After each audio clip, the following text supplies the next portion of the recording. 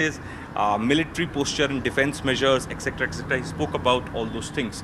But as I said, that on the very first day, France took a very, very different position from the other countries in the West.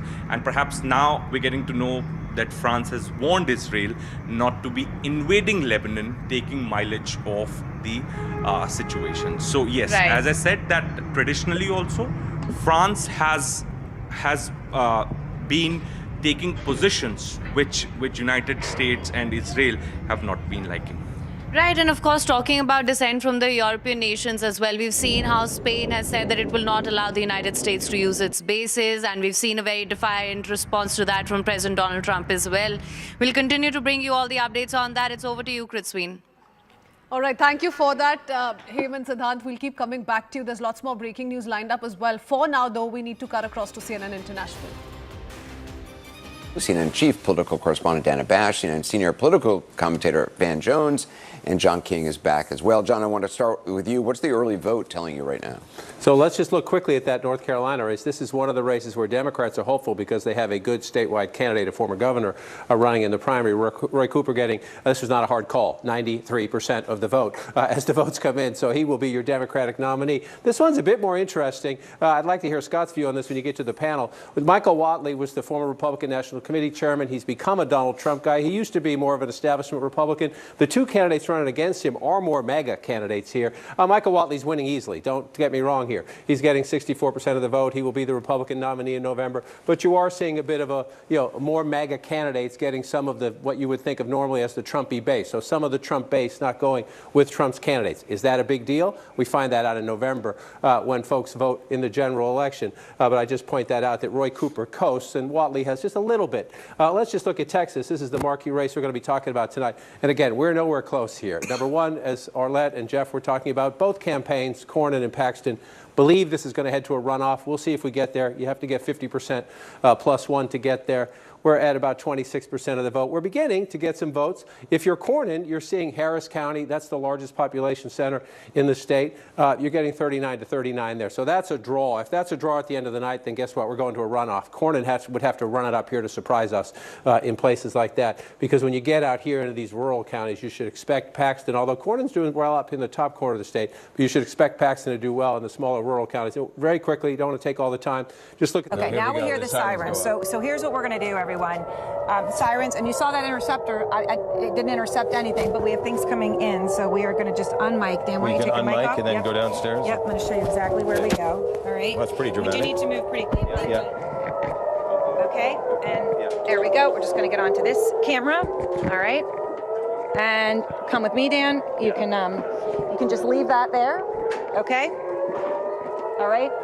Yeah. All right, I'm going to just move slowly here while Dan's coming with me. Okay, and we're going to move. So you hear the sirens now, and this is all around the area that we're in Tel Aviv. So that initial warning, it was about, I think, 5 or 6 minutes, Dan? 5 or 6 minutes. Okay, and then let's just keep going. All right, we're going to... This could be fire from Lebanon as well, from the Iranian instructed Hezbollah, which is part of the Iranian regime strategy of what's called survival warfare. Mobilize as much missiles coming from Lebanon. It could be the Houthis in Yemen, we don't know. Right. But this is the Iranian regime survival strategy. Mobilize as much terror as you can to distract the world's attention away from the Iranian front itself. What more can you tell us about this broad wave of strikes launched by Israel in Iran, and what are they targeting? Well, Anderson, this has been an extraordinarily active day of Israeli airstrikes over the skies of Iran, likely joined by American strikes as well. As far as the Israeli strikes are concerned, indeed, the Israeli military is describing the strikes that are happening right now as broad strikes, targeting in particular launch sites, aerial defense systems. And I can tell you from speaking with Israeli officials that one of the primary goals of the Israeli military right now is to degrade Iran's capability of firing ballistic missiles at Israel. Those are the missiles missiles that have killed at least 10 people so far in Israel in these first days of this war. And indeed, it appears that Israel is succeeding in degrading Iran's ballistic missile capabilities. While we have continued to see ballistic missiles being fired from Iran towards Israel, it does appear like those barrages are getting smaller by the day. That is at least the trend line, although it's clear that Iran still retains some capacity for firing these missiles. Earlier today, I was on the outskirts of Tel Aviv with Israel's paramedic and rescue service at the scene of a missile that was intercepted, but nonetheless, just the shrapnel from that missile able to partially cave in a roof, resulting in 7 light to moderate injuries among people there. So these missiles are still posing a threat to Israelis, but in a sign that Israel is confident this threat has been reduced, as early as Wednesday night, we expect that some flights are going to start resuming back to Israel, mostly bringing Israelis who are stuck abroad back home. What are you experiencing and expecting right now?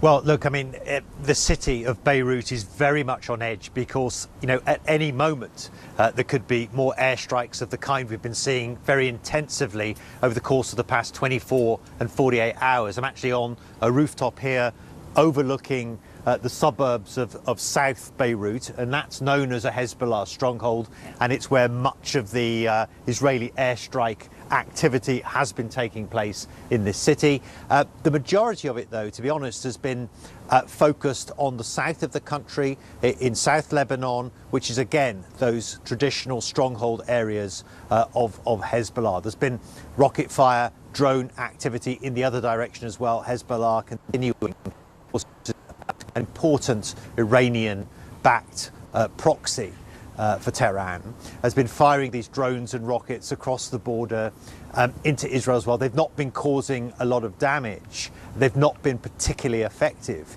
You know, some of the power that Hezbollah once had in terms of its vast missile arsenal has been eroded since 2024, when Israel really kind of made significant gains in eroding the ability of that organization as a fight. But the response from Israel has been extraordinarily tough. They've been retaking areas in southern Lebanon, and again, they've been stepping up that air campaign. It's led to lost lives, dozens of people killed and injured, and of course, thousands of people, particularly in those suburbs of Beirut and in the south of the country, fleeing their homes, trying to escape the violence and seeking places elsewhere in the country for safety. And so that's an issue that's pending now. The Israelis have ordered 50 villages and settlements in South Lebanon to evacuate because there's going to be more military action there, they say. And so that's compounding the problem of people being displaced by the fighting.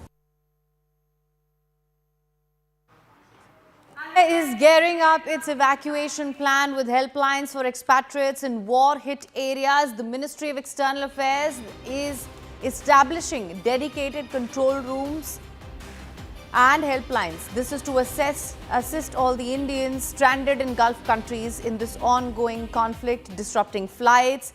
The government is prioritizing the safe return of all affected citizens. We're given to understand coordinating with embassies to track their whereabouts and to estimate the numbers. Top government sources also tell us the safety and well-being of nearly 1 crore Indian citizens living and working in the Gulf region is the highest priority for the government of India. At this point, Indian embassies and consulates in the affected countries remain in close touch with Indian nationals, using regular advisories and extending all possible help to those stranded by the conflict.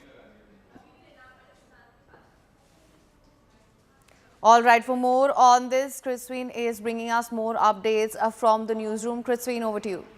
Thanks for that, Haim. Yes, we're talking about 1 crore individuals, Indians who are residing in the Gulf, and that's the priority which has been highlighted by the central government as well. And how they're going to make this happen remains a huge challenge, because remember, the airspace in the Middle East is largely closed. We did see a little bit of a relief the last few hours, but what the latest situation is looking like, I do need to quickly bring in Siddhant. He is joining us from the newsroom once again. Siddhant, while you answer that for us, tell us what the situation on on ground is looking like? What is the kind of communication channel between the government here, the embassies out in the Middle East? Also, in the meanwhile, if you can quickly take out for us the flight data and what really is the airspace situation looking like in the Middle East as we speak? Well, the airspace over Iran is shut. It's not safe to fly over Iranian airspace, and this is the reason that the evacuation of Indians stranded in Iran is not happening. Point number one. Point number two, yesterday, if we can show these visuals, so such special buses was arranged by Indian embassy in Iran. These Indian students were taken from Tehran to the city of Qom, where they have been shifted to a safer places, Kritsween in Qom. Now, and I'm in regular touch with these students. Students are safe. They are happy that they have been taken away from Tehran. Now, what's going to be the second stage? Perhaps we really don't know how Indian embassy is going to bring them back to the country. There is another set of students in Urmia city of Iran, at Urmia University. In fact, they are also reaching out to us, and they also want Indian embassy to evacuate them. There are multiple explosions which were in fact heard yesterday around the Urmia University. The students are directly reaching out to us, and the efforts are being made by the Indian government to rescue, to evacuate these students. Now, look at the explosions taking place around Urmia University. These are the first-hand footages and images which these students are sending us, Kritsween. These images are taken from Urmia University Boys and Girls Dormitory. And yesterday, such explosions took place around the Urmia University. So it's very, very challenging for the Indian side also to get these students evacuated, relocated to the safer place. But what we have been told is that there are two plans that have been put in place. One, first to move them to a safer place in Iran, and then to evacuate them to India. Now, before I toss back to Studios Kritsween, Manoj Gupta has sent this exclusive piece of information for us on the evacuation plan. So the Ministry of External Affairs is establishing dedicated control rooms from March 4th, and helplines to assist Indians stranded in Gulf countries in the ongoing conflict disrupting flights. Manoj is reporting that Modi government prioritizes the safe return of all affected citizens, according with embassies to track their whereabouts and estimate numbers. Control room will operate in key locations, including UAE, Qatar, Bahrain, Iran, Jordan, and other affected areas where airspace closures have halted.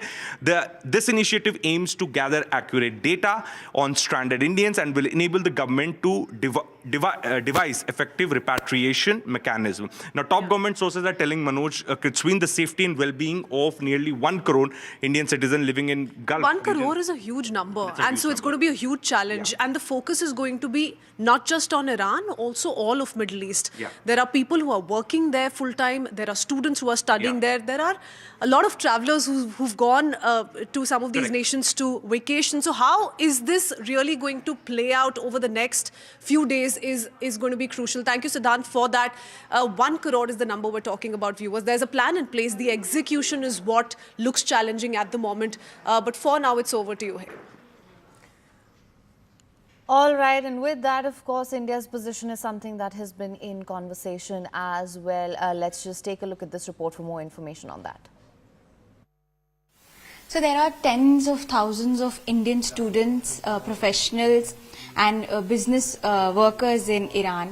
What steps has Iranian government taken to safeguard them and their mobility during this time of conflict? You see, if you mean during this time of war, I have to say that we have had already some discussions with India. So they have issued travel advisories. So those who heed that, they exited from Iran.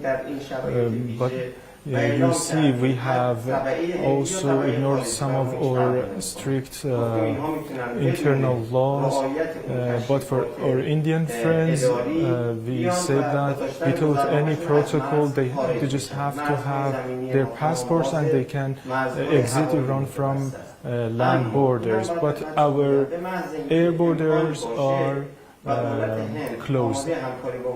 So as soon as the situation becomes better, we can free up our aerial borders, and those students and other Indian nationals can exit Iran by flights. So India has historically maintained neutrality, emphasizing diplomacy while maintaining strong ties with both Iran and Israel. How does Iran view India's position during this conflict?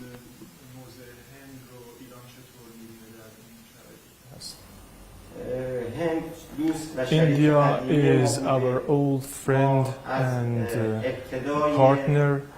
From the beginning of our work, we have had excellent relations with India. We are part of Global South, and we have seen India by our side, and right now we expect India that once again India adopt a just base position and see its realism on the ground, and I believe that India is doing so, and we are obliged to, as I said before, we are obliged to defend our governance and our nation. So what does Iran see as an immediate path towards stability? ایران چه چیزی رو در واقع خیلی فوری میبینه برای ثباتی که در نظر هست؟ ما الان برامون For now, for us, the priority is that we should be able to strengthen our borders and maintain stability in the region. But unfortunately, the opposing party, the enemy, left us no choice that we have to stand strong and show strength.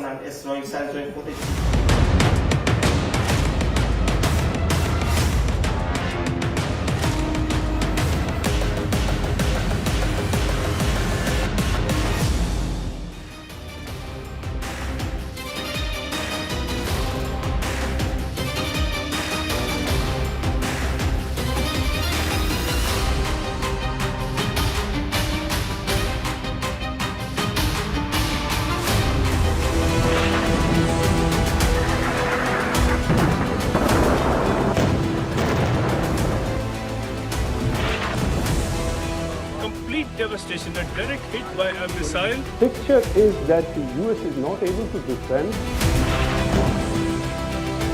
Of a drone of massive, the number of ballistic missiles.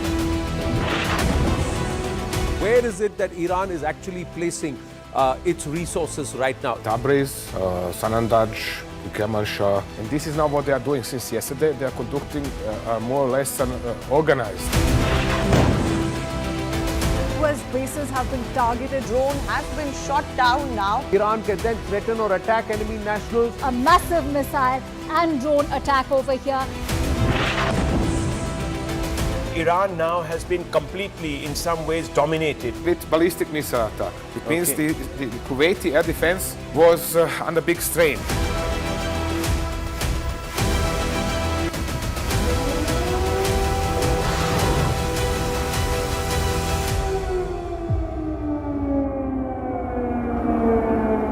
Of Qatar from Iran.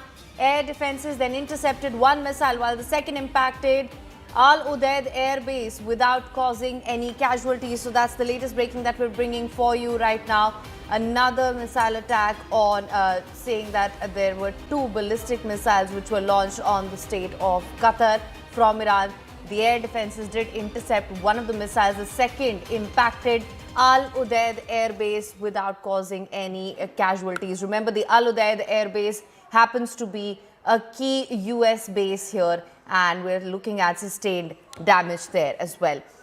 Christine can perhaps bring us more details on this also. Yeah, so we have the detailed statement. This is the statement that's been issued by the Ministry of Defense. Qatar Ministry of Defense announces that the state of Qatar was targeted by 2 ballistic missiles launched from the Islamic Republic of Iran. Air defense systems successfully intercepted one of the missiles, while the second missile struck Al Udeid base without causing any casualties. So no casualties is the first big takeaway, but it very clearly highlights that 2 missiles were launched from Iran. Further, the Ministry of Defense, it says, emphasizes that Qatar armed forces possess full capability and resources with God's will to protect and safeguard the sovereignty and territory of the country and to respond firmly to any external threat.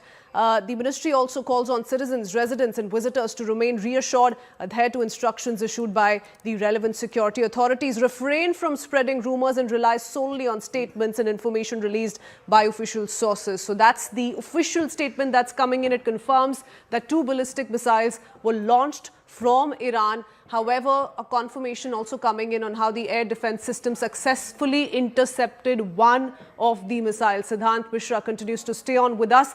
Siddhant, how do you see the stance that's being taken now by some of these Gulf nations? Are we seeing a certain aggression now come in? Because remember, it's day 5 of the war, the ongoing conflict, and no signs of de-escalation as yet. United States continues to send out strong messaging. Iran also making it amply clear at the moment that we're not going to be the first to blink, but caught in the crossfire are some of these Middle Eastern countries. Well, that's absolutely right, Christine. In fact, we were discussing a short while back that how there is very little room left for diplomacy. The established mediators have been hit, have been targeted by Iran. And each time around, if you see, Christine, in the last 5 days, Iran is trying to make a point that Iran will not only sustain this conflict, but Iran also has a military might, the strength to hit US assets, US personnel and in the region. And perhaps in last 48 hours, Iran has successfully managed to prove at this point, perhaps leading the region into the wider conflict. Now, Al Udeid Air Base in Qatar have been targeted. Now, this airbase hosts US CENTCOM forward headquarters. This is also a home to Combined Air Operations Center, which coordinates air operations across the Middle East, key launch point for missions in Iran.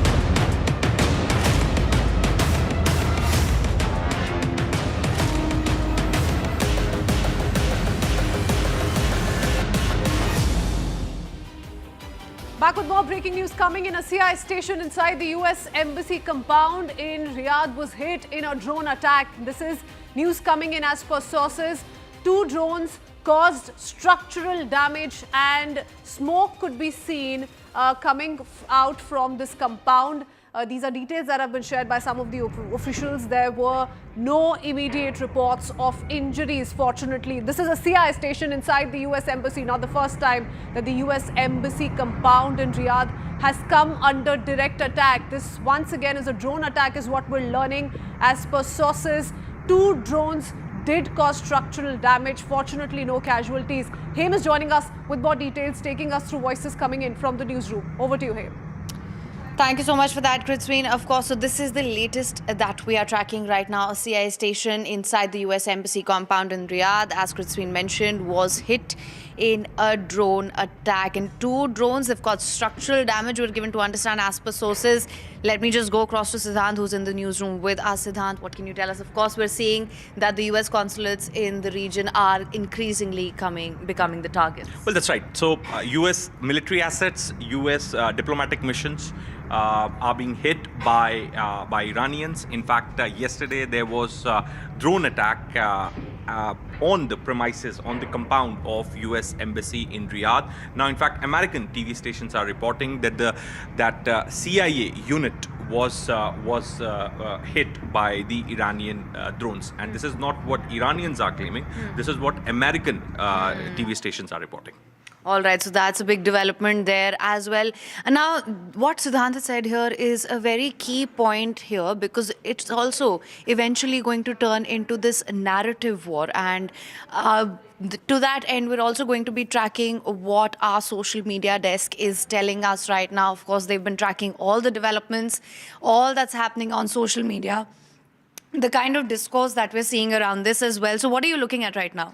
So it's mostly about the U.S. facilities being hit by the Iranian drones and the different Gulf countries that are attending. If you could just come here, yeah. And also about the students abroad, they're being, how Indian embassy is taking care of them. And yeah, that's pretty much it. What have you observed from the conversations? Of course, what are the top trends that we're seeing with regards to this right now? Right now, it's mostly, that's a good question. So mostly it's focused on Iranian drones, Iranian US facilities. All yes. right, okay. So that's pretty much what is in focus right now. Remember, US consulates in the region are increasingly becoming the target of Iranian offensive right now. Iran has now gone on the offensive. Retaliatory strikes are likely to continue in the days to come as well. And remember, we keep telling you that Donald Trump has given us a timeline of 4 to 5 weeks. And that if that's anything to go by, that's going to have wider ramifications, not just when it comes to these regions, but for the globe as well. Remember, we're already seeing a surge in crude oil prices, and we are likely to see a surge of maybe $100, $130 a barrel. The Strait of Hormuz is facing severe disruptions, completely shut right now. So what are going to be the wider ramifications? That's something we'll continue to discuss as well. But with that, we're going to slip into a very short break. Don't go anywhere. News and updates will continue on the other side.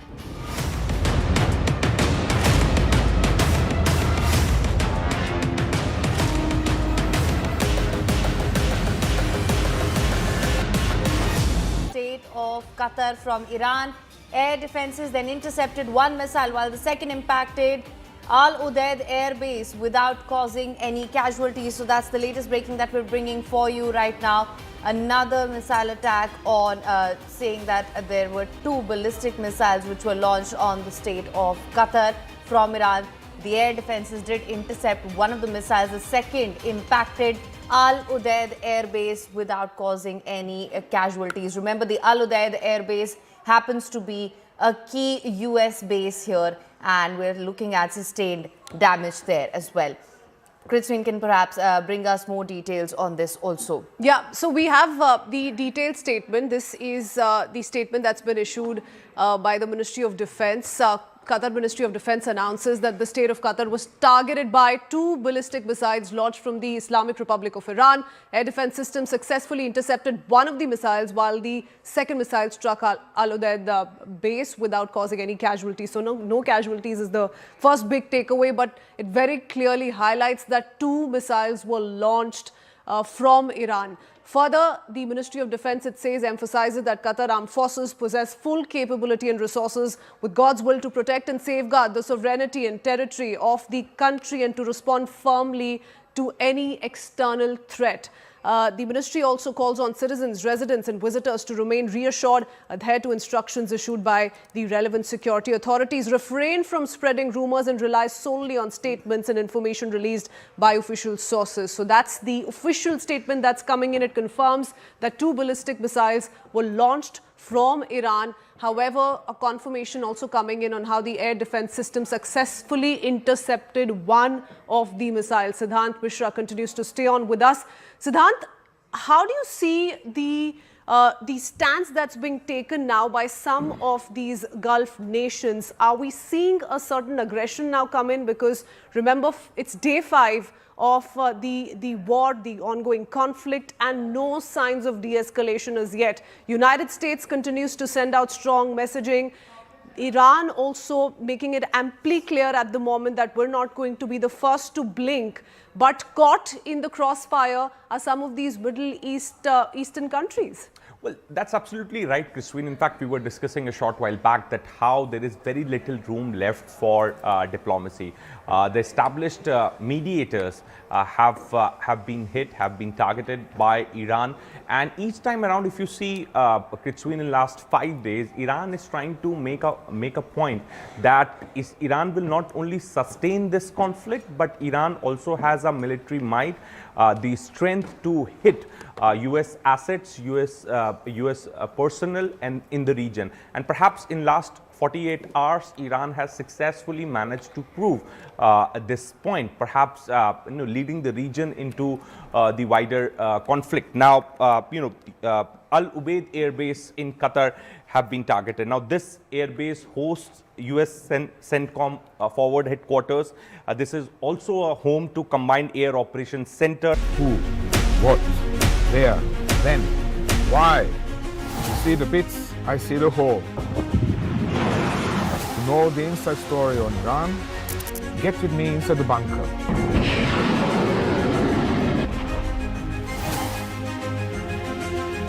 Only on CNN News 18.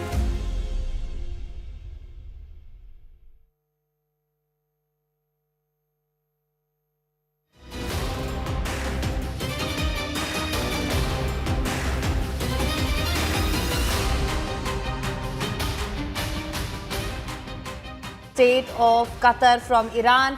Air defenses then intercepted one missile while the second impacted Al Udeid Air Base without causing any casualties. So that's the latest breaking that we're bringing for you right now. Another missile attack on saying that there were 2 ballistic missiles which were launched on the state of Qatar from Iran. The air defenses did intercept one of the missiles. The second impacted Al Udeid Air Base without causing any casualties. Remember, the Al Udeid Air Base happens to be a key US base here, and we're looking at sustained damage there as well. Christine can perhaps bring us more details on this also. Yeah, so we have the detailed statement. This is the statement that's been issued by the Ministry of Defense. Qatar Ministry of Defense announces that the state of Qatar was targeted by 2 ballistic missiles launched from the Islamic Republic of Iran. Air defense systems successfully intercepted one of the missiles while the second missile struck Al Udeid base without causing any casualties. So no casualties is the first big takeaway, but it very clearly highlights that 2 missiles were launched from Iran. Further, the Ministry of Defense, it says, emphasizes that Qatar Armed Forces possess full capability and resources with God's will to protect and safeguard the sovereignty and territory of the country and to respond firmly to any external threat. The ministry also calls on citizens, residents and visitors to remain reassured, adhere to instructions issued by the relevant security authorities, refrain from spreading rumors and rely solely on statements and information released by official sources. So that's the official statement that's coming in. It confirms that 2 ballistic missiles were launched from Iran. However, a confirmation also coming in on how the air defense system successfully intercepted one of the missiles. Siddhant Mishra continues to stay on with us. Siddhant, how do you see the stance that's being taken now by some of these Gulf nations? Are we seeing a certain aggression now come in? Because remember, it's day 5 of the war, the ongoing conflict, and no signs of de-escalation as yet. United States continues to send out strong messaging. Iran also making it amply clear at the moment that we're not going to be the first to blink, but caught in the crossfire are some of these Middle Eastern countries. Well, that's absolutely right, Christine. In fact, we were discussing a short while back that how there is very little room left for diplomacy. The established mediators have been hit, have been targeted by Iran. And each time around, if you see, Christine, in the last 5 days, Iran is trying to make a point that Iran will not only sustain this conflict, but Iran also has a military might, the strength to hit U.S. assets, U.S. Personnel, and in the region. And perhaps in last 48 hours, Iran has successfully managed to prove at this point, perhaps leading the region into the wider conflict. Now, Al Udeid Air Base in Qatar have been targeted. Now, this airbase hosts US CENTCOM forward headquarters. This is also a home to Combined Air Operations Center, which coordinates air operations across the Middle East. Key launch point for missions in Iraq, Syria, Afghanistan, and broader regional operations. Established in 1996, expanded significantly after 2001, houses thousands of US and coalition personnel. Now, the demand of Iran, Kritsween, is that United States should vacate all its air bases in the region. The demand of Iran is that the Gulf countries should make United States leave the region, and perhaps then only Iran will come to the tables for the talks. Then only Iran will stop firing at these Gulf countries. So yesterday, in fact, you see these demands have been coming from the Iranian leadership from day one. And this is perhaps, as I said, that very little room left for diplomacy. Mediators have been targeted by Iran. Iran says the US has to vacate its base. US says that unless they are going to diminish, destroy Iran's missile stockpile, nuclear enrichment program completely, fully, they are not going to end this conflict. And the state of Qatar from Iran, air defenses then intercepted one missile while the second impacted Al Udeid Air Base without causing any casualties. So that's the latest breaking that we're bringing for you right now. Another missile attack on saying that there were 2 ballistic missiles which were launched on the state of Qatar from Iran. The air defenses did intercept one of the missiles. The second impacted Al Udeid Air Base without causing any casualties. Remember, the Al Udeid Air Base happens to be a key US base here, and we're looking at sustained damage there as well. Kritsween can perhaps bring us more details on this.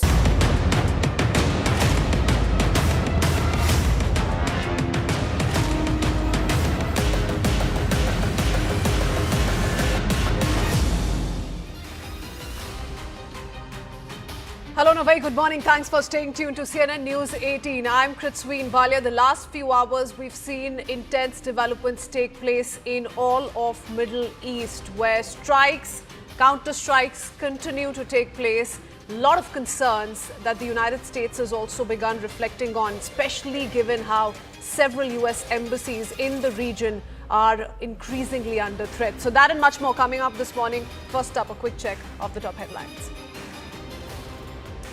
According to the latest reports, Iran's Assembly of Experts has elected Ali Khamenei's son, Mojtaba, as the next leader under pressure from the Revolutionary Guards. Iran has targeted US consulate in Dubai. As per reports, blasts were heard. Smoke could be seen rising from the location very, very close to the US consulate in Dubai. Qatari authorities have arrested 2 cells linked to the Iranian Revolutionary Guard that were operating in the country. A total of 10 suspects were captured following monitoring and tracking operations. 7 were allegedly involved in espionage targeting vital and military infrastructure. Qatar's Ministry of Defense says 2 ballistic missiles were launched at the state of Qatar from Iran. Air defenses intercepted 1 missile while the second impacted Al Udeid Air Base without causing any casualties. French President Emmanuel Macron warns Israel against invading Lebanon after the Israeli military said its troops had begun operating in the south of the country following Hezbollah attacks.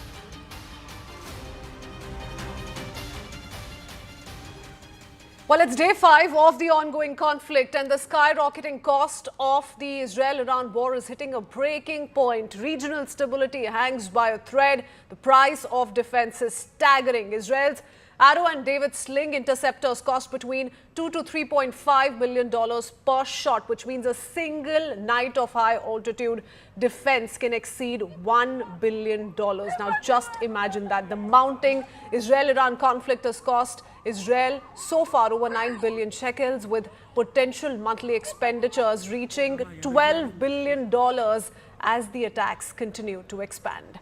Iran strikes on Gulf energy infrastructure have driven oil prices towards $85 a barrel, prompting the UAE to close its embassy in Tehran. following the attacks with the suspended LNG production in Qatar and also disruptions to key transit hubs like Dubai. International analysts warn of a potential global energy crisis and significant widespread market losses as well. Notably, American intervention costs are also surging into the billions. So that's what we're looking at, the cost of this war waged on Iran by Israel and the United States. And Kritsween is bringing us more updates from the newsroom. Over to you, Kritsween. So yes, we're talking about the cost of war. First up, militarily speaking as well, and we've pulled up a few numbers. We'll go across to Siddhant, who can possibly confirm those numbers for us. But if we just focus on missiles and weapons, launching hundreds of these ballistic missiles, cruise missiles, what we're learning as per this one report, 591 missiles fired, costing roughly $147 million, which is $4 to $5 billion. And this is the cost which is going to be incurred by Iran. Remember, as for the United States as well, this is not going to be a cheap affair. If this war continues for a few more days, it could actually be a very, very expensive war, just like what we'd seen with the United States engagement in Iraq. We've seen something like that in the past, but let's quickly go across to Siddhant for a quick confirmation. What are the figures looking like? Who stands to gain, or rather is in an advantageous position, Siddhant? Well, that's right, Kritsween. So this is how Iranian Shahed drone looks like. Manufacturer HESA Iran, launched 2021, warhead 36 kg explosive charge, range 2,500 kilometer, maximum speed 185 kilometers per hour, and weight 200 kgs. Now, Kritsween, Iran's doctrine is built around asymmetric warfare. Instead of matching US systems like Patriot missile, THAAD, Iran focuses on producing large volumes of ballistic and cruise missiles, overwhelmingly expensive air defense systems. An Iranian missile may cost tens or hundreds of thousands of dollars. An interceptor missile like Patriot may cost $3 to $5 million per shot, as you rightly pointed out. In fact, we have also opened this news piece of an American media station, and in fact it has given a detail and has drawn a comparison that how expensive this war could be for Israel and United States. And it very clearly mentions it. They have given the numbers also that those interceptions have come at a high cost. The US and its allies generally deploy aircraft or the Patriot air defense system to protect from the bombardment. But while the price of one Shahed is estimated to be only $30,000 to $50,000, one interceptor, the interceptor which brings Shahed drone down, can cost 10 times that or more, while exhausting already dwindling stockpiles. So the report said if this goes on longer, they're probably going to have to find more sustainable ways of doing this. In fact, going by the general calculation, then for every $1 Iran spent manufacturing a Shahed drone, it costs the UAE about $20 to $28 to intercept it, according to the available data. Well, wars mean a lot of money. So that's going to be applicable to each of the three stakeholders concerned. What about energy? Now we're seeing Strait of Hormuz being shut. US says it has a plan, and President Donald Trump says he's going to take this up militarily as well. But every single day, how much money is being lost? Well, that's right. So energy has taken a hit. The prices of energy are skyrocketing, and perhaps will skyrocket in days to come. As I said, that there is very little room left for the diplomacy, and there are three key reasons to it. One, that Strait of Hormuz is not functional. US may claim that the vessels are passing through Strait of Hormuz smoothly, but that is not the case, because the private players don't want to put their vessel in the danger zone, because Iran is conducting military operations there. There are a lot of military exercises going on. Second, the LNG production has been stopped by Qatar. So again, you talk about the Indian markets, you talk about the European market. There is a high dependency on Qatari LNG production. Third, Aramco was hit yesterday. They are saying that there's going to be no effect on the refining process, etc. But any refinery in the world gets hit, like Aramco definitely has a reflection on the prices. The prices definitely get impacted. So these are the three key reasons. And we see the figures here. Brent crude price spike 7%, LNG and gas price jump almost 30%. There's also further fear of the prices reaching $100 to $200 per barrel if the supply is constrained. And right now, it very much is constrained. Thank you for that, Siddhant. We are also being joined by Akanksha Swaroop. Hem, could you please get us a quick update from Akanksha? Absolutely, Christine. Akanksha, good morning. Thank you so much for joining us on the broadcast. Of course, our focus right now on the rising cost of this war. We are, of course, already seeing the surge in crude oil prices, but also have to look at what it's costing the nations involved. Right, and we have to also see now the tonality of all the nations that are allies to the United States. They feel they are inadvertently getting roped in, because look at the reaction that's coming in from the Spanish Prime Minister. Spain, of course, has refused to provide any basis to the United States for this ongoing war. And the US President Donald Trump is very much using trade as a leverage. And that is what Spain also has said, that we are not going to give in to these kind of tactics where trade is being used as leverage just because they have refused to provide basis to the United States for further attacks. France has come out with a very nuanced statement. Remember, the French President Macron has in fact gone on to warn the United States of any further escalation in this conflict. Not just the US, he's also in fact warned Israel that any further conflict could in fact be a strategic error. And this is going to impact the entire geopolitical climate of not just the Middle East, but the entire globe, given that we just heard Christine and Siddhant discuss how the global oil prices and LNG have been impacted just within a matter of 5 days. We are looking at day 5. Prime Minister Mark Carney of Canada has come out with, again, a very nuanced statement, where he's saying that we stand with the people of Iran, and that is why we are supporting the dismantling of this nuclear program that was being pursued by a rogue regime in Iran. But the tone is very nuanced, and it is extremely, cautious, because that's what the message has been from Prime Minister Mark Carney when he's saying that dialogue and diplomacy is the way forward. That is also the message coming in from the Indian Prime Minister as well.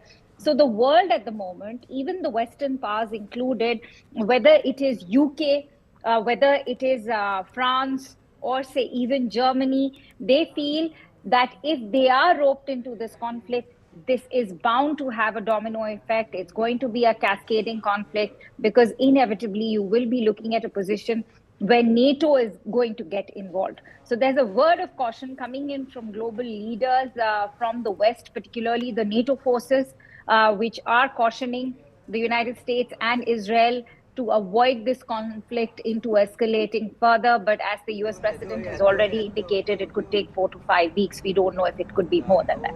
Yeah, several cautioning the United States and Israel combined, several also warning Iran that they must stop at that. Thank you, Akanksha, for joining us with that update. We'll keep coming back to you. For now, let's give you an overview of what we've seen the last few hours. Tensions in Middle East have reached an unprecedented flashpoint. Israel, Iran, both brace for a prolonged conflict, and both have confirmed the same. In fact, Iran's Assembly of Experts, also the one which has elected Mojtaba Khamenei, the son of late Ayatollah Ali Khamenei, he's been chosen as the new supreme leader. So he is going to be the successor now. The US military says Iran has already launched over 500 missiles and more than 2,000 drones in retaliation. But Tehran's strike capability is rapidly declining, it says. So that's the word that's coming from the US in the latest. But we're seeing American strikes take place, a lot of dismantling of the ballistic missiles of the launch sites on United States part. The US claims it has destroyed 17 Iranian naval vessels, apart from this, including a submarine, asserting full dominance at sea. In the meanwhile, a suspected Iranian drone has also hit a CIA station inside the US embassy. So several US embassies have been targeted by Iran. This one attack happened in Riyadh, which has caused structural damage, but no casualties so far. So that is what we're learning in the latest. Do remember, there's a lot at stake here. And what Haim is going to now show us is what Iran's strategy at the moment is looking like, because the US has been very, very vocal. We've heard repeatedly from President Donald Trump on how this will continue. Expect same action at least the next 4 to 5 weeks. What about Iran? Haim. Now, right, Christine, let's just try and decode Iran's war strategy here. While being in a heavily disadvantaged position, you have to remember Iran still has a war strategy in place to try and hit back at the United States militarily, and we've seen proof of that as well. In the first step, Iran plans to blind the US forces by hitting critical radar and command and control nodes. And to achieve this, they say that they would be employing swarm drones to short-range missiles to hit critical nodes in the US communication system. So that's going to be one of the options that they're going to be looking at as well. What it hopes to achieve by doing this is to disable early warning systems of US forces. In the second step here, Iran plans to deplete US air defense systems by forcing it to use expensive missile batteries to then counter its cheap drones. And how it plans to achieve this is by launching waves of inexpensive missiles at American bases and ships. Iran can drain the US missile stocks and increase operational costs there as well. And Iran is not letting go as yet. Him, we'll come back to you. For now, we need to quickly bring in our experts this morning. Joining us on the broadcast, Lieutenant General Sanjay Kulkarni, defense expert. Also with us, a senior fellow CSIS, Jan Krishna, along with the former diplomat, Ambassador Prabhu Dayal. Good morning, gentlemen. Thank you for joining us this morning. Ambassador Dayal, I want to first up come to you. The big news that's coming in, this is as per reports, as per sources, possibly a confirmation, on the same, that Mojtaba Khamenei is going to be the successor. He's going to be now the leader in charge of what happens next. This is Ali Khamenei's son. Your thoughts on what you make of the leadership axis at the moment, and whether or not the objective that United States had been talking about for the longest time, which is regime change, that stands completely defeated with this decision? Well, first of all, it was expected that Ali Khamenei's son, Mojtaba Khamenei, would be elected the supreme leader. And this was because of the fact that, by and large, the clerics were quite united in their view that dissent at this particular juncture would not be good. So they have gone ahead and, from what I hear, they have elected Mojtaba Khamenei as the new supreme leader. Now, what about the whole question of regime change, which the United States has been wanting and speaking about? The real decision-making authority in this war situation lies with the commanders of the Iranian Revolutionary Guard Corps, the fighting forces. It is the army and the other wings of the armed forces which hold the key decision-making authority. So while there is a supreme leader, he is more to show that Iran stands united and that there is no dissent within the different sections. But nonetheless, dissent does run deep. And what the Americans are wanting to achieve is to continue striking Iran very, very hard. As it is, there are more than 787 reported deaths, although some reports say that the death toll has exceeded 1,000. And the damage to Iran has been colossal. Of course, Iran has tried to widen the conflict by striking American embassies and consulates in the Gulf area, as also American bases. But there is no doubt that the cost for Iran has been much, much more. And what the US and Israel are trying to achieve is to inflict more and more damage on Iran so that the military forces succumb. I don't see that as happening. There is a great deal of determination. And the IRGC has really sunk its knees and sort of, into the ground. It's prepared to fight. It's not going to give in so easily. So I expect unlike Operation Midnight Hammer, isn't it, Ambassador Dayal? The United States and Israel thought that this is going to be limited to a one-day conflict, and that's really not been the case. And Iran has chosen to give it back and not give up as yet. We have more breaking news coming in, gentlemen. Please stay with us. All right, so more information that's just coming in right now. Canadian Prime Minister Khamenei slams Iran on the evolving situation in the Middle East.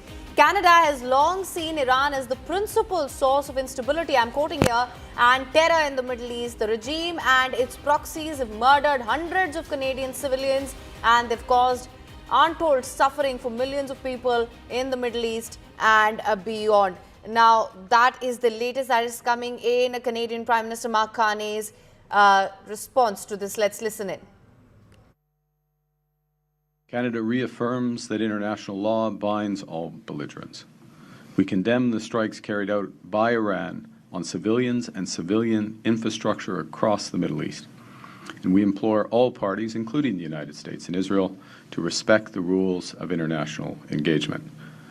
Canada calls for a rapid de-escalation of hostilities and is prepared to assist in achieving this goal. Resolution of this crisis will require commitment to a broader political solution.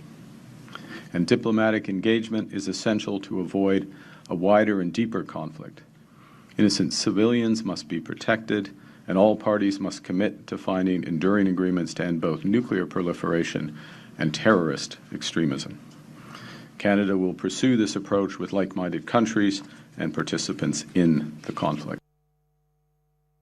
All right, General Kulkarni, if I could just come to you on this as well. The role of Iranian proxies, that is something that's been a focus of conversations as well. Of course, we've seen the role that Hezbollah has played so far. What's your assessment of, do you think they're going to be playing a wider role as this conflict expands and we see wider regional conflagration? Good morning, Em and Christine, and good morning to my fellow panelists. Happy Holi to everybody. Hoping very soon there should be peace in this world. Having said that, definitely these proxies are going to be a problem. With leadership in place, very, very clear what we are heading for. So the change of regime that one ever spoke about, well, may not really work out because now we know. And these are historical causes. You see the stand taken by Spain, you link it to crusades, you know. Why the French stand in Lebanon, you know what French mandate they were. So it's all historical. And right now, at this point of time, it's very challenging, very dangerous. It's war on. It's going to cause destruction heavily. Hamas, well, utilized to a large extent, but we can't do away with it. Hezbollah, definitely something that we need to be concerned about because Israelis are bound to ensure that the northern Israel is safe and for which they will get into southern Lebanon because southern Lebanon has always had the United Nations force in Lebanon, which involved the Litani River and the Blue Line. So you will find Israelis there. Southern Beirut will be bombed, because that entire northern Israel has to be kept safe by Israel for its own existential threat. So that's one aspect. Iran, on the contrary, will continue with this low-cost options. But yes, the Iron Dome has 3 tiers. It isn't that always and every time they spend 10 times the cost of the missile or the cheap drones or the swarm drones. They also have developed what they call the laser beam. And they cost just between $3 to $5 to bring these small commercial drones to be brought down. Of course, it's war. It's going to be very, very expensive. A tremendous amount of destruction because. But it's time America will ensure that the Strait of Hormuz is kept open because that's the place where it actually affects the entire world. Because if it is not just 20% for the world, but it's for us also. Though we may have reserves for maybe about 30 odd days, China may have reserves for about 180 odd days, Japan, South Korea, all of them will have reserves over 200 plus days. But notwithstanding that, this escalation cost is bound to affect everybody. Everybody. There's no denying the fact. But the thing remains, how is Iran going to be sorted out? Or how can Iran sort out the United States of America and Israel? It's very difficult for Iran. Irrespective of whatever it may have, I don't give Iran more than a week at the most. But of course, things might ease off within a week. But subsequently, it's not going to be easy for the entire world because this kind of clergy domination of a particular place not easy to handle. Well, a lot can difficult to handle. change in a week's time, General Kulkarni, and everyone in the world at least is hoping that we don't get to the point that the damage is contained within the next 2 to 3 days. I do want to bring in Mr. Krishna very quickly into the conversation. Mr. Krishna, another thing that one's left wondering is the repeated comments that are coming in from President Donald Trump. Now, he, from what we're hearing of the leadership in the US, Israel and Iran, he's been the most vocal. Every few hours you see a comment coming from US President Donald Trump. But do you think, given the constant back and forth, he says something, Secretary of State Marco Rubio comes and almost downplays it unknowingly. We've seen this, constant back and forth. Do you think this is a case of shifting goalposts on part of the United States, whether we were out there to back Israel in this assault, or we were the ones to initiate it, or an attempt to keep the world guessing? See, it clearly appears to be a case, where the goalpost is changing and there is no end game, which is visible, right? If regime change was an end game, right?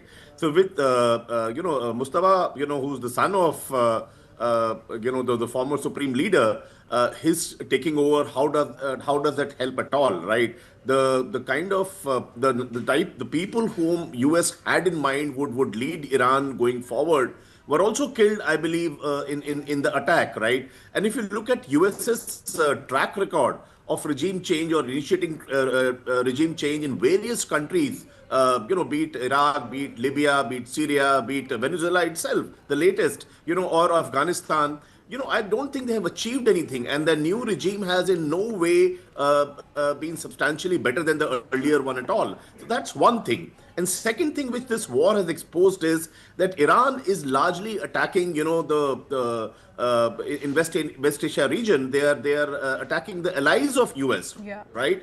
So, they are feeling that, they are getting bombed despite being the US ally, and they are not being protected by the US in this war. Countries like UAE, which very, very peace-loving country otherwise, Qatar, Bahrain. So I think that is the protection, biggest Mr. Krishna. issue. What we're seeing now United States do is actually prompt all Americans in the Middle East to leave at the earliest. So we're going to ensure that you're brought back to United States of America is the interim strategy, and that's not, a confidence-building measure for sure.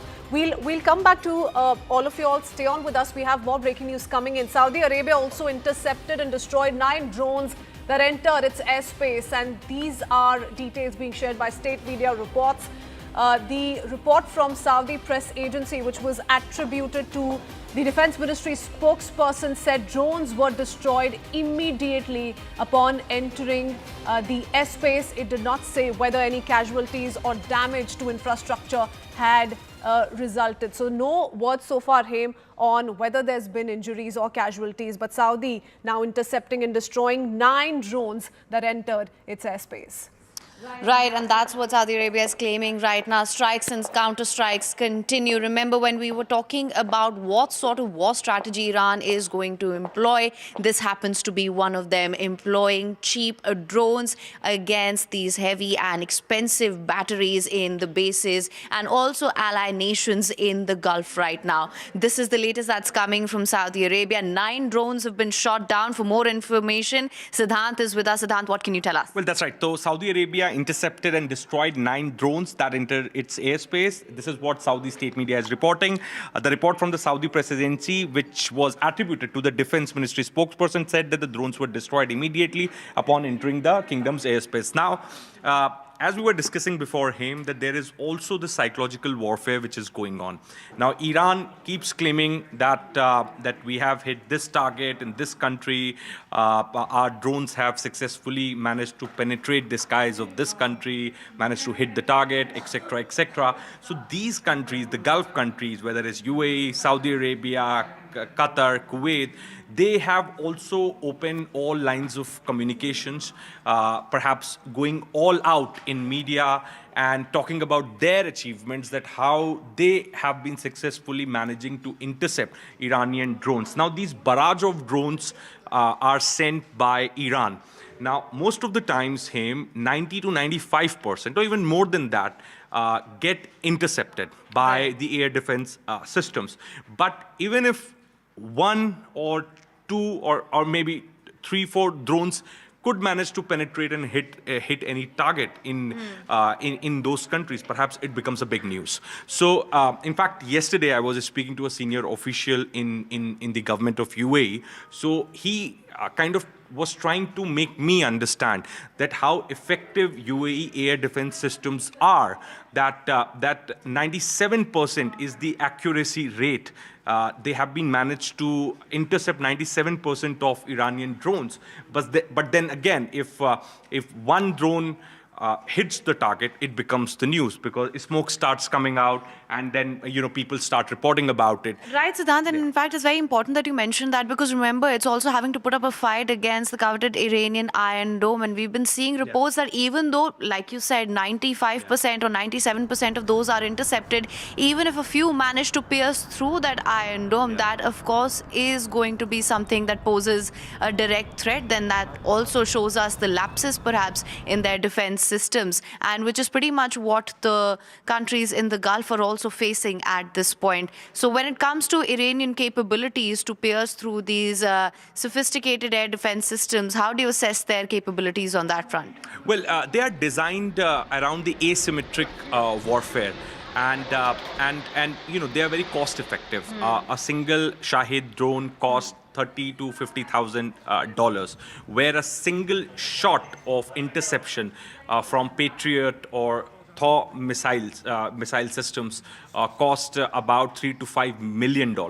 So interceptions are very costly, and the drones are very cheap. And Iran sends barrage of drones. So, as I say, that the other day the UAE official was trying to make me understand this only, that it's not that UAE is fully under the attack of Iranian drones.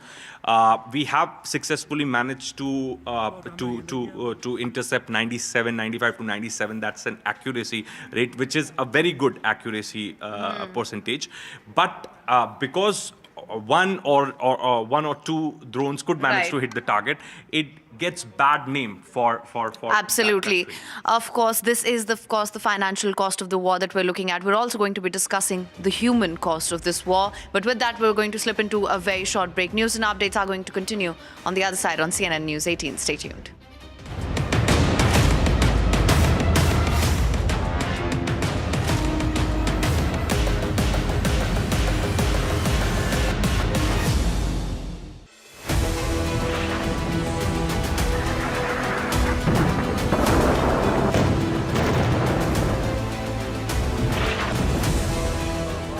Devastation, a direct hit by a missile. Picture is that the US is not able to defend. Of a drone of massive, the number of ballistic missiles. Where is it that Iran is actually placing its resources right now? Tabriz, Sanandaj, Kemal Shah. And this is now what they are doing since yesterday. They are conducting more or less an organized.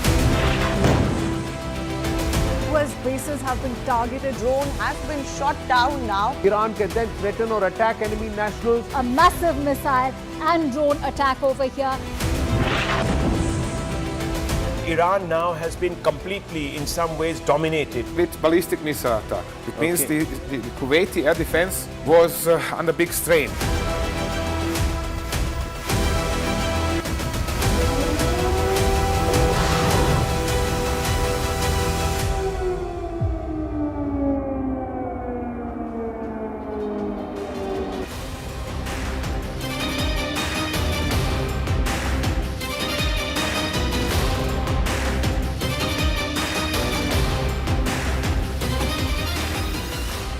State of Qatar from Iran. Air defenses then intercepted one missile while the second impacted Al Udeid air base without causing any casualties. So that's the latest breaking that we're bringing for you right now. Another missile attack on saying that there were two ballistic missiles which were launched on the state of Qatar from Iran. The air defenses did intercept one of the missiles. The second impacted Al Udeid air base without causing any casualties. Remember, the Al Udeid air base happens to be a key US base here, and we're looking at sustained damage there as well. Christine can perhaps bring us more details on this also. Yeah, so we have the detailed statement. This is the statement that's been issued by the Ministry of Defense. Qatar Ministry of Defense announces that the state of Qatar was targeted by 2 ballistic missiles launched from the Islamic Republic of Iran. Air defense system successfully intercepted one of the missiles, while the second missile struck Al Udeid base without causing any casualties. So no casualties is the first big takeaway, but it very clearly highlights that 2 missiles were launched from Iran. Further, the Ministry of Defense, it says, emphasizes that Qatar armed forces possess full capability and resources with God's will to protect and safeguard the sovereignty and territory of the country and to respond firmly to any external threat. The ministry also calls on citizens, residents and visitors to remain reassured, adhere to instructions issued by the relevant security authorities, refrain from spreading rumors and rely solely on statements and information released by official sources. So that's the official statement that's coming in. It confirms that 2 ballistic missiles were launched from Iran. However, a confirmation also coming in on how the air defense system successfully intercepted one of the missiles. Siddhant Mishra continues to stay on with us. Siddhant, how do you see the stance that's being taken now by some of these Gulf nations? Are we seeing a certain aggression now come in? Because remember, it's day 5 of the war, the ongoing conflict, and no signs of de-escalation as yet. United States continues to send out strong messaging. Iran also making it amply clear at the moment that we're not going to be the first to blink. But caught in the crossfire are some of these Middle Eastern countries. Well, that's absolutely right, Christine. In fact, we were discussing a short while back that how there is very little room left for diplomacy. The established mediators have been hit, have been targeted by Iran. And each time around, if you see, Christine, in the last 5 days, Iran is trying to make a point that Iran will not only sustain this conflict, but Iran also has a military might, the strength to hit US assets, US personnel and in the region. And perhaps in last 48 hours, Iran has successfully managed to prove this point, perhaps leading the region into the wider conflict. Now, Al Udeid Air Base in Qatar have been targeted. Now, this airbase hosts US CENTCOM forward headquarters. This is also a home to Combined Air Operations Center, which coordinates air operations across the Middle East. Key launch point for missions in Iraq, Syria, Afghanistan, and broader regional operations established in 1996, expanded significantly after 2001, houses thousands of US and coalition personnel. Now, the demand of Iran, Christine, is that United States should vacate all its air bases in the region. The demand of Iran is that the Gulf countries should make United States leave the region, and perhaps then only Iran will come to the tables for the talks. Then only Iran will stop firing at these Gulf countries. So yesterday, in fact, you see, these demands have been coming from the Iranian leadership from day 1. And this is perhaps, as I said, that very little room left for diplomacy. Mediators have been targeted by Iran. Iran says the US has to vacate its base. US says that unless they are going to diminish, destroy Iran's missile stockpile, nuclear enrichment program completely, fully, they are not going to end this conflict. And in the state of Qatar from Iran, air defenses then intercepted one missile while the second impacted Al Udeid Air Base without causing any casualties. So that's the latest breaking that we're bringing for you right now. Another missile attack on saying that there were 2 ballistic missiles which were launched on the state of Qatar from Iran. The air defenses did intercept one of the missiles. The second impacted Al Udeid Air Base without causing any casualties. Remember, the Al Udeid Air Base happens to be a key US base here, and we're looking at sustained damage there as well. Christine can perhaps bring us more details on this also. Yeah, so we have the detailed statement. This is the statement that's been issued by the Ministry of Defense. Qatar Ministry of Defense announces that the state of Qatar was targeted by 2 ballistic missiles launched from the Islamic Republic of Iran. Air defense systems successfully intercepted one of the missiles, while the second missile struck Al Udeid base without causing any casualties. So no casualties is the first big take.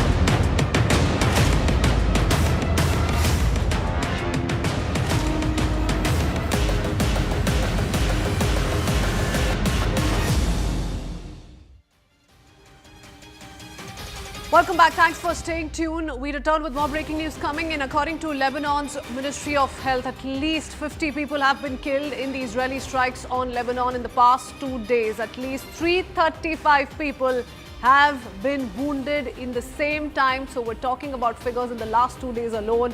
All of this due to Israeli bombardments in Lebanon. They've continued all through yesterday as well.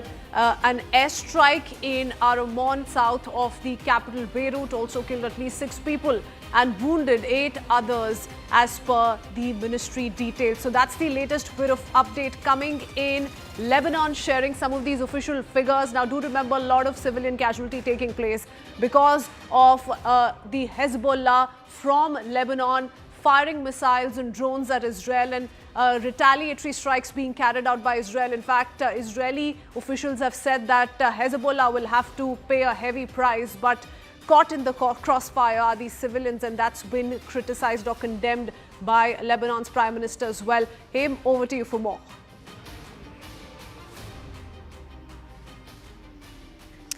All right. So, of course, that is the latest that is coming in. As we see this destruction and devastation in West Asia, Israel appears to be using this as an opportunity to, of course, control bases in Lebanon as well. We're learning that 50 have been killed there. However, of course, what really remains the focus at this point is also how Trump has now said that regime change is the focus after a lot of flip-flop and back and forth on this as well. But the point is, can you kill an idea? Because from what we're understanding, there's already a successor who has been named to take over after Ayatollah Ali Khamenei, and it's his son that we're talking about. I'm here in the newsroom with Harsh, who is bringing us more updates on that front as well. Harsh, what can you tell us? Yes, Ayatollah Khamenei's son, Mojtaba Khamenei, will be elected as the new leader of Iran, according to reports. And he has been known to work in the background. He has not been in the mainframe ever. But he has been backed by the IRGC, Iranian Revolutionary Guards. And they say that the committee of experts, the assembly of experts, have elected him only under pressure by the IRGC. So that is a very major update. And what we have here also, if you can show us, that Iranian senior leadership. So after Khomeini, we have Ali Larijani, who is the Secretary of Supreme National Security Council, and Masoud Pezeshkian. And these two are still alive. And according to reports, these two are not backing Mojtaba Khomeini as of now. All right. So that's a key detail there as well. So as Mojtaba Khamenei takes over, that's what we are learning right now. What happens going forward, that's something that remains to be seen as well. But the regime that we're talking about is very much still intact. Of course, how the operations continue going forward remains to be seen. For more on this, it's over to you now, Kristen Ween, who will be bringing us more updates from the studio. And there's a reason why there are a few who are opposing this one appointment, because it's for the first time in the history of Islamic Republic that the leadership has passed from a father to a son. It's a move traditionally viewed unfavorable by the Shia clerical establishment. So that explains what Harsh was trying to highlight for us. For now, let's shift our focus back to Israel. CNN's Erin Bonnet took shelter in the middle of a live interview when sirens sounded across Tel Aviv. Let's get you that ground report. Today, as I know you have been doing constantly, Michael, since this war began. So help us understand his mindset right now as we're coming into day 5. Yeah, first of all, it's great to see you, Erin. Yeah. Welcome to Tel Aviv. Prime Minister Netanyahu, alongside President Trump, have incredible foresight and fortitude to prosecute this war. They both saw it in advance. By the way, as did Secretary Rubio. There's a video making the rounds of Secretary Rubio on the Senate floor 11 years ago. And as Prime Minister Netanyahu has both told me and said publicly, President Trump said to him in Mar-a-Lago. All right, a lot of questions I want to ask you about that. But first, and I want to ask you about the nuclear program, but first, in terms of who's going to be running Iran, there are reports that It may possibly be confirmed that it is, but certainly one of the leading contenders is the now dead Ayatollah Khamenei's son, Mojtaba, who is a staunch conservative, like his father. He's a hardliner. Karim Sajapur was just describing him, someone that may not have a lot of popular support within the country, but certainly ideologically hardline conservative. What does that say to you if he's chosen? Look, this really needs to be up to the Iranian people. They were hijacked some 47 years ago by this clerical regime when Ayatollah Khamenei came back from exile into Iran and took it over. And since then, they've been prosecuting, like I said, this death cult. And the Iranian people haven't had a chance to do this. Where I think the United States, led by President Trump, and Israel, led by Prime Minister Netanyahu, are doing is creating the conditions for the Iranian people to choose. And they should choose in free and democratic elections. It's time for these people to be free. Do you really think these are that's incredibly reasonable? talented people. Yes, incredibly talented but when people. they're on the street, when there have been uprisings, we've heard some chanting for Reza Pahlavi, right, and a monarchy. It's not a country, you point out 47 years. You can't just throw a democracy in there, can you? Yeah, there's definitely going to be a transition time. It's going to take time to transition. Nothing happens overnight, and I don't think anyone expects things to happen overnight. But we have to create those conditions. The IRGC is murdering these people. President Trump has said it's tens of thousands of Iranians who've been murdered by the regime just in the last few months. That needs to stop. And the United States, together with Israel, the two strongest air forces in the world, the two most, like I said, the two leaders with the most foresight out there and the bravery to confront this are at this for the Iranian people and to make the world a safer place. You mentioned one of the core reasons, and I know Israel has several objectives here, but one of them, you said that they can never have a nuclear weapon, and the Prime Minister Netanyahu's talked about that for decades. Okay, that's all true. Today there was an interview, though, with the head of the IAEA, Grassi. He's been relatively quiet, but he came, I did an interview with my colleague Becky Anderson. Okay, he specifically said, she asked him, was Iran days or weeks away from a nuclear weapon, which had been asserted in Israel last week. He said, no, that the nuclear program was, quote, frozen, if not almost stopped, after the strikes last summer, and that there was absolutely no indication that Iran was close to getting a nuke or had any systemic program in any way, shape, or form to build one. What do you say to him? Look, Secretary Witkoff said on TV and for the record that in the negotiations, the Iranians told them that they were getting close to enough material to make 11 bombs. That's what they said to him in the negotiation. First of all, that's brazen. But second of all, listen to what people tell you. One of the things we learned here on October 7th was when people say they're going to kill you and they're going to do bad things, you better listen to them. And the Iranians have been saying for decades, death to America, death to Israel, we want to build a nuclear bomb. They didn't need to keep all that nuclear material there if what they wanted to do is build something peaceful. So why do you think the IAEA is saying that all that's not true?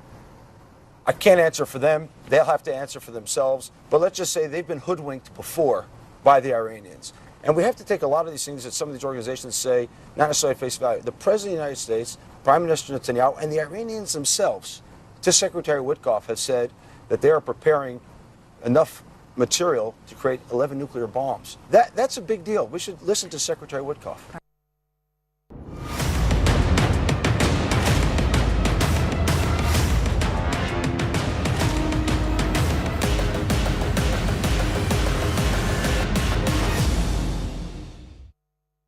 State of Qatar from Iran. Air defenses then intercepted one missile while the second impacted Al Udeid air base without causing any casualties. So that's the latest breaking that we're bringing for you right now. Another missile attack on saying that there were two ballistic missiles which were launched on the state of Qatar from Iran. The air defenses did intercept one of the missiles. The second impacted Al Udeid air base without causing any casualties. Remember, the Al Udeid air base happens to be a key US base here, and we're looking at sustained damage there as well. Christine can perhaps bring us more details on this also. Yeah, so we have the detailed statement. This is the statement that's been issued by the Ministry of Defense. Qatar Ministry of Defense announces that the state of Qatar was targeted by two ballistic missiles launched from the Islamic Republic of Iran. Air defense systems successfully intercepted one of the missiles while the second missile struck Al Udeid base without causing any casualties. So no casualties is the first big takeaway, but it very clearly highlights that two missiles were launched from Iran. Further, the Ministry of Defense, it says, emphasizes that Qatar Armed Forces possess full capability and resources with God's will to protect and safeguard the sovereignty and territory of the country and to respond firmly to any external threat. The ministry also calls on citizens, residents and visitors to remain reassured, adhere to instructions issued by the relevant security authorities, refrain from spreading rumors and rely solely on statements and information released by official sources. So that's the official statement that's coming in. It confirms that 2 ballistic missiles were launched from Iran. However, a confirmation also coming in on how the air defense system successfully intercepted one of the missiles. Siddhant Mishra continues to stay on with us.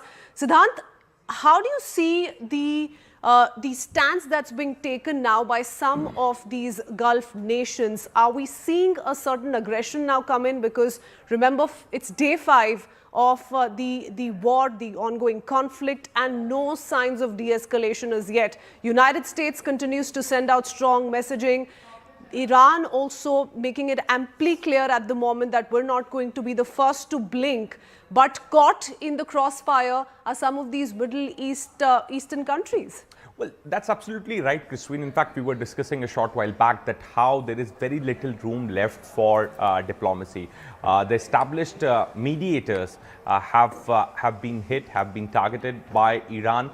And each time around, if you see, Christine, in the last 5 days, Iran is trying to make a point that Iran will not only sustain this conflict, but Iran also has a military might, the strength to hit US assets, US personnel and in the region. And perhaps in last 48 hours, Iran has successfully managed to prove this point, perhaps leading the region into the wider conflict. Now, Al Udeid Air Base in Qatar have been targeted. Now, this air base hosts US CENTCOM forward headquarters.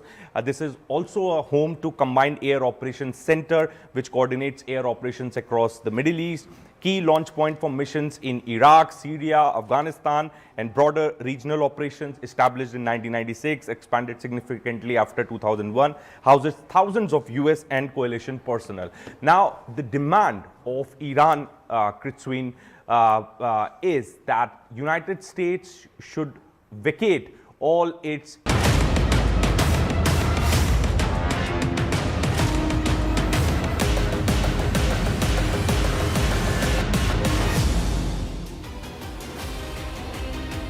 Welcome back. Thank you so much for staying with us. More breaking news coming in. According to Iranian media reports, Iran's Supreme Leader Ayatollah Ali Khamenei will be buried in the northeastern city of Mashhad.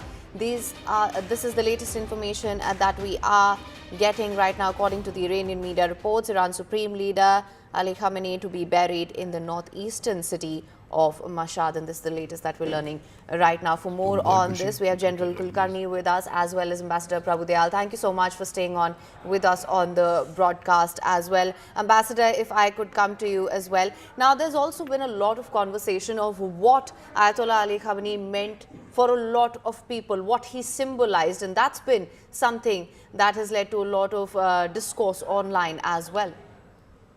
You know, Ayatollah Ali Khamenei was the second supreme leader.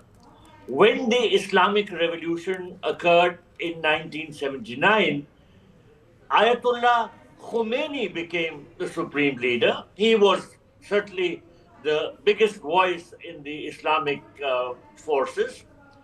And after his demise, Ayatollah Khamenei was elected the supreme leader. I happened to serve in Iran just a few years after he became supreme leader, and when I was serving there, he continued to be a very powerful person in Iran. Now, his son has now been elected the supreme leader, and this is because the IRGC and the clergy don't want to appear disunited. You know, the Americans want to bring about a regime change. So do the Israelis. So as far as the IRGC is concerned, it wants to show that Iran stands united. And if there were dissenting voices which openly questioned the election of Ayatollah Mojtaba Khamenei, then it would have appeared that the regime is fracturing. But the Iranians have tried to give the impression that they stand united and that any pressure to bring about regime change has not succeeded. Let me also mention that this war is going on exactly as it was expected. It was expected that the Americans and the Israelis would escalate the conflict and they would inflict a huge damage on the Iranians. That has happened. More than 787 persons have died. In fact, there are reports that the casualty figure has crossed 1,000. And it was also expected that the Iranians would widen the area of the conflict. And that they have done by attacking US embassies and consulates in the Gulf, also American bases.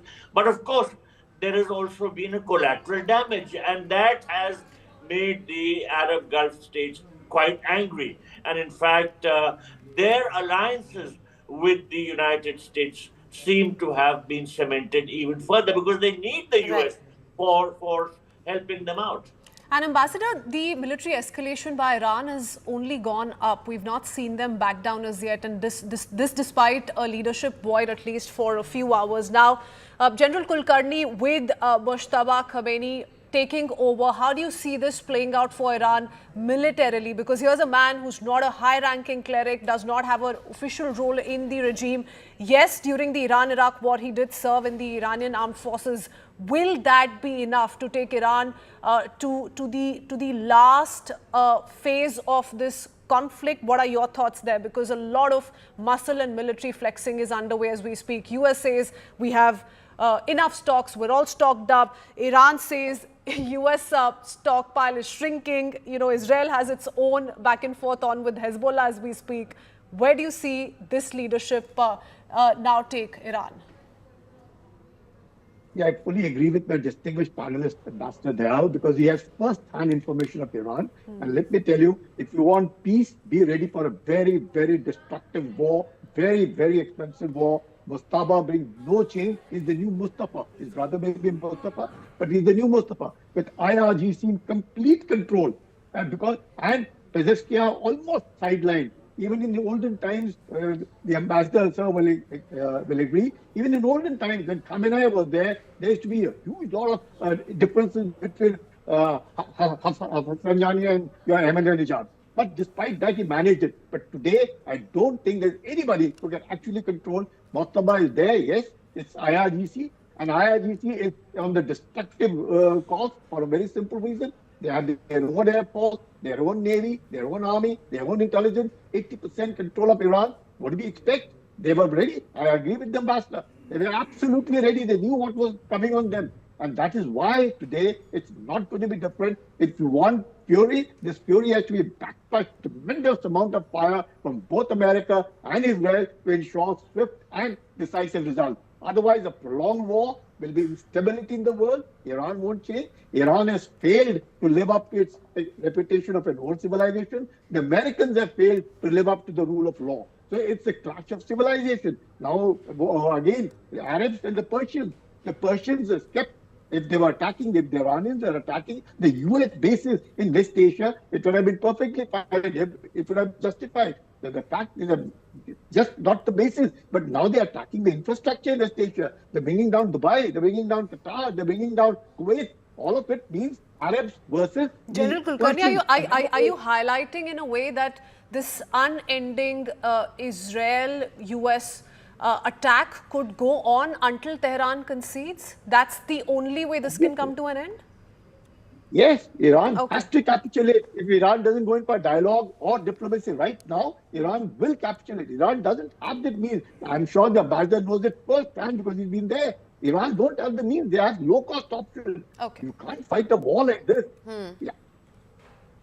Okay, General Kulkarni, many thanks for that. We'll come back to you in just a bit. Ambassador, thank you for sharing your thoughts as well. Stay on with us.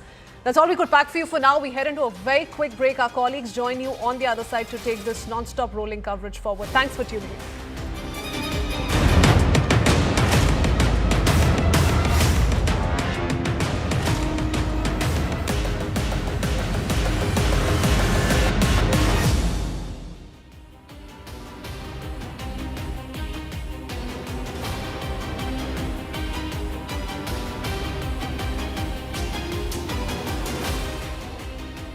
State of Qatar from Iran.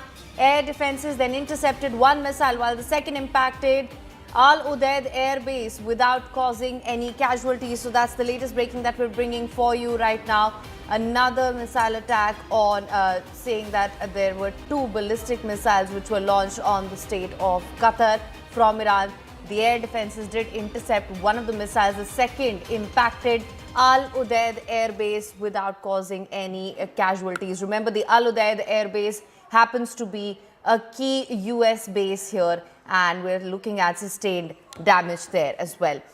Christine can perhaps bring us more details on this also. Yeah, so we have the detailed statement. This is the statement that's been issued by the Ministry of Defense. Qatar Ministry of Defense announces that the state of Qatar was targeted by 2 ballistic missiles launched from the Islamic Republic of Iran. Air defense systems successfully intercepted one of the missiles, while the second missile struck Al Udeid base without causing any casualties. So no casualties is the first big takeaway, but it very clearly highlights that 2 missiles were launched from Iran. Further, the Ministry of Defense, it says, emphasizes that Qatar armed forces possess full capability and resources with God's will to protect and safeguard the sovereignty and territory of the country and to respond firmly to any external threat. The ministry also calls on citizens, residents and visitors to remain reassured, adhere to instructions issued by the relevant security authorities, refrain from spreading rumors and rely solely on statements and information released by official sources. So that's the official statement that's coming in. It confirms that 2 ballistic missiles were launched from Iran. However, a confirmation also coming in on how the air defense system successfully intercepted one of the missiles. Siddhant Mishra continues to stay on with us. Siddhant, how do you see the stance that's being taken now by some of these Gulf nations? Are we seeing a certain aggression now come in? Because remember, it's day 5 of the war, the ongoing conflict, and no signs of de-escalation as yet. United States continues to send out strong messaging. Iran also making it amply clear at the moment that we're not going to be the first to blink. But caught in the crossfire are some of these Middle Eastern countries. Well, that's absolutely right, Christine. In fact, we were discussing a short while back that how there is very little room left for diplomacy. The established mediators have been hit, have been targeted by Iran.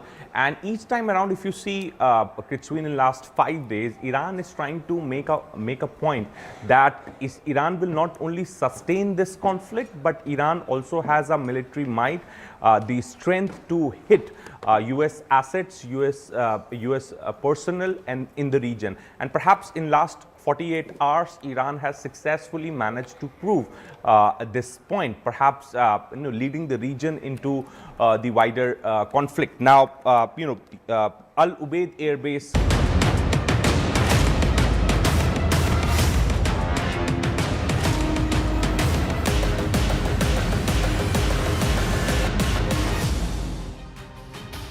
Good morning, everyone. Thanks a lot for staying with us here on CNN News 18. I'm Shivani Gupta. We're getting you the latest as it is panning out as far as the West Asia war is concerned. But first up, let's take a quick check of the headlines we're tracking.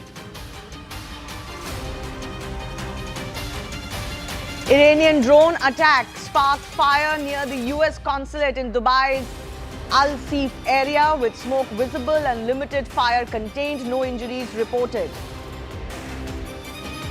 Iranian state media says slain Supreme Leader Ayatollah Ali Khamenei will be buried in his hometown of Mashhad after a large farewell ceremony in Tehran.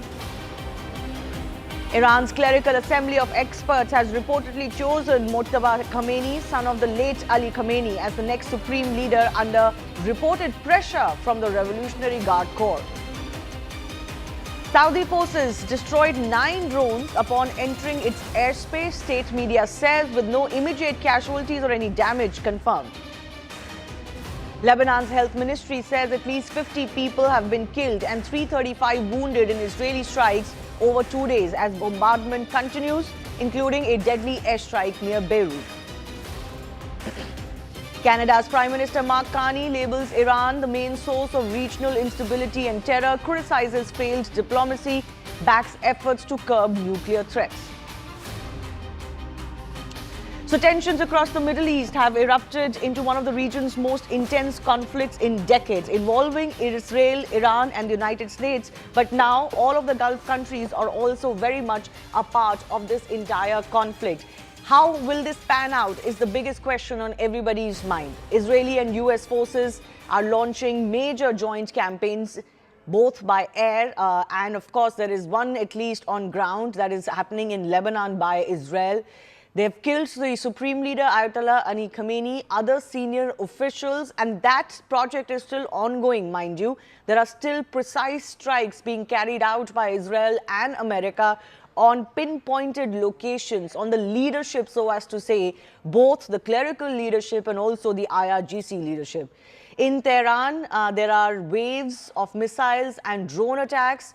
But Iran has also counteracted with unabated attacks across the Gulf and Israel. Iranian forces have fired hundreds of ballistic missiles, thousands of drones at US bases in allied states in Israeli territory, prompting widespread interceptions across in Gulf air. Civilian and military casualties continue to mount, with hundreds reported killed across multiple countries, including dozens of US service members as well. The conflict has spread geographically. Suspected Iranian drones struck the CIA station at the US embassy in Riyadh, causing structural damage but no injuries. Explosionary attacks have also been reported near the US consulate now in Dubai and other Gulf locations. Meanwhile, Assembly of Experts in Tehran has reportedly elected Mojtaba Khamenei as the new supreme leader amidst reports of Revolutionary Guard's influence, raising questions about Iran's future strategic direction. The war has destabilized the wider region, with Hezbollah and other proxies engaging Israeli forces in Lebanon, and energy markets and global travel disrupted as fears mount over continued escalation. CNN's Erin Burnett took shelter in the middle of a live interview when sirens sounded across Tel Aviv. Take a look. Okay, now we hear the sirens. So here's what we're going to do, everyone. Sirens, and you saw that interceptor. It didn't intercept anything, but we have things coming in, so we are going to just unmic. Dan, why don't you take your mic off? And then go downstairs? Yep, I'm going to show you exactly where we go. All right? Well, that's pretty dramatic. We do need to move pretty quickly. Yeah. Okay, and there we go. We're just going to get onto this camera. All right? And come with me, Dan. You can just leave that there. Okay? All right? All right, I'm going to just move slowly here while Dan's coming with me. Okay, and we're going to move. So you hear the sirens now, and this is all around the area that we're in Tel Aviv. So that initial warning, it was about, I think, 5 or 6 minutes, Dan? 5 or 6 minutes. Okay, and then let's just keep going. All right, we're going to... This could be fire from Lebanon as well, from the Iranian instructed Hezbollah, which is part of the Iranian regime strategy of what's called survival warfare. Mobilize as much missiles coming from Lebanon. It could be the Houthis in Yemen, we don't know, but this is the Iranian regime survival strategy.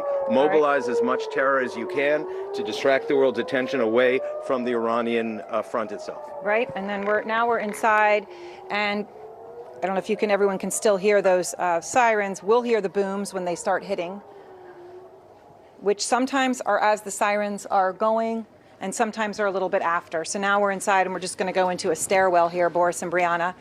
And I know it's a little awkward when you watch this, but this is what it is. And I think it's important for everyone to understand this is what has become the cadence, sorry, Dan, of normal life. And here we are now in the stairwell. So this is where we're going to go, obviously concrete fortified. And, okay, so I'll just come through here. Dan, come with me. Yeah. And as we pass it back to Boris and Brianna, what I will say, guys, is that you just don't know when it's coming. So you actually have people here who are, because these are cruise missiles that they now anticipate, ballistic missiles from Iran. It's not rockets in most cases, so you can't just go.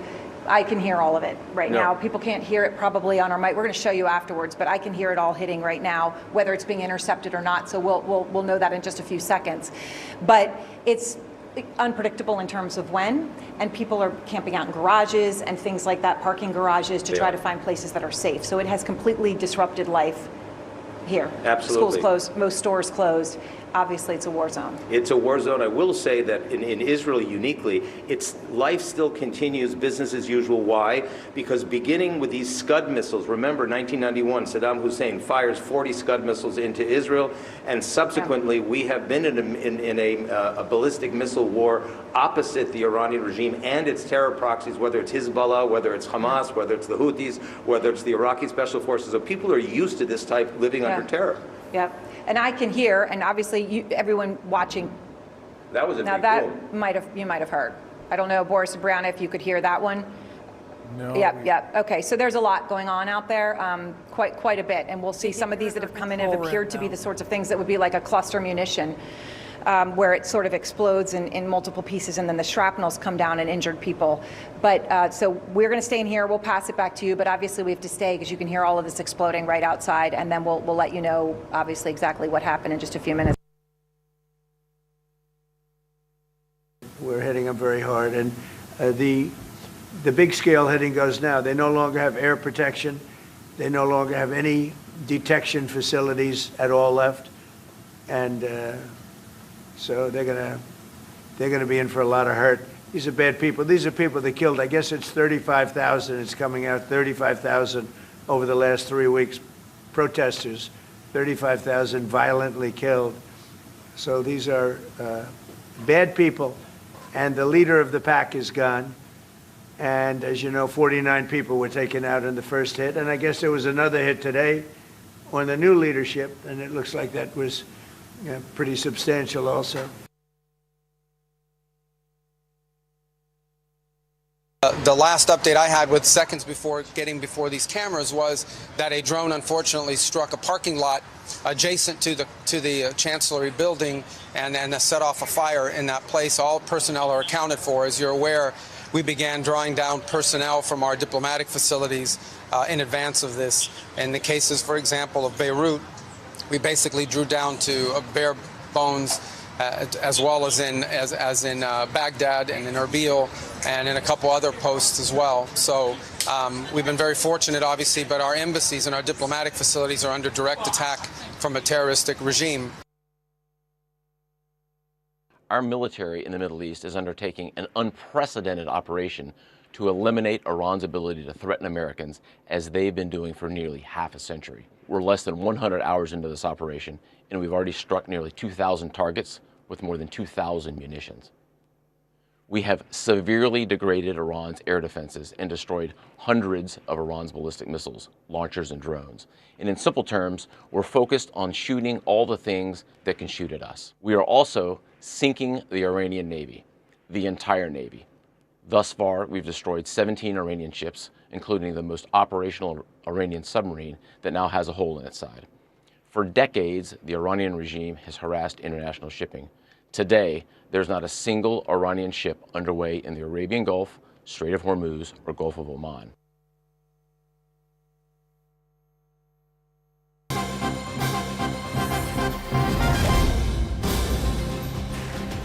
So remember, the American leadership was facing a lot of questions over whether this was a justified war or not. Now, Senate Minority Leader Schumer is saying in America that he left the intelligence briefing more concerned than reassured. If the case for war was strong, it would be consistent, he says. Instead, the rationales are changing by the hour. Regime change, nuclear weapons, missiles, defense, preemptive, which is it? When the justification keeps shifting, a strategy is missing. There is no strategy. So this is what one of the American politicians is saying. We also have a reaction coming in. Let's listen in. I left the intelligence briefing more concerned than reassured. If the case for war were strong, it would be consistent.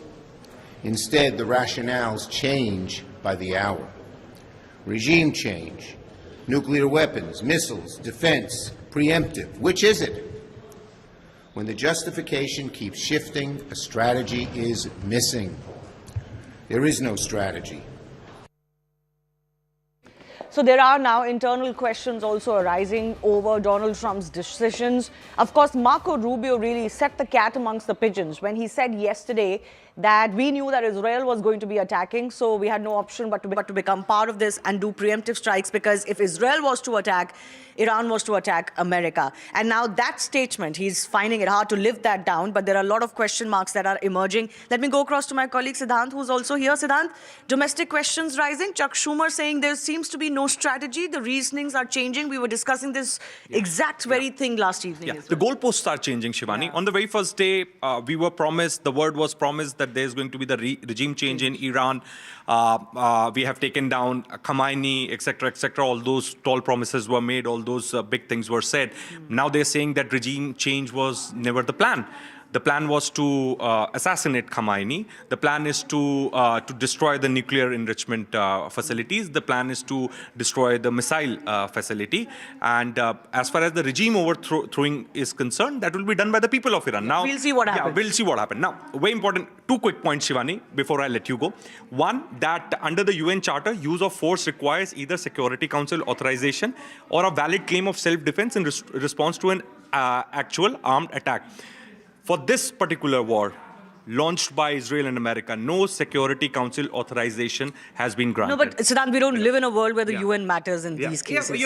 I think it's become fairly obsolete. For America, it was never really a governing power. It's really there to knock around some of the smaller countries. What is more important is, what answers does Donald Trump have to give to the Congress in America? Yeah, that's what I'm saying, Shivani. Now, the precedents have been set in such a manner, the way Maduro was captured first, and now when this particular war has been launched by US and Israeli forces, people are calling it an illegal war. And not only people outside America, but their own lawmakers, their own legislators, because now they are unable to justify their position that why this war was started, because you have thrown the entire region in conflict. Yes.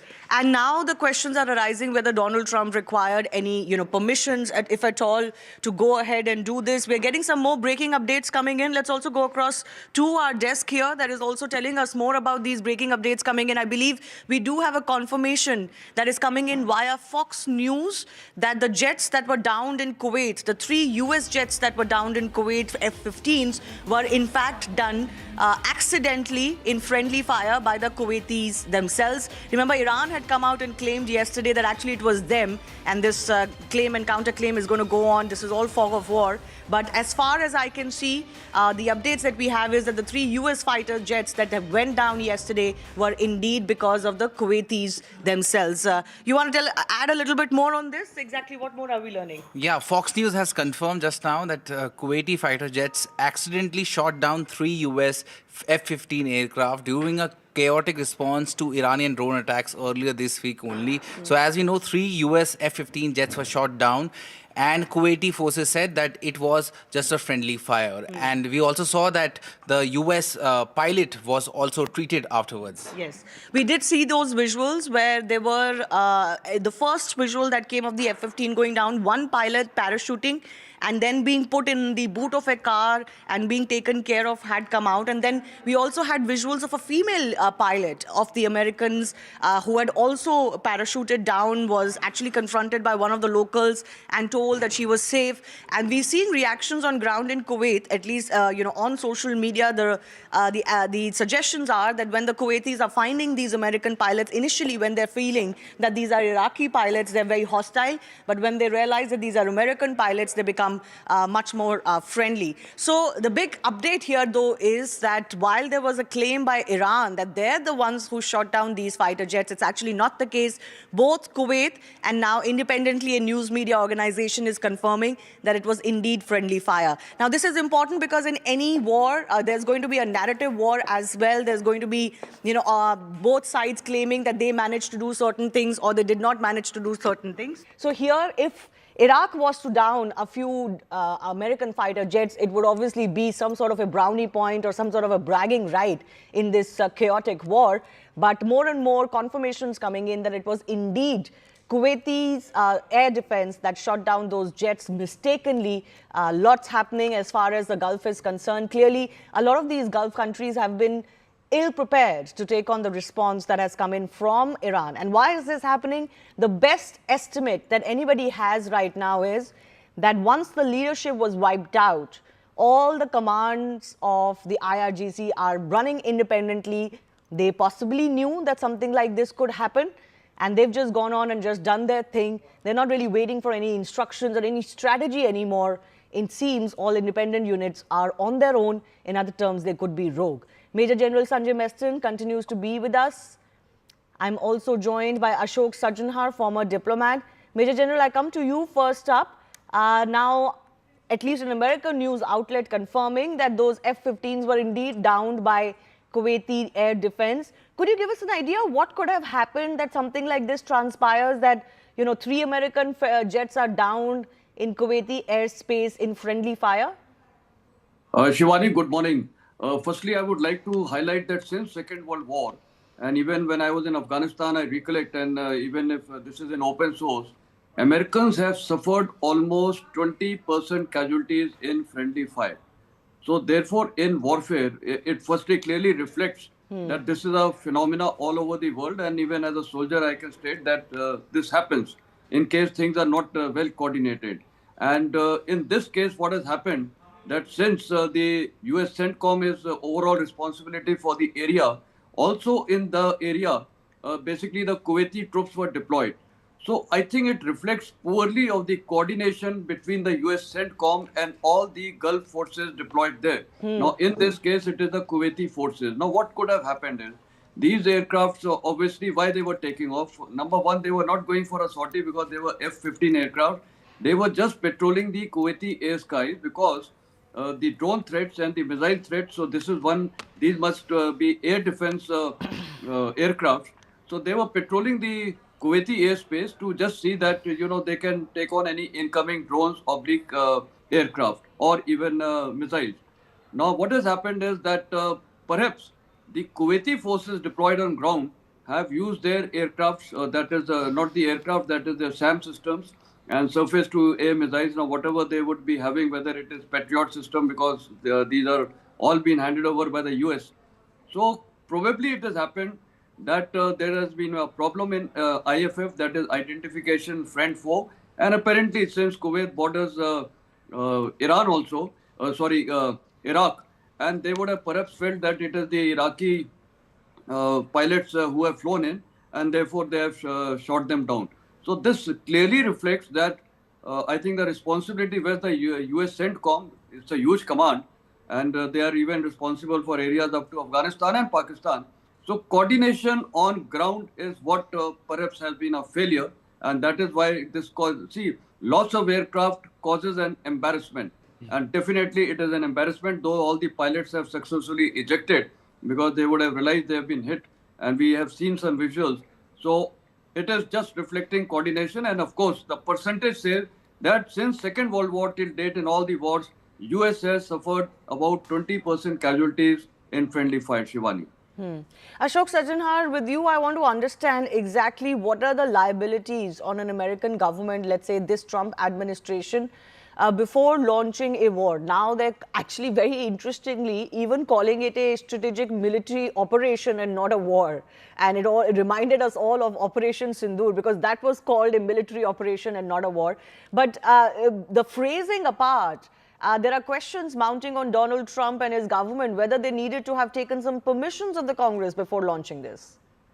Yeah, thank you very much, Shivani, for having me on your show. You're very right. One, there are certain international obligations that you were just discussing before you came, to your guests.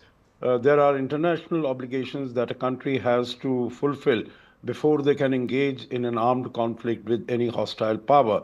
And then there are domestic obligations. So, internationally, we know that Article 2 of the United Nations Charter says very clearly that either you are under attack or there is an imminent threat of attack on you, only then you can act in self-defense.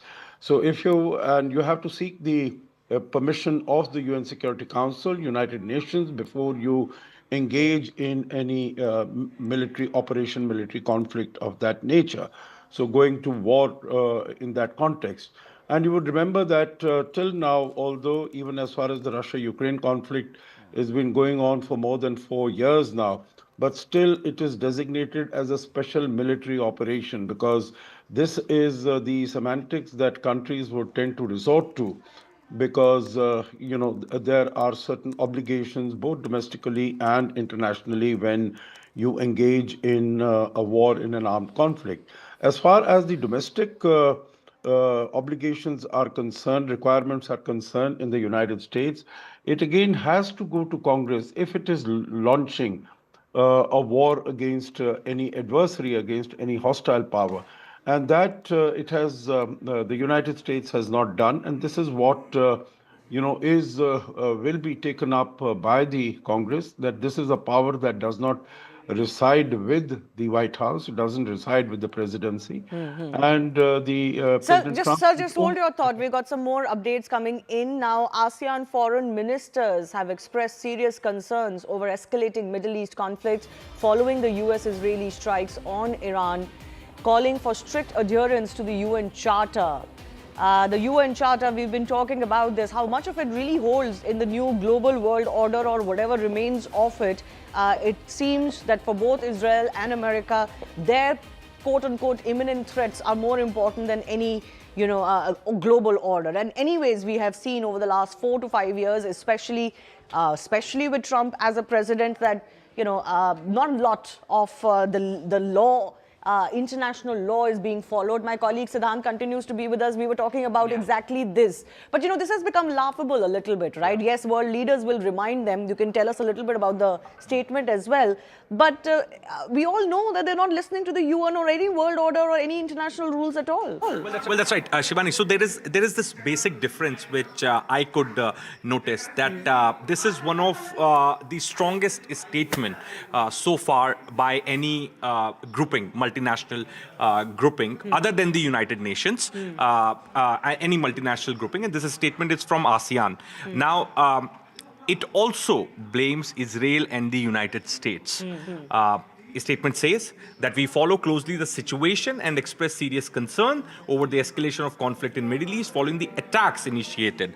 So the word is very important. Following the attack initiated by Israel and the United States against Iran and the subsequent retaliatory attacks by Iran against several countries in the region. So attacks initiated, perhaps Israel and America are being blamed now in the ASEAN statement for throwing region into the conflict. In fact, this statement, Shivani, also says that we emphasize the importance of immediate cessation of hostilities and call on all parties concerned to exercise utmost self-restraint, avoid any acts that may further aggravate the situation. All right, we've got some more breaking news coming in.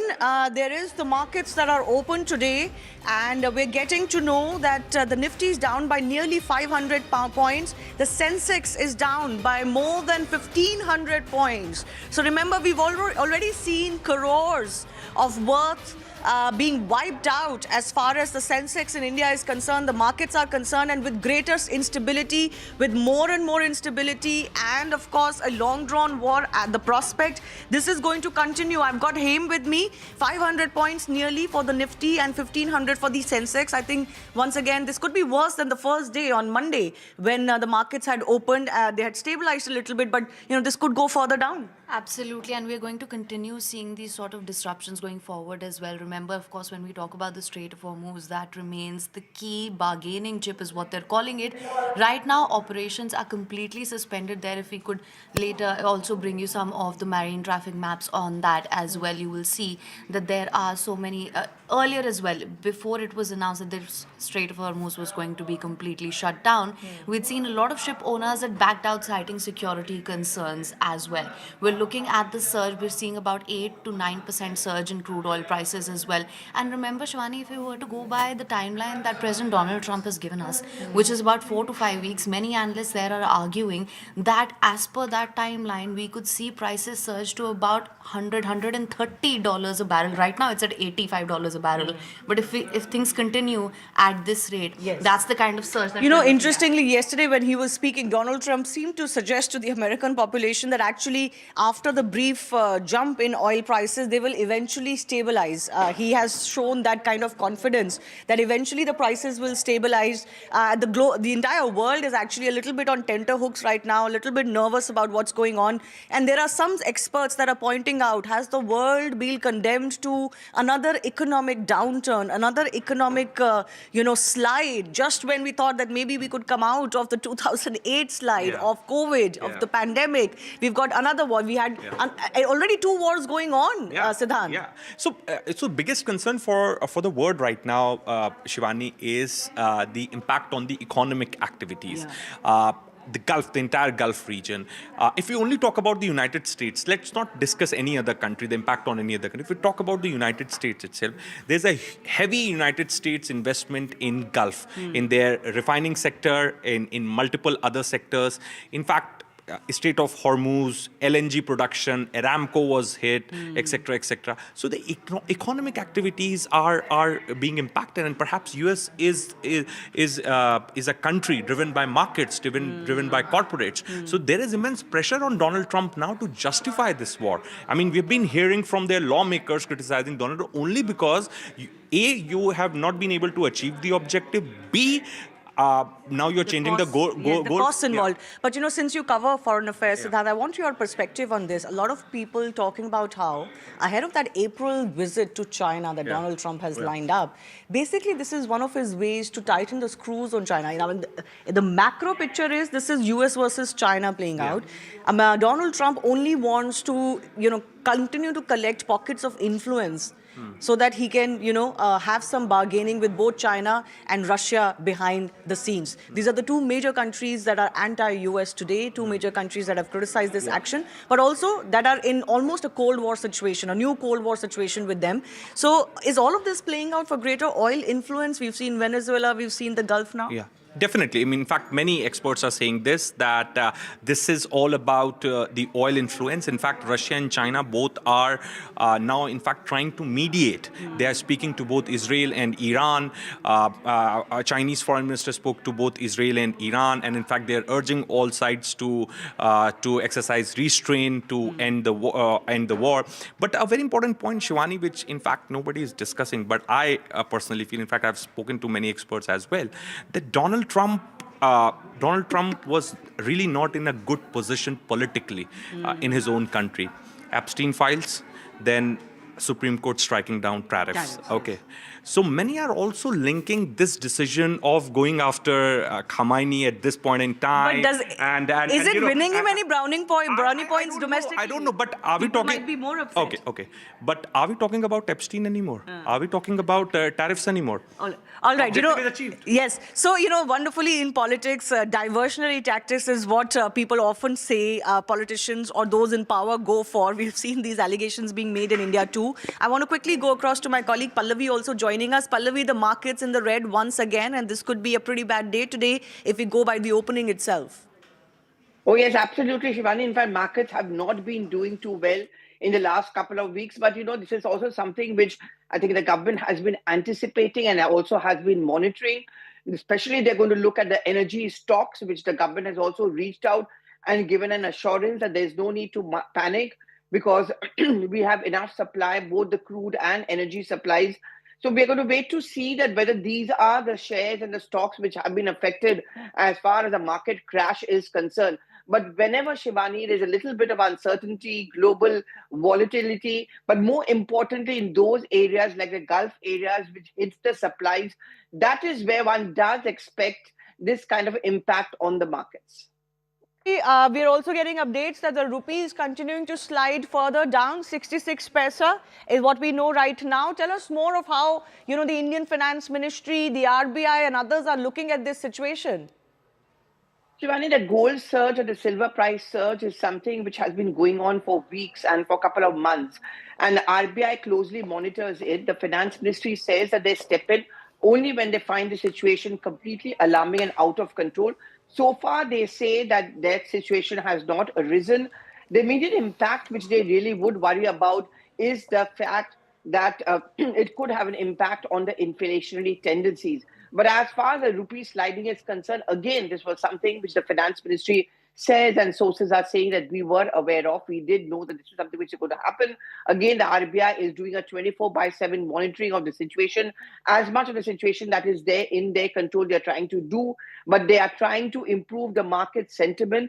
At this point of time, it is very important to make our exporters, the traders, and generally those who are working in the market, that you have to ensure that things are under control, but also more importantly, give an assurance and a confidence that there's no need to panic.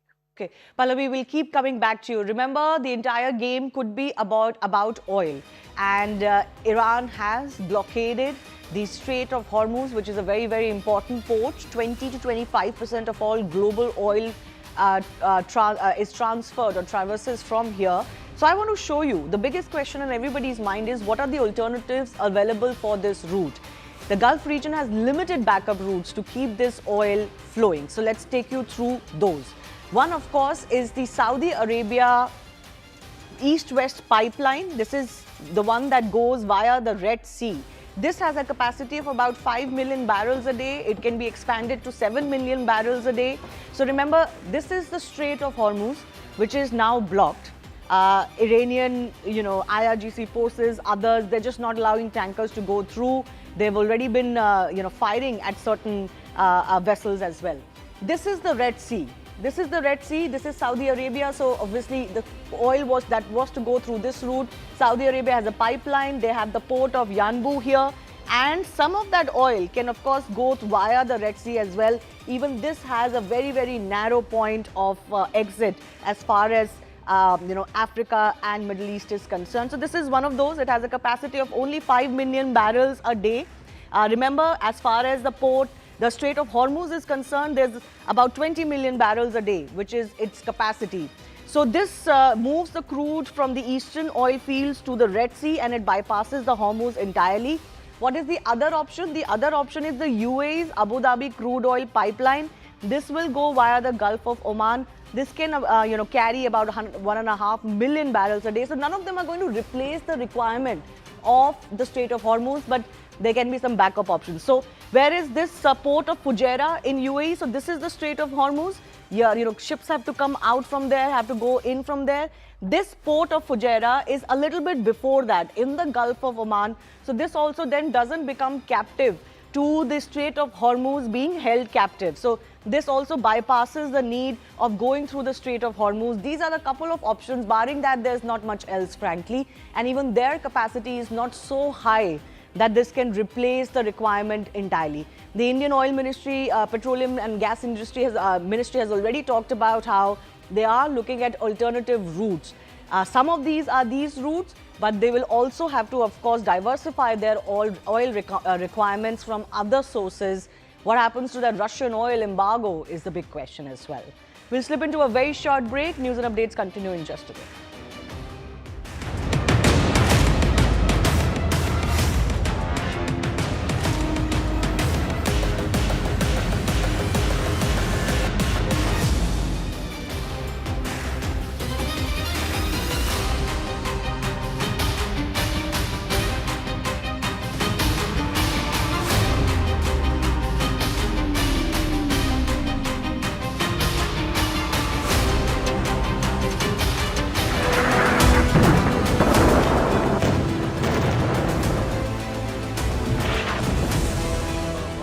Devastation, a direct hit by a missile. Picture is that the US is not able to defend. Of a drone, a massive, the number of ballistic missiles. Where is it that Iran is actually placing its resources right now? Tabriz, Sanandaj, Kermanshah, and this is now what they are doing since yesterday. They are conducting more or less an organized. US bases have been targeted. Drone has been shot down now. Iran can then threaten or attack enemy nationals. A massive missile and drone attack over here. Iran now has been completely, in some ways, dominated. With ballistic missile attack. It means the Kuwaiti air defense was under big strain.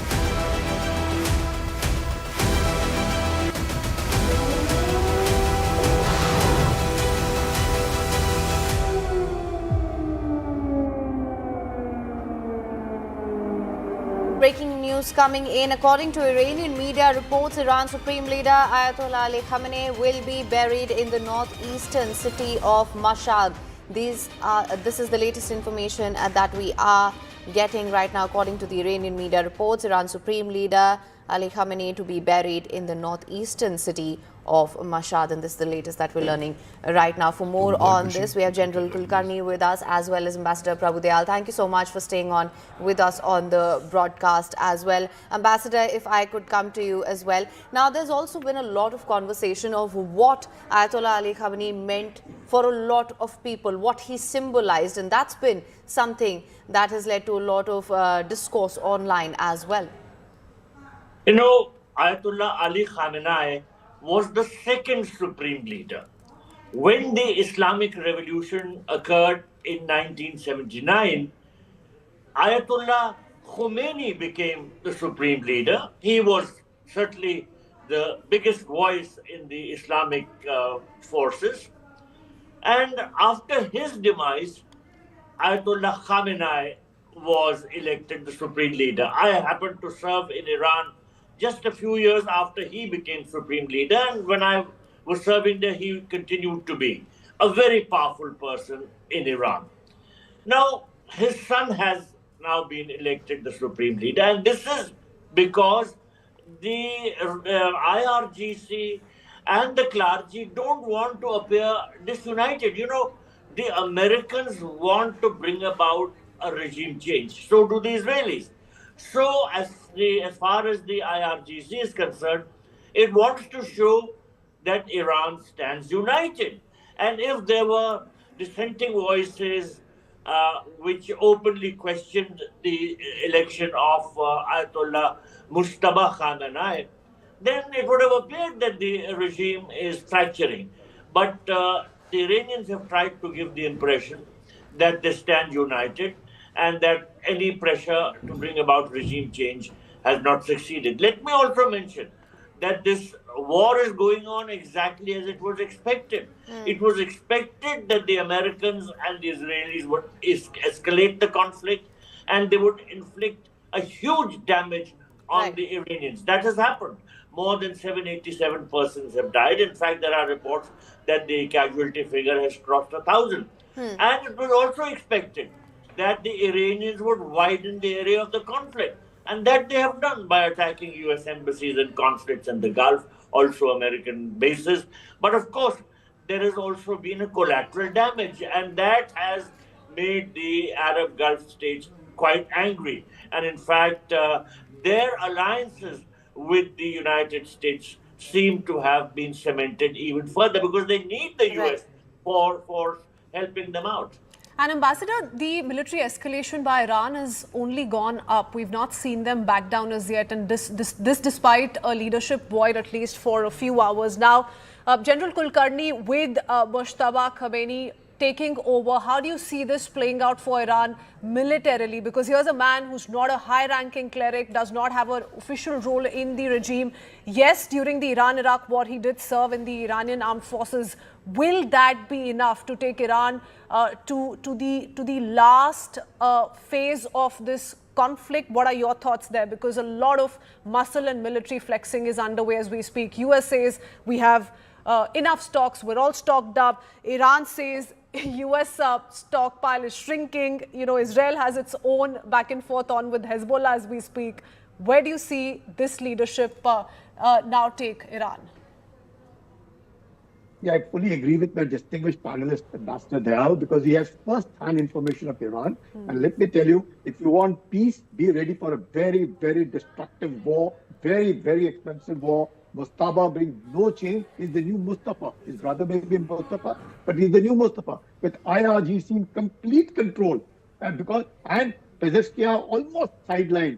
Even in the olden times, the ambassador sir will agree, even in olden times when Khamenei was there, there used to be a huge lot of differences between Hassanjani and Ahmadinejad. But despite that, he managed it. But today, I don't think there's anybody who can actually control. Mojtaba is there, yes, it's IRGC, and IRGC is on the destructive course for a very simple reason. They have their own air force, their own navy, their own army, their own intelligence, 80% control of Iran. What do we expect? They were ready. I agree with the ambassador. They were absolutely ready. They knew what was coming on them. And that is why today it's not going to be different. If you want fury, this fury has to be backed by tremendous amount of fire from both America and Israel to ensure swift and decisive results. Otherwise, a prolonged war will be instability in the world. Iran won't change. Iran has failed to live up to its reputation of an old civilization. The Americans have failed to live up to the rule of law. So it's a clash of civilization. Now, again, the Arabs and the Persians have kept.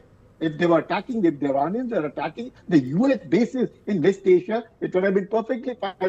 It would have justified. The fact is that just not the bases, but now they're attacking the infrastructure in West Asia. They're bringing down Dubai, they're bringing down Qatar, they're bringing down Kuwait. All of it means Arabs versus General Kulkarni, are you highlighting in a way that this unending Israel-US attack could go on until Tehran concedes? That's the only way this can come to an end?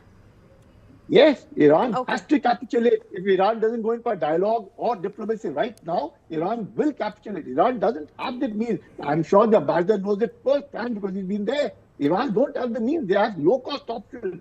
You can't fight a war like this. Yeah. Okay, General Kulkarni, many thanks for that. We'll come back to you in just a bit. Ambassador, thank you for sharing your thoughts as well. Breaking news coming in. According to Iranian media reports, Iran's Supreme Leader Ayatollah Ali Khamenei will be buried in the northeastern city of Mashhad. This is the latest information that we are getting right now. According to the Iranian media reports, Iran's Supreme Leader Ali Khamenei to be buried in the northeastern city of Mashhad, and this is the latest that we're learning right now. For more on this, we have General Kulkarni with us as well as Ambassador Prabhu Dayal. Thank you so much for staying.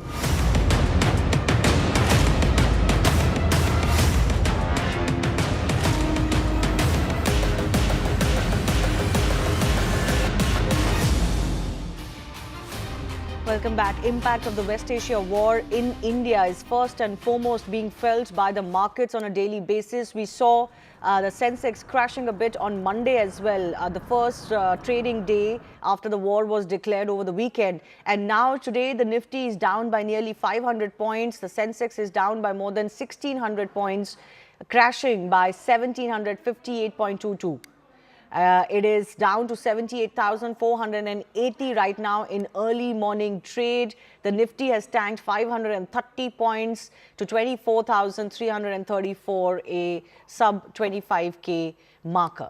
The rupee is also slumped again to by 66 paise to an all-time low of 92.15 against the dollar in early trade. What does this mean as far as markets are concerned, about market values are concerned? All of that is a big question. My colleague Pallavi is also joining us with more on this. Pallavi, this is exactly where the first impact is going to be noticed. Pallavi will be with us in just a bit. But this is the impact that we're seeing on the Indian markets. The Sensex closing, opening down by nearly 1,500 to 1,600 points. The rupee is slumping day after day. The Nifty is also down by over 500 points. Pallavi is with us. Pallavi, this is going to make everyone very jittery. And this is the reason why, Shivani, the government is trying to repeatedly, through all the ministries, try and reassure the people that there's no need to worry. What happens is that when a market goes into red, there's a close monitoring of which are the kind of sector stocks which are being affected. Usually the first ones are the energy stocks, the export stocks. Those kind of companies are the ones which are usually affected. And one does expect that to happen because of a certain amount of uncertainty. I can say safely about the energy stocks. Government sources made it very clear yesterday also that there's no need to panic, there's no need to hoard.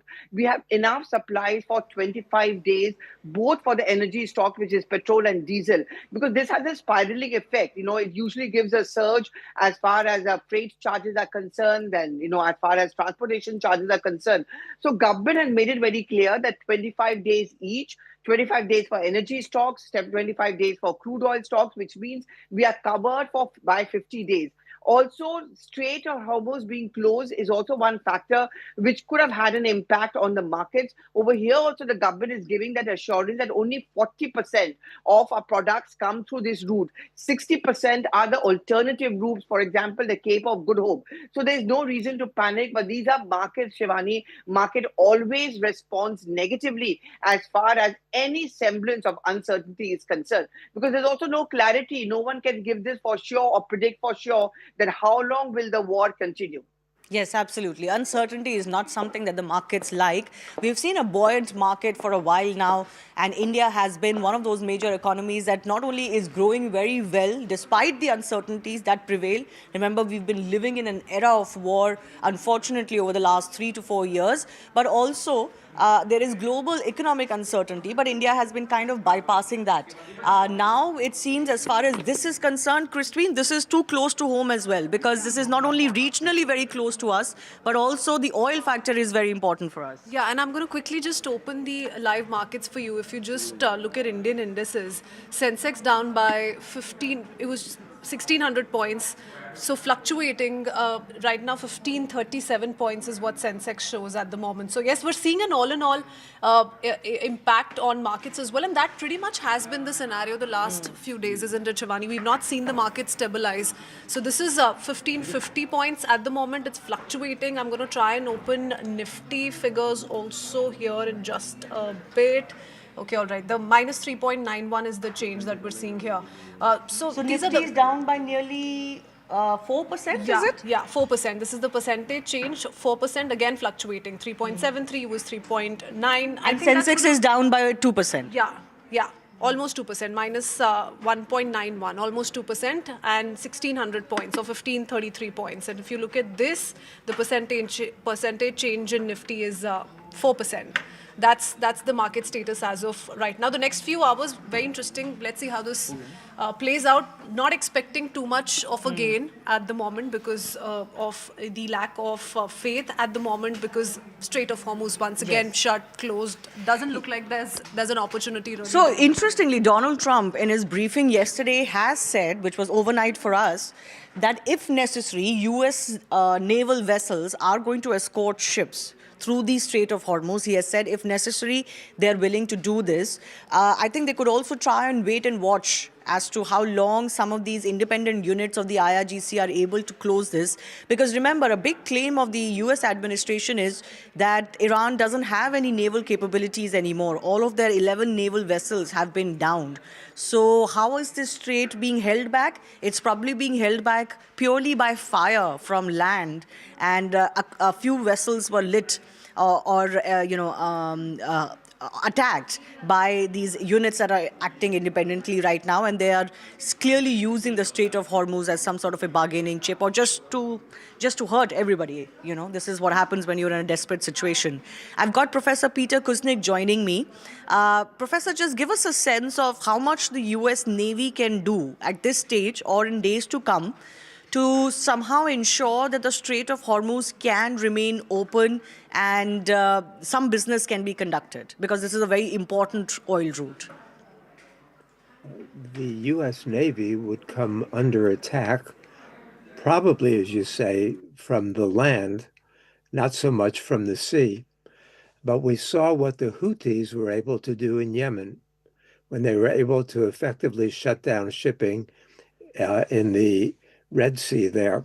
You mentioned before the Saudi East-West pipeline that goes through the Red Sea that could ship 5 to 7 million barrels a day, but they would have to again contend with the Houthis.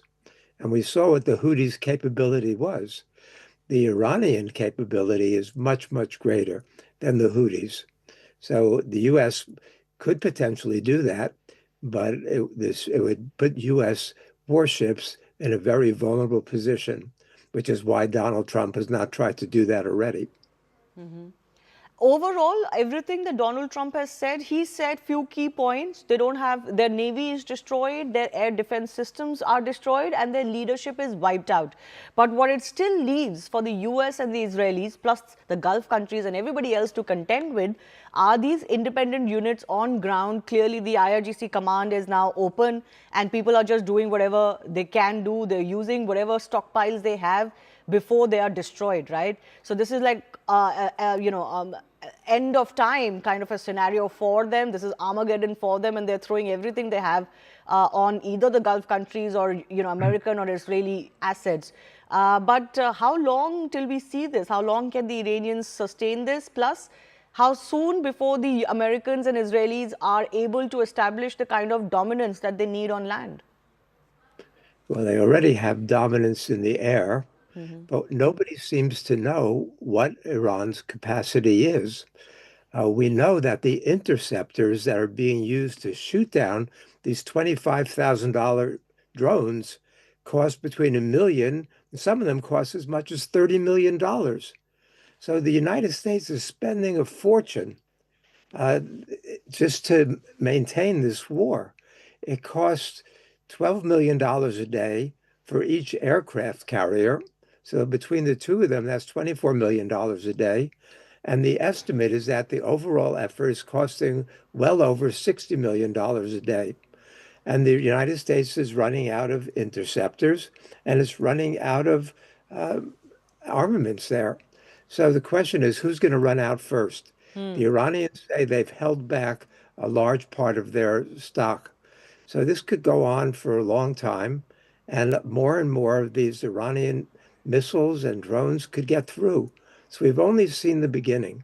And then Trump starts off by saying that we're going to have regime change. Then he urges the Iranians to take to the streets. The estimate is that if the U.S. really was serious about putting boots on the ground, we need 500,000 troops in the area. But you can't take anything that the U.S. or Israel or probably Iran says at face value. Donald Trump is a pathological liar. And he said at the beginning that we needed to do this because, number one, Iran had reconstituted its nuclear enrichment program. The International Atomic Energy Agency says that's not true. He said, Witkoff said that Iran's going to have enough nuclear material for a bomb within a week. We know that's not true, that they've reconstituted their nuclear program. And thirdly, that Iran is building intercontinental ballistic missiles that will be finished soon that could hit the United States. The Defense Intelligence Agency in the U.S. said recently that if Iran had a program, which it doesn't, to do that, it would take 10 years. So don't believe anything that the United Donald Trump States is saying. I want to come back to you with more of what he has said and what the implications are if what you are saying is right, that none of what they're saying is correct or accurate. So why was this operation planned in the first place? Was it because Israel wanted it, plain and simple? But I'll come back to you, sir, with more on that. I want to go across to Hormuz Fatakia of CNBC TV 18, joining us with more on the market scenario. Hormuz, over to you. It's not a pretty picture at all if you are watching the markets right now, and it's a 2% cut on the broader markets. The Nifty is down 500 points in just the first few minutes of the trading session. Remember, we were shut for trading yesterday on account of the holy holiday, and today is when the trading has resumed. And it's not a pretty picture across the Asian markets at all. The South Korean index is now down 12%. The trading has been halted there twice already. And for the Indian markets as a whole, even though not being directly part of the conflict in West Asia, but the indirect implications are too hard to ignore. The rise in oil prices, of course, being a net negative first up. The exposure to a lot of the companies over there in the Middle Eastern region, L&T, for example, stocks like those are down 7-8% already. The attacks in Qatar, which has resulted in the largest LNG manufacturers halting production there, the import of LNG from the Strait of Hormuz, and that is the worry as well. That has impacted stocks like Petronet LNG the force majeure clause being triggered there as well. So all in all, the indirect implications are too hard to ignore right now, and as a result of which, in just the first few minutes of the trading session, we have lost almost 11 lakh crore in investor wealth. Almost every sectoral index is in the red. There are pockets of green though. IT is seeing some buying. Defense stocks, for obvious reasons, are seeing some buying in today's session, but otherwise it's just a sea of red across Dalal Street as of now. All right, Hormuz Chokepoint, thanks a lot for bringing up that update. Markets will be very closely watched out for today. It could signal what could happen for the rest of the week as well, because this conflict is not going anywhere. We'll slip into a very short break. More news and updates coming up in just a bit.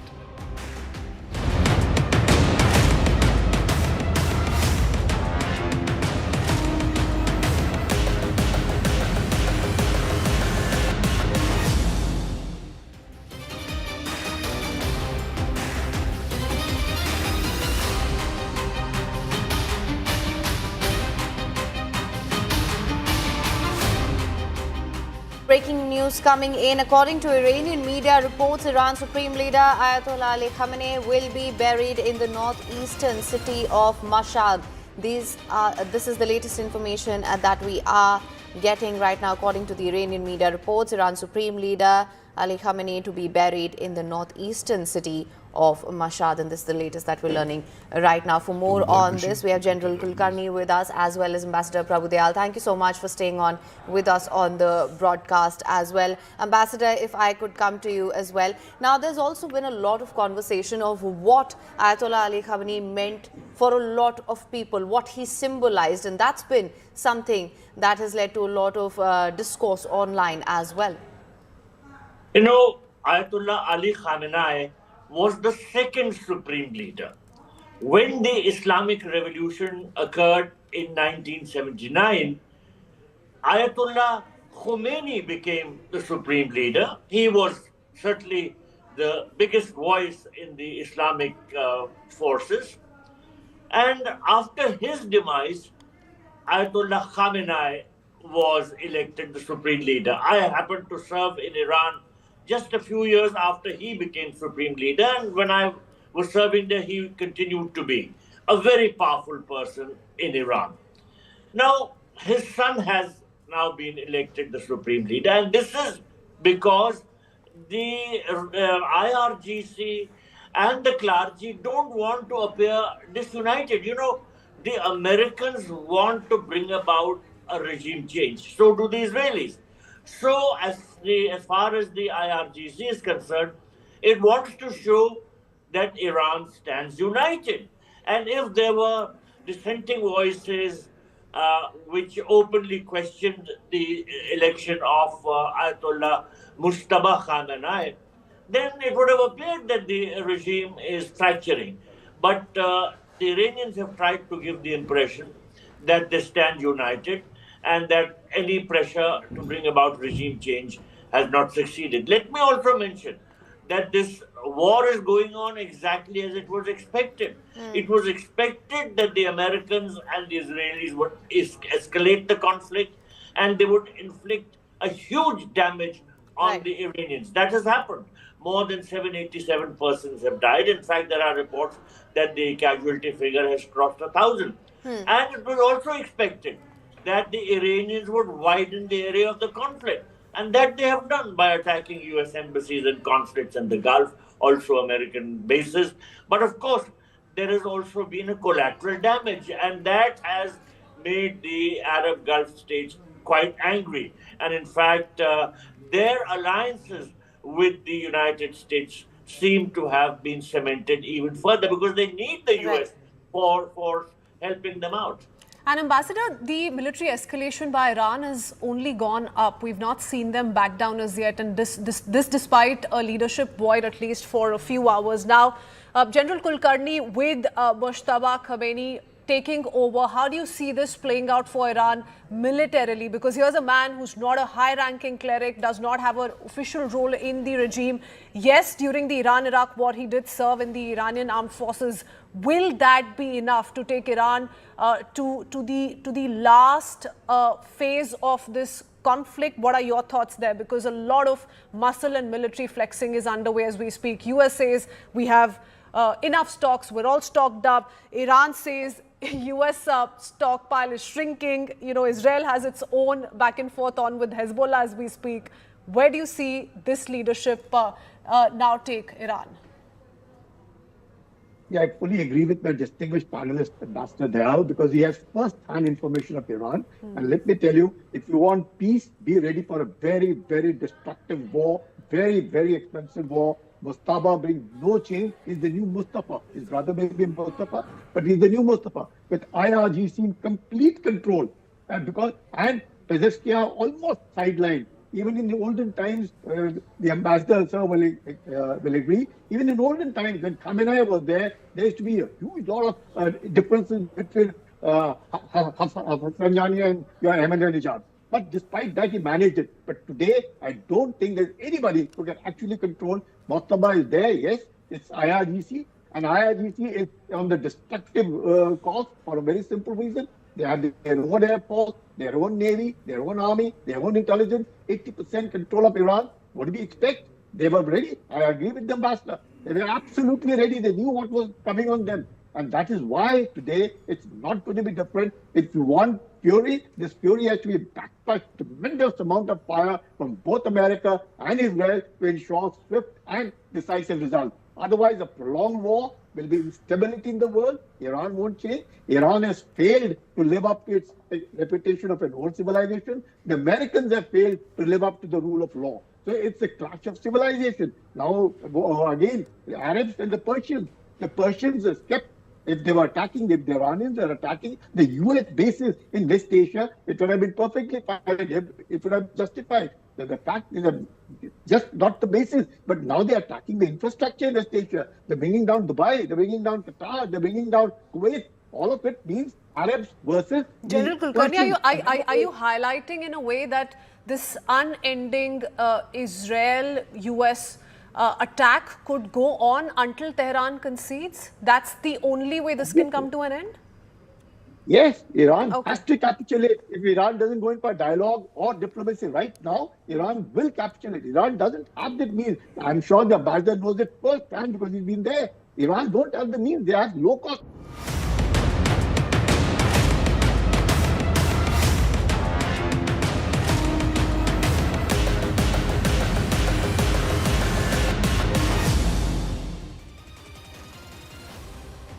Thanks a lot for staying with us. I'm Shivani Gupta. Let's get you a quick check of the top updates and developments that we're tracking on the West Asia war.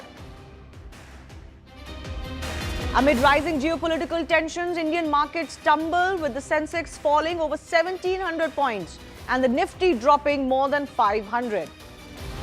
Rupee stumps 66 paise to an all-time low of 92.15 against the US dollar in early trade. Iranian drone attacks sparks fire near the US consulate in Dubai's Al Seif area with smoke visible and limited fire contained, no injuries reported. Iran's Clerical Assembly of Experts has reportedly chosen Mojtaba Khamenei, son of late Ali Khamenei, as the next supreme leader. Lebanon's health ministry says at least 50 people have been killed, 335 wounded in Israeli strikes over the last 2 days. Canada's Prime Minister Mark Carney labels Iran the main source of regional instability and terror, criticizes failed diplomacy, backs efforts to curb nuclear threat.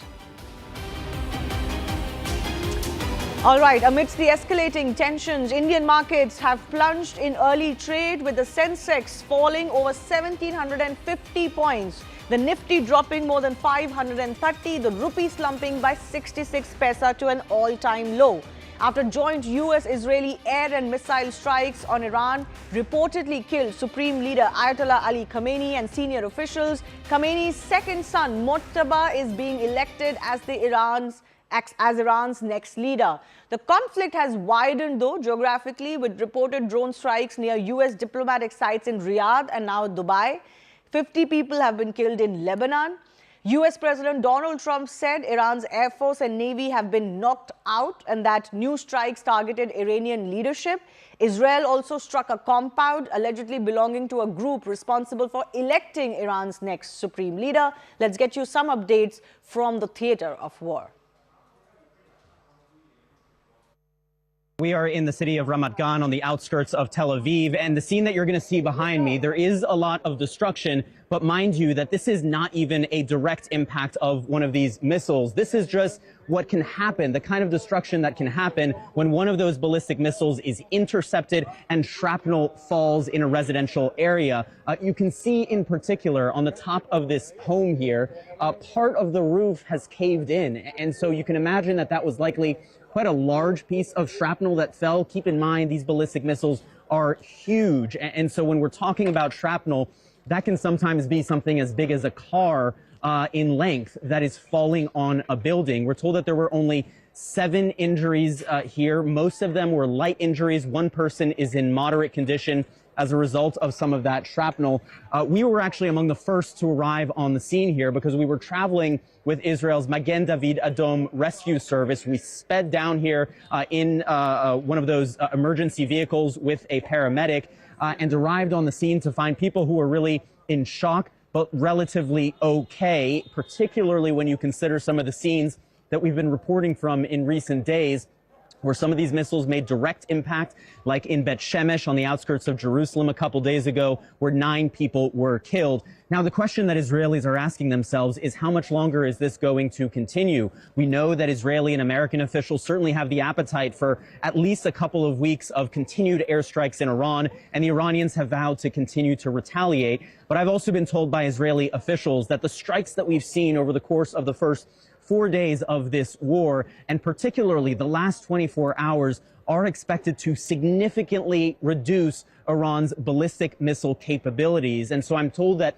as of tonight, they expect that there will be a significant drop-off in Iran's ability to fire ballistic missiles and in the kind of impact sites that we see like this here. But for now, it's clear that that threat of Iranian ballistic missiles is still a very real one. And we'll have to see whether those Israeli expectations of a diminishment in Iran's ballistic missile capability actually come to fruition over the course of the coming hours and days.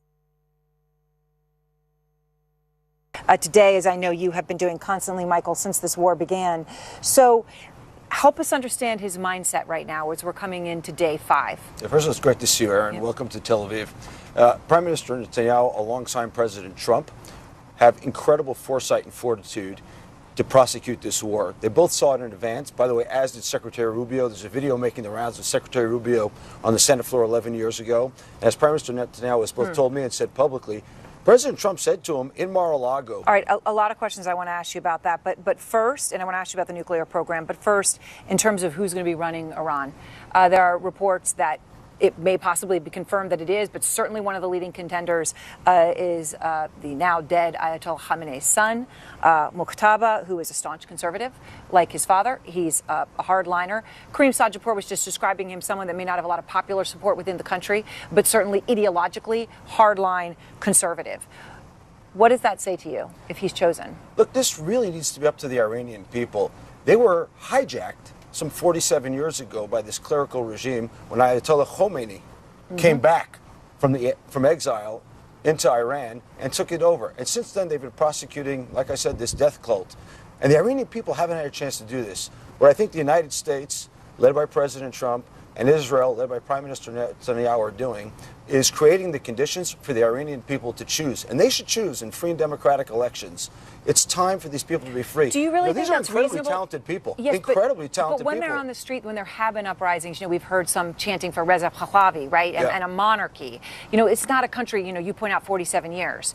You can't just throw a democracy in there, can you? Yeah, there's definitely going to be a transition time. It's going to take time to transition. Nothing happens overnight, and I don't think anyone expects things to happen overnight. But we have to create those conditions. The IRGC is murdering these people. President Trump has said it's tens of thousands of Iranians who've been murdered by the regime just in the last few months. That needs to stop. And the United States, together with Israel, the 2 strongest air forces in the world, the 2 most, like I said, the 2 leaders with the most foresight out there and the bravery to confront this are at this for the Iranian people and to make the world a safer place. You mentioned one of the core reasons, and I know Israel has several objectives here, but one of them, you said that they can never have a nuclear weapon, and the Prime Minister Netanyahu's talked about that for decades. Okay, that's all true. Today there was an interview, though, with the head of the IAEA, Grassi. He's been relatively quiet, but he came, I did an interview with my colleague Becky Anderson. Okay, he specifically said she asked him, was Iran days or weeks away from a nuclear weapon, which had been asserted in Israel last week. He said no, that the nuclear program was, quote, frozen, if not almost stopped, after the strikes last summer, and that there was absolutely no indication that Iran was close to getting a nuke or had any systemic program in any way, shape, or form to build one. What do you say to him? Look, Secretary Witkoff said on TV and for the record that in the negotiations, the Iranians told them that they were getting close to enough material to make 11 bombs. That's what they said to him in the negotiation. First of all, that's brazen. But second of all, listen to what people tell you. You know, one of the things we learned here on October 7th was when people say they're going to kill you and they're going to do bad things, you better listen to them. And the Iranians have been saying for decades, death to America, death to Israel, we want to build a nuclear bomb. They didn't need to keep all that nuclear material there. If what they wanted to do is build something peaceful. So why do you think the IEA is saying that all that's not true? I can't answer for them. They'll have to answer for themselves. But let's just say they've been hoodwinked before by the Iranians. And we have to take a lot of these things that some of these organizations say, not necessarily face value. The President of the United States, Prime Minister Netanyahu, and the Iranians themselves, to Secretary Witkoff, have said that they are preparing enough material to create 11 nuclear bombs. That's a big deal. We should listen to Secretary Witkoff. You've heard the Israeli-American perspective. Let's also get you more of what Iran is managing to do. It has struck several U.S. military communication infrastructure across the Middle East. Key radars, satellite and secure systems at multiple U.S. bases have been damaged. Satellite imagery shows impacts at these facilities in Bahrain, Kuwait, Saudi Arabia, even the UAE. The attacks appear aimed at disrupting U.S. military coordination. Pentagon and allied forces are assessing the extent of the damage. I've got with me my colleague Siddhant, who's also joining us. Let us also open up some of these images that we've accessed, Siddhant. This is the Al Dhafra airbase in the UAE. Yes, these are some grainy pictures, but this is from March 1 after the initial Iran retaliation. And you can already see some damage here that we can make out as far as these pictures are concerned. I'm just going to, reduce the image just so that we can see a little bit more. So, as per the New York Times, the radar systems at this Al Dhafra Air Base in United Arab Emirates was hit by the Iranian missile. And going by the reports, then Iran strikes U.S. military communications, damage reported at multiple bases across Middle East. Satellite imagery confirms hits in Bahrain, Kuwait, Saudi Arabia and UAE. No, so let's go one by one, Siddhant. We've got another image now. This is a military installation just outside of Al Ruwais in the UAE again, all of our courtesy Planet Labs. These are two images, one from August 18, 2025 and one from March 1, 2026. Again, grainy images, but you can see this is a radar system here in the old picture. This one, it seems to be damaged. And radar systems are the ones that are being attacked by Iran. Yes, yes, Shivani. So in modern warfare, Shivani, it is very important to produce evidence, to produce proof. In fact, we saw that how during Operation Sindoor, had it not been for the satellite images that we could manage to access to prove the hits, India could manage to take on Pakistani soil, the air bases, etc. Pakistan would have won the narrative. So putting out images, pictures are very, very important. And perhaps Iranians have understood the power of psychological warfare. No, so these are all open source images. These are satellite imagery that, people who have access to this imagery are accessing. Why this is important though? Because it shows that the Americans are also facing heavy fire. Their assets are actually not so well protected in the Gulf. Did they see this coming? Were they well protected, well prepared is actually the big question. Let's go ahead and see another one. This is the Prince Sultan Air Base in Saudi Arabia. I'm not sure if it has much to do with the American Air Base, but this is a damaged structure here that we can see. And this is an image from March 3. It's quite visible. It's quite visible. The damage is quite visible here. The black smoke could be seen rising from this particular site, which was hit by Iranian missile. And this picture is quite clear. So this is Prince Sultan Air Base, Saudi Arabia. Yes. Let's also go across to another image. This is the Ali Al Salem Air Base. This is in Kuwait. Remember, Kuwait is where 3 American F-15 jets were down, allegedly in friendly fire. This one is showing several damaged structures. There's one here.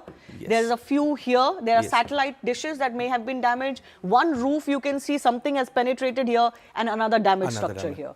four damage could easily be seen here at 4 different places in this particular image at Ali Al Salim Air Base, Kuwait Air Base. Also, Shivani would like to add this point that when an enemy damages or destroys your radars, there is a commonality between these air bases, the hits by the Iranians. Then it usually means that they are trying to blind your air defense systems at the very start of the conflict. So this, according to me, this is also a plan of a strategy by Iranians to take a hit at the radar system, the communication systems, to weaken the air defense systems of the United States and allied forces in the region. Because that's what Americans did first as well. You would know how Donald Trump talked about that all of Iranian air defense systems are now knocked out. You need to do that along with, of course, hitting actual military infrastructure as well. This is Camp Arif Jan in Kuwait again.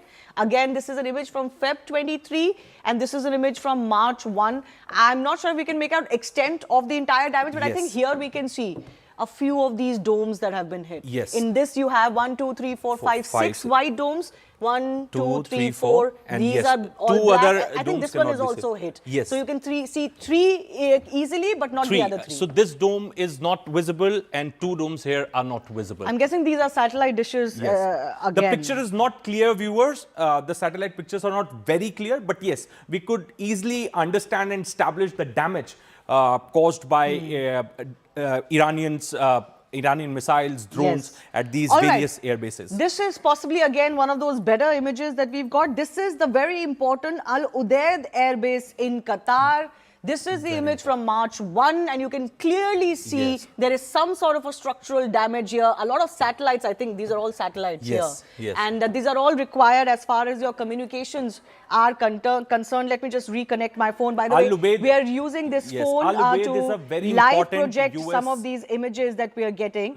Al Udeid Air Base is a very important US air base in the region. It hosts many US personnel and in fact the most sophisticated weaponry, air defense systems, etc. are installed at this air base, and Iranians could easily manage to hit and target this air base in Qatar. I just want you to come here a little bit closer to my phone so that I can get you. This is our network phone. We've got some more images here. We've got another image of the US Navy's 5th Fleet Headquarters in Manama, Bahrain. Remember, this is also a very important base. And here also you can see this is the image of destroyed satellite communication terminals. So the Americans have taken a lot of hit. This is satellite imagery showing smoke rising from a building at Prince Sultan Air Base in Saudi Arabia. Again, an image that kind of shows you the kind of damage. There's been another picture that's been going viral online, actually, on social media. It almost looks like from a Transformers movie. This is quite clear. This is quite visible, the smoke rising out of this particular site. All right, these are the images that we've got. So it clearly goes on to show to you that, you know, there's been a lot of damage as far as these US-American bases are concerned, which means it's not like Iran gave up without a fight. They are still holding, it looks like, ammunition to continue to mount this, especially if the radar and the satellites have been damaged for the Americans. Siddhant, I do thank you for joining us with more on this. Let's also go across to some of our guests joining us. Sanjay K. Verma, former Indian diplomat, Major General Rajan Kochar, defense expert, also joining us. Major General, I'm coming to you first up. I'm not sure if you've been able to see some of these images that we were putting on air, but your sense of the damage that Iranians are managing to pull, especially on the communications and radar systems on the US bases. Good morning, Shivani. I was able to see all those images, what we putting it onto the screen. And it seems from the first glance, what you could actually make out that damage has been significant, and it's not that Iran has been not been able to retaliate. And one larger concern, what I am seeing is that we got an impression that the Americans had a very robust air defense system around all their bases. I think that has taken a hit because the kind of damage assessment, what I can make out is radars have been damaged, communication centers damaged, certain views which you can see that damage has been caused to a basic infrastructure which is there in the airbase, which is the command and control center. So I think these are significant hits. And so why hasn't the US been able to avoid this? I think that's the question that everybody will have on their minds. Why weren't they better prepared to avoid these damages to their bases? See what happens, Shivani, that there is no air defense system which can stop 100% attacks. And even Iron Dome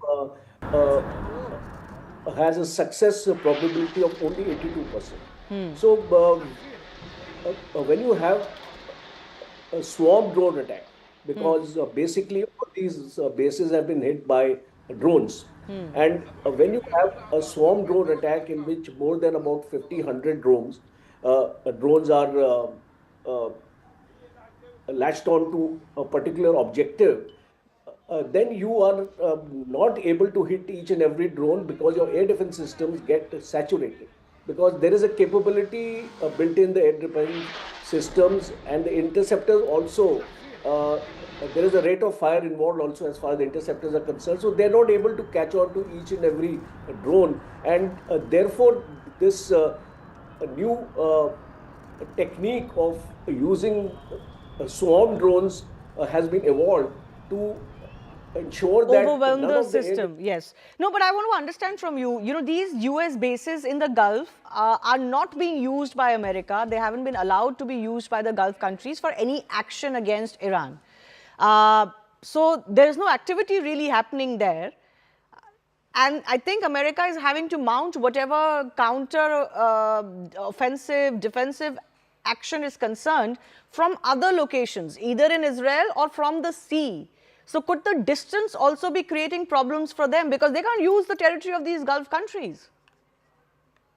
You see, what is happening is this is a deliberate strategy on part of America, because that is my assessment, that in case they are launching attacks from here, the Gulf countries will also become vulnerable to a counter attack. We have seen this happening, that most of the assets, American assets, in this last 30 days have been moved out of these bases, because these are very, very vulnerable, because, and you have not heard any of their aircrafts being hit on these bases, because most of these bases are either Air Force or naval predominant, and they have their gunships and things like that. So what I can see from the satellite imagery is that most of the US assets have been moved out from this region.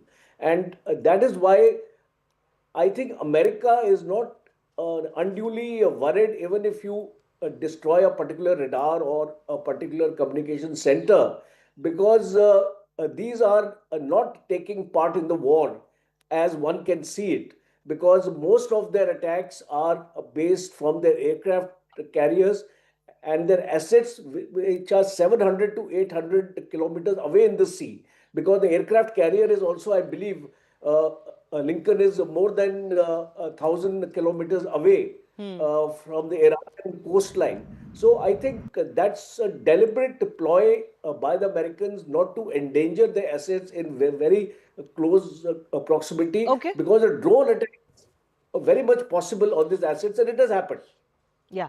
So we're getting some more updates, more of the American assets being pounded. A drone has now targeted the US Embassy's logistical support camp near the Baghdad airport as well. This is being reported by Al Jazeera Arabic. Sanjay K. Verma also joining us. How long before pressure mounts on Donald Trump as more and more of the American assets get hit? There is already, of course, as many as 6 casualties amongst their servicemen and women. Shivani, one is the domestic pressure there. And that will be mounted when you have more body bags coming from there. So far, that has not happened. But then another one is pressure mounting from the international partners. In Europe, we have already started seeing that Spain has spoken out, France has spoken out, UK has spoken out. So therefore, these pressures will be multidimensional. It will come from all directions. And sooner the petroleum prices go up, pressure will come that much sooner. So what we are looking at is now $85 for the Brent.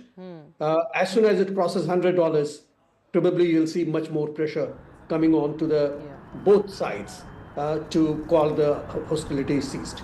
Yes, also the American president is facing questions currently whether he needed a congressional approval before he launched his war. There is, of course, the UN Charter, which prohibits the use of force by member states except in self-defense or with Security Council approval. And in the US, the framework also requires that you speak to the Congress before you declare war. None of that is being adhered to. And this is the world that we live in. But America has tried to kind of suggest that this is defensive in nature, this is preemptive in nature, that Iran was going to hit them, their nukes was going to be prepared, or their missile program was going to be able to reach American soil. All of these justifications have been given. But there's no way to verify this, Mr. Verma. There's no way to know exactly who is telling the truth, especially on their nuke program, for example. So first of all, if you look at the congressional approval, this is not the first time that the US has been able to avoid congressional approval. Yes. And go ahead. So that's settled. Now, when you look at the claims and counterclaims on nuclear program, we will see in the future even much more disinformation campaigns coming out from all quarters. No one exactly knows. IAEA has got the best database that it can on Iran and Iran's nuclear program. So we'll have to go by that. There is no other way. One thing which is coming out from there is the 60% enrichment has happened to more than 450 kilograms of uranium in Iran. Now, again, that's a claim. It's very difficult to confirm that, but that claim resides with the IAEA. So I would go by that. And 60% enrichment of uranium is quite high for weapon-grade materials. Yes. Well, we'll wait and see exactly what happens, both as far as American politics is concerned. Israel is a different deal, but in America, there will be some opposition and considerable opposition as far as another war is concerned. Yes, Donald Trump and his colleagues are currently trying to tell and convince the American public that this is not going to be long drawn, this is not another Iraq, this is going to be very, very different. But some of their statements are also contradicting each other, and that is why it is leading to confusion as to what was the real need of this war right now. Yes, Iranian threat is very well established, but why now? And secondly, whether this was needed at all in the manner that it has been carried out. CNN's Nick Robertson is also reporting from Riyadh. Remember, Iranian strikes have hit US diplomatic sites here. Take a look. What are you seeing on the ground where you are tonight? Yeah, one of the things that's happening in Saudi Arabia, because flights can operate out of here, there are a small handful of people who are organizing to drive from places like Bahrain, from places like Qatar, from places like the UAE, through Saudi Arabia. It's only a handful of people. That's one way that some people are getting out. But the reality on the ground, and this is the picture that's emerging and the calculation that the leadership here in Saudi Arabia is making, particularly to what Clarissa was mentioning there, how is the Iranian leadership going to respond to this development in that Kurdish area, or potential development in the Kurdish area of Iran? And the view from Saudi Arabia at the moment is that the Iranian leadership is able to pick and choose targets to escalate up a ladder of putting pressure on the United States by targeting the embassy here last night in Riyadh. That is now shut down. There was an immediate threat warning, ballistic missiles or drones on the US consulate in the east of the country here in Dhahran. That was a shelter in place. Don't leave your house. Don't come to the consulate. A similar warning to shelter in place in Jeddah, the consulate in the east of Saudi Arabia here. We've seen the smoke rising. Who would have expected to see that kind of smoke rising from a US consulate in Dubai? Secretary of State said that the missile there impacted in a car park. It set fire to the Chancellery. Everyone there accounted for. No injuries, as we understand, here in Saudi Arabia. But it is causing, as you say, these embassies here in in Kuwait and in Lebanon to be closed. And it's putting the United States in this invidious position of being questioned, didn't you get people out earlier? So, but going back to that assessment of how smartly the Iranian leadership and coordinated it is operating, it is doing this intentionally. That is the assessment, to put pressure on the White House as well as driving up the price of oil to end the war. So it's coordinated. So the assessment here, Iran is still acting in a coordinated way.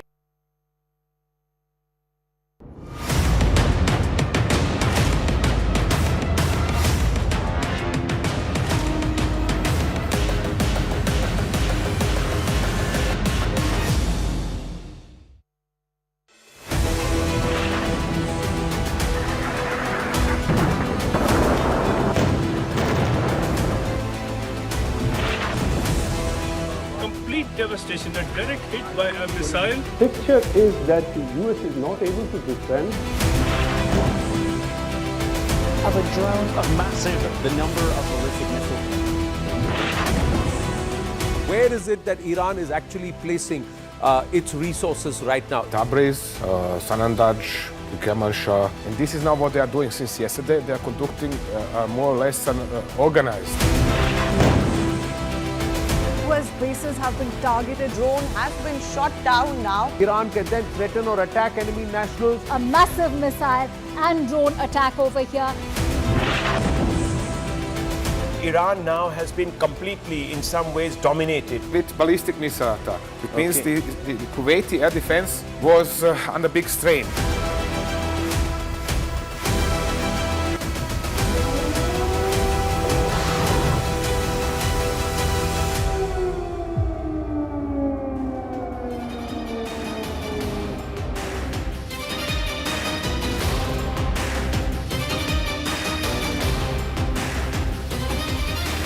Breaking news coming in. According to Iranian media reports, Iran's Supreme Leader Ayatollah Ali Khamenei will be buried in the northeastern city of Mashhad.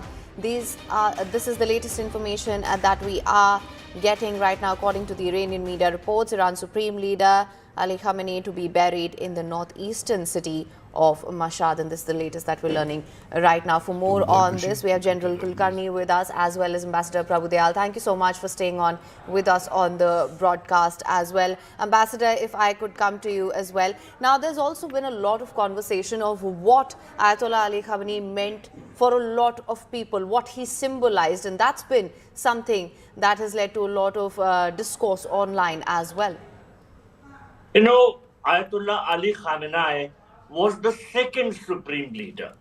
When the Islamic Revolution occurred in 1979, Ayatollah Khomeini became the supreme leader. He was certainly the biggest voice in the Islamic forces.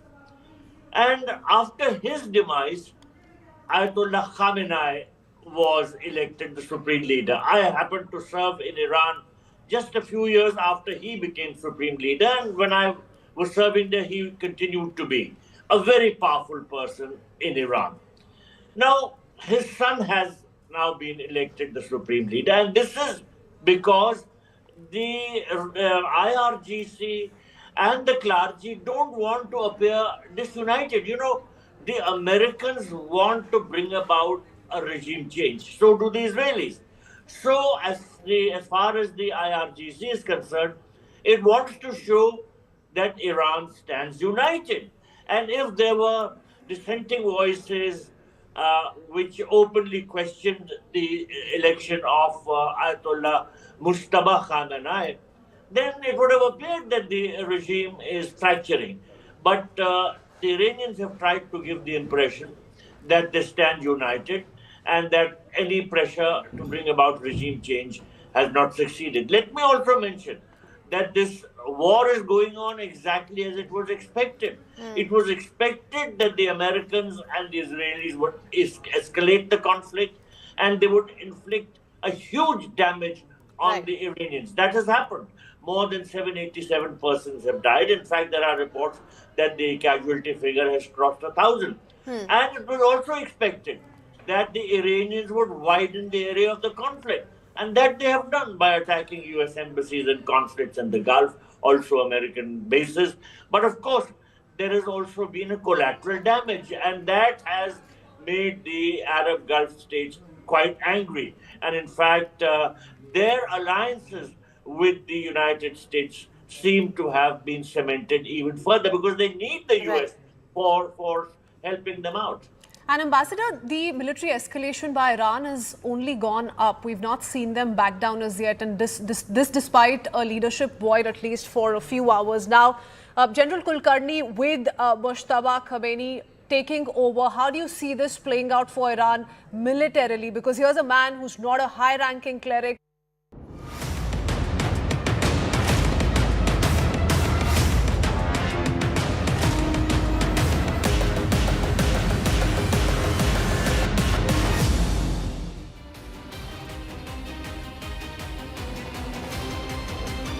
Thanks a lot for staying with us. We're getting you more and more updates of the West Asia war. Remember, both sides are refusing to relent. America already has said there's not going to be any more negotiations with Iran.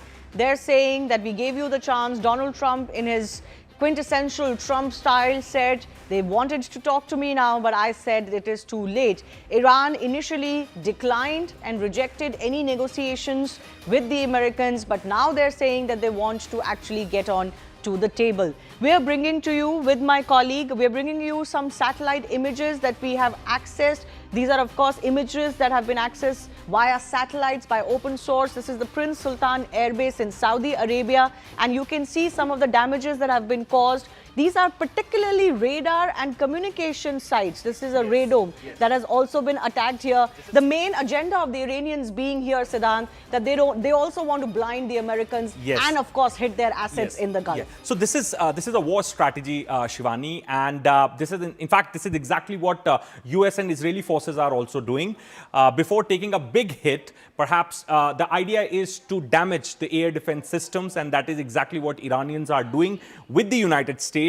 You see that the common factor between all these air bases and the military bases hit by Iranians, the target is radar systems, communication systems, so to weaken the air defense systems. Even if these bases are not actually being used actively to mount any attacks on Iran, because Gulf territory is not being used for that, these are systems that could have been used at least for, managing the skies and having eyes in the skies. And I think Iran is trying to destroy them, not just out of the fury that they have against American bases in the Gulf, but also because of strategic reasons. Let's look at the next set of satellite images that we have.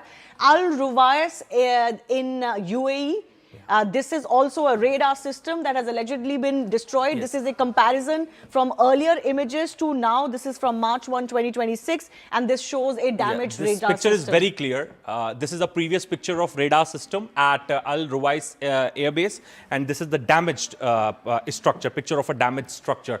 So this picture is quite clear, and it's visible, the damage caused by Iranian missile. And again, here also the radar system was targeted by Iranians. So as we were discussing, Shivani, the idea is to damage the communication systems, and radar the radar systems. Let's go across to our next set of images as well. We've got as many as 8 such images actually that have come to us. So these are a couple of ones that we've been highlighting, of course, but there are many bases, as many as 8 to 10 bases that America has, including naval and air bases. None of their personnel are there. We're not really reporting any great damage to their personnel. They've all been shifted out. As one of our experts was pointing out, that none of their great assets are there. Their jets or their other big assets are not there because they've all been removed from these bases, possibly anticipating that these attacks were going to come. But at least the radar systems are being attacked. This is also a very good image from satellites. Al Udeid Air Base is a big one in Qatar, and you can see a massively destroyed system here. Yes, Al Udeid is a very important air base of United States in the region. In fact, it's in a way a backbone of US military CENTCOM in the region. And in fact, this air base was also targeted, and the picture is quite clear here. The damage could be seen in this picture. These are the open satellite pictures which we are putting out for our viewers. Also, Shivani, would like to ask you this, that we have been hearing the Iranian leadership all this while, and all they are saying that, okay, we are ready to come to the tables and negotiate. But first, US need to vacate all their air bases in the region, and Gulf countries need to make sure that US vacates its air base in the region. That's not going to happen. But that is what they're demanding. It means that there's going to be no negotiations happening. There's not going to be. I don't think these negotiations will go anywhere from here. In any case, Donald Trump has said, as I said, in his style, they're not going to talk anymore. Do we have more images that are ready for our viewers? This was the Al Udeid. This is the Ali Al Salem Air Base in Kuwait. Again here, satellite dish. Not sure if this one is damaged. This is a radome again. These are damaged structures on this side. This is a roof certainly that you can see has been damaged. Another damaged structure here, Siren. Yes. So, and here as well. Sorry, there is another damaged structure. Yes. So here. there are what we could see on this picture, Shivani. Then there are 5 such sites at the airbase which were hit by the Iranian missiles. Satellite dish. The damaged structures are clearly visible. This is a radar system at the airbase. So again, a very important airbase, Ali Al Salem airbase in Kuwait, which was targeted by Iranians. Yes. Former Indian diplomat Sanjay K. Verma is also joining us. Sir, your thoughts on all of this damage that the Americans are taking? Possibly, I mean, something that they would have war-gamed, they would have expected that they're going to take some hits. You know, I keep harking back to that Marco Rubio statement where he said, if Israel was to attack, we knew our assets in the Gulf were going to come under attack, so we had to be part of this action. And they would have seen this coming. So most of the assets in these bases of the US had been evacuated.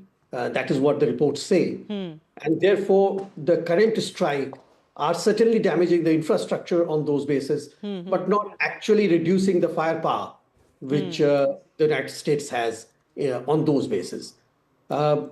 Therefore, these were all, I think, pre-planned. So war games are played in war rooms, would have been done, all the preemptive decisions taken, actions taken. So I don't think the US has been weakened. US firepower has been weakened due to these strikes, but they are symbolic. And the most important part here is that Iran is now trying to move the entire conflict in the horizontal manner. So Hezbollah is already involved. But we can see other proxies also getting involved sooner or later. Yes, the Houthis especially whereas the sea routes become very important. How much capabilities do all of these have? Because mind you, as Major General Ranjan Kaushal is also continuing to be with us, you know, there have already been consistent programs and military offensives against not just Iran, we saw these last year, but even against Hezbollah leadership last year as part of the entire Hamas war. There's been against Houthis periodically. So what is the assessment of how much capabilities do these proxy groups have? You see, Shalini... Shivani, sir. Shivani this side. Sorry. Shivani, these proxy groups have a capability to replenish very fast. Though Israel has blocked the route from Iraq, you know, that Golan Heights have been expanded. And there was a logistic route which used to come from Iraq onto Syria and onto Lebanon. To a large extent, that was blocked and it actually affected the logistics. But there is plenty of room for infiltration in these areas. People can still move inside because these borders are quite porous. And what we have seen is, and what intelligence reports have been emanating, and mostly from open sources, I can tell you that Hezbollah has regrouped itself. Its leadership has been revamped, though of course the initial part of the strikes, if you remember the pager strikes by the Israelis had demolished their top leadership, but it has been made up now because it's quite some time. There has been a gap in Lebanon war, almost more than a year or so. So I think they are still a potent force, and don't forget the Houthis there also in Yemen, because a great nuisance value as far as your Red Sea is concerned. Absolutely. And moment if they are activated in a very strong manner, you are going to have a double trouble now, because the Strait of Hormuz is one area which is already being affected by this war, and then you're going to have the Red Sea. And the Red Sea, Saudi Arabia has a base there from where Saudi Arabia can move its oil, because right now Saudi Arabia is also having a problem as far as the blockage of the Strait of Hormuz is concerned. No, absolutely, absolutely. Oil continues to be extremely important. We're also getting some updates right now as far as flight operations are concerned. Flight operations remain closed as far as Qatari airspace is concerned. There has been some resumption in UAE, in Saudi Arabia, but not much. Particularly in UAE, there were a lot of stranded passengers who hadn't been able to get to their destinations, particularly Indians as well. I want to go across to some of our colleagues joining us from the newsroom as well. We'll just continue to show you how much traffic is actually flowing. Most of this Middle East spaces has been shut. Some Qatari spaces continuing to be shut. Christine, do we have more details? Yeah, if you clearly look at this, I'm going to zoom in a little bit. Iran, obviously, we see completely the airspace. There's no activity, no movement whatsoever. If you look at Saudi Arabia, very interesting, because the last 2 days, essentially, we've seen a lot of air traffic resume, and clearly goes without saying, given the number of flights that you see here. UAE as well, there are a few repatriation flights that we've seen from UAE. So there's a little bit of relief, but not a complete resumption of air traffic. Qatar, you were just speaking of temporary suspension, so there you see almost nil, right? The airspace is partially closed, so no flights really that you can see here. If you look closely at Egypt, Libya, etc. as well, again, you see a big void here. That's what it's looking like overall, but for now, Saudi is seeing a lot of flights. So Saudi, there's a huge relief coming in. Again, Oman. And UAE as well. Yeah, UAE as well. So that's really where we've seen most of the flights actually go from. They have been working actively with members of a lot of countries, including India, to get people who were stranded and left stranded at these big, busy airports like the Dubai airport to their destinations. My colleague Haim is also tracking a little bit more. Haim, what are we looking at? All right, Shivani, let's just first take our viewers through. This is the Strait of Hormuz that we're talking about. This is the Gulf of Oman. If I could just show you the marine traffic route here. Let me just scroll back a little as well. So we see high density movement here, high density transit. You'll slowly see it slowing down. Now this is of course also a map of a few hours ago, but this is pretty much what the situation remains right now. This is Hormuz that we're talking about. You're going to see a dip in transit as well. So they're either slowing down this as operators are reassessing the risk of operating in the Strait of Hormuz at this point. So it begins with a lot of traffic, because we have to understand this controls 20% of the world's oil transit. So we start off with a high density transit route here, and then slowly towards the end, you can see absolutely nothing. So nothing is crossing. So there is minimal and there's transit. a lot of parking of the ships that is taking place right now. In the ports nearby. All right. We've got some more breaking updates coming in. We are being told that even as this shadow of war is now engulfing all countries, at least economically and otherwise, if not militarily, the American President Donald Trump is meeting the executive of the biggest defense company in America. I've got Siddhant with me here. Siddhant, do you have more of this? This is what? This is the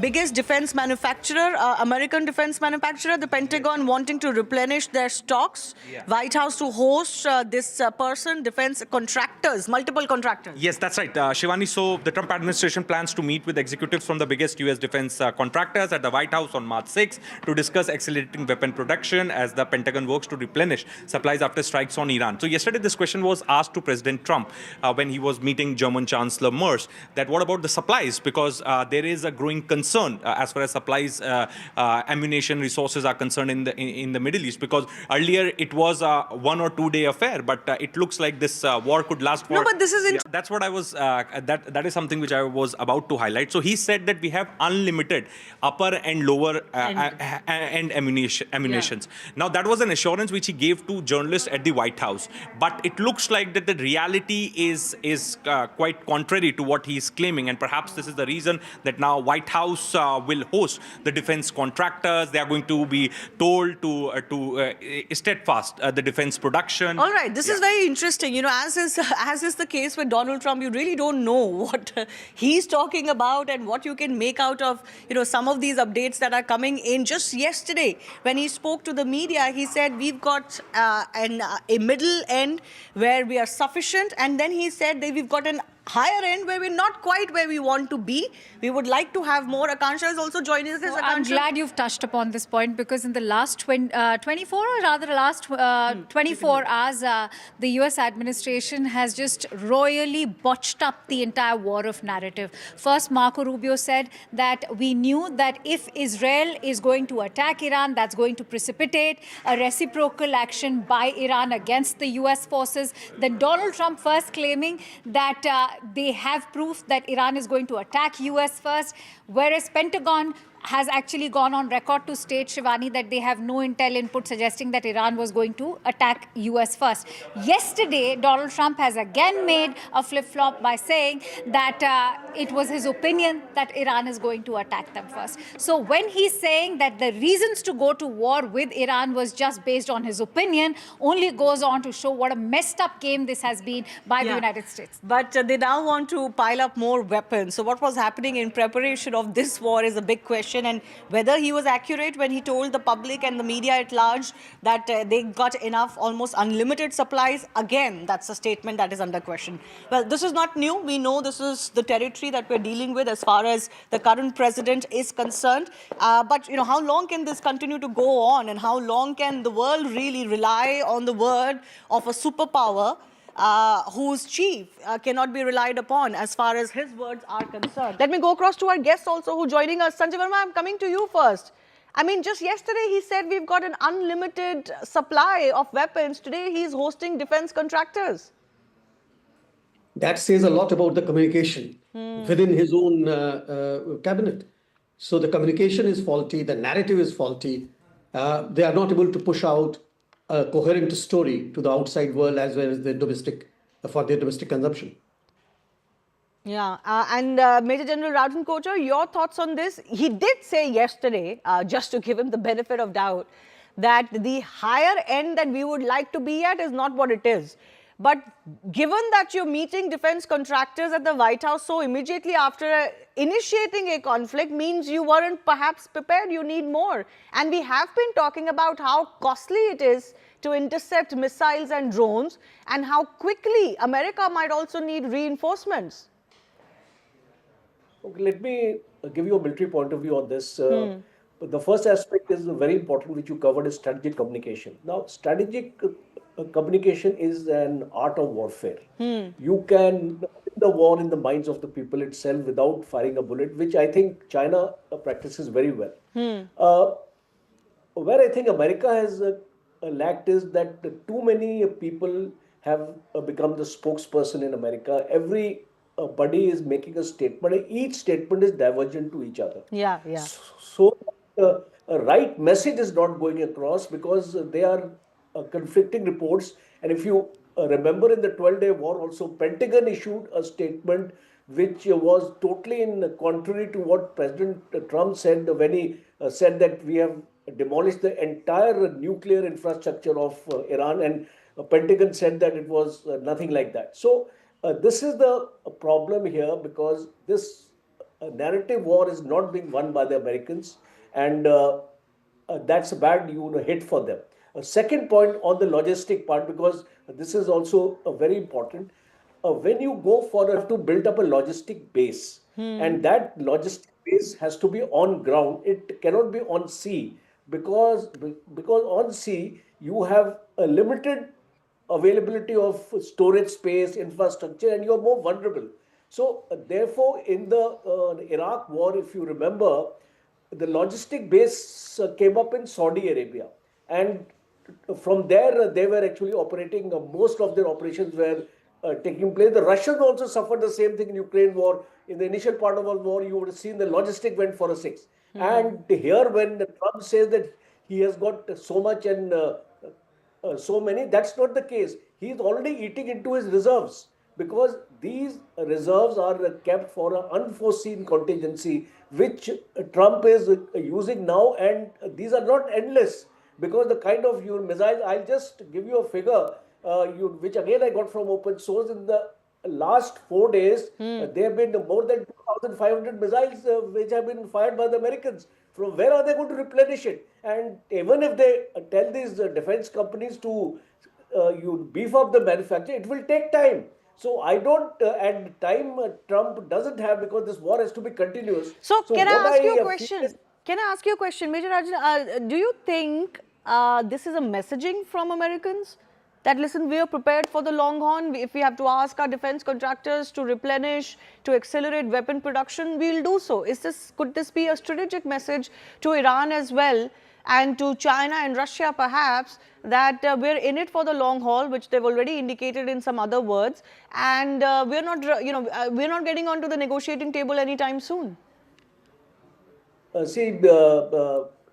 People are very smart in the world today, and I think Iran also knows that what is the capability of the Americans in terms of their missile inventory. So I don't think Americans are so smart that it would be a part of the strategic messaging, because I think it is a criticality which America is facing today in terms of its inventory of missiles. I love how you say. I don't think Americans are so smart to have this strategy. I think that says it all.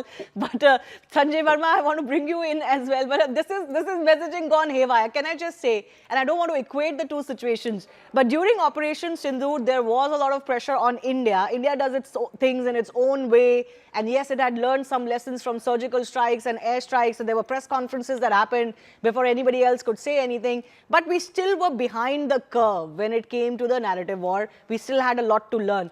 Look at America here. This is the global superpower and has been for the last 50 years. And they're reeling currently against a country like Iran. I think in Operation Sindoor, our narrative was quite coherent. And we didn't have many spokesperson, as General rightly pointed out, in India. So our narrative was quite solid. When we come to the US at this point of time, it is fragmented. They have too many spokespersons. Their narrative is not rehearsed well. And therefore, they are not able to buy the credibility from the world and their own people at the moment. Yes, I'd leave it at that. I do thank both of our guests for joining us. But stay with CNN News 18. We'll be getting you live updates, more of those satellite images that we've accessed. Those are images of the US bases. Of course, there are satellite imageries coming in from Israel and America as well, of what is happening in Iran and the IRGC infrastructure as well.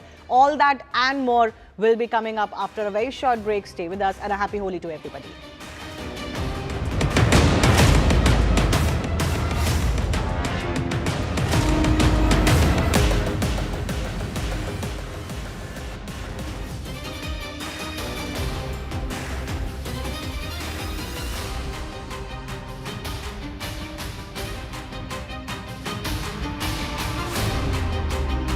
Breaking news coming in. According to Iranian media reports, Iran's Supreme Leader Ayatollah Ali Khamenei will be buried in the northeastern city of Mashhad. This is the latest information that we are getting right now. According to the Iranian media reports, Iran's Supreme Leader Ali Khamenei to be buried in the northeastern city of Mashhad, and this is the latest that we're learning right now. For more on this, we have General Kulkarni with us, as well as Ambassador Prabhu Dayal. Thank you so much for staying on with us on the broadcast as well. Ambassador, if I could come to you as well. Now, there's also been a lot of conversation of what Ayatollah Ali Khamenei meant for a lot of people, what he symbolized, and that's been something that has led to a lot of discourse online as well. You know, Ayatollah Ali Khamenei was the second supreme leader. When the Islamic Revolution occurred in 1979, Ayatollah Khomeini became the supreme leader. He was certainly the biggest voice in the Islamic forces. And after his demise, Ayatollah Khamenei was elected the supreme leader. I happened to serve in Iran just a few years after he became supreme leader, and when I was serving there, he continued to be a very powerful person in Iran. Now, his son has now been elected the supreme leader, and this is because the IRGC and the clergy don't want to appear disunited. You know, the Americans want to bring about a regime change. So do the Israelis. So as far as the IRGC is concerned, it wants to show that Iran stands united. And if there were dissenting voices which openly questioned the election of Ayatollah Mojtaba Khamenei, then it would have appeared that the regime is fracturing. But the Iranians have tried to give the impression that they stand united and that any pressure to bring about regime change has not succeeded. Let me also mention that this war is going on exactly as it was expected. It was expected that the Americans and the Israelis would escalate the conflict and they would inflict a huge damage on the Iranians. That has happened. More than 787 persons have died. In fact, there are reports that the casualty figure has crossed 1,000. And it was also expected that the Iranians would widen the area of the conflict. And that they have done by attacking US embassies and consulates in the Gulf, also American bases. But of course, there has also been a collateral damage, and that has made the Arab Gulf states quite angry. And in fact, their alliances with the United States seem to have been cemented even further because they need the US for helping them out.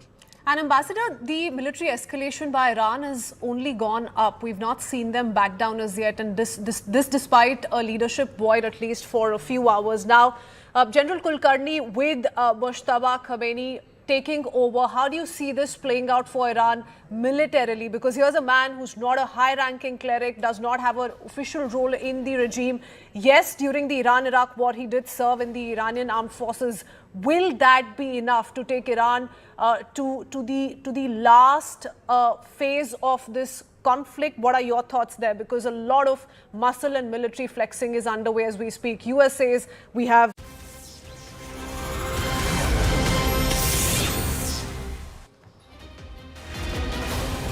All right, so Israel has begun a fresh wave of strikes in Iran. This is the US president in his address yesterday has gone on to declare that everything in Iran has been knocked out. At the same time, he's in fact attacked his allies. That includes the UK Prime Minister Keir Starmer. He said that he should not consider himself as Winston Churchill. And of course, as we bring you all of those updates, there also has been an effort by the United States to take some control of the narrative at this point, with the US President Donald Trump saying that the end goal, in fact, is regime change. We'll, of course, continue to track all developments for you there. My name is Heem Korsura. Here's a quick look at the headlines that we're tracking for you at this hour. Let's get started. Iran strikes US military communication infrastructure across the Middle East. Key radar, satellite and secure systems at multiple US bases damaged. Satellite imagery shows impacts at facilities in Bahrain, Kuwait, Saudi Arabia and UAE. The Trump administration to host top US defense contractors at the White House on the 6th of March to push for accelerated weapons production as the Pentagon works to replenish stockpiles depleted by the recent strikes on Iran and other military operations. Iranian drone attacks sparked fire near the US consulate in Dubai's AIC area with smoke, with smoke visible and limited fire contained. No injuries reported as regional tensions escalate. Iran's clerical assembly of experts has reportedly chosen Mojtaba Khamenei, son of the late Ali Khamenei, as the next supreme leader under reported pressure from the Revolutionary Guard. Amid rising geopolitical tensions, Indian markets stumble, with the Sensex falling over 1,750 points and the Nifty dropping more than 530 points. And the rupee slumped 66 paise to all-time low of 92.15 against US dollar in early trade.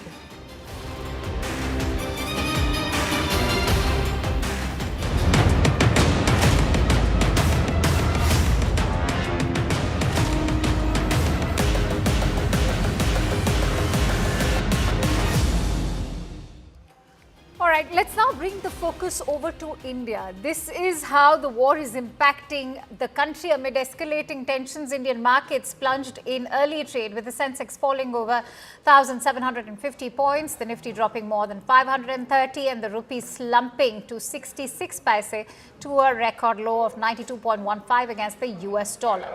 Now, after joint US-Israeli air and missile strikes on Iran reportedly killed Supreme Leader Ayatollah Ali Khamenei and senior officials, Khamenei's son Iran. We're given to understand Mojtaba is being elected as Iran's next leader. The conflict is widening. Drone strikes were reported near U.S. diplomatic sites in Riyadh, Dubai and Baghdad. While at least 50 have been killed in Lebanon alone, Iran has also targeted U.S. military communications infrastructure across the entire region. Satellite imagery shows damage to radar and secure systems at bases in Bahrain, Kuwait, Saudi Arabia and the UAE. Now, the Trump administration plans to meet with executives from the biggest U.S. defense contractors at the White House on the 6th of March. This to discuss accelerating weapons production as the Pentagon works to replenish supplies after strikes on Iran. Meanwhile, U.S. President Donald Trump has said Iran's Air Force and Navy has also struck a compound belonging to a group responsible for electing Iran's next supreme leader. On that note, we're getting in some breaking inputs. In fact, we are being told that there's enough evidence, in fact, coming in from satellite images which are showing an extensive damage that has been, in fact, done indeed to the key sites. What are these key sites that we are looking at? Let's also break that down to you before and after images that we are getting in right now. Let's begin with Tehran. This is the presidential complex that we want to show you, and the satellite imagery is already being accessed. It's confirmed that there has been indeed much damage being done to the facilities in Iran, but most important is the one that is in fact the nuclear sites and even the presidential complex. This a day after Mojtaba, in fact, who is the son of Ayatollah Ali Khamenei, was knocked out.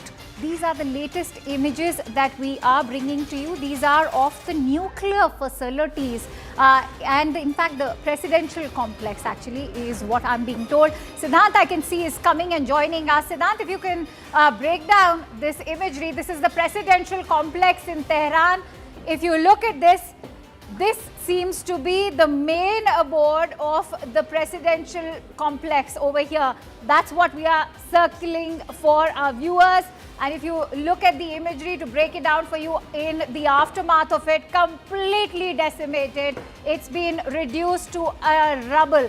Siddhant, come and join us and break it down for our viewers at the moment. What are you learning in terms of the president? Because remember, there were a lot of misinformation doing the rounds about how the president has also been eliminated, but that's not the case. Well, that's right. Akansha, the fact is that we have a very little information about what is happening in Iran because you know, there is no internet connection. There is a power cut. There is no power in many parts of Iran. So we really don't know. All we are relying on is the claims being made by IDF.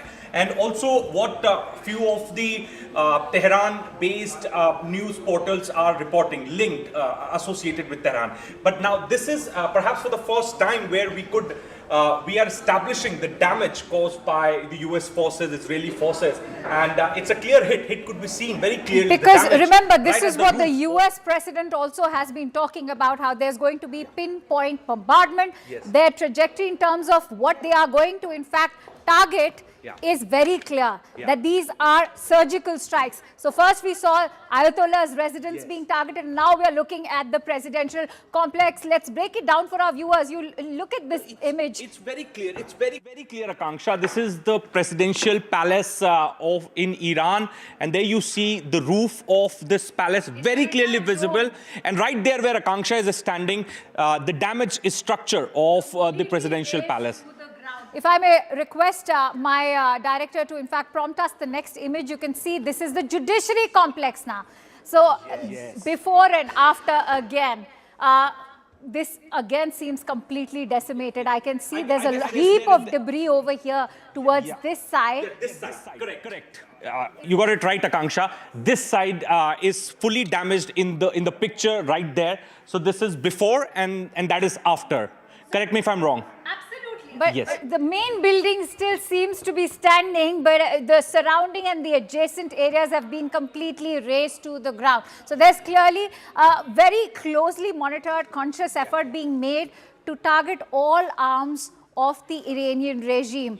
First it was the Ayatollah, then it was, of course, the presidential complex, and now you have the judiciary complex. Let's go across to the other key area that has in fact been bombarded, Natanz nuclear facility in Iran. All right. Now, this is not the first time that Natanz has been attacked. Siddhant. Second time, Akanksha, Natanz has been attacked by the US forces. In fact, last year in June, Natanz, Fordo, and Isfahan, these three sites were targeted by the US forces. Now, this is the second time that Natanz has been targeted. In fact, Akanksha, there was a statement from IAEA chief also regarding some radiation and how it is not a very healthy practice of doing military strikes on such places which could become radioactive. I'm going to stay on this image, and I want to quickly ask you to go across to Tom over there. Tom, why don't you weigh in for our viewers how attacking these nuclear facilities is going to spell deep trouble? For how long will the IAEA be a mute spectator to these attacks that are happening, and how can the world community at large ensure that there's no radioactive leakage that's bound to happen if this kind of targeting continues? Well, the International Atomic Energy Agency can do very little in such cases, except watch what has been hit. It was inspecting Iran for decades. It knows what is where. It knows precisely what building contains what kind of materials. Help me understand, when there are such attacks happening on nuclear facilities, what is that point, that breaking point when there's a radioactive? This is insane. You don't do such things, because many of these buildings are full of radioactive materials. And so striking this just like that, I consider this entirely irresponsible. When last time this facility was targeted, it was said, in fact, multiple reports at that time, they said that, the nuclear material was shifted to the other place. It could not cause enough damage to the entire nuclear enrichment program of Iran. What do you have to say on such reports getting published last time around when US targeted these sites? The point is this. The enriched uranium has been evacuated already the last year. That's right. Okay. But there remain gadgets, instrumentation, tools which remain radioactive, and which are going to remain radioactive for the next 10, 20,000 years. So when you then strike such buildings, you are exposing the surrounding to the radiation. It's as simple as that. Even IAEA say that to settle such issues, there needs to be the path of dialogue and diplomacy, which needs to be adopted. The military strikes,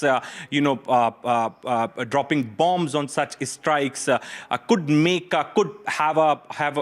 damage the entire area. Given the radioactive substance.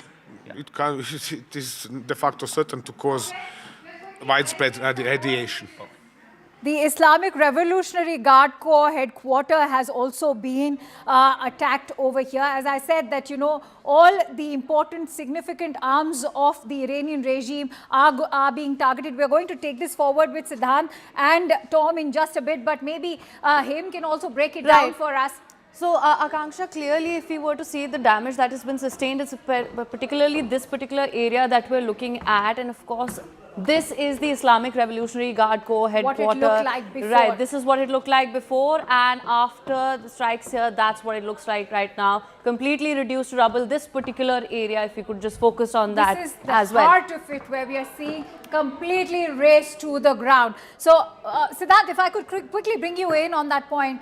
The way they are targeting, first, you're looking at the presidential complex, you're looking at the judiciary, the entire complex. Now you're also looking at the IRGC headquarters also being targeted over. That's right. So, in fact, senior commanders of IRGC were assassinated by the US and Israeli forces. In fact, they have the list of these senior commanders. They have made that list public also. And most of them were present inside this particular premise at the time of the strike. If I'm not mistaken, more than 40 such officials have been successfully eliminated by US and Israeli forces. In fact, being on the target is going to be extremely crucial. So this is the before image of this. This is the compound that we're focusing on there as well. And this is what has sustained the major damage here, is what you were pointing out earlier as well. In fact, I can see Anand is very much with us. If Anand can also weigh in on why the IRGC is so significant and why is it being targeted so consciously at the fact, all right. Well, what's happened is you've just dragged me in because I was just doing some conversation for Inside the Bunker with Tom Cooper. Aap log se kya chupana? But the fact is, look at what's happened. The IRGC has actually forced the experts team to choose Mojtaba Khamenei as the interim leader. So you can see the influence of the IRGC and what they wield. So if we are able to break the IRGC, and the IRGC is also, as Tom Cooper has explained to us, decentralized its command across 33 different heads. So each of them can function on their own and take calls on their own. But the IRGC retains the hold. It's like a stranglehold on the Iranian administration and the Iranian regime. And unless we break the IRGC, that's what the US and the Israelis are thinking. That unless they break the IRGC and sow the rift within and split them, the control or the total regime change in Iran is not going to be possible. And if there is a regime continuation, then the Iranians, will claim victory, that the IRGC will claim victory, and this entire going back to Persia, so that everybody who has a connection with that land to be able to come back and break away from this regime hold will not happen. And that's why the IRGC becomes very, very critical. Because of the pressure that was imposed by the IRGC on the council, that they in fact have gone away with breaking away from the traditional protocol of not having the bloodline takeover as the Ayatollah. Yeah. Right, and with that we have some more information that's just also coming in. Iran's Islamic Revolutionary Guard Corps say that they control the Strait of Hormuz now. So that's the big development coming in. Remember, we also got you that marine traffic map earlier where we could see that there was minimal transit in the Strait of Hormuz in light of all the developments. Now we're given to understand that the Islamic Revolutionary Guard Corps are saying that they are in fact in control of the Strait of Hormuz, which is, as you know, we have been saying this time and time again, it is going to be a bargaining chip in this entire war. And this is the Strait of Hormuz that we're talking about right here, is this very short route that we're talking about. So this controls 20-25% of the world's gas and vessels. To open it on the big wall so that we can show our viewers. All right.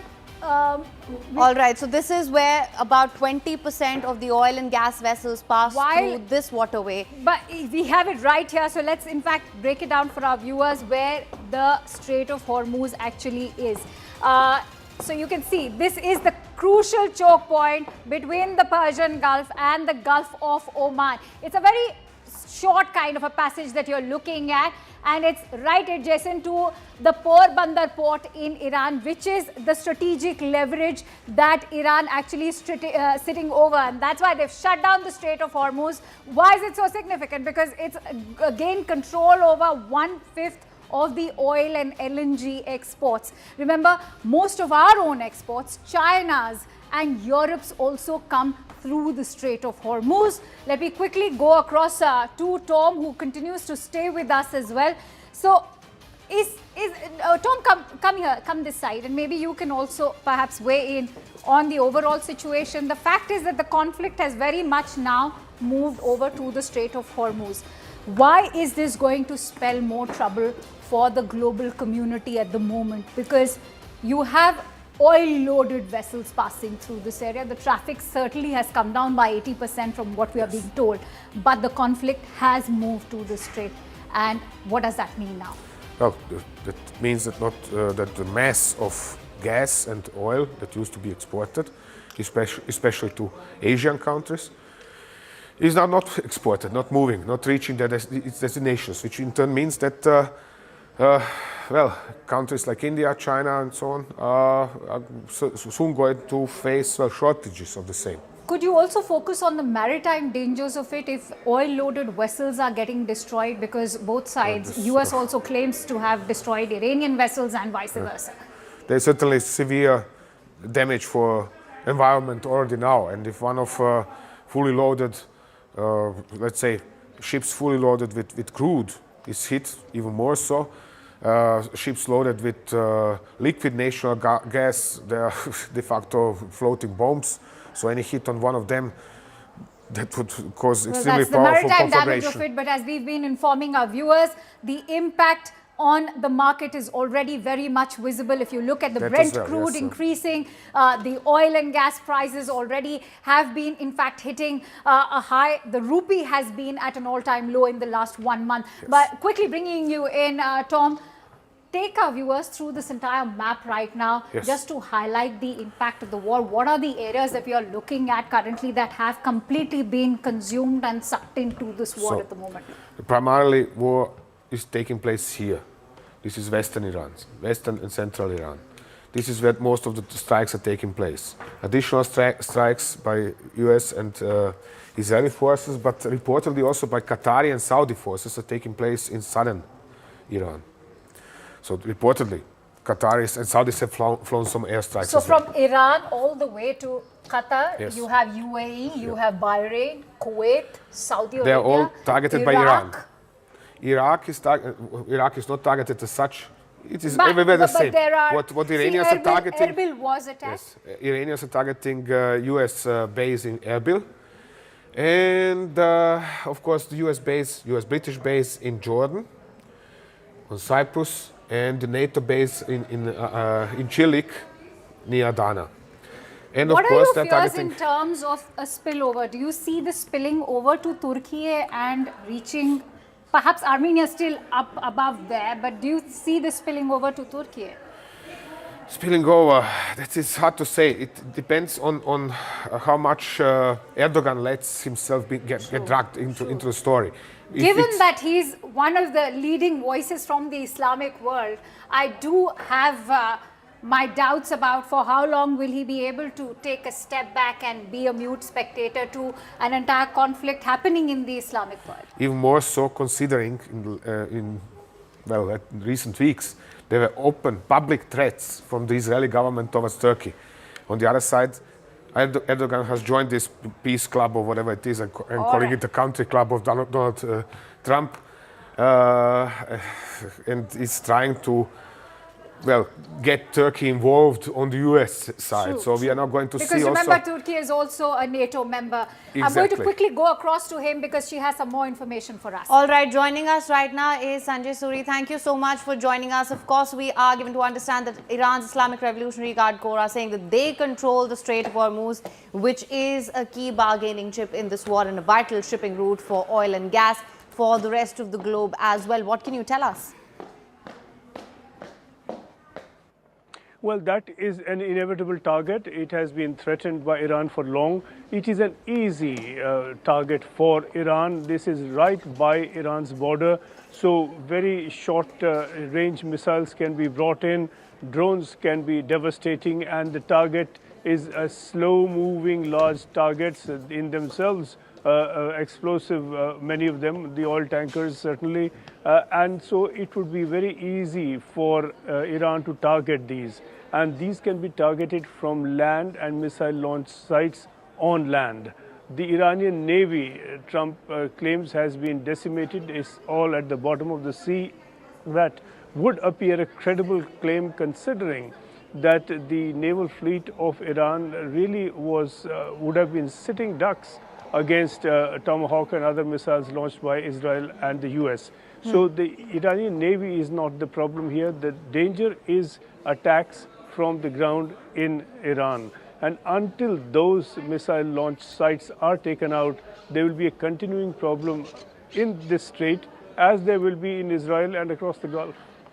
Right, of course. Now, as this continues, we are seeing the kind of impact this is going to have on Brent crude, on prices across the globe as well.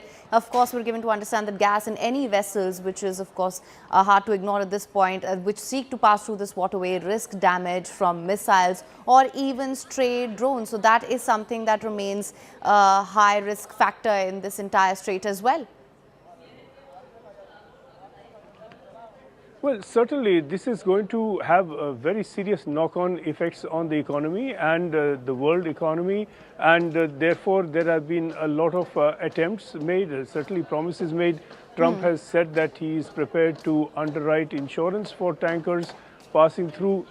He has said that he is even prepared to provide naval cover for ships to go through.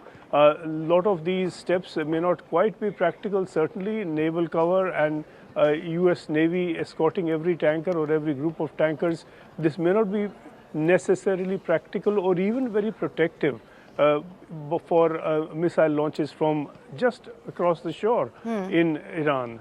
So there are a lot of steps being taken, a lot of concentration of new strategies being worked out to try and see that this oil goes straight through. But really, it's finally a question of how far and how extensively Iran's capacity to launch missiles and drones can be taken out.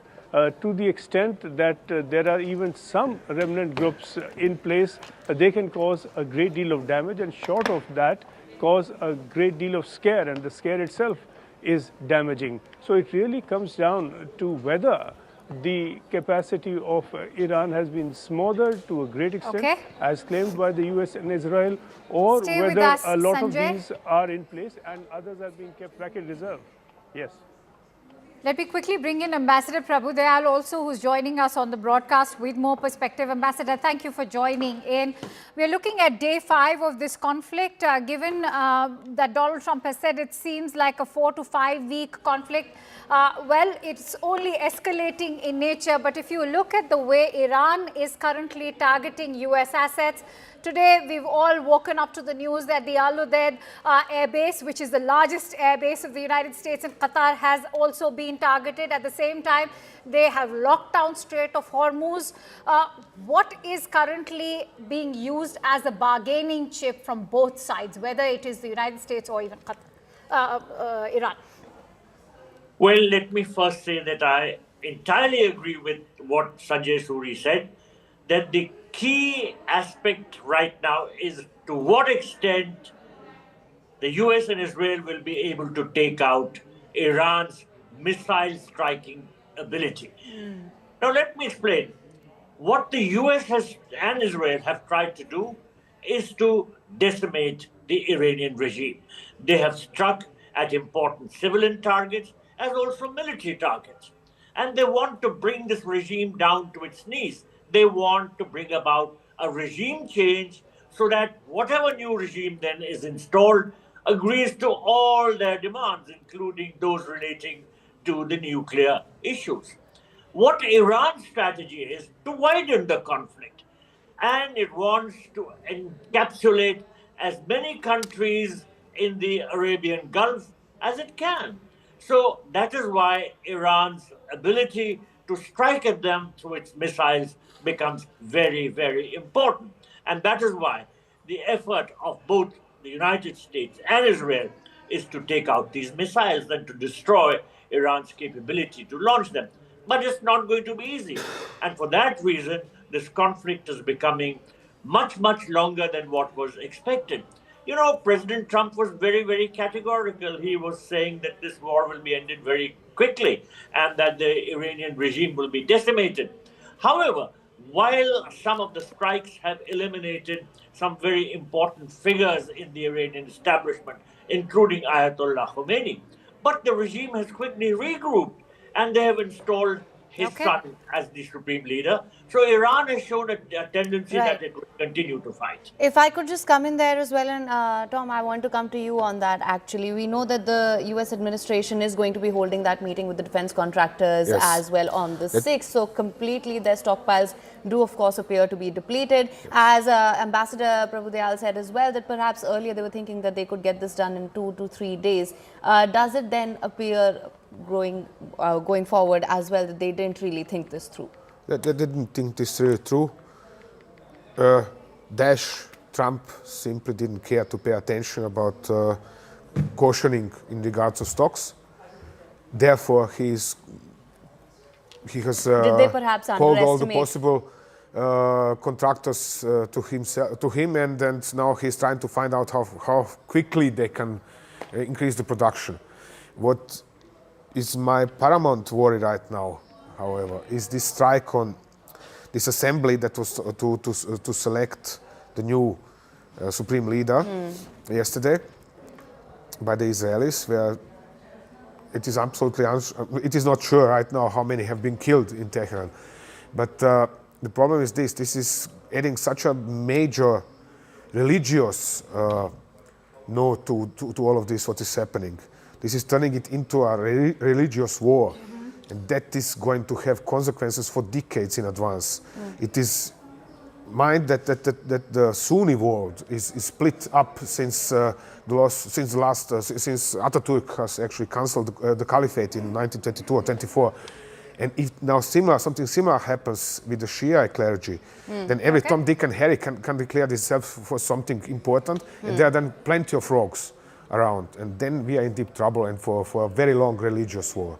I want to quickly bring in Sanjay also on that note. Sanjay, we've been looking at a war of narratives, and there's a war of narratives within the US administration, because you have a word coming in from Marco Rubio on one hand, and hours later the US president is in fact contradicting him, and then you eventually have a word coming in from the Pentagon which goes on to indicate that there was no intel even suggesting that Iran is going to attack the United States first. So before we get into this war of narratives between countries, look at the war of narratives that's taking place within the US administration itself.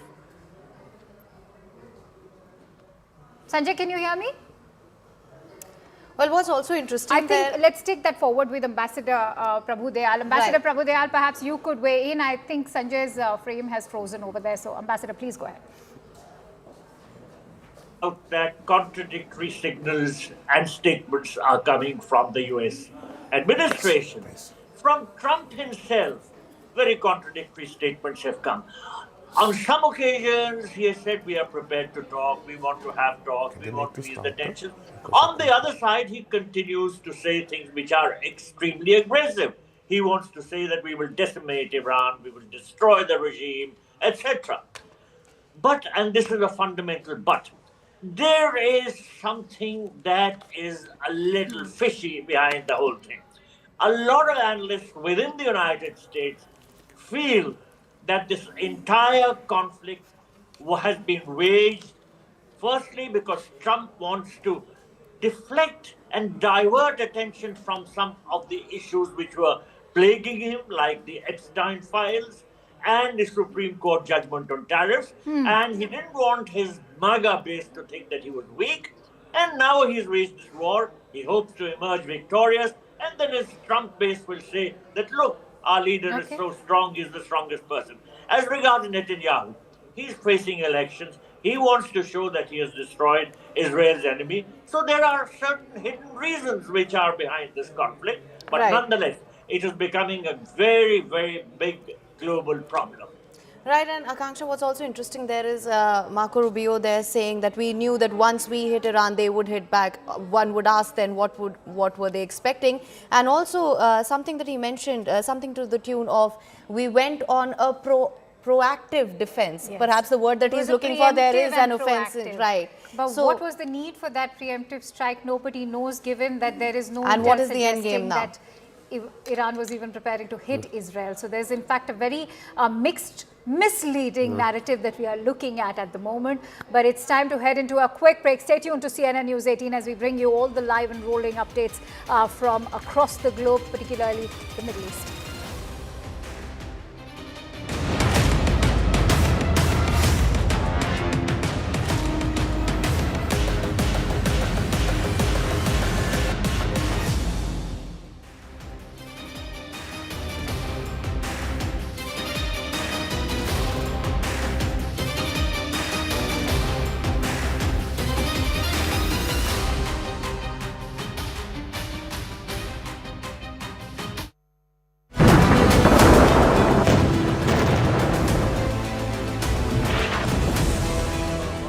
Devastation, a direct hit by a missile. Picture is that the US is not able to defend.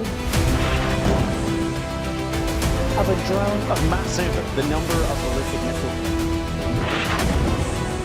Where is it that Iran is actually placing its resources right now? Tabriz, Sanandaj, Kermanshah, and this is now what they are doing since yesterday. They are conducting more or less an organized. US bases have been targeted. Drone has been shot down now. Iran can then threaten or attack enemy nationals. A massive missile and drone attack over here. Iran now has been completely, in some ways, dominated. With ballistic missile attack. It means the Kuwaiti air defense was under big strain.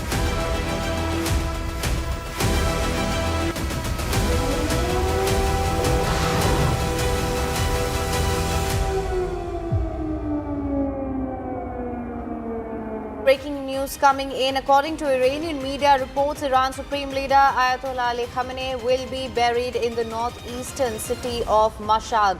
This is the latest information that we are getting right now. According to the Iranian media reports, Iran's Supreme Leader Ali Khamenei to be buried in the northeastern city of Mashhad, and this is the latest that we're learning right now. For more on this, we have General Kulkarni with us as well as Ambassador Prabhu Dayal. Thank you so much for staying on with us on the broadcast as well. Ambassador, if I could come to you as well. Now, there's also been a lot of conversation of what Ayatollah Ali Khamenei meant for a lot of people, what he symbolized, and that's been something that has led to a lot of discourse online as well. You know, Ayatollah Ali Khamenei was the second supreme leader. When the Islamic Revolution occurred in 1979, Ayatollah Khomeini became the supreme leader. He was certainly the biggest voice in the Islamic forces. And after his demise, Ayatollah Khamenei was elected the supreme leader. I happened to serve in Iran just a few years after he became supreme leader, and when I was serving there, he continued to be a very powerful person in Iran. Now, his son has now been elected the supreme leader, and this is because the IRGC and the clergy don't want to appear disunited. You know, the Americans want to bring about a regime change. So do the Israelis. So as far as the IRGC is concerned, it wants to show that Iran stands united. And if there were dissenting voices which openly questioned the election of Ayatollah Mojtaba Khamenei, then it would have appeared that the regime is fracturing. But the Iranians have tried to give the impression that they stand united and that any pressure to bring about regime change has not succeeded. Let me also mention that this war is going on exactly as it was expected. It was expected that the Americans and the Israelis would escalate the conflict and they would inflict a huge damage on the Iranians. That has happened. More than 787 persons have died. In fact, there are reports that the casualty figure has crossed 1,000. And it was also expected that the Iranians would widen the area of the conflict. And that they have done by attacking US embassies and consulates in the Gulf, also American bases. But of course, there has also been a collateral damage, and that has made the Arab Gulf states quite angry. And in fact, their alliances with the United States seem to have been cemented even further because they need the US for helping them out. And Ambassador, the military escalation by Iran has only gone up. We've not seen them back down as yet, and this despite a leadership void at least for a few hours now. General Kulkarni, with Mojtaba Khamenei taking over, how do you see this playing out for Iran militarily? Because here's a man who's not a high-ranking cleric, does not have an official role in the regime. Yes, during the Iran-Iraq war, he did serve in the Iranian armed forces. Will that be enough to take Iran to the last phase of this conflict? What are your thoughts there? Because a lot of muscle and military flexing is underway as we speak. US says we have enough stocks, we're all stocked up. Iran says US stock.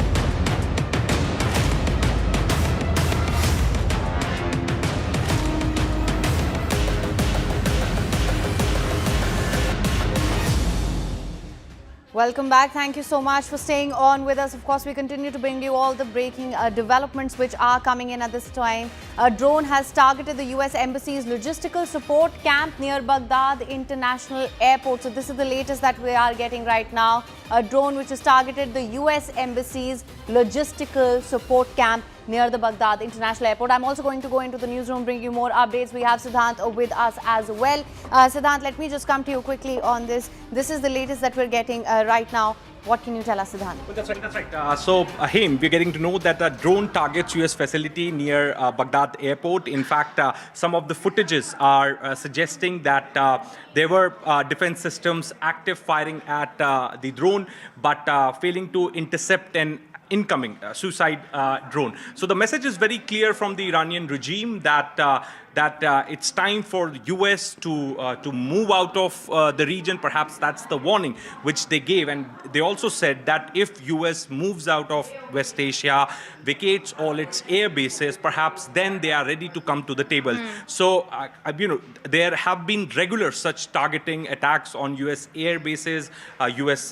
Diplomatic missions. So, by attacking U.S. assets in the region, they are sending this message out to the United States and to the world that they are not only surviving, but they are giving befitting reply to the United States and Israel, and also they want United States to vacate all the air bases in the region. All right, Siddhant, thank you so much for that. So there, as Siddhant mentioned, U.S. assets in the region increasingly coming under threat. This is also, we're also bringing you the visuals of this. If we could play these out for you on your screens. These are this is the logistical camp in Baghdad, which has been targeted in the latest information that we're getting. This is a drone attack on the U.S. Embassy's logistical support camp near the Baghdad International Airport. So these are the visuals, as you can see, smoke rising there and complete panic. Let me just also go across to Tom, who is with us in the newsroom. Tom, there we have these visuals playing out. More and more U.S. assets in the region are under attack increasingly. What can you tell us? Yes, as said already 2 days ago, the IRGC has switched over to the guerrilla mode. And now, of course, logistical nodes are one of their primary targets. They are very hard to protect properly, very easy to attack, it is very easy for the IRGC to select the timing, the place of attack. It must not be some kind of spectacular weapon that is deployed against them. Important is just, you can throw a hand grenade on such a vehicle or into such a compound, and the IRGC is already showing, haha, we are still alive. That is the problem in such cases. Right, and when we also talk about the cost of war, we're also seeing how we're going to see perhaps Iran, if we talk about their war plan and strategy here, they're going to be employing more and more of these UAVs and cheaper drones to attack such assets in the region of the United States, which is of course going to up the price and the cost of this war for the United States and of course the allies in the region as well. Yes, we must expect them to use not only drones in terms of Shahed drones, which are relatively big, but also mini UAVs, FPVs, not to talk about RPGs, hand grenades and similar. So they are going to switch over to such methods, and well, there is very little one can do. Even more so because, as warned a few minutes ago, what this has caused is actually, meanwhile, at least from the point of view of the Shia in Iran, is a religious war. And this is not a very pleasant affair, or an affair that is very promising or something. Right. Getting in more breaking inputs, quickly shifting focus over to the renewed set of strikes being conducted by the IDF. What we're being told is that the IDF has struck dozens of command centers of the Iranian terror regime, internal security and the Basij command centers as well. A short while ago, in fact, is what we are being told, that the Israeli Air Force, guided by IDF intelligence, has in fact conducted its operations, particularly in Tehran. The strike is targeting internal security and Basij command centers, and these are the locations that we are bringing down for you. In fact, in Iran, it is the Basij command center. Now, why is Basij so crucial and significant? Because this is one big arm of the IRGC, as we all know, that is commanding maximum strength. Close to 150,000 troops is what you're looking at. So now the IDF, along with its intelligence, completed this additional wave of strikes targeting the Iranian terror regime's command centers throughout Tehran. You're looking at the internal security suppression headquarters. That's one of them. As far as these entire locations, I'm going to also request my director to please flash on the screen which are those locations as far as the headquarters of the Basij are concerned. Internal Security Command Center, Siddharth, wait. Yes. Basij Command Center, yes. All of these locations particularly targeted in Iran. As part of the strikes, the IDF, in fact, what we are being told, has dropped dozens of munitions and security command centers that are subject to the Iranian terror Yes, these are the sites, Akanksha, struck by the IDF. In fact, Basij is kind of a paramilitary force in Iran, loyal to the regime. In fact, in December, when protest started in Iran, at that time also Basij was engaging with the protesters. Basij was, opening fire at the protesters and handling them. So it was Basij's task at that point in time. They were given this task to handle the street, to handle the protest on ground. So a very, very important force in Iran. Yes. Riot suppression headquarters has been targeted. You're looking at their internal security center being targeted. I wonder what's going to be left of Basij. Akanksha, I read at this as a message to the protesters in Iran who have been protesting against the regime, because all these units, all these command centers were deployed by the regime to handle the protesters, if you remember, in December, January, when protests were happening in Iran. So the internal command center, the rights unit, internal security rights suppression headquarters, Basij command center, Basij command center. Now, remember, it is the Basij which is the lifeline of the IRGC. Yes. The most intimidating force within the IRGC is the paramilitary force. Militia, which is the paramilitary force commanding a strength of 150,000 troops. And so if Basij indeed is, it does fall, then that means the Iranian regime is brought down to its knees. Absolutely, absolutely, Akanksha. In fact, as I said, that this is a message which Americans and Israelis are sending to the protesters, as President Trump says, that help is reaching your way. We are there to help you overthrow the regime. So all these units which engage with the protesters, those who speak against the regime, those who write about the regime, all these units have been targeted. Their headquarters have been targeted. A huge area which has been targeted. So as we said, we don't know what is really left of the Basij command centers in Tehran at the moment. We will continue to bring you all the latest. In fact, it's over to Haim. She has some more inputs. Right, Akanksha, and I believe Tom wants to weigh in on those visuals as well. But we are also right now being joined by Group Captain UK Devnath. Thank you so much for joining me on the broadcast. What's your assessment of where things stand right now? We are seeing the escalation in the region. We have also heard that the IRGC has now said that it's completely taking control of the Strait of Hormuz. How do you read this? This war is now slowly turning into a war of attrition. US intelligence, CIA and Mossad, their estimation is Iran had about 3,000 surface-to-surface rockets and missiles with them at the start of this war. Now, broadly, we can break down these rockets and missiles in two categories. One, a category of rockets and missiles whose range is 1,800 kilometer, 2,000 kilometer. That means those can be utilized by Iran, IRG for attacking Israel. These rockets are limited in number. Estimates are that Iran has just about 800 such missiles with them. Now, out of this 800, it is estimated that in last 5 days war, they have already fired 250 such long-range missiles. That leaves Iran with just about 600 missiles, which is a very small number, to fire on Israel in next few days. My estimation is that Iran will will finish stock of such missiles in another 5 days war. So we can look forward to a war situation there where after 5 days there will be no rockets, no missiles being fired at Israel. Second class of weapons Iran has are those rockets and missiles and drones also, where the range is limited 400 kilometers, 600 kilometers, 800 kilometers.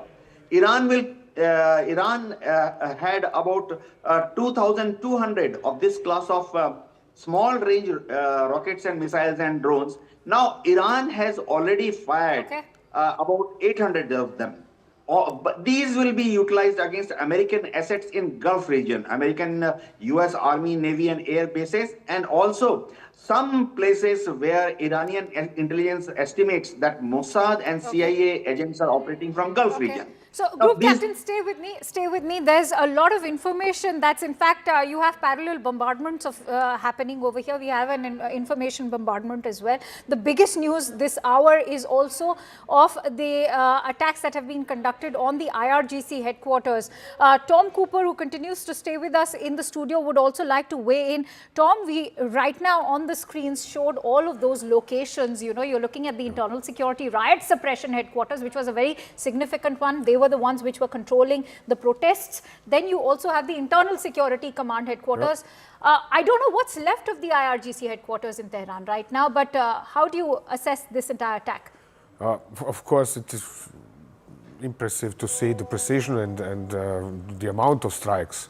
However, something like 5 to 15 minutes after the first strike, 4 days ago, 5 days ago, meanwhile, these buildings were all empty.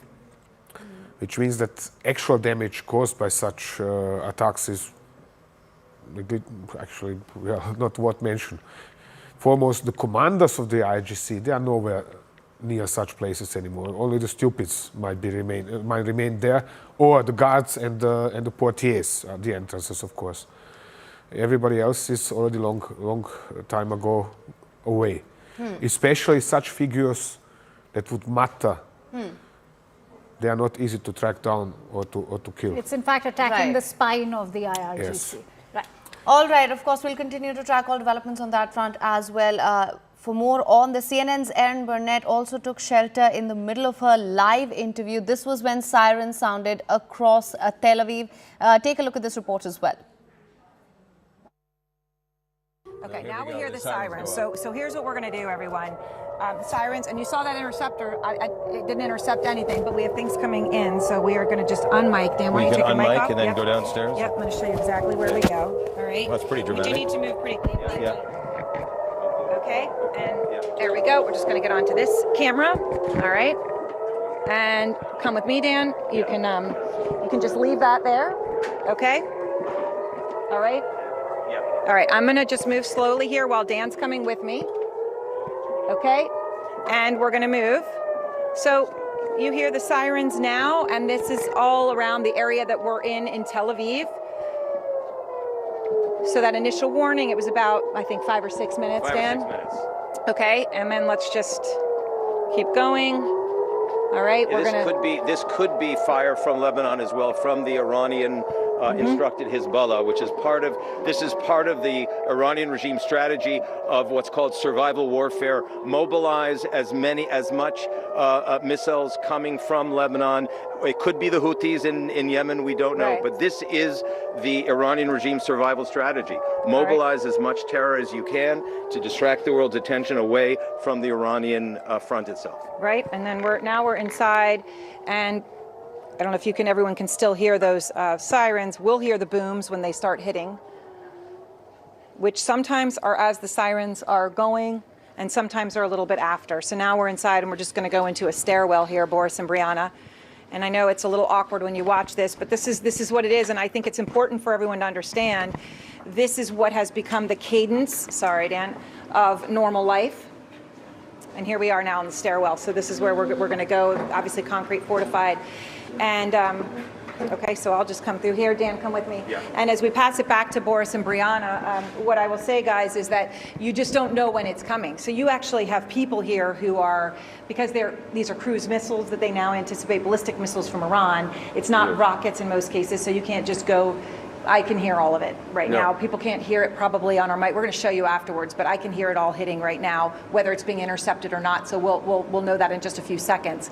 But it's unpredictable in terms of when, and people are camping out in garages and things like that, parking garages to try to find places that are safe. So it has completely disrupted life here. Absolutely. Schools closed, most stores closed. obviously it's a war zone. It's a war zone. I will say that in Israel uniquely, its life still continues, business as usual. Why? Because beginning with these Scud missiles, remember 1991, Saddam Hussein fires 40 Scud missiles into Israel, and subsequently we have been in a ballistic missile war opposite the Iranian regime and its terror proxies, whether it's Hezbollah, whether it's Hamas, whether it's the Houthis, whether it's the Iraqi special forces. So people are used to this type living under terror. Yep. And I can hear, and obviously everyone watching. That was a now big that deal. you might have heard. I don't know, Boris and Brianna, if you could hear that one. No. Yep. Okay, so there's a lot going on out there, quite a bit, and we'll see some of these that have come in have appeared to be the sorts of things that would be like a cluster munition, where it sort of explodes in multiple pieces, and then the shrapnels come down and injured people. But so we're going to stay in here. We'll pass it back to you, but obviously we have to stay because you can hear all of this exploding right outside, and then we'll let you know obviously exactly what happened in just a few minutes. So the barrage of missiles over Israel, particularly Tel Aviv, continue as Erin Burnett was reporting over there. Let me quickly go back to Ambassador Prabhu Dayal, who continues to stay with us. Ambassador, Group Captain just now a while ago was weighing in on his own assessment with regards to the stockpile that Iran has. Do you really see this as just lasting 5 days or so, given that they've also propped up their own terror militias, whether Hezbollah or even the Houthis in Yemen, now back into action? Well, it's difficult to say how long Iran's missile strike capability will last. There are unconfirmed reports about some missiles being surreptitiously smuggled into Iran from China and Russia through Turkmenistan, as also through Afghanistan. One can't be sure. But nonetheless, look, I served in this region 10 years at a stretch. 3 years as Deputy Ambassador in Iran, 4 years then as Consul General Dubai, and then 3 years as ambassador in Kuwait. And I know two things. Firstly, both Israel and Iran consider each other as an existential threat. Secondly, there is great mistrust between Iran on one hand and the Gulf Arab countries on the other.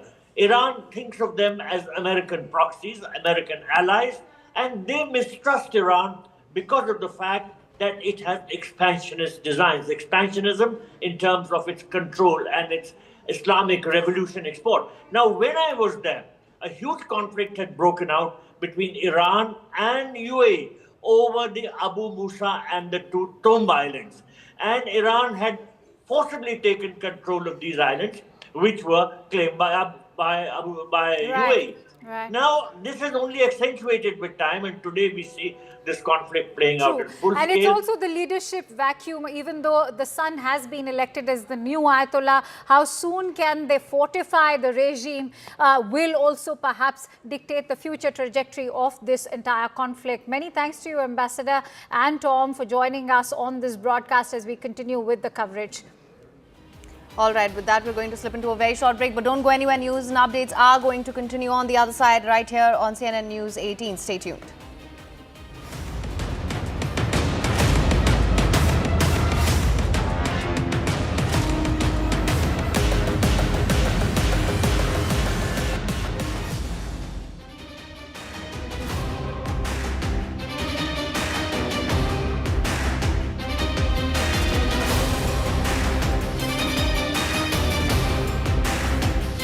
Breaking news coming in. According to Iranian media reports, Iran's Supreme Leader Ayatollah Ali Khamenei will be buried in the northeastern city of Mashhad.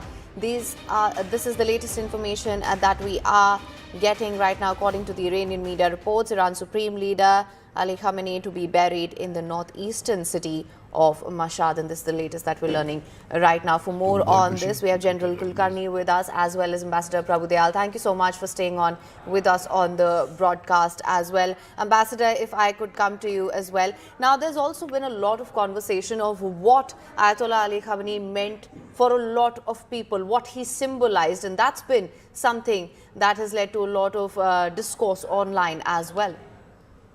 You know, Ayatollah Ali Khamenei was the second supreme leader.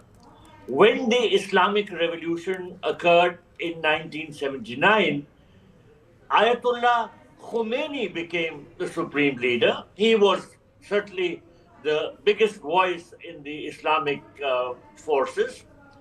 And after his demise, Ayatollah Khamenei was elected the supreme leader. I happened to serve in Iran just a few years after he became supreme leader, and when I was serving there, he continued to be a very powerful person in Iran. Now, his son has now been elected the supreme leader, and this is because the IRGC and the clergy don't want to appear disunited. You know, the Americans want to bring about a regime change. So do the Israelis. So as far as the IRGC is concerned, it wants to show that Iran stands united. And if there were dissenting voices which openly questioned the election of Ayatollah Mojtaba Khamenei, then it would have appeared that the regime is fracturing. But the Iranians have tried to give the impression that they stand united and that any pressure to bring about regime change has not succeeded. Let me also mention that this war is going on exactly as it was expected. It was expected that the Americans and the Israelis would escalate the conflict and they would inflict a huge damage on the Iranians. That has happened. More than 787 persons have died. In fact, there are reports that the casualty figure has crossed 1,000. And it was also expected that the Iranians would widen the area of the conflict. And that they have done by attacking US embassies and consulates in the Gulf, also American bases. But of course, there has also been a collateral damage, and that has made the Arab Gulf states quite angry. And in fact, their alliances with the United States seem to have been cemented even further because they need the US for helping them out. And Ambassador, the military escalation by Iran has only gone up. We've not seen them back down as yet, and this despite a leadership void at least for a few hours. Now, General Kulkarni with Mojtaba Khamenei taking over, how do you...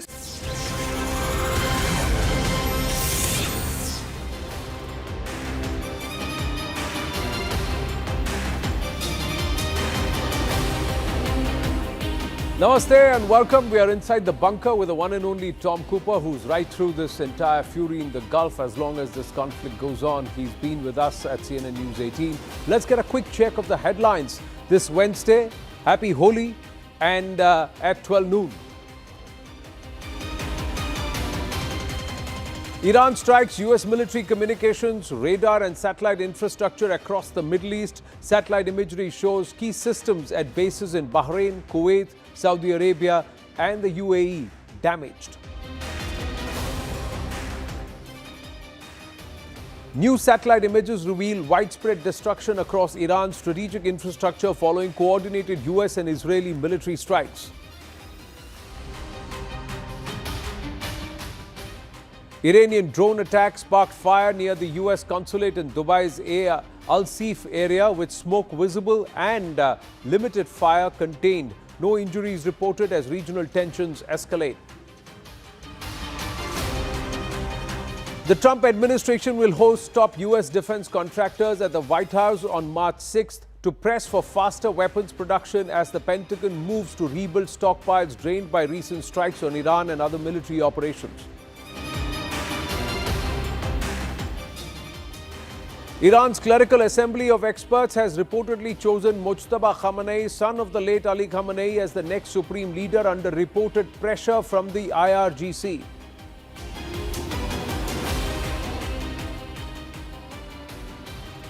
Amid escalating geopolitical tensions, Bharatiya markets plunge as Sensex drops over 1,750 points and Nifty falls 530 points, while the Rupee sinks 66 paise to an all-time low of 92.15 against the dollar.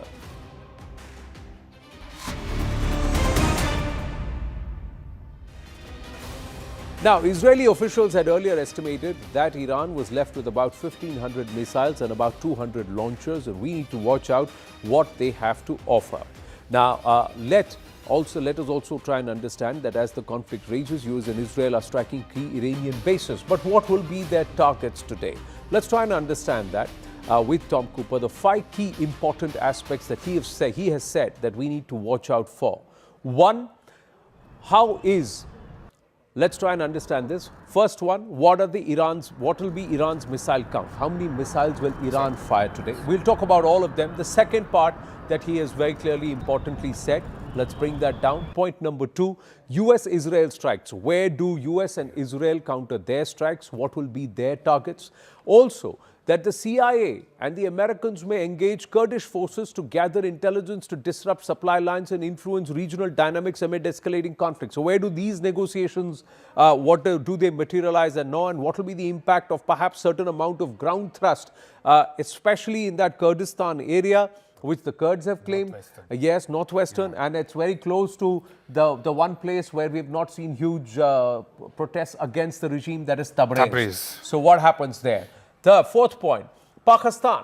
What does Pakistan do? There is an interesting development, what the Pakistanis are doing. Will they openly now back Saudi Arabia, as Iran is reporting that Pak soil is being used for strategic strikes and also kinetic action mounted by the Americans, and the Iranians have said that. What is Ishaq Dar and what is being said in the Pak parliament? We'll talk about that. And of course, most importantly, the fifth point that we will underline is the ongoing conflict that threatens the entire oil infrastructure. So the commercial hits, the disruption of exports, and that comes to who controls the Strait of Hormuz. So we'll talk about all these 5 points with Tom Cooper. And we have Staff Cohen and also Ambassador Rajiv Dogra joining us here on Inside the Bunker with Tom Cooper. But first up, let's call up point number 1. What is Iran's ballistic missile strategy today? How many missiles will they fire? Tom, let's start with this. Why is this important? Why do you think you will very closely watch out for what Iran does today? Firstly, it's important because depending on the number of Iranian missiles, we can also gauge the condition of the IRGC's missile force. The airstrikes causing enough damage on one side? On the other hand, to what degree are they remaining capable to launch missiles, of course? And third, and perhaps even more important issue is how many interceptors do the targeted countries expend in reaction? So this level of number, so to say, of missiles fired by Iran from today and in the coming days is going to be something like one of the determining factors for how is this war coming forward. We have seen lots of missiles fired on the first day, already significantly less on the second day, and ever less and less. Yesterday it was reportedly just 50, where it's unclear whether these 50 are just missiles fired at Israel or missiles also fired at Gulf states. We'll also try and take a look at some of the images that we've got. So, let's try and walk across and let's see some of the satellite images of the damage that's been inflicted, especially in Iran.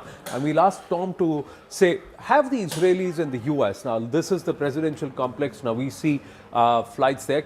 I'm just going to get a check on what pictures we are flying. Okay, this is the presidential complex in Tehran. In Tehran, yes. This is before and after. Yeah. So clearly there is huge damage that's being inflicted. If you can freeze it for a second? Yeah, it's frozen, yeah. Okay. We'll hold this. Can you just freeze this, please? Yeah. So what is now important to pay attention about is where are the impacts. So where are the holes from hits, for example, here and here. And I think here, excuse me, I have to zoom out myself a little bit.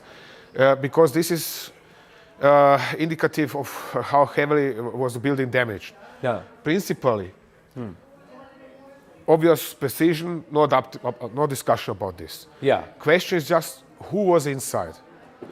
Normal procedure, and this is ironic about the IRGC. IRGC has copied lots of Israeli procedures. Correct. And Israeli procedure is the same like almost anywhere else, meanwhile, which is to, in the case of war, empty such buildings as soon as possible. In the case of war, empty such buildings. Yes. So to that's empty them. Yeah, so that's the presidential complex. Then there is the judiciary complex. That's also in Tehran. So were they actually targeting President Masoud Pezeshkian and also the head of the Supreme Court? Because these were the side wings of the Iranian leadership, if you were to say. Judiciary is particularly something...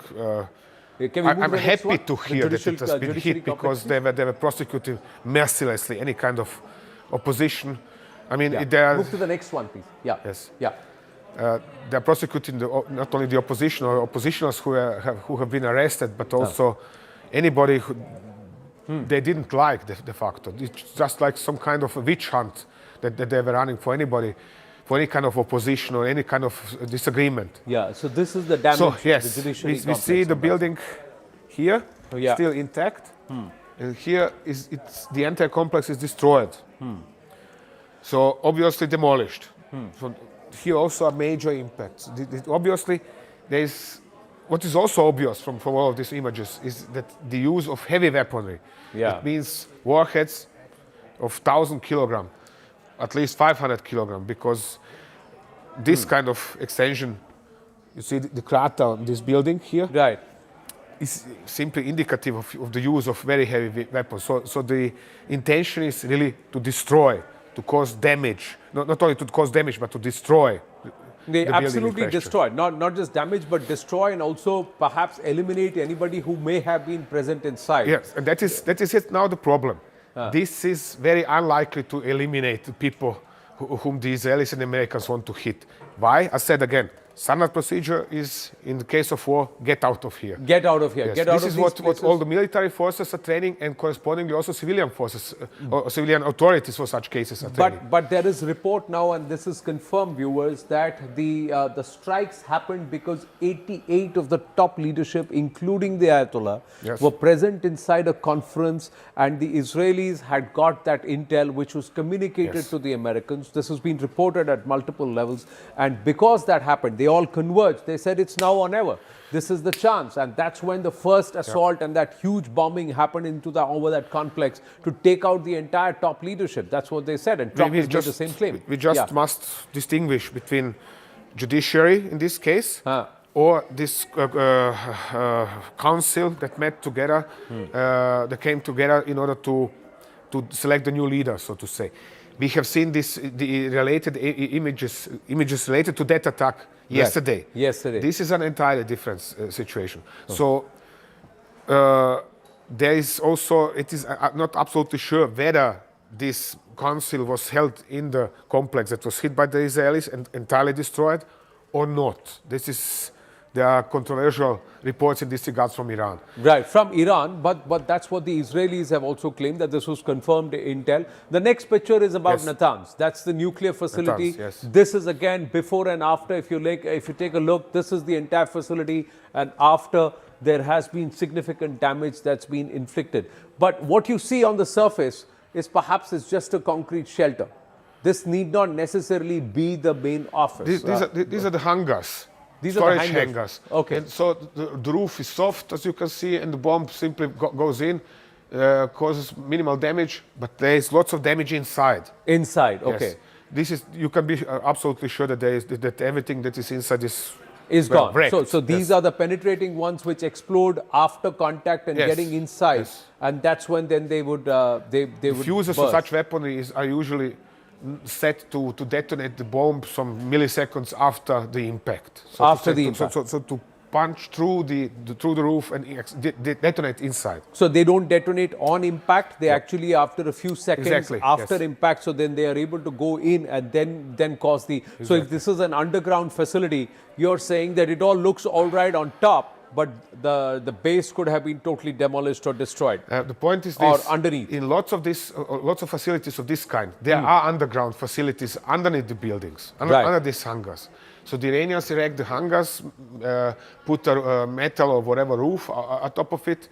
But what is underneath, that is something either only them know, or perhaps the International Atomic Energy might know from earlier inspections. Considering how much have they rebuilt from the last year, it is unlikely that anybody else but the Iranians themselves know. Now the second part, the other picture is the IRGC. Now why is the IRGC so critical that the IRGC HQ has also been attacked? Now this is in Tehran, pictures coming in of damages, extensive amount of damage that's happened. This is the IRGC core, the HQ, headquarters, and that's been smashed. Look at these buildings, and there's nothing left there.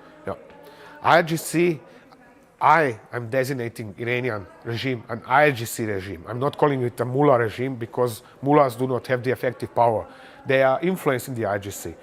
But just like in Pakistan, where the army is the core, the army has the country and controls the economy. In Iran, it is the IRGC which has the power and has the country and controls the economy.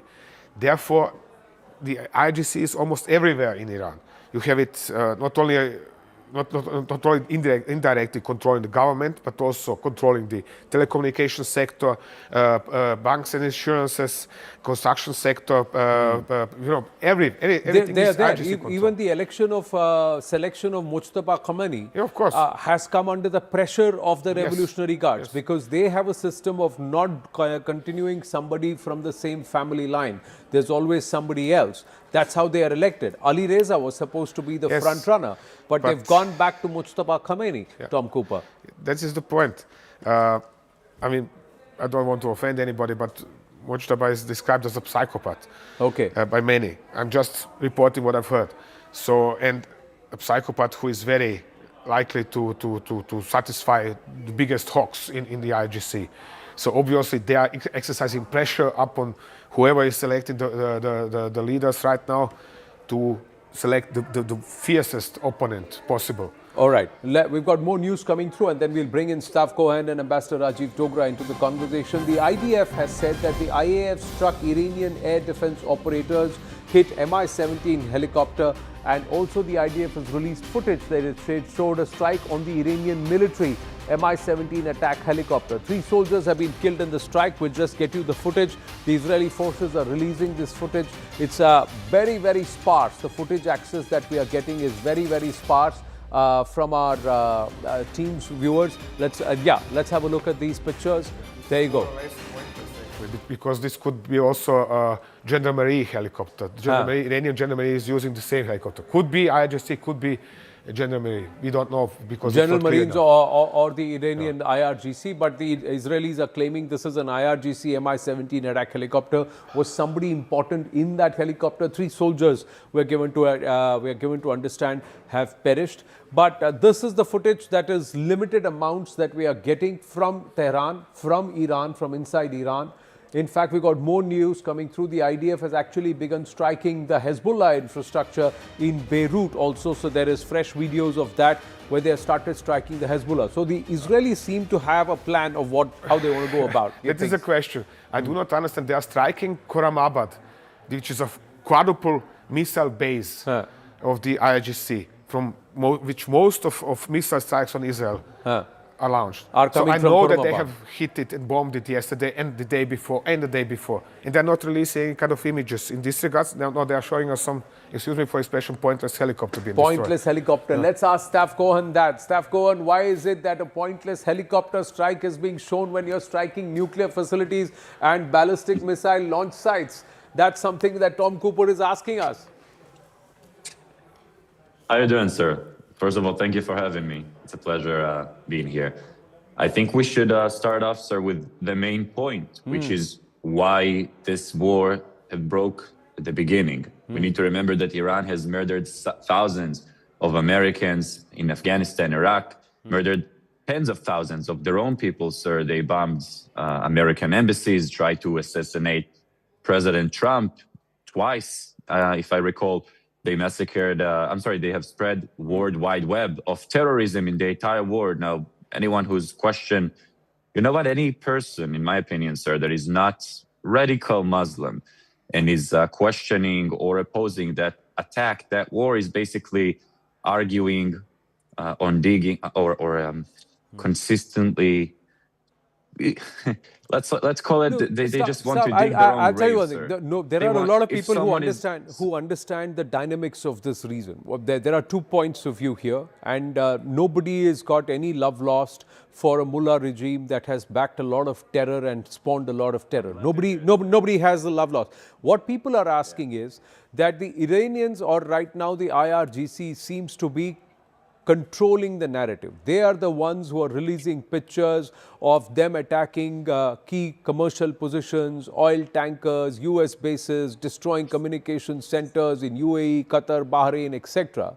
So what Tom Cooper as a military historian is asking is that if you are pounding the Iranians, if you are pounding the Iranian IRGC establishments, why aren't you showing those pictures? Why aren't you showing that if you have taken out the ballistic missiles dump and production area and the launch sites in Khorramabad, why is the IDF not releasing it? That's what he's asking. He's not saying that Israel is not doing well or Israel shouldn't get into a war. War for a lot of people is pointless. War for a lot of people who study it, you have to be very dispassionate and keep the emotion out to look at pure tactics. What we are trying to understand is tactically, what is the idea of holding back if they have had huge successes? That's the question. Well, sir, I think you're mistaking me with IDF spokesperson. Unfortunately, the information that I have, and I do have it, I'm not authorized to give. As a Special Forces reservist for the past 12 years, the information that I have is classified. And I wish I could share with you my perspective on that matter, but I can definitely tell you that the IDF are publishing everything that they can, and if they're not, then you can rest assured we have a good reason for it. Unfortunately, I'm not authorized to answer that great question of yours. Yes, this sounds meanwhile like Soviet statements about Afghanistan in the 1980s. Excuse me for expression. Look, if you're accusing me for supporting Iran or whatever, then please at least be so kind and don't explain me that Mi-17 helicopter is of particular importance. It is not. What matters is this war is the destruction of I Iranian... can ask you, do you support Iran? Do you support the Iranian terror I'm not regime? supporting any kind of war. That is great. I never accused you in anything. And, well, what have you said initially? Shall we now get back to Trump's... I think one you day think you're the this, center one day of the another war. I day spoke to this. people who are opposing to this war, sir. I never addressed you specifically personally. Okay, okay. We'll take this forward. Ambassador Rajiv Dogra, you agree with Tom Cooper that you are also going to be closely watching how the Iranians fight today and how much they fire today? Because he's made a very interesting observation. Day one, the Iranians launched a lot of, the IRGC launched a lot of ballistic missiles, but their count has come down to less than 50 by the time we are entering day 5. Yep. So are there reserves being hit, Ambassador Rajiv Dogra? Are there missile launching pads, have they been hit? Have their ammunition dumps been hit? Or are they waiting to launch something far more diabolical? Will today, how Iran responds today, show whether or not they are winning this, are they still in this, or they have absolutely gone into a guerrilla mode because they can't survive this? Ambassador Rajiv Dogra. Anand, before I answer this, both Tom Cooper and you have been working 24/7. Conserve your energies because this could be a very long war. But well done. And in fact, both of you are informing the viewers in a very, very methodical way. So happy Holi to both of you and also to your viewers and to your Israeli guest. In fact, this question about decreasing quantity of Iranian missiles and so on could better be addressed to our Israeli friend. He may be able to advise us as to why it is happening since he is a reservist for the last 15 years. As far as I am concerned, I think Iranian moves, as also perhaps Israeli moves, have been very calculated. It is not as if Iran, at least, is not going in for carpet bombing or mindless destructions. Its targets are selected very carefully. Right. Maybe it is finished with the first attacks it had on the US assets in the Gulf region. So now its concentration is on Israel and perhaps some of the ships that Americans may have in and around the area of Israel. Okay. So that is why there could be a reduction. Jay, now let's just bring in point number 2 also, because we've overlapped a little bit, where he said that as this conflict rages, US and Israel will strike key Iranian bases. But what will their targets be today? What will they focus on today? So Tom, let's start with you, because clearly the Israelis are moving in. They struck at Karaj and Tehran last evening. Karaj, you said, was a strong communications center. All of Not only communication center, major military base. Military you have several military, missile garrisons, if you like, around the city, plus a major radar station atop of the hill above Karaj. So it is obvious that they are trying to de facto, establish themselves a corridor towards Tehran in order to have it easier to reach the city with their airstrikes. That's why they have to neutralize as much as possible of Iranian air defenses and other military assets in the Karaj area. In the Karaj area. Yes. But why Tehran and why Karaj? Well, because there is a facility in Natanz, there is Isfahan. These are nuclear facilities. Yeah. Tehran, of course, is the center of the regime. Right. So it is logical to strike the regime at its command center, so to say. But in order to reach this command center, you need to fight down the Karaj, because it's just like an outpost in front of Tehran from Israeli side when they are approaching from the west. They have to first fight down Karaj in order to reach Tehran. Point is, they are claiming they have destroyed all the Iranian air defenses, they have destroyed whatever, and they have area superiority over Tehran, they are flying freely over Tehran. Nobody in Tehran has seen a single Israeli aircraft so far, at least nobody I know. So therefore the question is, I mean, what are they doing? That means, okay, there obviously must be a reason why their aircraft still cannot reach Tehran. And these are the air defenses in the Karaj area. Right. Do you think breaking into Tehran, clearing that corridor, Staff Cohen, will be priority for Israel today, along with their sidebar in Beirut, where they would want to sort out the Hezbollah? And so far, have you seen the Houthis get active? Because the Hezbollah and the Houthis are the two proxies that are being activated by the IRGC. Staff, your thoughts? Yes, sir. Could you repeat the question? You were cut off. I'm sorry. What I'm trying to understand is what will be the strategy today, the target. So is there an effort to try and create a clear air corridor right up to Tehran, while the IDF is also doing a sidebar in Beirut? And are you watching your backs, because the Houthis have also been activated, especially to target Israel?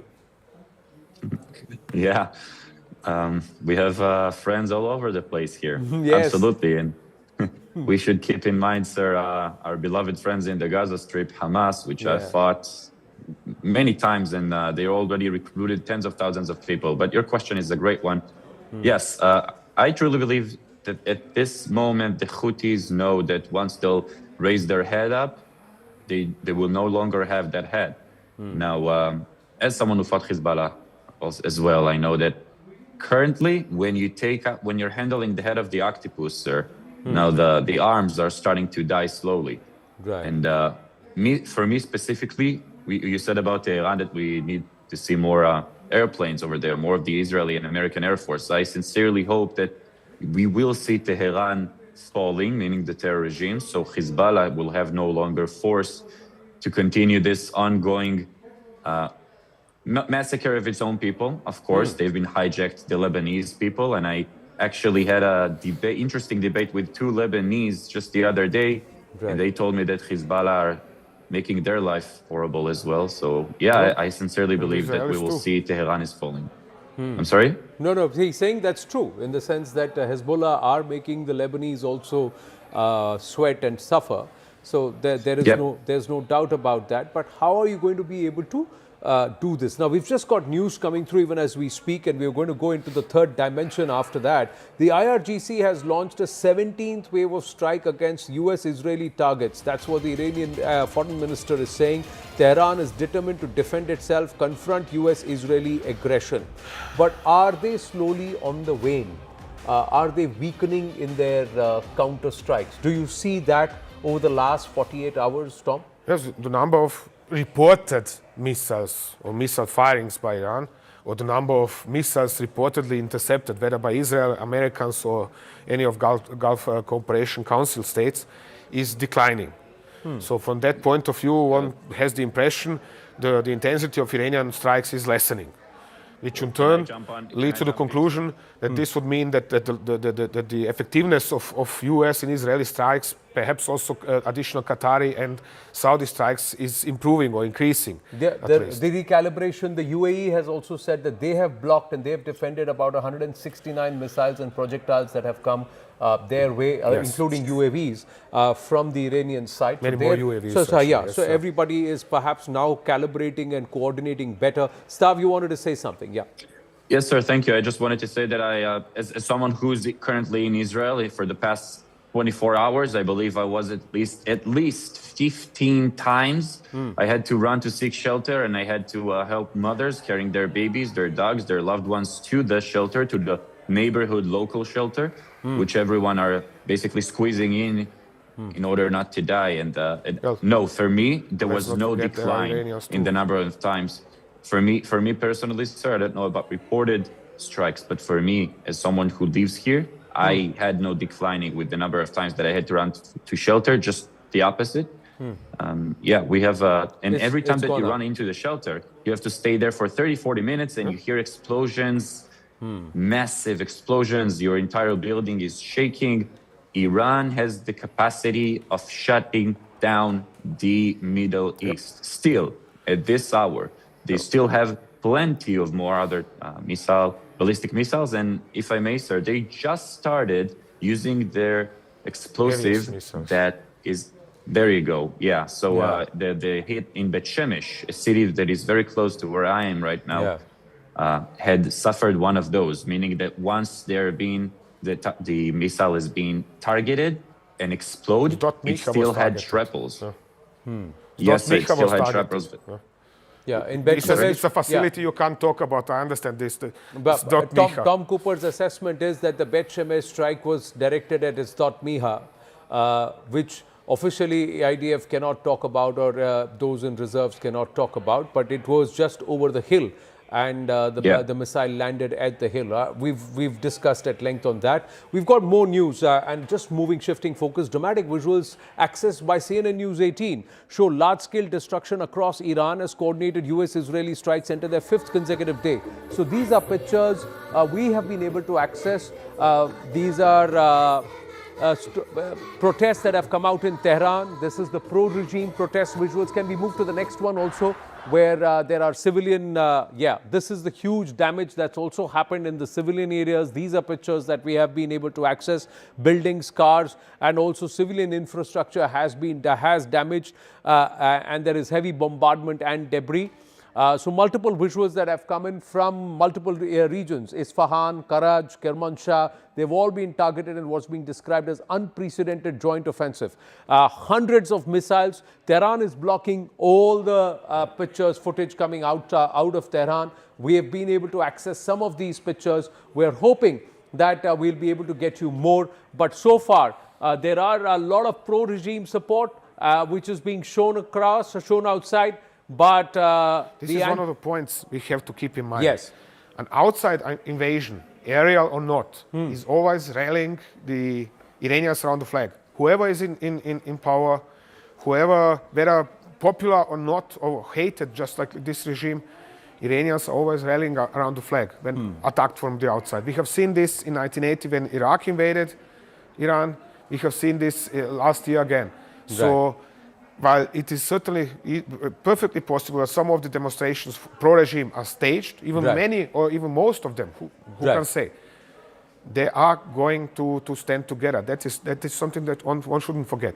Right. And then, when we are talking, keep in mind, we are talking here about at least 15 to 17 million of Iranians who consider themselves loyal to the Islamic Republic, or at least to this regime. But we should not forget, as we go back and we'll go, speak to our guests also, that we should not forget, viewers, that nearly 32,000 to 40,000 protesters were shot down by the Basij militia and the IRGC. Not only by the Basij, in the just recent Basij militia, in the recent protests. So, are the pro-Persia protesters, Ambassador Rajiv Dogra, just waiting for the signal? We just have an update that the Basij headquarters and also Basij locations have been targeted to weaken the internal police that has got this iron grip on the streets of Iran and the streets of Persia. So the pro-Persia protests, will they come out only when there is an all clear, when they know that another 40,000 will not be shot down, when this regime stranglehold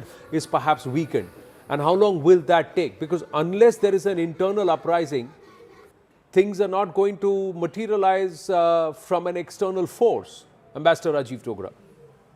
Well, that's a very interesting question, Anand, that what is the critical point when people come out on their own, not at American instigation, but on their own, to protest against the regime, which is according to all accounts and all opinions, a very brutal one, has been very brutal one.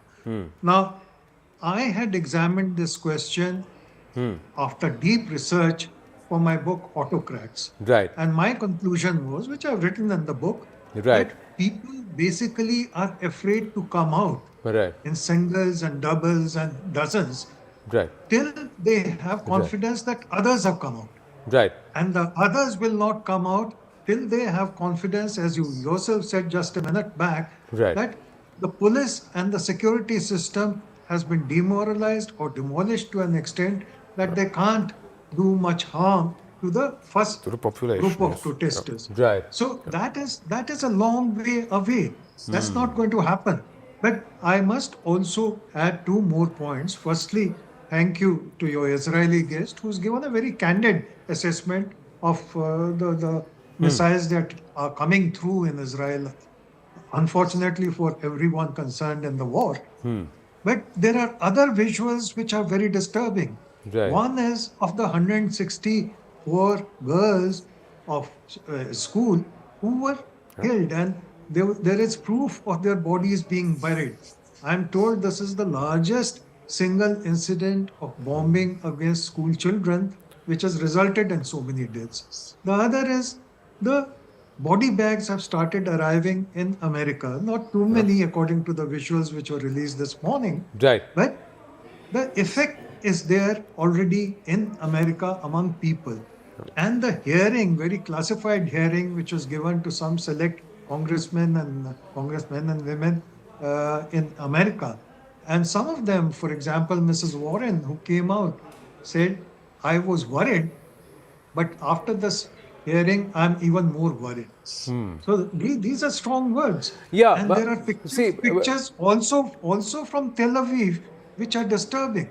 Correct. Pictures will be disturbing, but if you have the enemy hiding their facilities behind schools and bang in the middle of the civilian population, it's from the textbook of the Hamas. So what do you do?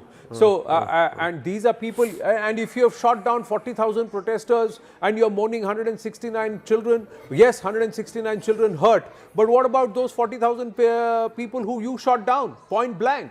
Where is the accountability for that? Who's going to question the Iranian regime for that?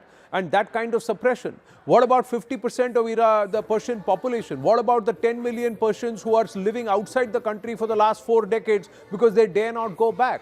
So we should not forget that there is a lot more, and the villain and they can actually hide behind this entire thing about children and humanity, etc. But this is classic from the textbook.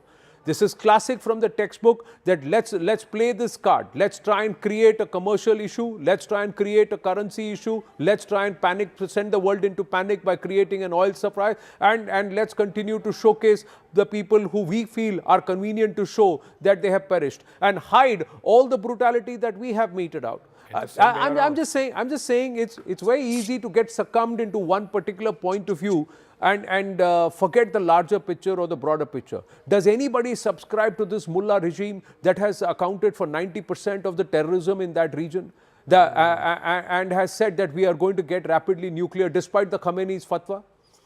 So at multiple times, but this is valid for both sides. Yeah. Because don't forget, again, Hezbollah was created in reaction to Israeli massacres of the Shia population of southern Lebanon. At the time, Israelis were not even aware they are Shia and Sunnis. They considered both of them for Muslims. Correct. So who cares about those Muslims? But there is PLO hiding there in southern Lebanon, so we bombed the place into smittenness. Oh gosh, we have killed, 10,000-15,000 Shia Muslims. Right. Nobody cared about this in the mid-70s. Yeah, but I'll tell you what, let me just ask you this, Tom. Who was having a clock tower and a full march and a countdown saying 2027, death to all Jews and death, we're going to wipe out Israel? It's the same way around. Yeah. So Israel never has had a countdown saying death to Iran. They've never come out and said, who's created proxies? I'm just saying we can get into an endless group of who's right and who's wrong. But which is why it would be better for everybody to stick to international law for example. Instead, this is violated systematically. Yeah, but in this sense, when you have a wave of 40 kilometers and 60,000 rockets armed with the Hezbollah and they are tom-tomming this and it's all come from Iranian money, then who's talking about international law? How has Iran anywhere followed any and paid respect to any international law? So I'm going to go back to our scriptures where Krishna said you got to bend the rules to those who do not know the rules, because that's how you're going to establish peace, and you have to fight a dirty war, an ugly war to establish peace. It's reality, and nobody is the wiser. And I'm not saying that anybody is absolutely colored white. No, there are grays. Absolutely, there are grays, and there are people to be held to account on both sides. Warmongering does not do anybody good. But if you want stability and you want peace, you need to have a liberal, more precisely. That's what you mentioned now is my biggest concern about this war. Israel is always fighting, officially explaining the next war with creating stability, peace, and whatever. Right. And after every war, there is only a bigger trouble. 1967, they were claiming, oh, now there is going to be over with all the wars. There is not going to be no war at all anymore. Right. Do I have to explain what has happened ever since? But that is core human nature. You want to look for reasons for conflict. We're going to take a short break. There's plenty more ground to cover, but that's what happens when you get inside the bunker. It just gets a little more intense, it gets in depth, and of course, it gets a lot more insightful. Stay with us.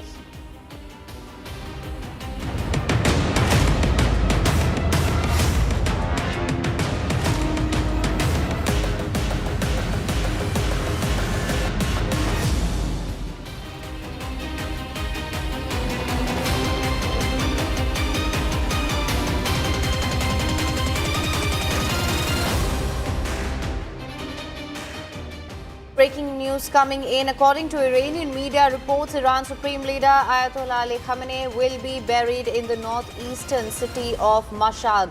This is the latest information that we are getting right now. According to the Iranian media reports, Iran's Supreme Leader Ali Khamenei to be buried in the northeastern city of Mashhad, and this is the latest that we're learning right now. For more on this, we have General Kulkarni with us as well as Ambassador Prabhu Dayal. Thank you so much for staying on with us on the broadcast as well. Ambassador, if I could come to you as well. Now, there's also been a lot of conversation of what Ayatollah Ali Khamenei meant for a lot of people, what he symbolized, and that's been something that has led to a lot of discourse online as well.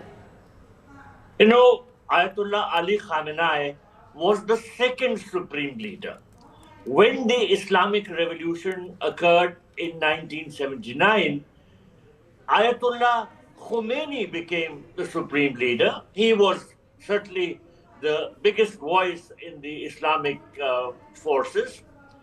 And after his demise, Ayatollah Khamenei was elected the supreme leader. I happened to serve in Iran just a few years after he became supreme leader, and when I was serving there, he continued to be a very powerful person in Iran. Now, his son has now been elected the supreme leader, and this is because the IRGC and the clergy don't want to appear disunited. You know, the Americans want to bring about a regime change. So do the Israelis. So as far as the IRGC is concerned, it wants to show that Iran stands united. And if there were dissenting voices which openly questioned the election of Ayatollah Mojtaba Khamenei, then it would have appeared that the regime is fracturing. But the Iranians have tried to give the impression that they stand united and that any pressure to bring about regime change has not succeeded. Let me also mention that this war is going on exactly as it was expected. It was expected that the Americans and the Israelis would escalate the conflict and they would inflict a huge damage on the Iranians. That has happened. More than 787 persons have died.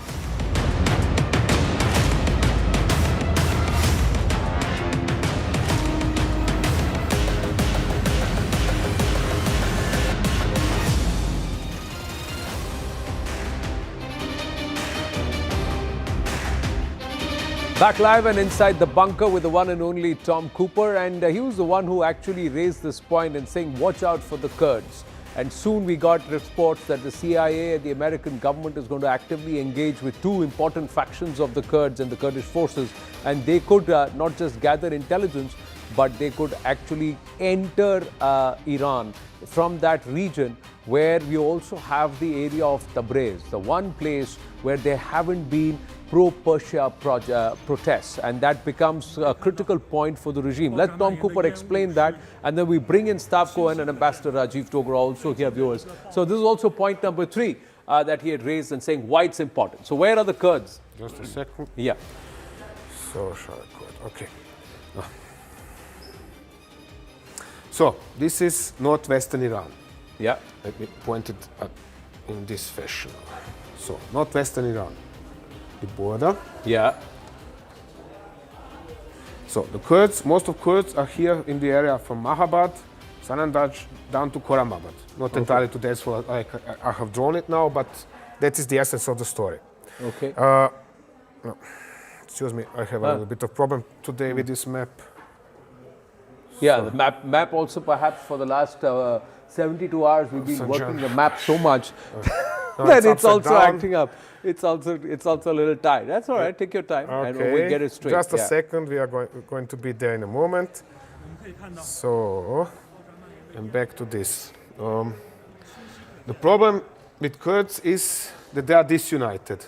Okay. They are living in their tribal communities.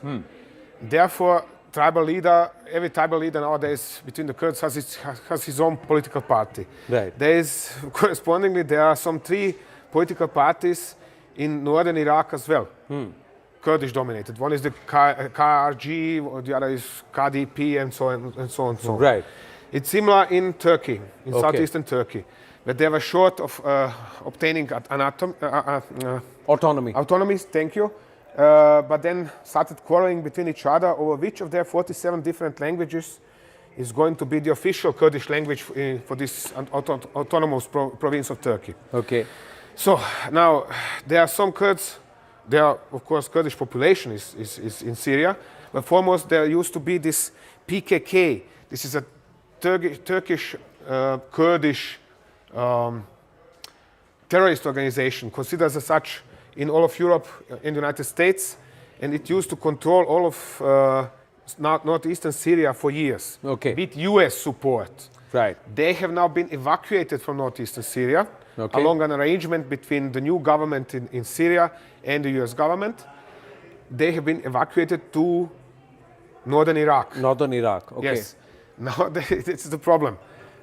PKK, or its local surrogates, it also has proxies, are not particularly popular in northern Iraq, nor are they popular in Iran. Right, but if they are able to organize the bulk of the Kurds, I'm going to delete this and just zoom in a bit. Okay. Sorry, no problem. Let's go back do here. This and this. Let's try it again, yes. Zoom this in. Now, this is Tabriz. Yes. Why is Tabriz important? Because you said that even if Tehran and Qom fall, Tabriz continues to be the reason why the regime will survive. It's like this. Essentially, whenever there is an uprising against the regime in Iran, as long as there is no uprising or there is no protesting in Tabriz, nothing happens. So the regime remains. It survives. Right. We have seen this during the protesting in Iran of 2009, 2010, and ever since. Every 2-3 years there is a new wave of protesting, and Tabriz remains quiet all the time. Right. Now, Tabriz is not so far away from where the Kurds will actually make their entry into Iran. Yes. Now, is this possible that the Kurds will be used to try and bring down Tabriz and to orchestrate huge protests and to show that Tabriz is also against the regime? Is that possible as a military strategy? Let me explain this with background and context. The problem is the following. The USA have lost face, and even more so, Israel and Mossad have lost face between the Iranian protesters. Why? Protesting began in December, started growing, and then all of a sudden there were lots of Mossad organized masses of people coming out, and they have been slaughtered cut to pieces by not only by Basiji but by Qatar Hezbollah that was brought in from Iraq. So the people of Iran now do not trust the Americans and the Israelis anymore. That's why they are waiting. That's why there is no protesting now. Besides, why should they now go out of the streets which are targeted by US and Israeli bombers? Correct. So that's what they are saying, that we are waiting for the queue because Shah Reza Pahlavi and so many others are actually relaying this message saying, wait, just get ready, organize yourselves, get ready because the bombs are still falling. You get out on the streets, you'll be bombed, so wait. But if there is a huge amount of uprising and trouble here in this region because of the Kurds, and that's orchestrated on ground, does that then unsettle the regime and the IRGC here? It would shake it. It could shake it. Just quickly getting a comment from Staff Cohen before we move to the Pakistan angle and bring in Ambassador Rajiv Dogra and Tom Cooper. We got lots of ground to cover, limited time. Yes, Staff. Thank you, sir. I wouldn't say that the Iranians are not trusting Israelis and Americans anymore. I'm actually getting dozens of messages by the day on Instagram from Iranian followers of mine. First of all, they sent me videos of fire trucks washing down the streets from all of the blood that the Iranian terror regime murdered their own civilians. But I'm getting dozens of messages by the day from Iranians that are telling me, keep it going, keep pounding them. We're waiting for you. We're trusting that you will take them down. I wouldn't say that the Iranians are not trusting the Americans and Israelis anymore. On the contrary, now that our sleeves are off and we're getting into the dam, they're just waiting, just as you stated, sir. And if I may, earlier you said you had a bright speech. I couldn't agree with every single word that you say. You spoke about people who had to flee Iran. If I may, on a personal note, my own grandmother had to flee Tehran because she was almost got murdered from the terror regime. Now, I wish we could go back there and I could, reunite with my family that are hiding their Jewish identity in Tehran. Unfortunately, we cannot because they have the concept of jihad. Very important word that I believe your viewers should know is akhilaf. One Islamic global state, sir. And if you are a person in India, United States, Europe, Australia, and you're not radical Muslim, then you're doomed. You will die according to their ideology. Because it's the same with it's not enough to be Muslim, sir. May I remind you that Muslims in Syria were the ones to first get kidnapped and arrested in the middle of the street by ISIS, radical Muslims, who asked them, how many rak'ah, how many bows per day, sir, you have in a single day of 5 prayers? And if you did not know the answer, did not know how many bows you have in like 15, 18 in a day, then this is when you get your orange sweatsuit on your knees. We have also face Jews down, spitting at Christians in Jerusalem. It's the same. You have what? You have Jews beating Christians in Jews Jerusalem? spitting at Christians in Jerusalem. So there is extremism everywhere. Christians in Jerusalem? Yes, and there are videos. So if when you was have the last ignored time you them, were in Jerusalem? or ignore them, no problem. But let us return. No, I want to hear Look, numbers, before sir. our viewers fall asleep, let us return to military issues because this is what it is You about. won't disgrace my people and keep on. When was the last time, sir? When was the last time you were in Jerusalem? Okay, let us just Tom, when was it? What year? When was the last time you were in Jerusalem? Based on what you're saying. Sir, these are false accusations. You're expecting me here to stand and keep my mouth shut? All right. When was the last time, Tom, when you're in Israel? Stop. All right. I think before we let the passions get the better of us, there are points it's not of a view. passion, sir. There are It's a points fair of view. question. You're welcome. You're welcome. You're No, welcome sir, to he's disagree. lying and Now, saying did that this Jews happen are recently, spitting or is it happened in the It's past? happening every single day, dozens of times. It is Tom, also when was the last prohibited. time? Christians, When for was the example, last cannot time? construct a church in Israel. This is forbidden. So Tom, therefore, when was there the are last time you were in Palestinian Israel? Christian villages which are ethnically cleansed from Western Bank. Right. So if we are now losing time with this, religion is crucial for many of people. Absolutely not dispute. There would be no Israel without religion. Right. But issue here is military. And that's what I want to talk here. All right. Okay. Let's try and dial it down a bit. And we'll respect everybody's points of view, and we'll also respect their right to disagree with the other. And then let's just bring it back. It's not a matter of disagreeing, sir. I asked a fair question. Tom, when was the last time you were in Israel? Give me a number. A year. Never. When was the last time? Okay. Never. So why you're just spreading Okay. Let's do one thing. lies? So after he You've never finishes seen his it with India your own visit, eyes. we'll ensure No that Jew that is spitting on Christian in Jerusalem. we'll try and help Tom also come down to Israel, have a visit there, and have a look when things calm down a bit, Tom, so that I will gladly have you, sir. Gladly, all I will gladly have you, sir. Okay, let's quickly now shift focus and then look at another angle. That's the fourth angle. That's the Pakistan angle. Now we've got multiple updates coming through, viewers. We've got limited time, so I'm just going to jump right through it. As far as Pakistan is concerned, they came out, their Prime Minister came out openly supporting Iran. But now the Iranians are coming out and saying that the Pakistanis are providing tactical support to the Americans. The Pakistanis are providing tactical support to the Americans, and this is happening. And that's the reason why we've got another development in the Pakistani Parliament. Ambassador Rajiv Dogra, Ishaq Dar has reportedly come out and said, we are with Saudi Arabia. Ambassador Rajiv Dogra, as Tom cues up what the Pakistanis are doing. Quickly, sir. Ji. Well, there's no doubt that there are a lot of reports, even before the conflict started, that American assets were in Balochistan. Assets meaning largely drones at first, but then there were reports also about the fighter aircrafts.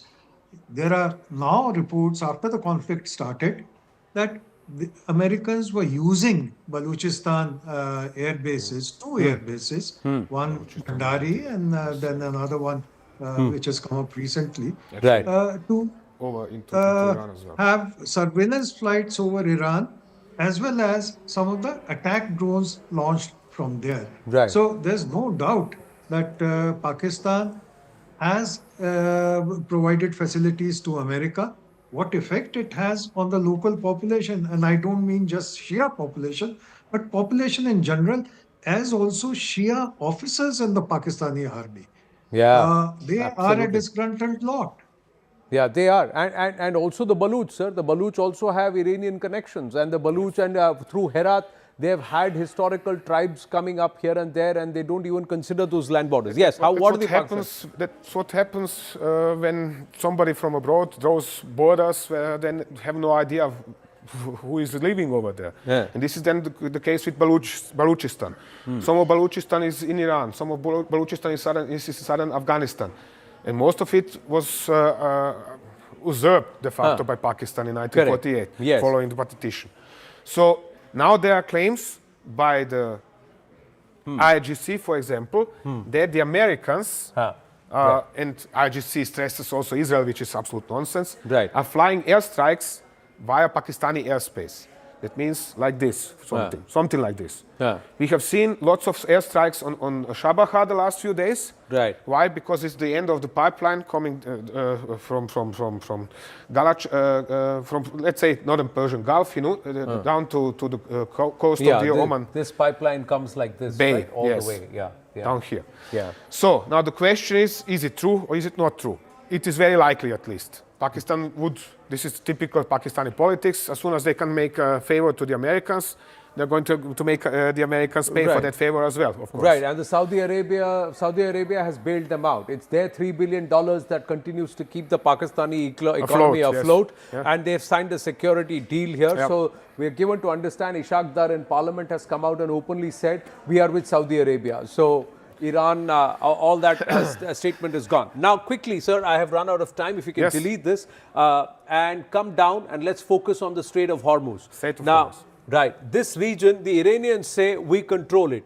I quickly want to understand from you, how can the control be wrested back by the other side?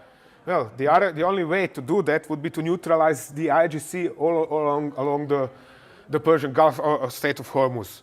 On Kashim Island, all along the coast of the mainland, the bases at Great and Lesser Thumb probably already destroyed. Abu Musa probably also already destroyed. IRGC bases over here.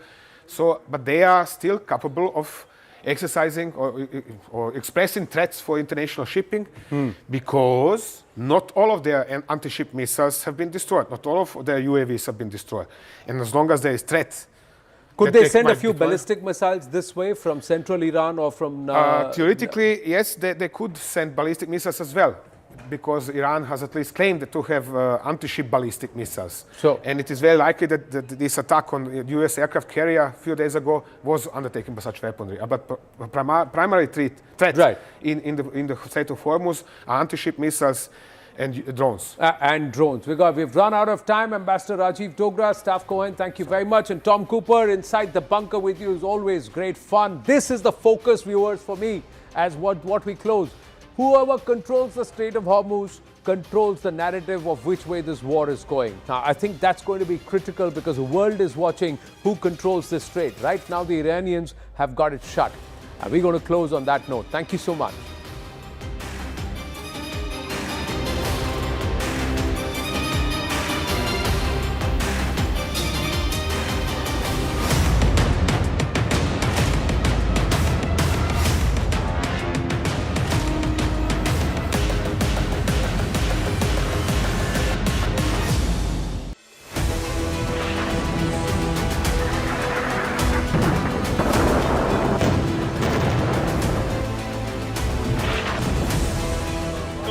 Devastation, a direct hit by a missile. Picture is that the US is not able to defend.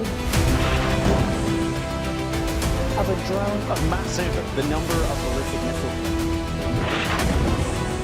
Where is it that Iran is actually placing its resources right now? Tabriz, Sanandaj, Kermanshah. And this is now what they are doing since yesterday. They are conducting more or less an organized.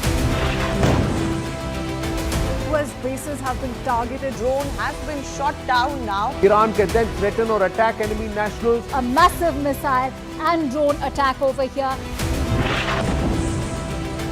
Iran now has been completely, in some ways, dominated. With ballistic missile attack. It means the Kuwaiti air defense was under big strain.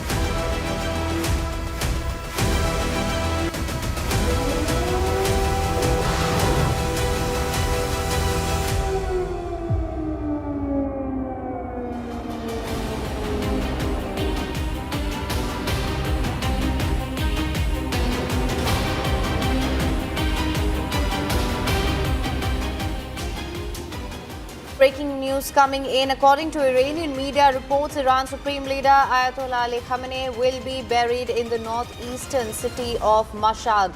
This is the latest information that we are getting right now. According to the Iranian media reports, Iran's Supreme Leader Ali Khamenei to be buried in the northeastern city of Mashhad, and this is the latest that we're learning right now. For more on this, we have General Kulkarni with us as well as Ambassador Prabhu Dayal. Thank you so much for staying on with us on the broadcast as well. Ambassador, if I could come to you as well. Now, there's also been a lot of conversation of what Ayatollah Ali Khamenei meant for a lot of people, what he symbolized, and that's been something that has led to a lot of discourse online as well. You know, Ayatollah Ali Khamenei was the second supreme leader.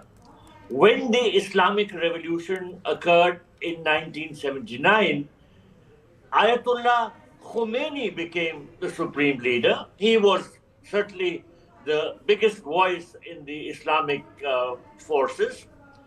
And after his demise, Ayatollah Khamenei was elected the supreme leader. I happened to serve in Iran just a few years after he became supreme leader, and when I was serving there, he continued to be a very powerful person in Iran.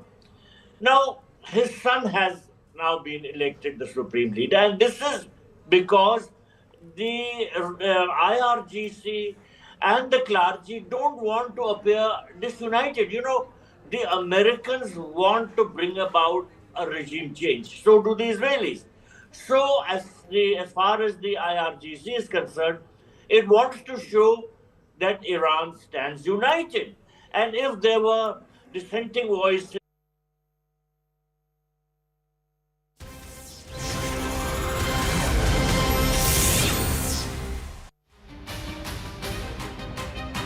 Hello and welcome, and thank you so much for staying with CNN News 18. I'm Priya Atul. We are taking stock of every detail as far as this West Asian conflict is concerned. With me in the studio right here, Akanksha Sarup. Let's begin with the headlines. In fact, let's also inform our viewers that this conflict is only escalating by the day, as we've seen a renewed set of strikes being conducted by Iran. On the other hand, IDF, of course, has also embarked on fresh strikes. They are targeting the IRGC headquarters in Tehran. We will bring you all of those updates. But for now, let's begin with the headlines. Iran strikes US military communications, radar and satellite infrastructure across the Middle East. Satellite imagery shows key systems at bases in Bahrain, Kuwait, Saudi Arabia and UAE damaged. New satellite images reveal widespread destruction across Iran's strategic infrastructure following coordinated US and Israeli military strikes. Trump administration will be hosting top US defense contractors at the White House on March 6 to press for faster weapons production as the Pentagon moves to rebuild stockpiles drained by recent strikes on Iran and other military operations. Iran's Islamic Revolutionary Guard Corps launches another wave of strikes against US and Israeli targets, with Tehran's foreign minister saying Iran remains determined to defend itself and confront what it calls US-Israeli aggression. Iran's clerical assembly of experts has reportedly chosen Mojtaba Khamenei, son of late Ali Khamenei, as the next supreme leader under reported pressure from the Revolutionary Guard Corps. Large-scale destruction across Iran as US-Israeli strikes entered day 5. Tehran, Isfahan, Karaj and Kermanshah have been hit with hundreds of missiles and drones, reportedly targeting military and strategic sites since February 20. Mass mourning reported in Leh after the death of Iran's supreme leader Ayatollah Ali Khamenei. Intelligence agencies raised serious red flags over foreign radical elements operating in India. Amid escalating geopolitical tensions, Indian markets plunge as Sensex drops over 1,750 points and Nifty falls 530, while the Rupee sinks 66 paise to an all-time low of 92.15 versus US dollar. All right, the conflict in the Middle East is widening rapidly. Drone strikes have been reported near US diplomatic sites in Riyadh, Dubai and Baghdad, while at least 50 people have been killed in Lebanon amid continuing strikes. Iran has also targeted US military communications infrastructure across the region. Satellite imagery shows damage to radar and secure systems at American bases in Bahrain, Kuwait, Saudi Arabia and the UAE. Now, if we take a look at what is happening meanwhile in the Washington, D.C., we're learning that the Trump administration now plans to meet top U.S. defense contractors at the White House on the 6th of March. All of this to accelerate weapons production as the Pentagon moves to replenish the stockpiles following strikes on Iran. Meanwhile, the escalation follows joint US-Israeli strikes. Getting in breaking inputs, CNN News 18 mega exclusive inputs brought to us by investigations editor Manoj Gupta. There are serious concerns being raised by intelligence agencies on foreign radical agents in India. Disaffected Indian Muslim youth, especially in states like Uttar Pradesh, Maharashtra, Kerala and Jammu and Kashmir, are targeted with personalized messaging. Right, absolutely. And to take this forward, let's in fact bring in Anand Narasimhan, who's joining us from the newsroom. It's a live newsroom at CNN News 18, and we have to get in these elements to the fore for our viewers as to what really is happening in India, Anand, and why this sort of a response and reaction to the death, the assassination of Ali Khamenei, and now the fact that it's not stopping. It's not just that it's not stopping, Griha, and to our viewers, but I think what's also happening is these pictures that are coming out. There are a lot of places where peaceful protests have been organized, but this is also a hotbed for radicalization. Shia largely have not been a radicalized entity. You have Sunni factions and some of the radical Sunni factions that have used this kind of messaging. Even the Al-Qaeda has been able to seed itself there. But if this triggers a certain level of misinformation and a certain level of Shia radicalization, there can be young youth who, along with expressing their angst and their sadness, could turn around to do something far more diabolical if they are misinformed. And I think intel agencies are on red alert right now that the Al-Qaeda social media mechanism and their new way of co-opting professionals and also slowly seeding discontent and seeding in radicalization on educated individuals and professionals and getting them to do something over the long term, on a medium to long term, which largely look like lone wolf attacks, but they are actually coordinated attacks, using encrypted social media platforms. Individuals who've been arrested They've been seen to be active on more than 50 to 100 different social media platforms where they're engaging with these youth. What kind of information is being disseminated, and is there a certain level of trying to encourage them and goad them into a certain level of revenge, a certain level of action? Now that is something which is going to become a concern, and the agencies are saying that yes, you can be upset, but this is Bharat, this is not Iran, you are not directly under the IRGC. And be Shia or Sunni, your prayer is to Allah and not to an individual particular head who may have been deemed as a religious head, etc. And don't let this entire angst and this political whipping up of emotions turn you towards a path which is of no return, where you decide that it's kosher to take the lives of innocents. So that is something which the agencies are very carefully noting, and especially the turnouts that are happening. Now these are pictures from Leh that we have on our screen, and this can be worrying. Leh is important because Kargil and also POJK, a lot of it towards Kardu, is largely Shia population. Those Shia have been, because it's Pak-occupied territory, have been ostracized, and they have been villainized, and they have been treated poorly by the Pak military and by the Sunnis. And there are Sunni Punjabis who have been deliberately placed there, and the Shia find themselves displaced. So there is a certain level of civic discontent already there, frustration and anger there. Along with that comes the Khamenei's killing. And then this could then just, boil up into something else totally. Remember, in Leh and Ladakh, of late, there has been this entire call for autonomy, its own state. Now, how that manifests and perhaps how that is tapped into could be a problem which the agencies are very carefully watching. But Anand, since you mentioned about this Leh protest, and we are constantly putting out those images, and this is not Iran, we have to in fact mention that this is very much happening in India. We'd seen similar protests, at the Lal Chowk in Srinagar.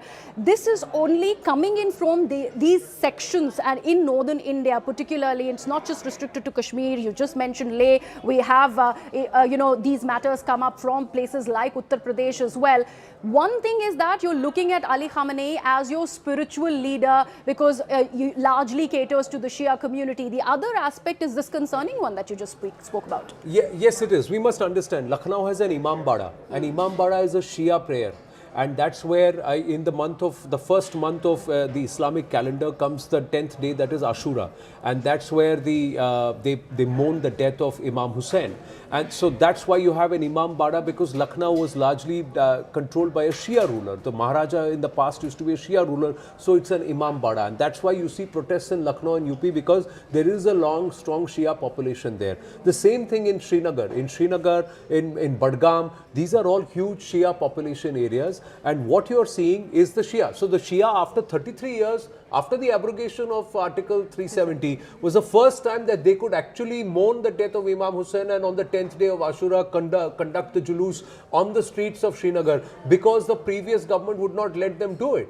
So the Shia were anyway marginalized even by the elite Sunnis in Jammu and Kashmir. So we have to understand these dynamics. The Shia are largely very, very peaceful, but they are upset. Now, for them, they follow the family tradition of Ali, the descendant of the Prophet or the nephew of the Prophet. Whereas the Sunni follow the Sunnat, that is the teachings of the Prophet and whoever was appointed by the council and Abu Bakr and etc. So the Shia and Sunnis are different in the way they follow the tenets of the Prophet, but they all pray to Allah. So that's why that unites them in terms of Islam. But they are deeply divided in terms of their sects and their belief. 1400-old divide. Yeah, it is a big divide. And that's why we must understand this, that not every Muslim is a Shia or not every Muslim is a Sunni, and even among them they have various firqas which have their own beliefs. So in Sunni also there are a lot of moderate firqas, and then you have the Salafi, Al-Wahhabi groups, which from where the Deobandis emerged and from where you have most of these jihadi tanzeems. So they are very different.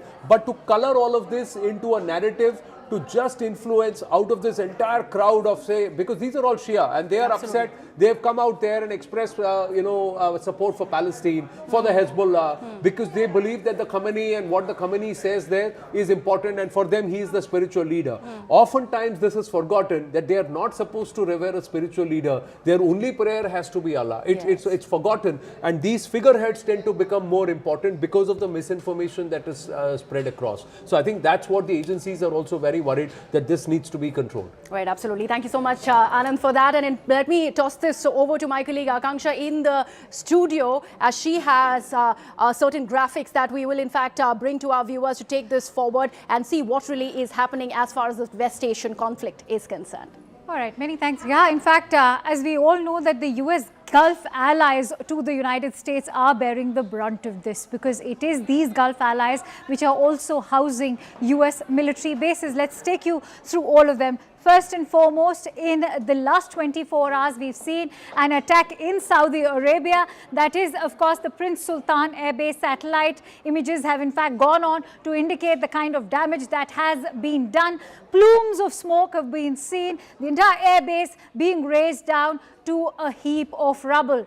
Bahrain, US Navy's 5th Fleet base was also attacked again. The satellite communication images have gone on to indicate the way these terminals have been destroyed. And there's an attack after attack in Qatar. That is one of the biggest attacks that's taken place at the Al Udeid Air Base. Why is this significant? Because the Al Udeid Air Base is the largest air base of the United States in any of its Gulf allies. This one is in Qatar. Massive destruction again seen in the satellite imagery that has come out. In Kuwait, Ali Al Salem Air Base has been damaged. The structures, in fact, go on to indicate the kind of damage that's been done. Again, these are all damages being inflicted on the bases of the US allies only through the missiles that Iran is actually sending out. There are also UAVs, but UAE Al Ruwais military installation is another location which has again been destroyed. Again, if you look at the kind of satellite imagery coming in, which goes on to indicate the before and after aftermath. This is the satellite imagery of August 18, and cut to 1st of March, the damage, of course, can be seen over here. It's again been reduced to a complete heap of rubble. This, as you can see, was the initial structure that was standing over there. Let's take you through Al Dhafra Air Base. Again, another very damaged structure seen on the March 1st satellite imagery that has come out of UAE. So if all in all, it is UAE, Qatar, Saudi Arabia, all of these three US allies that are bearing the maximum brunt of this. Let's quickly go across to Anand, who continues to stay with us. Anand, many are talking about how this was a strategic miscalculation, but do you think that this was on expected lines, the kind of retaliation we've seen come in from Iran? Well, Akanksha, good afternoon, and to our viewers. Well, one must understand that war comes at a cost, and if we are gaming the enemy is also gaming us, and they will also take out critical installations which are important logistically and also communications-wise, and that's what the Iranians have done. They have attacked the US air bases. The Iranians at all points in time had said that if this opens up into a conflict, then we will attack the US air bases in the neighboring Gulf nations, although we broke no animosity with the Gulf nations themselves, but you have given the Americans land to seed their own bases, and they are going to operate out of there, and from a war point of view, we're going to attack them. But in the bargain, what have they done? Some of their missiles, projectiles, interceptions, because via interceptions or otherwise, have landed in civilian areas, and the Iranians have also actively targeted some of the commercial establishments, the oil pipelines, the energy pipelines, etc. in Saudi Arabia, in Bahrain, in Qatar, in Oman, and they've also attacked oil tankers to try and close the Strait of Hormuz. So they have openly declared hostilities. The Americans and this region, they thought that, okay, they will strike the air bases, but stay away from the civilian installations and also commercial installations of the neighboring Gulf nations. That's not happened, and that's why now we see a far more calibrated and collaborative measure by which the Iranians are pounded. The Iranians now don't have any of the Gulf nations on their side because of their actions. So miscalculations have happened at both ends, and missteps have happened from both ends. Let's go straight across now. Perhaps the first voice from Tehran that's speaking out on a national media here in Bharat. Hamid Raza Gholamzadeh, he is the head of the Iran's diplomatic house. He is with us. Mr. Hamid Raza Gholamzadeh, thank you very much for your time. My first question is that Iran claims it's responding to aggression, but critics argue that it's the proxies that have triggered the escalation. Will Iran take responsibility if conflict escalates into a full-scale blowout in the Middle East? Iran had already warned that any attack would translate into a regional war, and it is the nature of this aggression that they have carried out. So the United States is attacking Iran with the help of its proxy, the Israeli regime, and with the help of the bases that they have in Arab countries in the region. So the proxy war is something that the Americans have already launched against Iran. Right. So if there are other players involved in retaliation, there is no blame on Iran. It's actually the way that they have started it. They have started a war, whose result is a regional war, and they need to pay the price for that. And that's the You're neither nature of it. confirming nor denying the involvement of proxies. But Israel and the US are claiming they own your airspace, that your air defense mechanisms have been severely deleted and deflated. They're also saying that strategic assets from Tehran's perspective have also come down, degraded. Has Iran lost deterrence, or is the real retaliation yet to come? If Iran had lost the deterrence, the Americans would not change their rhetoric and change their objectives. At the beginning, they said that we wanted to have a regime change, and after that, they are changing their goals because they could not achieve that. And we are hearing from President Trump saying that the Iranians are asking for negotiations, which is totally wrong. And we need to translate it in reverse. So when he says that the Iranians want negotiations, it means that President Trump wants talks. And Iran has already said that it's not accepting any talks with the United States or with others. Right. So, no, Iran has not been degraded in its strategic assets and its deterrence. And most of the damages that the Israelis or the Americans have inflicted upon Iran are just buildings. They are attacking evacuated buildings and just damaging that. Neither of for example, yesterday they attacked the building of the Assembly of Experts, claiming that they have attacked the meeting and the gathering for electing the next leader, while it is totally wrong. The building that they gather is in Tehran, while they had attacked the building in Qom, which is an office building, of course, but it was already evacuated and there was no meeting at all. Or many of the military bases and buildings that they have attacked have been actually evacuated before. And so the damage is not that much. Most of the casualties that you can see on the reports are civilians. Civilians who have been in their houses, they have been killed, or in the schools or the hospitals that they have attacked. Right. And they're killing civilians. Okay. Strong majority of the casualties are civilians. So the damage is not strategic at all, and Iran is responding strongly. Iran has been attacking the American assets in the region, and Israeli interests in the region, and the occupied lands of Palestine with the Israeli regime as well. Let me also ask you this, given how things are escalating, is there a rethink on Iran's nuclear deterrence, or does that red line still remain?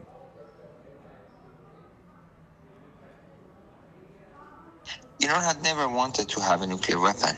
Okay. And one of the main reasons was, first, it didn't consider it useful. Second, we had a fatwa, a religious order from the Ayatollah Khamenei, the supreme leader, banning any acquisition or using or keeping nuclear weapons. So with the assassination of the supreme leader, the next leader might have a different point of view in terms of religious order, and he might not ban access to a nuclear weapon, because we are being threatened by the Americans and Israelis, both having nuclear weapons, and it would be necessary to defend the country.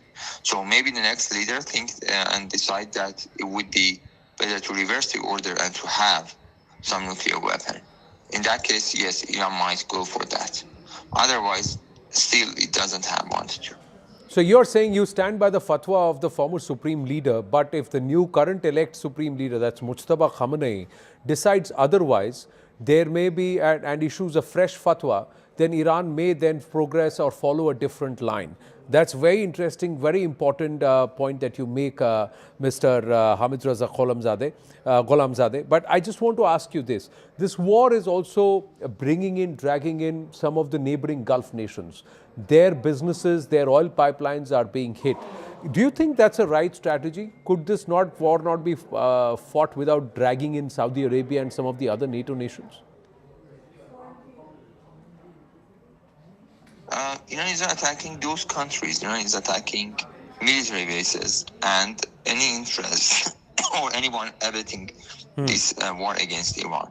So yes, Iran has attacked military bases of the United States. Iran has attacked hotels where American forces have been residing in, those who have been evacuated from the military bases. Iran has attacked a port where the Americans were using. Iran has attacked airports that the Americans have been using. And Iran has attacked, for example, the database of Amazon, which is giving intelligence and data to Israeli army.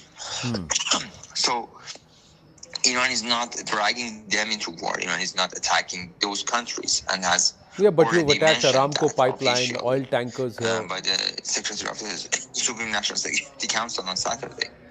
Iran said that we are targeting only anyone who helps the Americans or Israelis in this fight against us.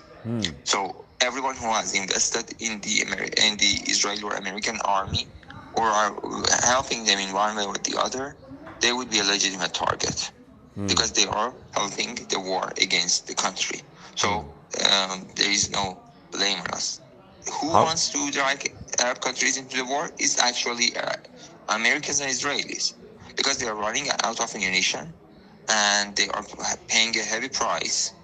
So they want to pay at the cost of the Arab countries, and they want to bring them into the war in order to have their casualties, have their weapons, and use them. And after the war, they would sell again same munition and same weapons to the same Arab countries. So they are trying to bring them into the war. But Iran has already warned that they should not get involved. But Mr. Gholamzadeh, I must ask you this. You knew that the Americans and the Israelis are watching. Why do you then have to move the supreme leader? Why did he decide to change location? And why was that convention with 88 leaders even, grouping that meeting conducted? Does that rankle? Because he's not a coward like Netanyahu or President Trump. He stood fast, and he actually was in the fight, and he was commanding the fight. The fight is not since Saturday. The fight has been going on for decades, and he has been the commander-in-chief, and he has been responsible for that. So that's how he has been working without any fear, very strongly. He was in his office doing his job and his tasks and his duties as the leader. So he was not a coward like Netanyahu to go to the shelters deep in the ground, or like President Trump moving from this way to the other way to just take refuge. So no, he did not accept to do that. Right, Mr. Hamid Raza Gholamzadeh, thank you for speaking with us. The big takeaway is that if the new supreme leader elected changes the nuclear red line or the fatwa on that, then Iran will move towards in a different direction. Right now, they follow the fatwa of the earlier supreme leader who said that Iran will not weaponize its nuclear technology. Absolutely. Anand, thank you so much for that important conversation that you've had with the leading voice there from Tehran. Let's open this up now. We have more guests joining us on the broadcast. Dr. Einat Will, former Israeli MP and co-author of The War of Return, and also former diplomat Rajiv Dogra is with us. So let me take this across with Dr. Will first. We just had a leading Iranian voice join us here, and he went on to mention that any kind of narrative that's coming in from Israel when it is about depletion of resources or in fact getting Iran to get away from that entire act of deterrence really is not heading anywhere as US and Israel would have wanted. What do you make of this assessment and this narrative coming in from Tehran, sir? I can only use facts. I can tell you that in the last few days in Israel, we're seeing day by day, this is something that is, I'm actually living it, is whereas on the first day, Iran was able to send quite a few ballistic missiles. Yesterday, I already was able to sleep well. Those were few and far between. So we're actually seeing day by day the depletion of the abilities of the Islamic Republic to attack Israel. We also see that they are attempting to direct significant attacks at the Gulf countries. And even though they're trying to kind of manage the fallout, as was mentioned by one of your people earlier, this was indeed a massive mistake because it has forced the Gulf countries into a position that they've been trying to avoid, to position themselves as clear enemies of Iran, as legitimate attacks by the Islamic Republic. And we also saw something that I think is much more significant. The biggest attack by the Islamic Republic was on the UAE and a lot of its symbols, such as the hotels, the airports. So symbols of openness, of prosperity, of tolerance, not unlike the attack of Al-Qaeda on the symbols of United States in 9/11. And I don't think it's a coincidence. I think it has to do with the fact that the Islamic Republic is waging an ideological war against any notion that Islam can be open, tolerant, moderate. And they understand that the UAE is the biggest symbol of what a Muslim and an Arab country could be. And they are representing the exact mirror image of a failed country that has taken the significant capabilities of its people, and rather than use it to build a wonderful country, as Iran used to be, is to use it for the truly stupid ideology of death to America and death to Israel. All right. And when this is the ideology, this is what you get. Dr. Will, stay with us. Let me also bring in our other guest, Ambassador Rajiv Dogra, renowned former diplomat, also very much with us on the broadcast. Ambassador Dogra, another very important information that's coming today is that of Mojtaba Khamenei, Ayatollah Ali Khamenei's son, to be taking over the succession. At the same time, Israel has issued another threat saying that anybody who will continue with the succession of Ayatollah Khamenei, meaning if they will continue to target Israel and the United States, they will also inevitably be eliminated. How do you view the leadership void that is now being filled and this overall trajectory shaping up? Do you think they'll now be gunning for Mojtaba Khamenei next? Well, that's a question best directed to your Israeli guest. I who's an will. eminent member of parliament, but I will try and answer it also. I think it was very useful that your channel has got a voice from Iran also, besides your Israeli guests who are more regular on the channel. And they're very useful, their contributions. But your Iranian guest, Ghulamzadeh, he was quite candid and he was quite frank in giving answers, including to the nuclear question which Anand had posed to him. As far as the new supreme leader is concerned, the second son of Ayatollah Khamenei, the answer given by Ghulamzadeh had a hint of what his intentions might be. He said, while the previous supreme leader had said no nuclear option, I cannot say the same thing about someone who succeeds him. And the second son of Khamenei, Ayatollah Khamenei, is known to be more radical, more inclined towards IRGC. So, you never know the direction that he takes Iran to. But if his reputation, as told to us and to the media in general, is any indication, then I think we may not have an Iran which is going to reduce its aggression. Ambassador, I'm so sorry to interrupt you. I need to slip into a quick break. But before I do that, Dr. Wilf, would you like to weigh in on that question? Because the Defense Minister of Israel, Minister Katz, has in fact issued that warning. How do you foresee this trajectory now? Yes, I mean, the assumption that the Islamic Republic continues is the assumption that we challenge. And I'll remind people that any effort by non-dynastic regimes in the Middle East, whether it was Gaddafi and his sons, Saddam Hussein and his sons, Mubarak and his sons, Assad and his son, every effort to put the son in charge did not end well for those countries. And this is another indication of the desperation of the Islamic Republic. Well, absolutely. We will take this conversation forward, but right now we have to slip into a very short break. I'd request my guests to continue to stay with us as we go into a short break and come right back.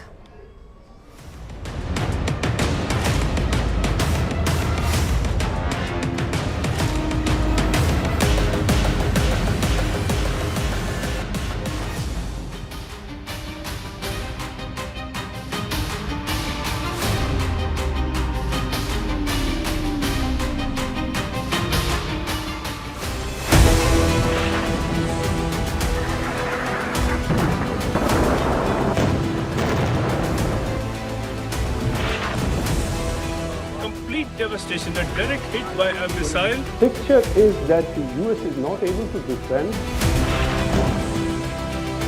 Of a drone, a massive, the number of ballistic missiles.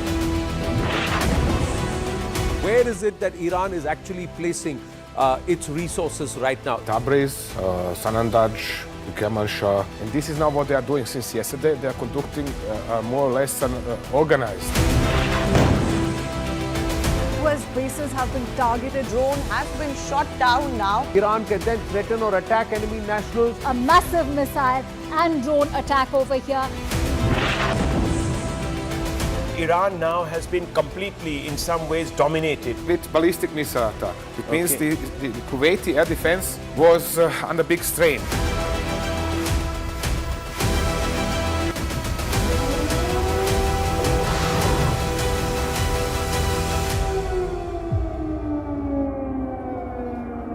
Increasing quantity of Iranian missiles and so on could better be addressed to our Israeli friend. He may be able to advise us as to why it is happening, since he is a reservist for the last 15 years. As far as I'm concerned, I think Iranian moves, as also perhaps Israeli moves, have been very calculated. It is not as if Iran, at least, is not going in for carpet bombing or mindless destructions. Its targets are selected very carefully. Right. Maybe it is finished with the first attacks it had on the US assets in the Gulf region. So now its concentration is on Israel and perhaps some of the ships that Americans may have in and around the area of Israel. Okay. So that is why there could be a reduction. Jay, now let's just bring in point number 2 also, because we've overlapped a little bit, where he said that as this conflict rages, US and Israel will strike key Iranian bases. But what will their targets be today? What will they focus on today? So Tom, let's start with you, because clearly the Israelis are moving in. They struck at Karaj and Tehran last evening. Karaj, you said, was a strong communications center. All of Not only communication center, major military base. You have several military, missile garrisons, if you like, around the city, plus a major radar station on top of the hill above Karaj. So it is obvious that they are trying to de facto, establish themselves a corridor towards Tehran in order to have it easier to reach the city with their airstrikes. That's why they have to neutralize as much as possible of Iranian air defenses and other military assets in the Karaj area. Increasing quantity of Iranian missiles and so on could better be addressed to our Israeli friend. He may be able to advise us as to why it is happening, since he is a reservist for the last 15 years. As far as I am concerned, I think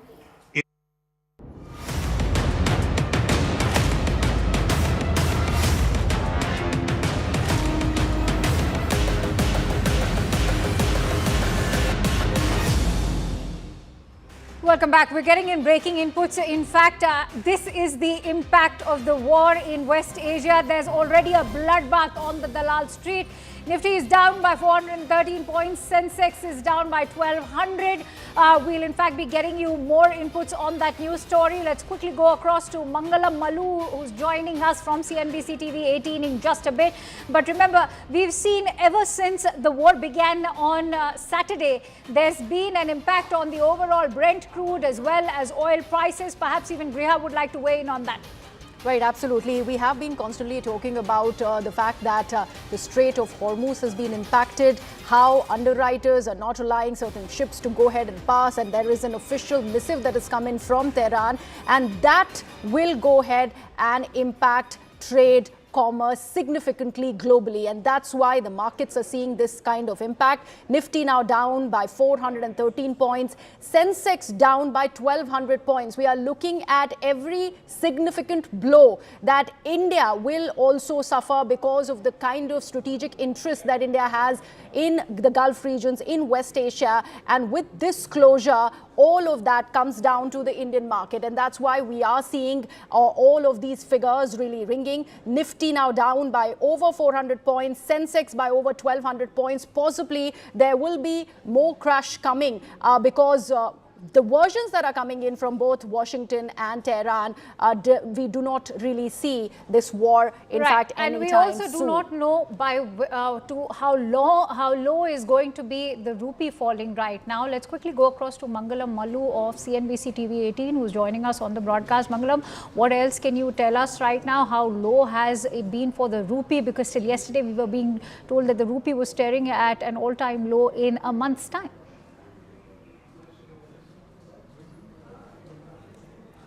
As we speak, at an all-time low as well, at 92.3 against the dollar. Remember, it closed on Monday's trading session at 91.47, opened above 92 today, and now as we speak, there has been consistent selling. But as far as the stock market impact of the West Asia crisis is concerned, there are two major impacts that Indian markets have. One is the rise of oil prices. So Brent crude is close to around $84 per barrel right now. The second is the weakening of the rupee. So those are two macro fundamental issues for our market, though authorities from the government have assured that we do have 50 days worth of supply for oil and gas. But the other part is a lot of these individual companies which have increased exposure to the Middle East in terms of order book or business, say something like an L&T, which has seen a big decline. It's the top Nifty loser in today's trading session.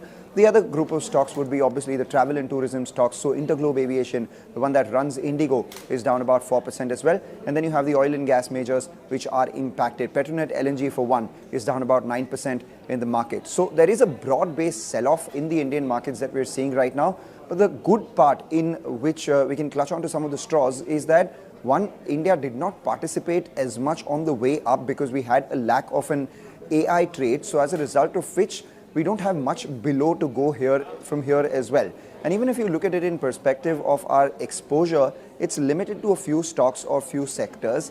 And the third part is that, while other markets are declining, Indian cuts are limited. So for instance, today the Korean market was down by almost 10%. The Japanese index was down by about 5%. In context with that, yesterday and today, put that together, the Indian markets have not fallen a lot more than 2.5%, 3%, 4% at best. Importantly, even from today's lows, we've seen a near 170-point recovery on the Nifty. Some of the heavyweight stocks like Reliance, HDFC Bank, our IT stocks are doing the heavy lifting because a weaker rupee generally is better for the IT pack, which has currently been impacted by the AI trade. So those factors work more in favor of the Indian markets than against it. So yes, there is obviously tension. The Nifty is lower by about 2% right now. The Sensex is lower by 800, 1200 points as well, as you were talking about it. But we've recovered from the lows, and in context with the decline that we've seen in other global markets, the Indian market is relatively less impacted. So from an investment standpoint,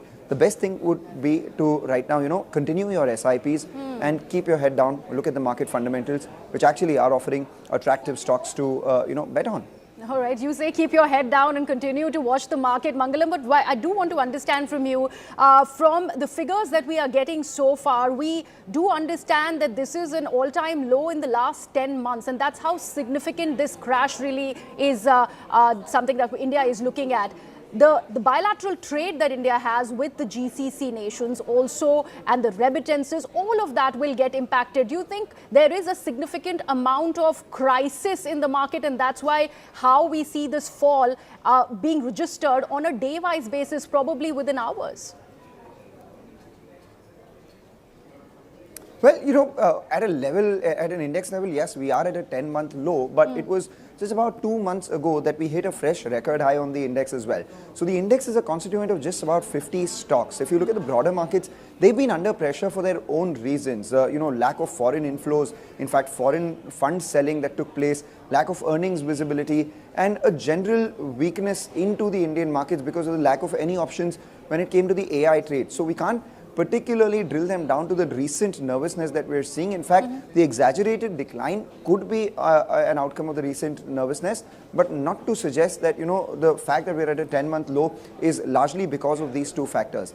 There is a trade that we do with GCC, but from a listed company standpoint, the trade is limited to just a couple of these infra players, maybe a few travel and tourism players, and a few rice exporters. On the other hand, we could, see some sort of benefits coming in with the globe, looking to diversify away from the GCC and look at India as a manufacturing partner. That's what market experts are betting on from here on as well. And if you go back in history as well, if you look at any of the wars, be it the Gulf War I or the US-Afghanistan war in 2003, or even something as recent as Operation Sindoor that we saw, markets have actually seen a decline in the very near term, but immediately after, at best 30 to 40 days later, they come back to their original levels, if not higher. Okay, let's see how many days are we giving to this one. Thank you so much, Mangalam, for that information. All right, let's quickly take this forward with our guests as well. Dr. Einat Wilf, former Israeli MP and co-author of The War of Return, continues to stay with us, as does Ambassador Rajiv Dogra. Dr. Wilf, let's talk about one strategic breakthrough that's taken place today, which is the attack on the IRGC, especially the Basit headquarters in Tehran. Do you think that this is going to have a significant impact and dent as far as the Iranian forces are concerned? That is certainly the plan. I think in many ways what inspired the possibility that the Islamic Republic might finally fall, like the Soviet Union in its time, like the Nazis, is that the people showed tremendous courage in going out to the streets. And then the regime brought down the internet and engaged in brutal acts of massacre and putting down the uprisings. But what we saw and inspired us all is the courage of the people of Iran, and we know that it's still there. So this time there is a commitment to ensure that the Islamic Republic is not as capable, much less capable, hopefully not at all, to put down the next uprising. And that means going against the forces that put down the uprising, the Revolutionary Guards, the Besiege. This will take time because essentially the attacks are designed to peel off all their systems of control, and that takes time, both communications, electronics, buildings, people, machines. But yes, the idea is ultimately to create a space for the courageous people of Iran to take back their country from the Islamic Republic and finally have the freedom that they truly deserve. Right, absolutely. And Ambassador Dogra, let's go back to another statement that has come in from the US president as he addressed yesterday as well. Why does it sound that the confusion really is not going anywhere from Washington, D.C.? Because he did look like a very, very miffed child when he went after Spain. They did not allow us to use their bases, and that's why we would be throwing tariffs. So he's again playing the tariff war here, despite that rap that has come in from the US Supreme Court in the middle of a war. Well, let me add another dimension to your question. And that dimension is that so far, we had been focusing, we meaning media in general all over the world, on missiles and bombs and what effect they have had on one side or the other. But now, as your CNBC correspondent explained in detail, the attention is also focusing slightly but meaningfully on the economic effects of the war. And the Central Bank of Israel has already come out with a statement that the roughly 3 days of war have cost Israel $17 to $20 billion. I don't know how much it is costing USA, because if it is costing $17 billion, let's say, to Israel, USA, it must be a much greater figure. And to the world, it will be much greater still, because if there is no movement, after all, there's no air traffic going one way or the other, that means businessmen cannot travel. That also means orders cannot be placed. So the cost to the world economy would be humongous. And also the psychological fear that obtains in such circumstances when there is uncertainty all around is very bad for business. There are sell-offs by some banks of their Bitcoin holdings, for example. There is also mistrust between European allies of America and America, because, as you said very rightly, Spain has said, ask the American fighter aircrafts to get out of their territory. Croatia has said, we are not interested in entering this war. Italy, the Prime Minister has also expressed reservations. So all this adds to a bad news for economy. That is one.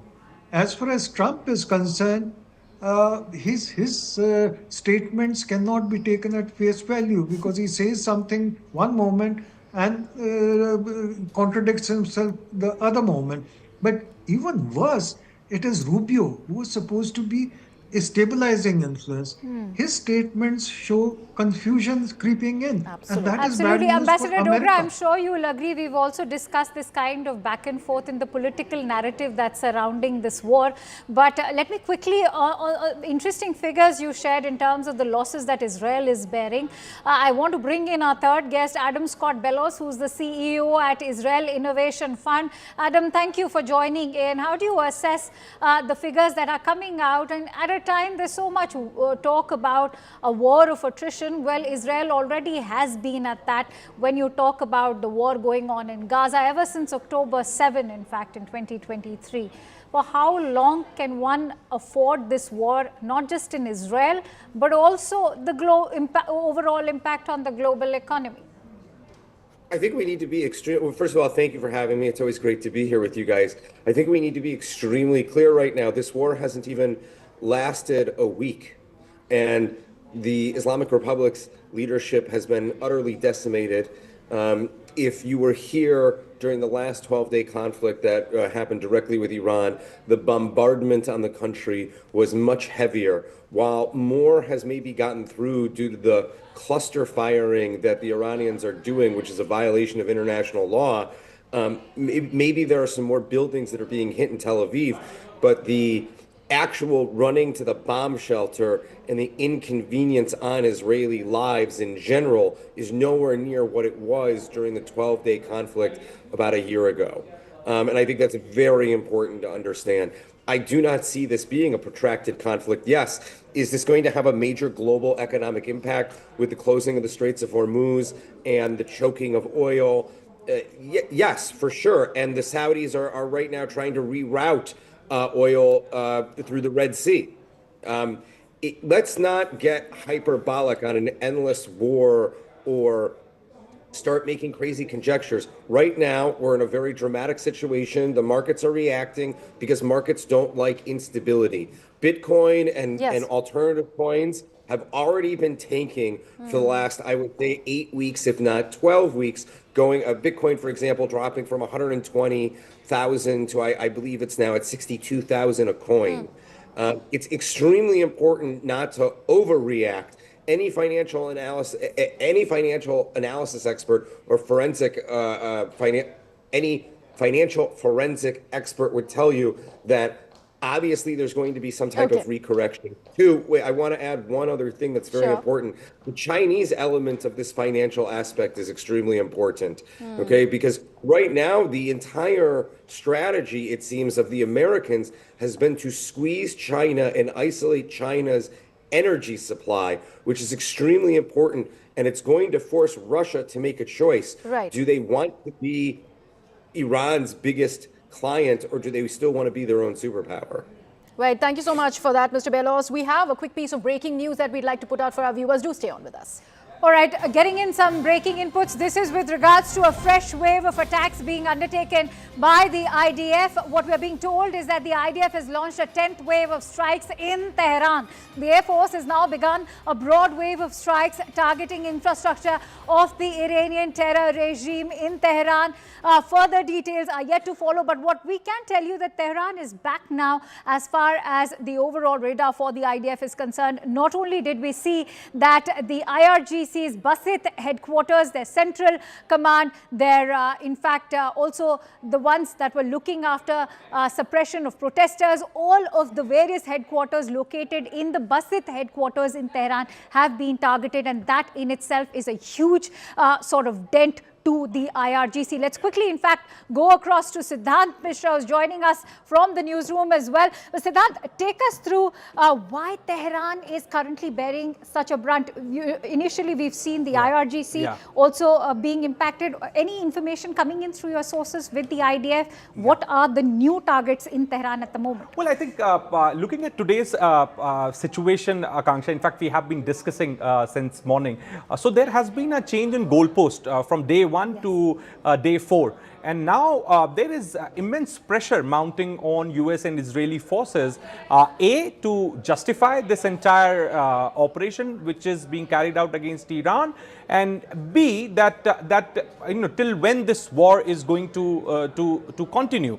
And perhaps this is the reason that a short while back we were playing the Basij headquarters, their internal riot command center, etc. were engaged militarily, the bombs were dropped.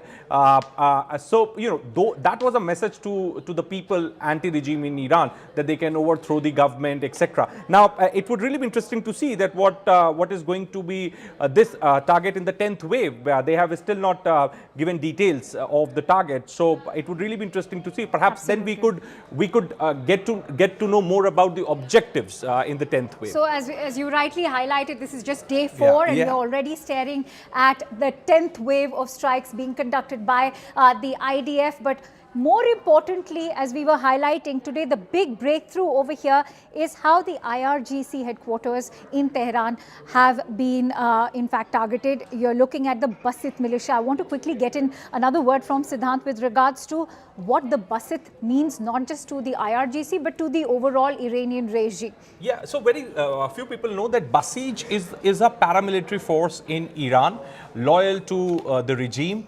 And when the protests were taking place in Iran, it was Basij which was engaging with the protesters, were clearing the roads, were putting them behind the bars, arresting them, crushing the voice of dissent in Iran. So they are very loyal to the regime. And today, Akanksha, in fact, we discussed this earlier, that today Basij headquarters were hit, the internal riot control command center was hit. So the message is to the protesters against the regime that they should come on the streets and overthrow the regime. So the message was very clear, which was given by US and Israeli forces. Now, I again say that it is very interesting it will really be interesting to see that what all other targets they are going to hit in the 10th wave. All right, stay with me. In fact, I'm getting in some more breaking inputs. This is big breaking input coming in.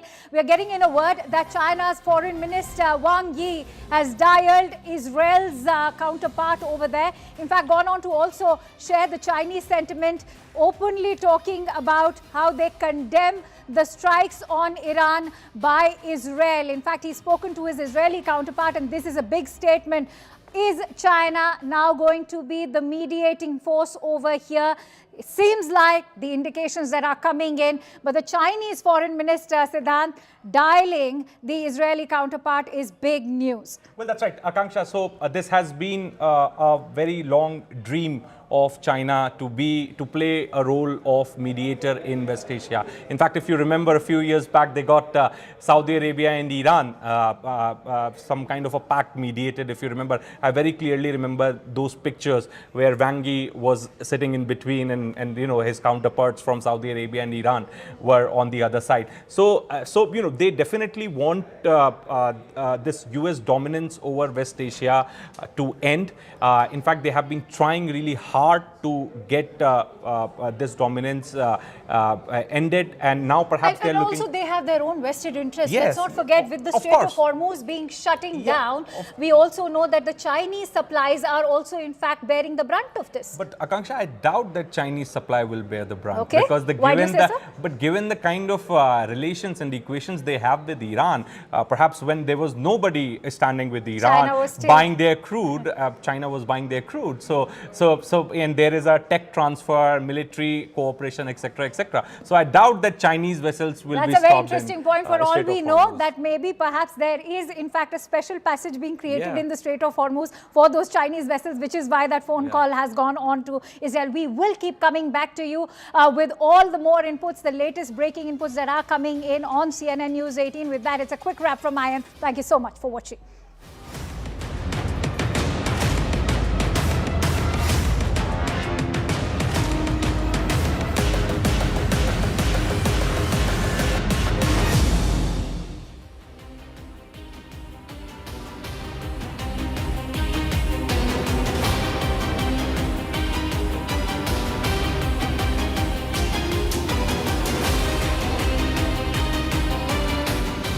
Who, what, where, when, why. You see the bits, I see the whole. To know the inside story on Iran, get with me inside the bunker.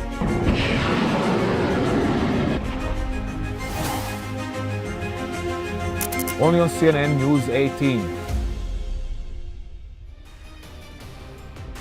Increasing quantity of Iranian missiles and so on could better be addressed to our Israeli friend.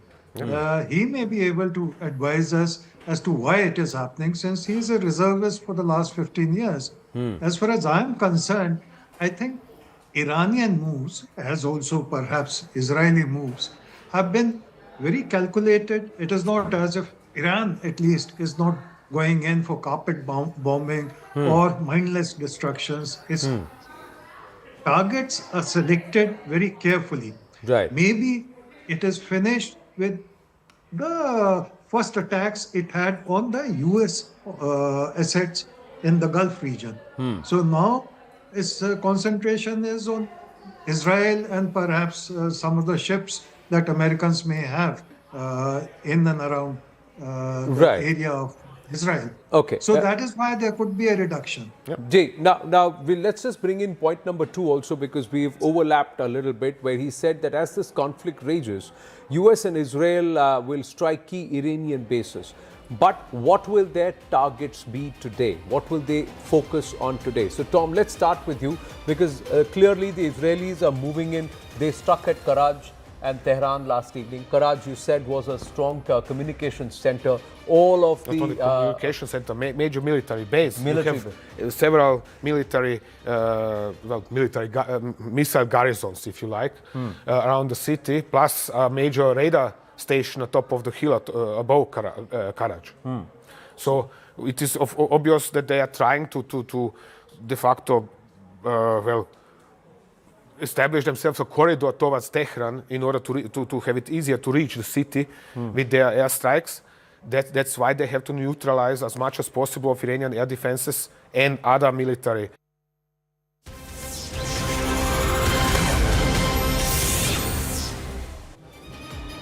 Hello and welcome to the continuous coverage of the conflict in the Middle East that continues to escalate. My name is Ayushman Singh Jamwal. And I'm Priya Atul. Let's now get you the headlines. Iran strikes US military communications, radar and satellite infrastructure across the Middle East. Satellite imagery shows key systems at bases in Bahrain, Kuwait, Saudi Arabia and the UAE have been damaged. Also, new satellite images reveal widespread destruction across Iran's strategic infrastructure following coordinated US and Israeli military strikes. Donald Trump administration will host top US defense contractors at the White House on March 6 to press for faster weapons production as the Pentagon moves to rebuild stockpiles drained by the recent strikes on Iran and other military operations, facing a lot of constraints in the conflict zone. Iran launches another wave of strikes against US and Israeli targets, with Tehran's foreign minister now saying that Iran remains determined to defend itself and confront what it calls US-Israeli aggression. And shifting focus to the power structures inside Iran, Iran's Clerical Assembly of Experts has reportedly chosen Mojtaba Khamenei, son of the late Ali Khamenei, as the next supreme leader under reported pressure from the Revolutionary Guards. Also, we are learning of large-scale destruction across Iran as US-Israeli strikes intensify. Tehran, Isfahan, Karaj, also Kermanshah have been hit. We are also learning of hundreds of missiles and drones that have ended up targeting the military and strategic sites since the 28th of February. And talking about the situation back home and the ripples created by the assassination of Ali Khamenei, mass mourning reported in Leh after the death of Iran's supreme leader. Intelligence agencies raised serious red flags over foreign radical elements operating in India. We're also, in fact, learning of escalating geopolitical tensions and how Indian markets are now plunging as Sensex has dropped over 1,750 points and Nifty has fallen 530 points, while the rupee now sinks 66 paise to an all-time low of 92.15 versus the US dollar. And so a lot of reverberations coming in across the spectrum, ladies and gentlemen, when it comes to the situation in the Middle East, as the conflict is only escalating and more tensions are only rising between Israel as well as Iran, as the United States also now struggles with the entire stockpiles, calling the defense contractors for a crucial meeting. Let's take you through the situation that is emerging from within India. As you can see, this is Leh, this is not Tehran, ladies and gentlemen. As you can see, support for Ali Khamenei is just spreading across Leh and in different parts of the country. We also saw those protests coming in from Jammu and Kashmir, where in the city of Srinagar there was widespread unrest after the death of Ali Khamenei, where several radical elements have spilled onto the streets. And also we're seeing those scenes coming in from Leh. You can see the hundreds of people who have gathered to mourn the death of this former supreme leader of Iran. And you can see that intelligence agencies are flagging serious concerns with the rise of these radical elements now emerging out of the woodwork ever since Ali Khamenei was assassinated by US and Israeli forces. This is a huge cause for concern when it comes to the situation inside the country, given the fact that India has been consistently targeting the notion of radical cells across the country. And now, after the death of Ali Khamenei and the fact that Iran is the progenitor of the entire terror infrastructure that has spread across the Middle East and to other parts of the world, this is also raising a lot of concerns in India, in intelligence circles. You can see the visuals on your screen. These are several parts of Leh, and hundreds and thousands of mourners have gathered to mourn the death of Ali Khamenei. What kind of designs are at play over here is the situation that is being assessed by the intelligence agencies. Also support coming in from top echelons of India's political circles as well. This is what former Jammu and Kashmir Chief Minister Mehbooba Mufti had to say. आज हमने सोचा हम बाहर तो protest कर नहीं सकते हैं ऐसे हालात में, क्योंकि दिल बहुत गमज़दा है, दिल में बहुत तकलीफ है। तो कम से कम ये जो शैतानी ताकतें हैं, चाहे वो नेतन्याहू हो या चाहे वो ट्रंप हो, तो हमने आपके सामने उनका पुतला जलाया और ये मैसेज देना चाहते हैं हम पूरी दुनिया को कि जहां तक ईरान के लोगों का सवाल है, जम्मू कश्मीर के लोग, बिलखुसूस वादी कश्मीर के लोग, जो मुस्लिम उम्मा है, वो इस वक्त ईरान के लोगों के साथ है। हम उनकी शहादत को सलाम करते हैं, उनकी बहादुरी को सलाम करते हैं और गुजारिश करते हैं यहाँ की सरकार को, जितने भी लोग जेलों में आपने बंद किए हुए हैं उनको रिहा कर दीजिए। And as you can see, the radical elements coming out of the woodwork in Jammu and Kashmir, even in Leh, as we can see, thousands of people protesting on the streets. Anand is joining us on the broadcast. Anand, this is something that we thought was a bygone era in Jammu and Kashmir, where radical elements were not so mobilized on the streets and not so vociferous with their protest, as well as the solidarity with radical elements like the Ayatollah. But these scenes in Leh, as well as what we saw in Srinagar, very concerning. Well, you know what happens, we must say, we must also add this very clearly to our viewers, that not all the people who are out on the streets are radical there. They are all Shia. Now, Budgam, you know Jammu and Kashmir well, Ayushman. Budgam, a lot of parts of Kargil and also northward into POJK up to Skardu has a lot of Shia population. And the Shia believe that the Ayatollah Ali Khamenei was their spiritual leader. Now, whether they are misguided in terms of thinking that they can come out on the streets, but there is a certain level of angst and a certain level of this. It's not that the Ayatollah has been pro-Bharat. He has actually in the past made statements about Azadi of Kashmir, etc., taking line that is a pro-Pakistani line. All of that is one part. So he's taken a political point of view there. But he's also their spiritual leader. So there is a certain level of angst and a certain level of sorrow which people would want to express. So they have come out to express. But they should not forget that this is Bharat.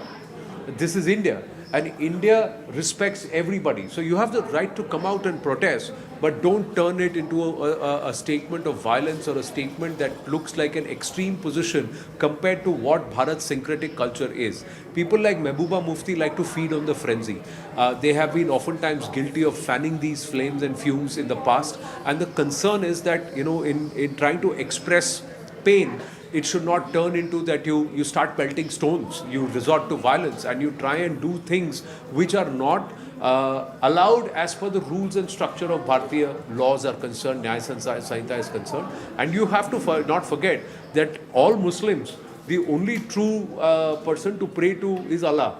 And that's something which should not be forgotten. A particular head or a religious leader, whatever their positions are, they may come and go, but your right to prayer is not taken away from you. But the Shia in this region have largely been marginalized. This is the first time in 33 years. The Shia should not forget that only after the abrogation of Article 370 were they able to also mourn Imam Hussain, were they able to conduct the March of Ashura on the streets of Srinagar and also at Lal Chowk. And that happened only after the abrogation of Article 370. Otherwise, for the last 30 years, it was not being allowed. The same Mehbooba Mufti, the same Omar Abdullah denied them this. So they must remember these aspects, and somewhere they are letting out their pain and their angst, but they also have to ensure that there is a daira. The other question they have to ask is, something's happening in Iran. We are in Bharat and we are very, very safe and comfortable. All students from Jammu and Kashmir and Uttar Pradesh, etc., have been safely evacuated, moved out to Jordan, and they should be all back home. And that's all happening because they have that blue passport and the Indian citizenship. But Anand, the mobilization of so many people and the scenes that we saw in Srinagar, stone pelting was something that the government said is now a thing of the past. And we saw those scenes in Srinagar. From an intelligence and security standpoint, that is a concern at the end of the day.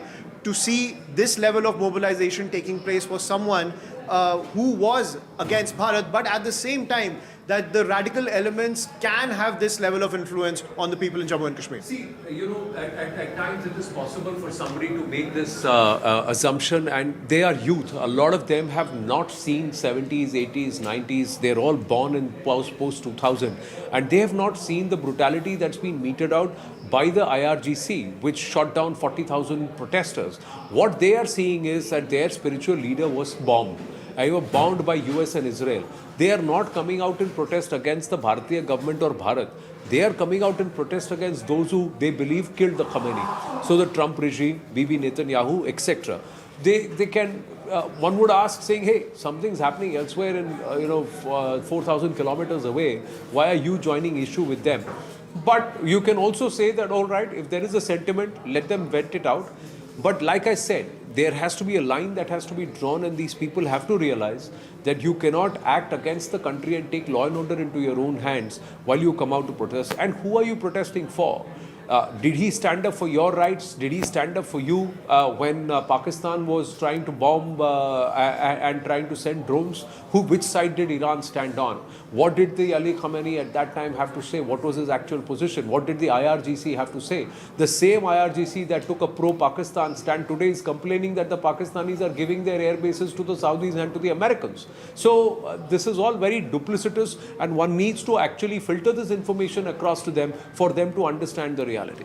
Absolutely. And the only people to enforce those red lines for security are the Indian forces, and that's something that they have to be very vigilant about. We're tossing back to Greha because we're getting a piece of breaking news coming in from the war zone. Greha, over to you. Absolutely, and this is another exclusive information that CNN News 18 has managed to access. And we are in fact talking more on these protests on the Indian side. As in Leh, in Ladakh, thousands of Shia Muslims have gathered in mourning following the killing of Iran's Supreme Leader Ayatollah Ali Khamenei in this joint US-Israel strikes. We are in fact going to be putting out these visuals of crowds dressed in black. They marched through the streets and they were seen carrying the portraits of Khamenei, waving those black flags in grief. Anti-US, anti-Israeli slogans also were raised as participants condemned the attack and expressed solidarity with Iran. In fact, Ayushman, since you have Anand with you, we were taking that conversation forward. There was earlier mention of leaders like the PDP chief, Ms. Mufti.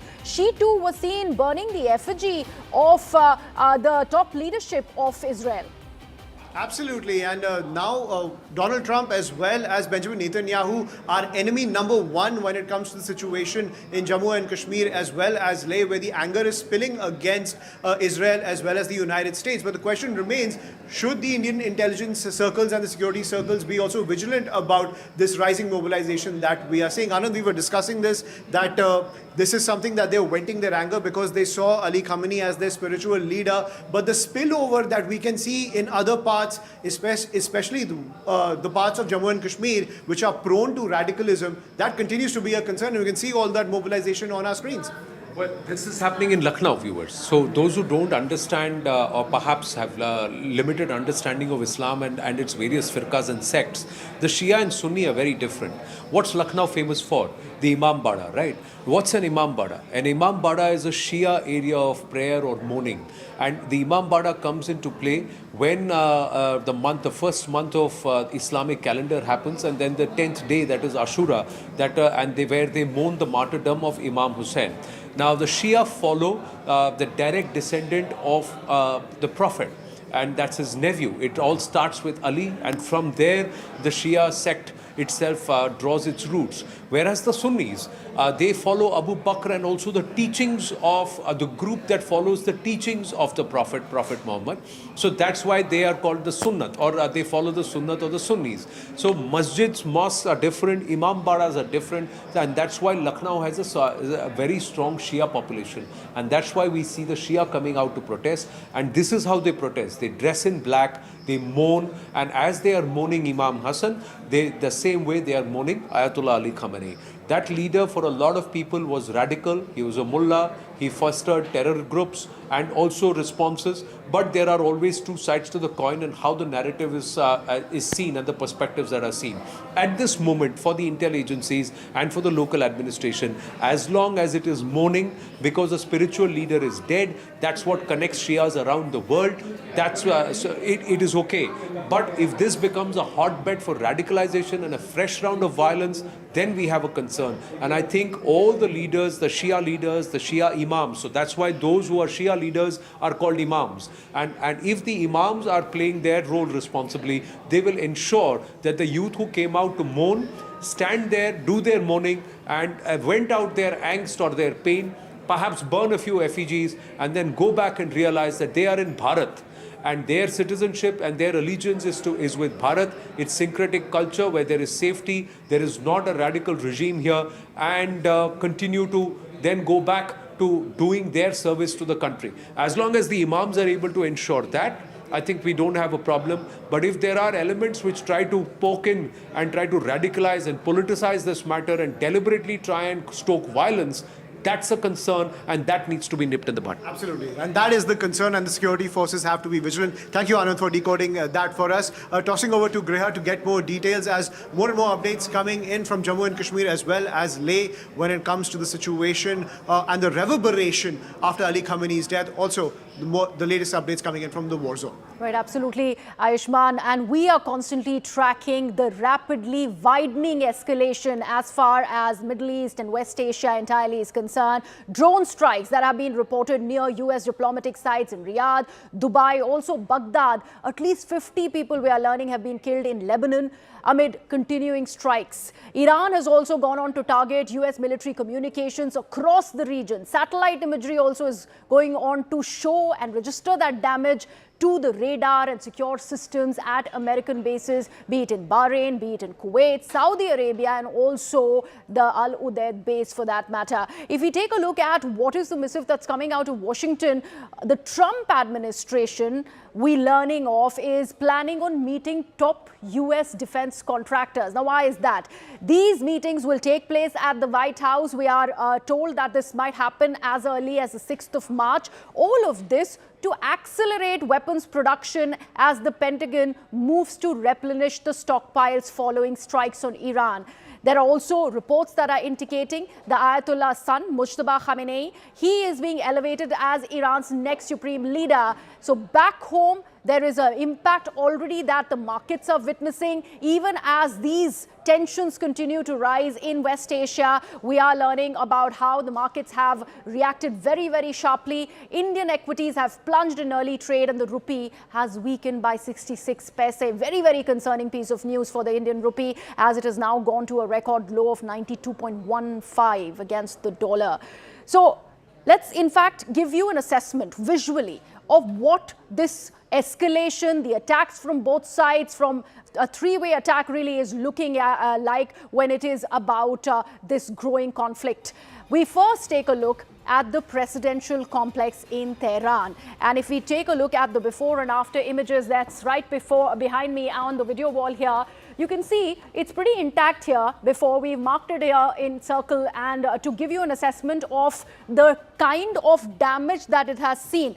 And there you see the second image, it's completely obliterated. The dome is no longer there, the presidential complex gone. That's a strike in Tehran by Israeli and US forces. This is the result. If we take a look at the next set of slides, this is coming in from the judiciary complex in Tehran. And if you can see, this is what it looked like before all of this satellite imagery that we've managed to access. And after the strikes, this is the damage that we have managed to register, so that you can get a comparison to understand what has been the impact of these strikes in Tehran particularly.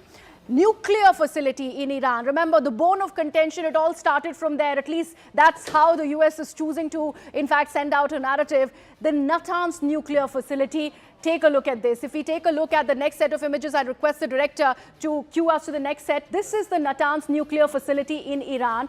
Before it, this is how it fought.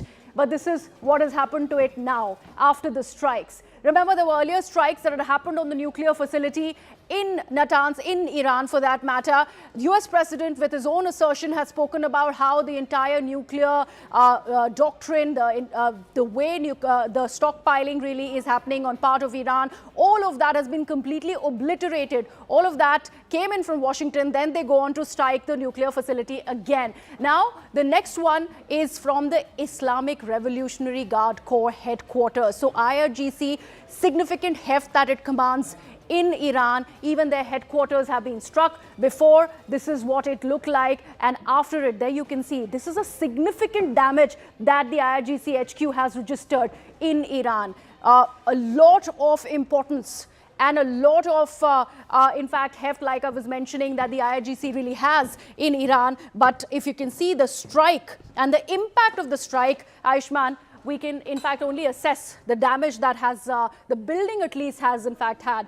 And, of course, the entire discussion about the next supreme leader, it goes on to Mojtaba Khamenei and how, despite the fact that they never were into bloodline elevation, they are now, in fact, forced to it. And IRGC is responsible for doing that. Absolutely. But the situation also emerges that, are we seeing the revival of Iranian nationalism once again, given the fact that Ayatollah Khamenei, by attaining that martyrdom status, did his son get the, if you will, the cultural as well as the political heft to be declared the next leader to continue the entire regime of under the Ayatollah's name, under the moniker of the Ayatollah? Is that the situation that has emerged? While the strikes continue, politically, have the United States as well as Israel miscalculated the entire situation? Let's get to our guest, Sanjay K. Verma, former diplomat, Anand Ranganathan, author, as well as Group Captain MJ Vinod, defense expert, as well as Igal Malka, Israeli activist, joining us on the broadcast.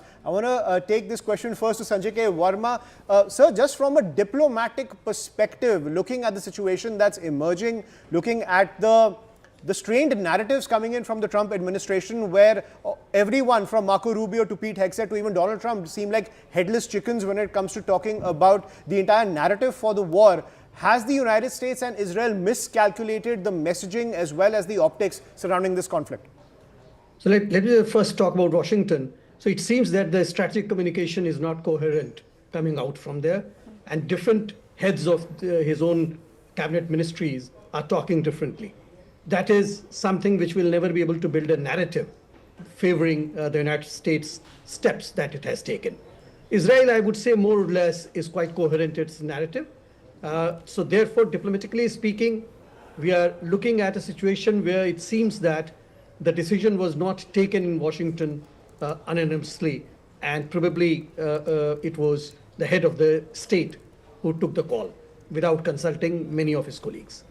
Second point here is from the diplomatic perspective, diplomacy and dialogue had to be given more space to move forward. I know some of my colleagues or fellow panelists could also be of the view that it had been given enough space to resolve the issues. The second question starts from the legalistic point of view. Where does it stand in the US domestic laws and constitution? Where does it stand in the international law? And any jurist will be able to tell. But Sanjay K. Verma, does that matter to Trump? Honestly, does that matter to Trump? If it doesn't matter to a country, then if another country takes a similar step, should it matter to him as well? But as per Donald Trump, it's the law of the jungle nowadays when it comes to international order. He's made that extremely clear. American power is here to enforce its own agenda, and we're seeing that play out given the fact that he's bombed 8 countries ever since he became president without any congressional authority. Absolutely. And clearly Iran is the same chapter of that book.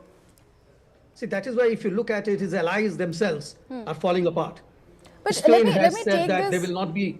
Sorry, you were saying something. Sorry, sir. Sorry to interrupt you. But let me also bring in Anand Ranganathan on this very point that Ayushman was making. Mr. Ranganathan, the fact that there were attacks at Qom, there were versions that came in from Washington that they will decide on the next line of leadership for Iran. They, in fact, are talking about how it's a earlier, again, the same thing, Rubio coming out and in fact dissing this entire regime change narrative. It was about something that Israel possibly were wanting to attack I beg your pardon, Iran, and that's why we went ahead and did that. All of that information, which looks like a very, very confused narrative that's coming in from Washington. Then they go on to say that we would have gone ahead and decided on the next leadership, but even they were killed. Now we learn of attacks that have happened at Qom while an election was going on, as far as the assembly of experts really are concerned. How does one really takes the US seriously when it is about this war? Because like many are saying, it does not have a congressional approval. Of course, it's illegal. Many are mentioning that part as well. Ayushman just mentioned about it. But can we take them seriously? Because they're not sticking with one narrative, one idea. Good afternoon, everyone, to my fellow panelists, and as well to your viewers, and wishing everyone a very happy Holi under trying circumstances, has to be said. I'd like to make a couple of points. Number one, I think we need to understand, when I speak as a layman, there are enough experts on the panel out here who are free to correct me, of course, and I'm here to learn. There is only one entity that can decide if America wins or loses a war, and that entity is America itself. Let's be very honest out here. With such overwhelming power at its command, the only race America is having is with time. And I explain you. And this is where I think the calculations, as people are saying, went a bit wrong. Because America or Americans will never allow America to undertake a long drawn out war. It has never won a long drawn out war. I mean, I don't even need to go back to Vietnam, where you had 47,000 American soldiers killed. Afghanistan, for 20 years, you had 5,000 American soldiers killed. It pulled out of them. It lost those wars. Now, you can compare it, for example, with Putin and Ukraine. In the last 3 years, Russia has lost, it's a conservative estimate, 320,000 Russian soldiers. I'm not even talking of Russian civilians. 320,000 Russian soldiers have died, and the Ukraine war sees no sign of slowing down or stopping as far as Putin is concerned. America will never allow that. You have already half a dozen body bags coming to America. If that count increases, you will have Americans questioning severely the idea of undertaking this war. So when America entered this Iran war, it did on the pretext, maybe it was convinced by Israel or others, that we are going for a very swift regime change, and then everything would be hunky-dory and everything would be under our command. That hasn't happened till now. This is not to say in the next couple of weeks that I think America can afford with minimum casualties. It might still happen. But for that to happen, two things have to happen. The revolution has to rise from the ground of Iran itself. Now, one of the things that was going well for America and Israel was that there was a groundswell of protests against the current regime. That has yet to surface. If that surfaces, I think that in conjunction with the awesome power, military power at display, we might still see America taking hold of Iran. But there is confusion, and I agree with that. Right, but Anand Ranganathan, yesterday also we saw on the streets of Tehran pro-Khamenei agitations. All the anti-Khamenei agitations seem to have disappeared. We saw pro-Khamenei agitations. And secondly, talking about the politics inside the United States, Donald Trump is a different political beast as compared to his predecessors.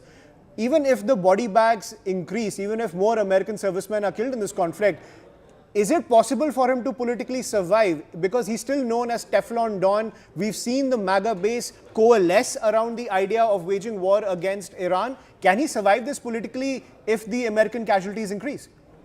Impossible. Impossible. No president has been able to do that. We have to, as I said, even in Vietnam, when you had the war drag on for 20 years, even then America had to pull out and lost the war. And we are living in an age where already people are talking about this war having been undertaken by Trump to hide the Epstein saga. So that call is getting shriller and shriller. And, you know, when you have unfortunate circumstances where Americans are killed in this war, which they would be if the war goes with the same intensity as it is going right now. Coupled to that, the attacks that are going to happen, as Iran is saying, it has now completely blockaded Hormuz and it's going to attack every ship that goes past it. America is saying it's going to have a safety net of American Navy guide those ships. Under those circumstances, you expect a direct combat between America and Iran. So you expect casualties to rise. Trump cannot withstand. But Group Captain Vinod, I'd like you to come in here. This entire aspect of the Strait of Hormuz and how America is now talking about how they will have their own set of underwriters to probably insure the vessels. How much can that be taken at face value? Great question. In fact, I was on the other channel talking about it. Whoever has come up with this idea Group Captain is Vinod, can you hear us? yes. Can you hear me? Yes, do go ahead, sir. Yeah. So whoever has come up with this idea of escorting oil ships out of Hormuz. Sir, I think you're on mute. No, I'm not. No, we can hear you. I can hear you. Only you can't hear me. I think We'll just fix that. So go ahead. We'll just fix Yeah. So whoever has come up with this idea that you're going to escort an oil tanker coming out of Hormuz is either not a military man or completely uninitiated. And I tell you why. First and foremost, I've written an article on it. North of this Hormuz is hilly terrain. Natural caves are there. From there, even an ACAC gun can take out ships coming out of Hormuz, and it is just a 3-kilometer corridor where 2 ships have to pass. It's just 10 kilometers at the neck. So what about midget submarine? So these escort ships, are they going to, somehow stop midget submarines from coming and, sticking a bomb which will explode sometimes later? It's impossible.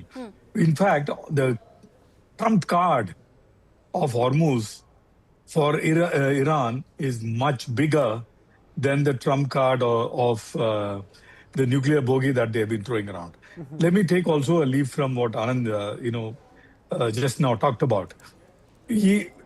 Trump has, not the trump card Trump, the President Trump. The President Trump has only one choice with him, and that is to, accept whatever the peace process comes out, and that peace process has to be nothing less than Iran climbing down from saying Iran should unequivocally say, we are not here to destroy Israel completely, and we will not be pursuing our nuclear aspirations. If these two are met, I think Iran should be let go, and that is the only way America can extricate out of this. There is no other way. Genghis Khan tried it. Saddam Hussein tried it. I don't know if people who have not been to Iran have flown a lot over Iran. Iran is a different, kettle of fish altogether. The Isfahan and that area is totally different. It's a large country. So while you're making that point, we will in fact continue to discuss this. We have a big development that we have for our viewers, and let me put that out for them. We're learning that Israeli military has in fact said that an F-35 has been downed, and this is an Iranian fighter jet that has come down over Tehran. So over Tehran, right at the heart of Iran is where this has happened. Let me in fact take this across to my colleague there in the newsroom, and we will in fact get in an assessment of what really has happened. F-35 that has been downed. We do not really think of Air Force when it is about Iran. It has a significantly diminished Air Force, but this one will be denting it further there, Akanksha. Right, and this is in fact an Iranian jet that we are looking at. It's known as Adir in Iran, and it's an F-35 that was shot down by Israel.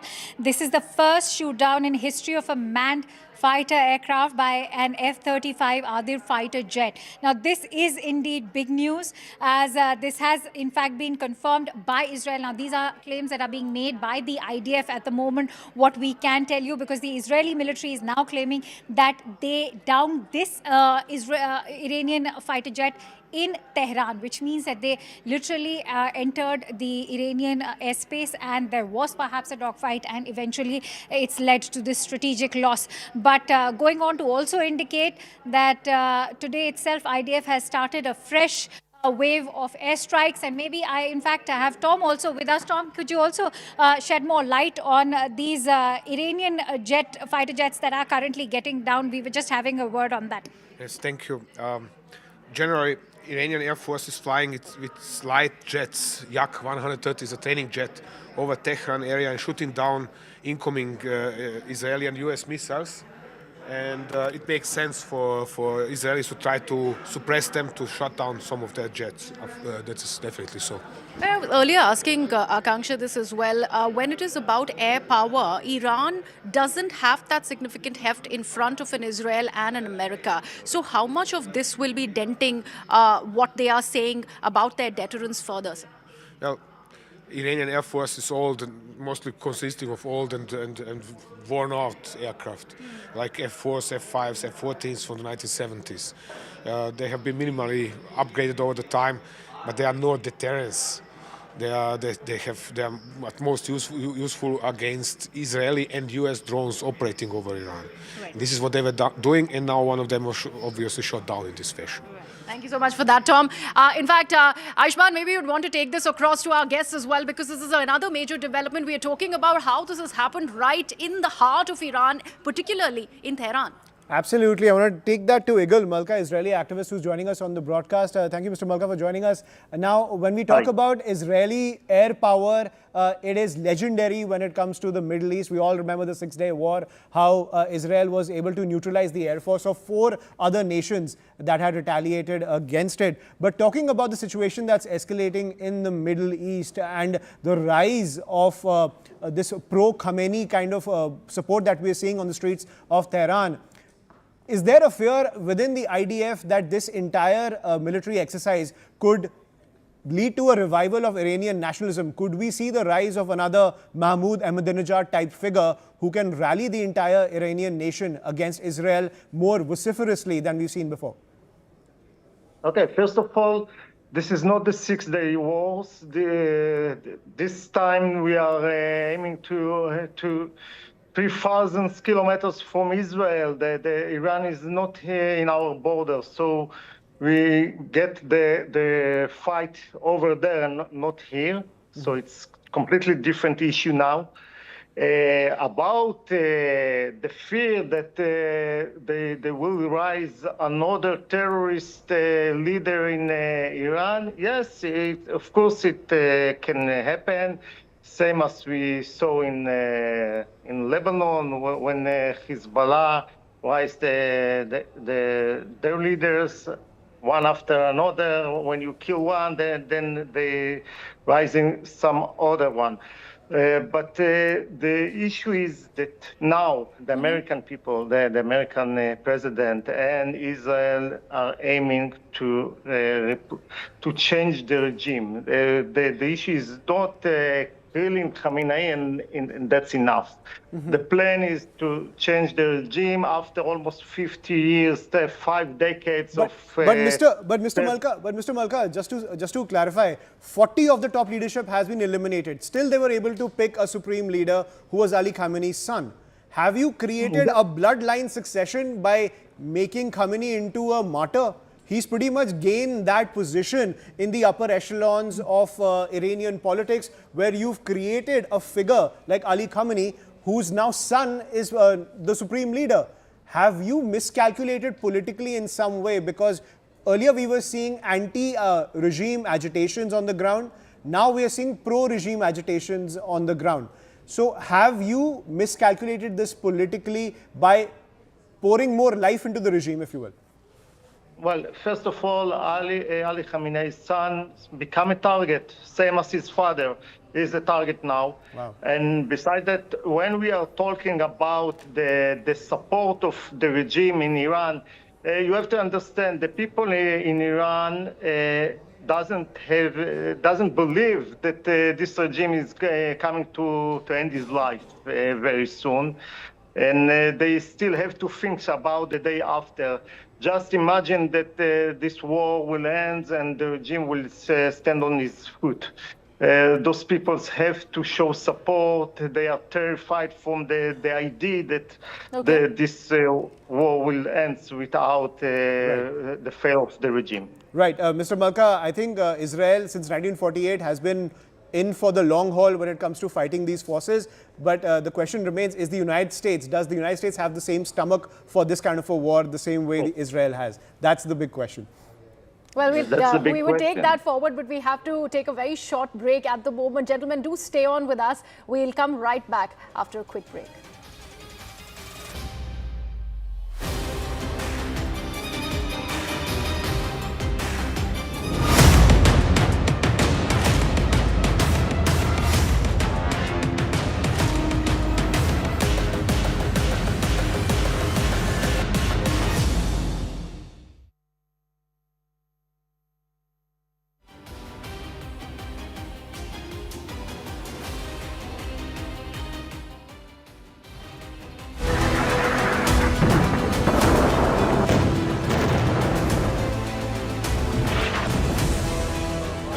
Devastation, a direct hit by a missile. Picture is that the US is not able to defend.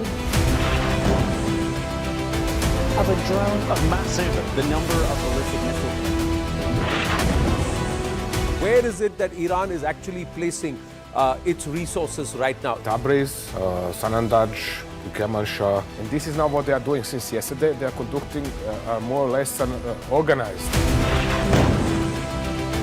US bases have been targeted. Drone has been shot down now. Iran can then threaten or attack enemy nationals. A massive missile and drone attack over here. Iran now has been completely, in some ways, dominated. With ballistic missile attack. It means the Kuwaiti air defense was under big strain.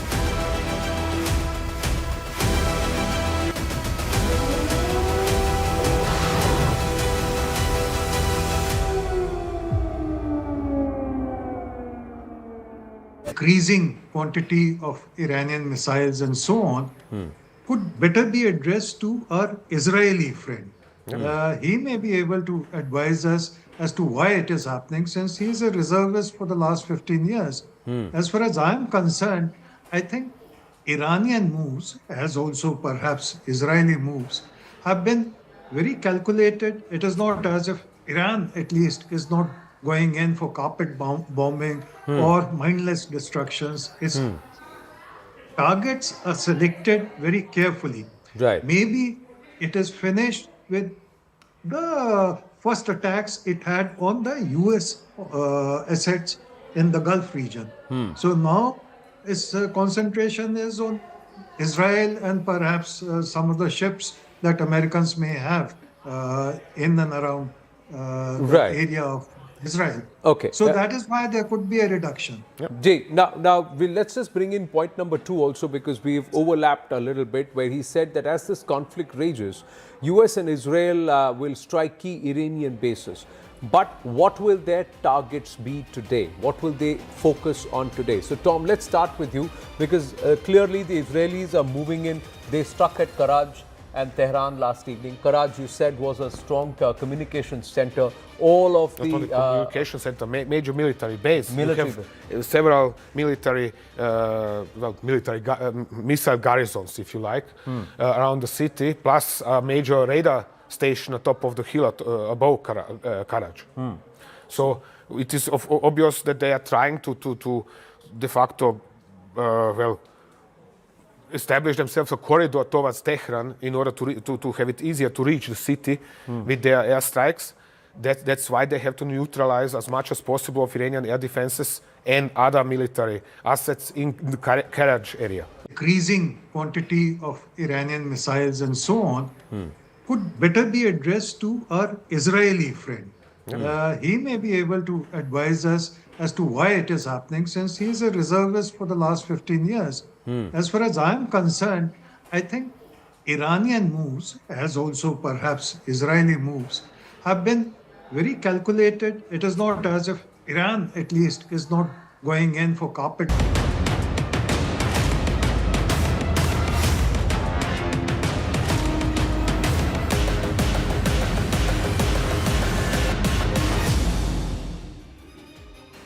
Welcome back. Now, while we talk about this West Asian growing conflict, there is one particular term that you might have heard a lot, and that is the Strait of Hormuz and how Tehran has now officially blocked it. Now, this one is the world's most critical energy artery.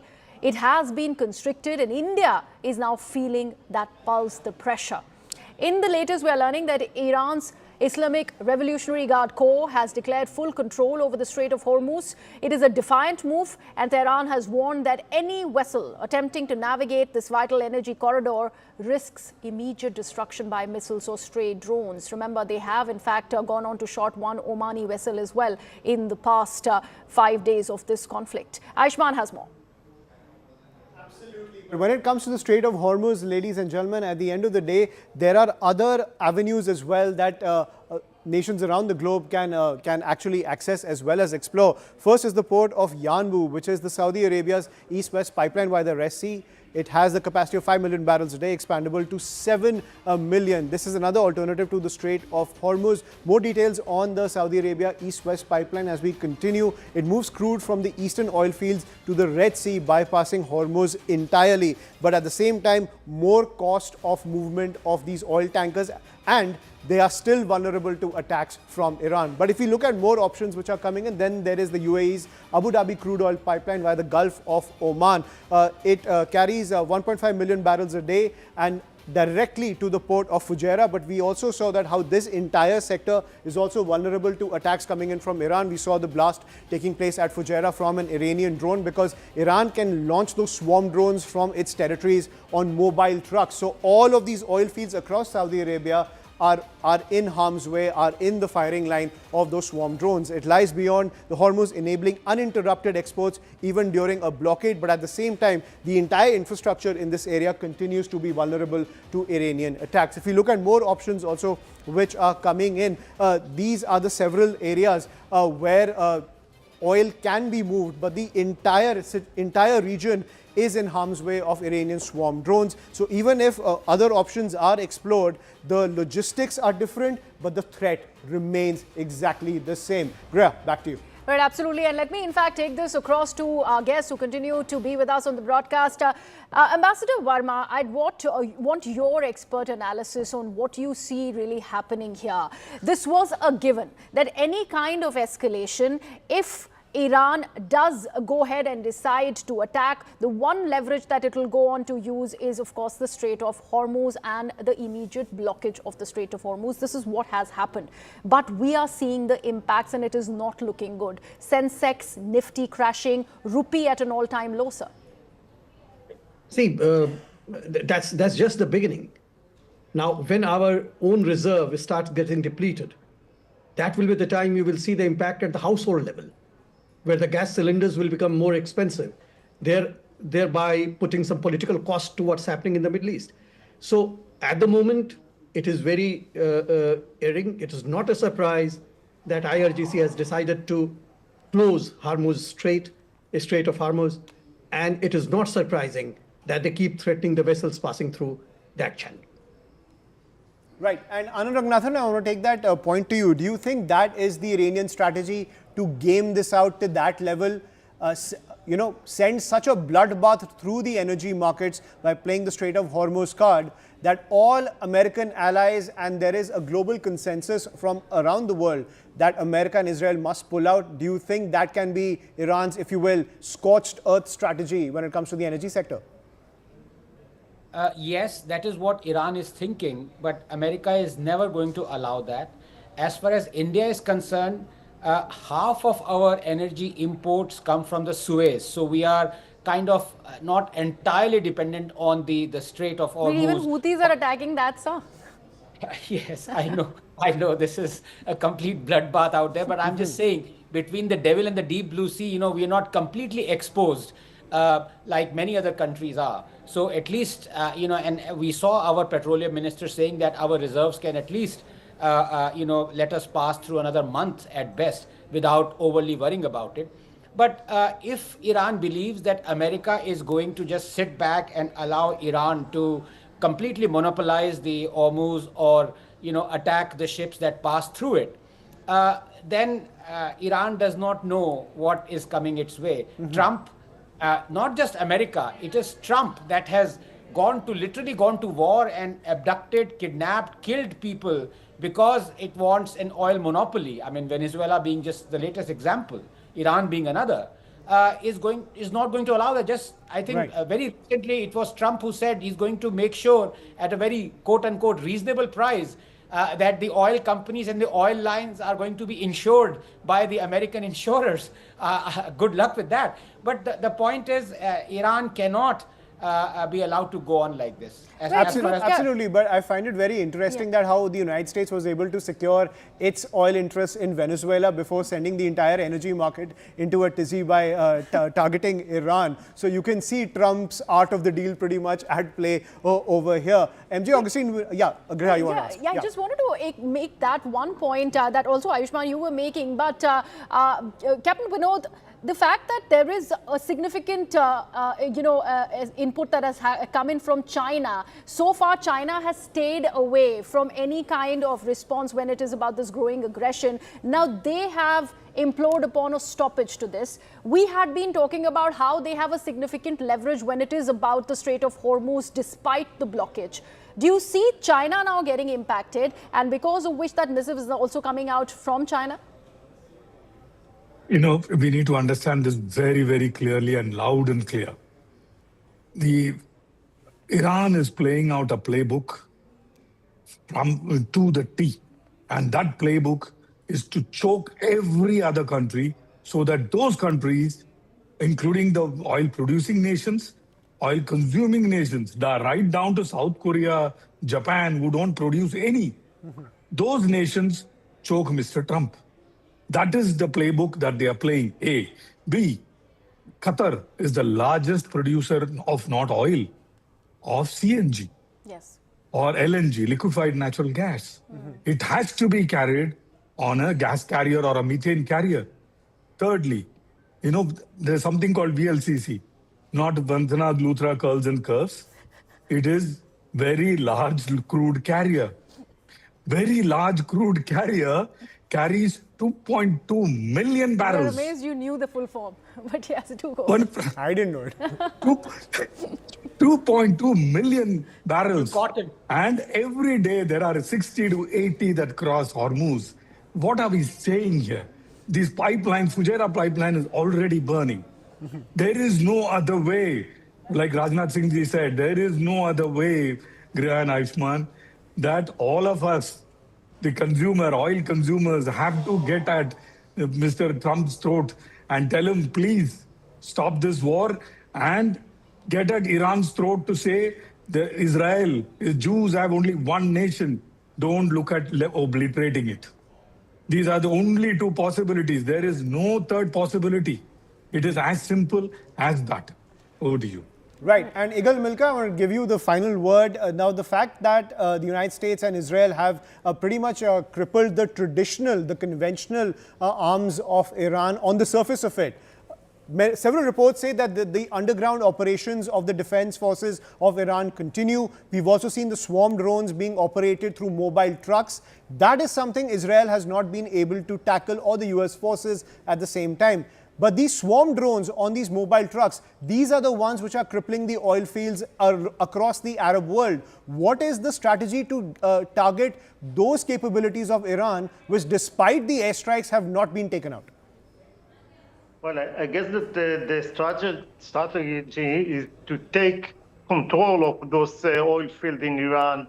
And once you have the control, you are controlling the oil field of Iran, you become the biggest supplier of oil to the world. So I believe that in the short term, yes, we can expect that the oil prices will rise up. But in the midterm and the long term, once the mission completed, then we will see a relief in the world, because United States will control the oil field in Iran, or a democratic regime will come up in Iran, and not the terrorists that we are seeing right now. Igal Milka, I think you're extremely optimistic. You've just said, I'm optimistic. You've said that America will control the oil fields of Iran, not the people of Iran, number one. Number two, you are hoping for... That in the short term, yes. Till we will have a new regime in Iran, that's what's going to be. We're talking about regime change again, because do you think America does anything in the short term, especially when it comes to oil? Come on, Igal Milka, let's be a little more I would want, in fact, Mr. Milka's analysis on what we have right now, because we have this piece of breaking news that we'd want to put out here on the big wall.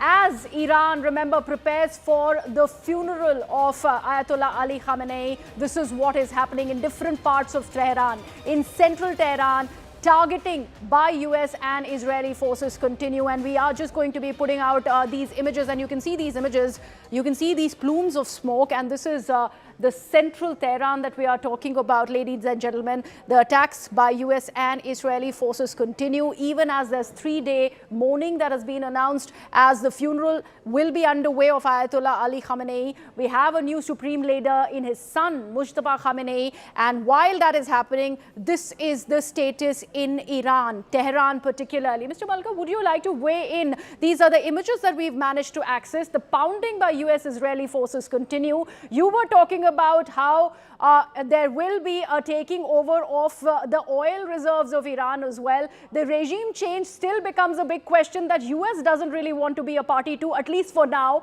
We all do understand how fickle they are, but then this continues to happen. What is the question? Yeah, This we is want to understand about... continue- Yeah.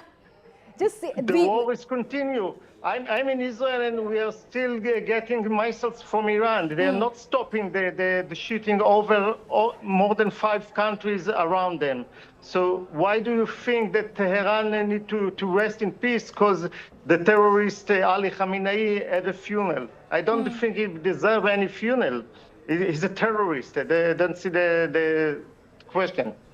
Right. You went on record and you mentioned about any second in command is going to be having a target on his head. In this case, we are talking about Mojtaba Khamenei. Is this a step in that very direction? Because these are coordinated strikes by US and Israel that continue, even as Washington right now seems to be stepping away from this entire regime change narrative. That's my question, sir. Okay, Washington is talking about the U.S. interest. We are talking about our interest, and the regime change is one of the biggest, if not the first one, of the targets of the Israelis. We cannot allow that this regime will continue after this war. If this regime will stay, then I don't see why we had to go out to this war, and it's useless. Right, Eagle Milka, thank you so much for joining us on the broadcast. I want to thank all our other guests as well for giving their perspective on the entire situation emerging in the Middle East. But Israel gaming this out as the rise of democracy, Griha, in Iran, at the same time saying that the United States will control the oil reserves, which I feel will be the endgame of the Trump administration at the end of the day. But we'll have to wait and see how that plays out. The calculations seem to have been misconstrued by both sides, but clearly the entire fight rages on in the Middle East. Absolutely, and we'll discuss it off-air, Ayushman, if Trump and Washington really needed that endorsement. But we'll take this forward. We go into a very short break at the moment.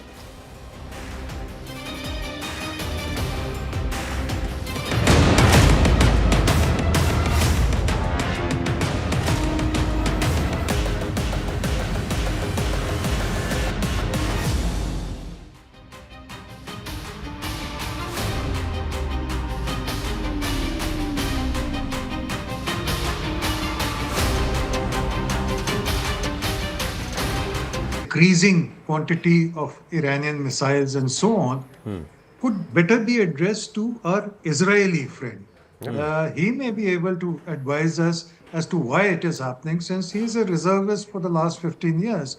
As far as I am concerned, I think Iranian moves, as also perhaps Israeli moves, have been very calculated. It is not as if Iran, at least, is not going in for carpet bombing or mindless destructions. Its targets are selected very carefully.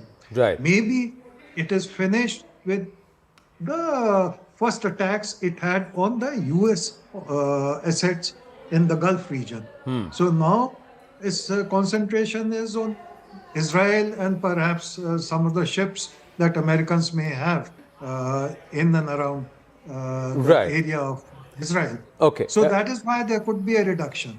Jay, now let's just bring in point number 2 also, because we've overlapped a little bit, where he said that as this conflict rages, US and Israel will strike key Iranian bases.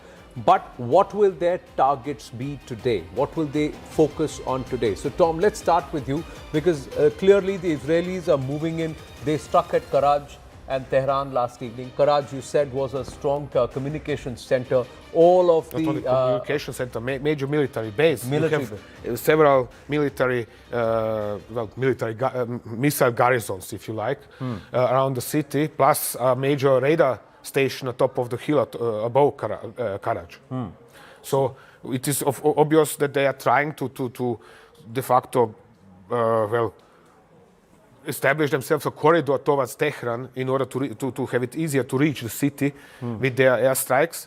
That's why they have to neutralize as much as possible of Iranian air defenses and other military assets in the Karaj area. Increasing quantity of Iranian missiles and so on could better be addressed to our Israeli friend.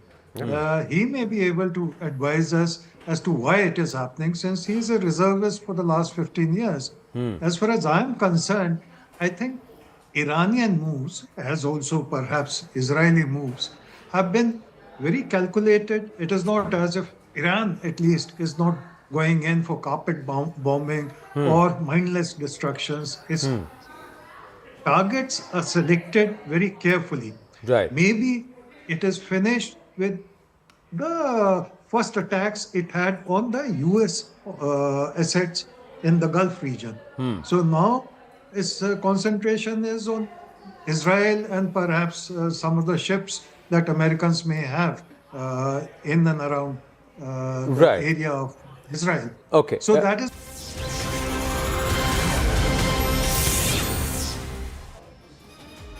Hello and welcome. You're watching our non-stop coverage here. It's day 5 of the war in the Middle East. Which side is winning this war? Which side is tiring the enemy out? That's something that we'll decode here. I'm joining you here, Poonam Burde. My colleague Griha is also with us. We'll decode what exactly is transpiring, what the impact is going to be, not just for the stakeholders and for those who have stakes in this war, but for the rest of the world as well. But first, let's get you started with the headlines. Mass mourning reported in Leh after death of Iran's supreme leader Ayatollah Ali Khamenei. Intelligence agencies in India raised concerns, red flags over foreign radical elements operating in India.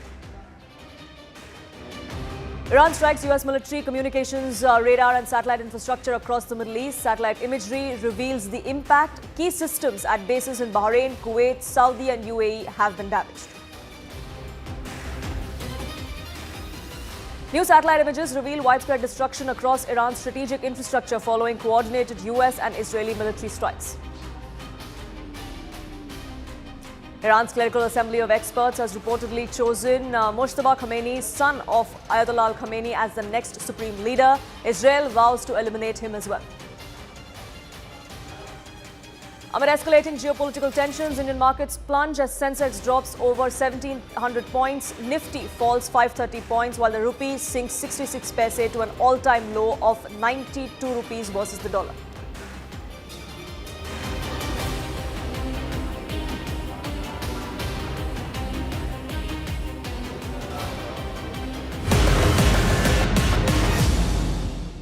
The Middle Eastern or the larger West Asia war that doesn't seem to dim down, with the IDF now releasing satellite imagery of the extent of damage that has been inflicted upon Iran.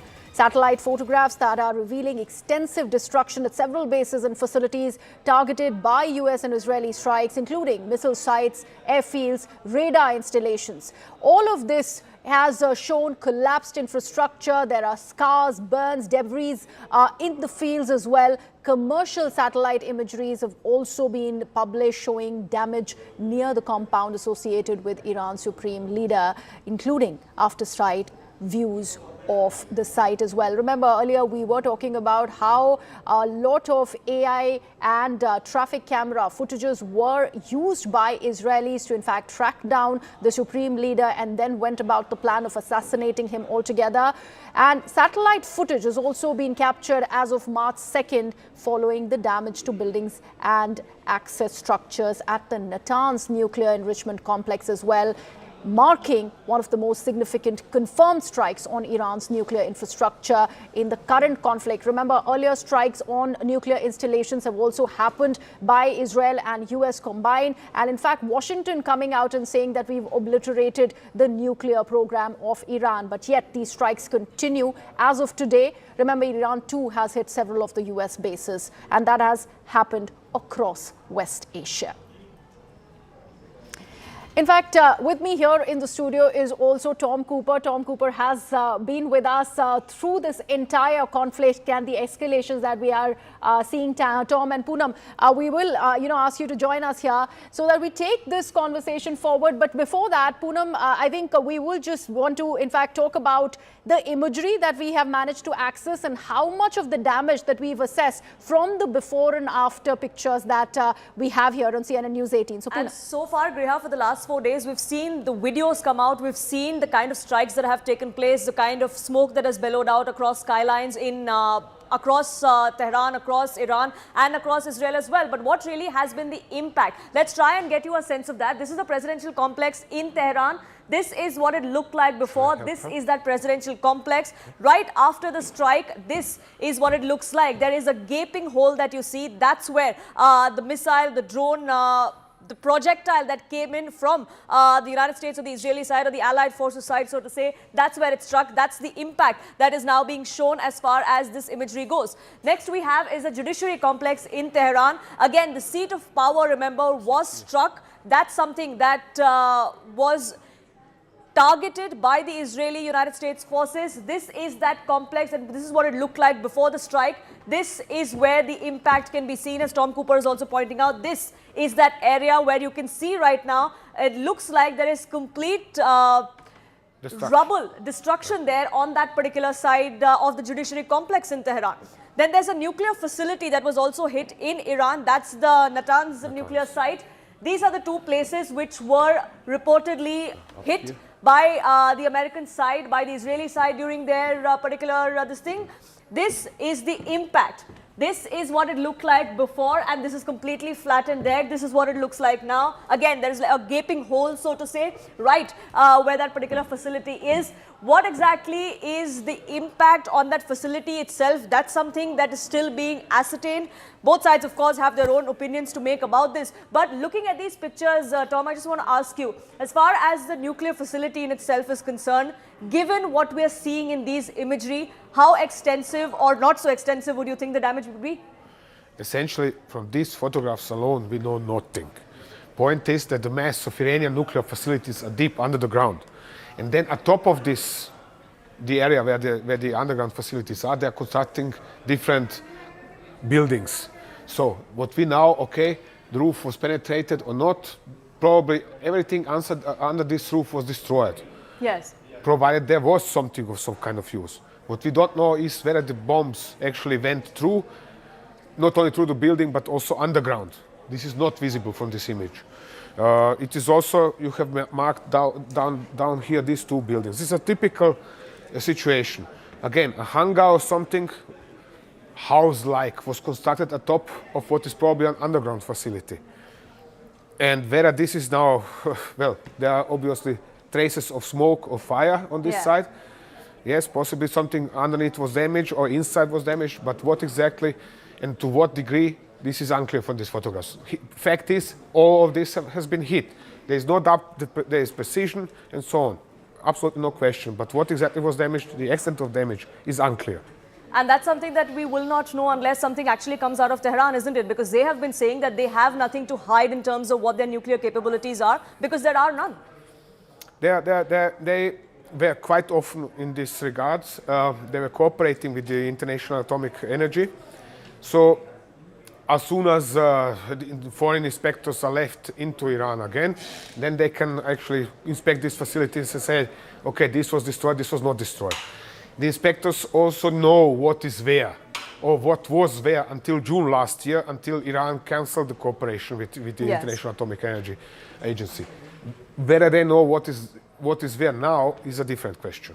Well, we'll talk about that in depth as well. But before I toss it back to Griha, we also want to take a look at another picture. And this is the seat of the military power in Iran, in Tehran, that was struck. And this is the headquarters of the IRGC, which is the one that seems to be holding the key as far as both military and what the political succession in Iran looks like. This is what the imagery shows. This was what it looked like before the strike by United States and Israel, and that's the picture, that's the satellite imagery that we see after the strike. Tom, if you could just give us a sense of what exactly it is that we can make out from this particular imagery? This is a little bit confusing because the two photographs are not entirely the same. This one might be this side of this particular. This side, yes. Yeah. I'm not entirely sure. Fact is, there is lots of damage here. Right. Debris everywhere. You can even see several places probably hit by I would say, quite heavy weaponry, 500 kilogram upwards. And this is burned out, obviously. But what exactly was here destroyed, that is hard to gauge because it's not sharp enough or crisp enough.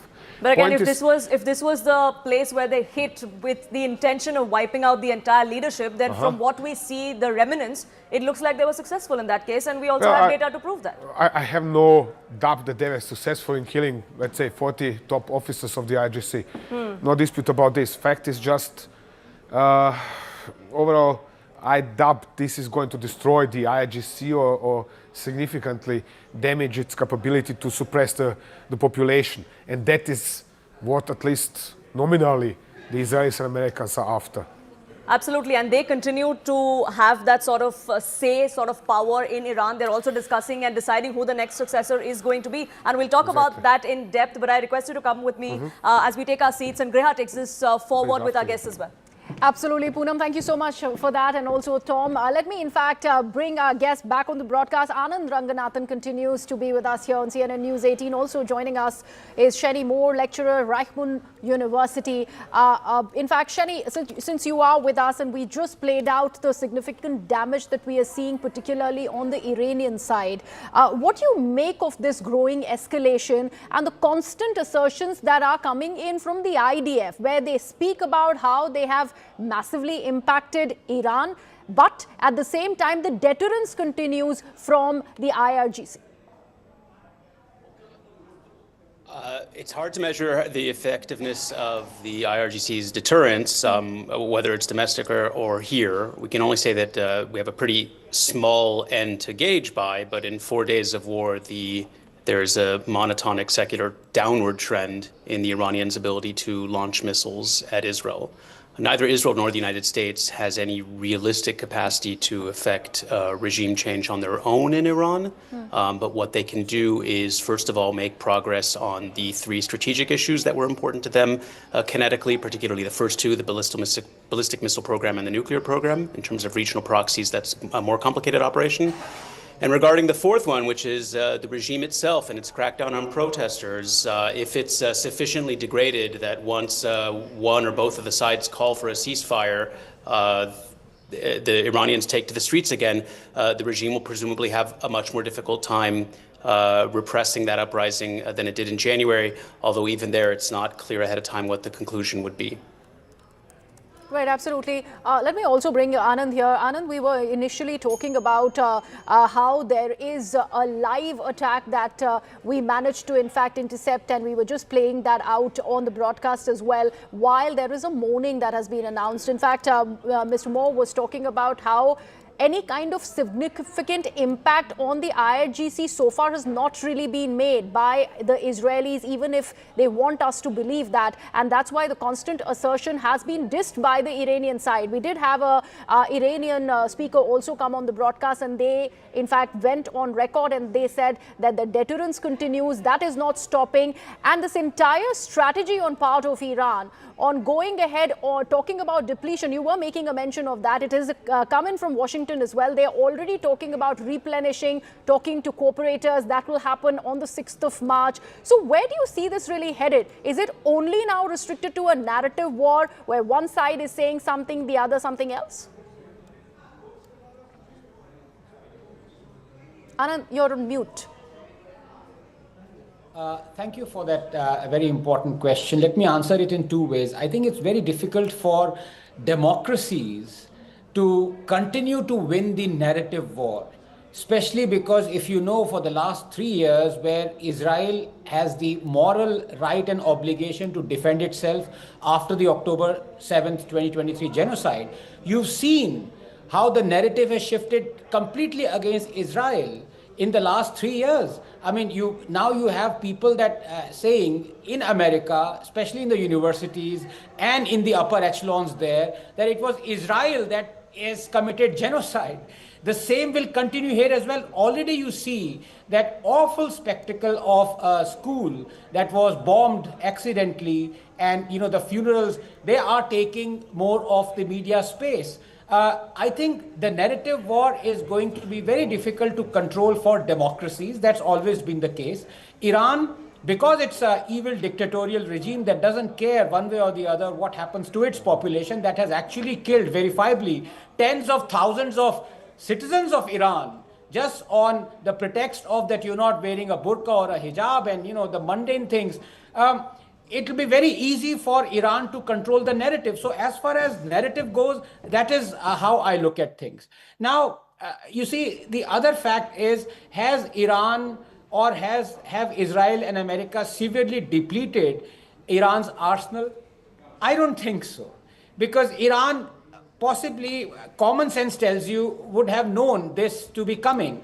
And it also knows that unless you have boots on the ground, you will not be able to change the Iranian regime if the groundswell in Iran itself, that is the common citizens, actually raise up and perpetrate or orchestrate a revolution.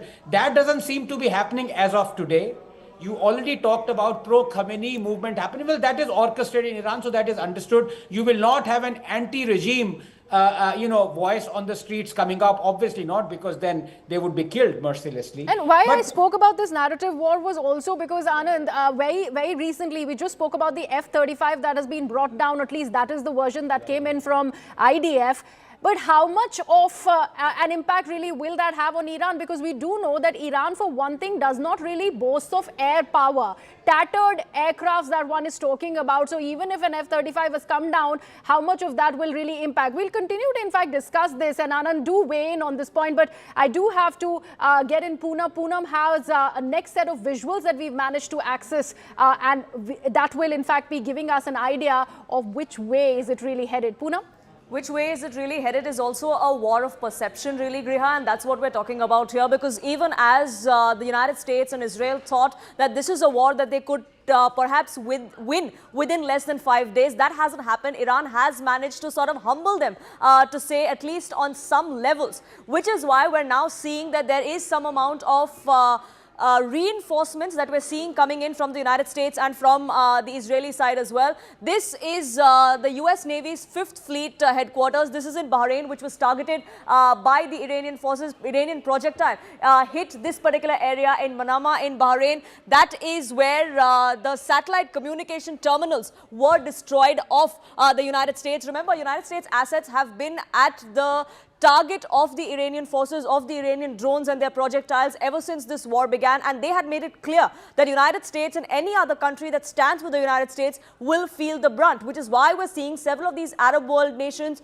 the Gulf countries, that are being dragged into it. One such instance came in from Qatar, where again another air base that was targeted was an asset for the United States, was being used for the United States, which is why it came under attack. This is that particular airbase, the Udeid airbase, where you can see, again, the impact of where it hit, where that projectile came in and hit.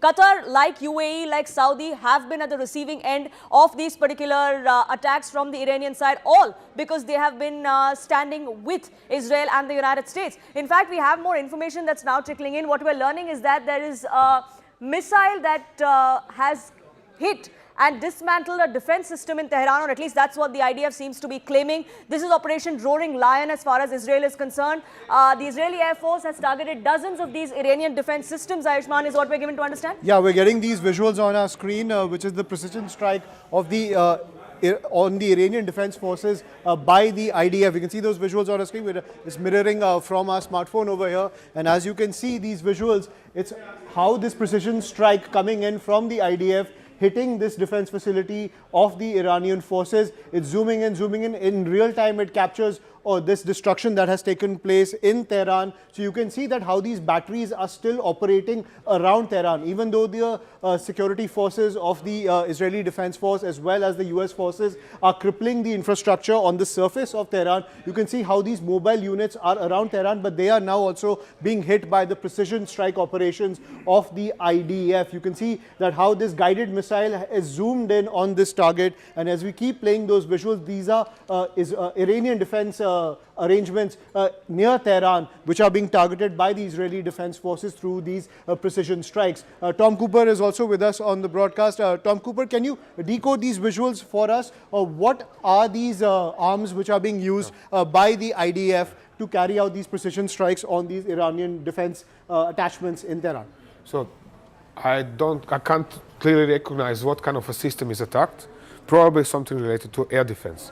But the video was almost certainly taken by the camera in the nose of Delilah mini cruise missile, which is launched, for example, by F-16s foremost. I've shown them yesterday in the bunker. Yes. So what you essentially see is that the weapon is heading for this vehicle without any particular problems, and there appears to be no air defense. Nobody's firing back at the missile.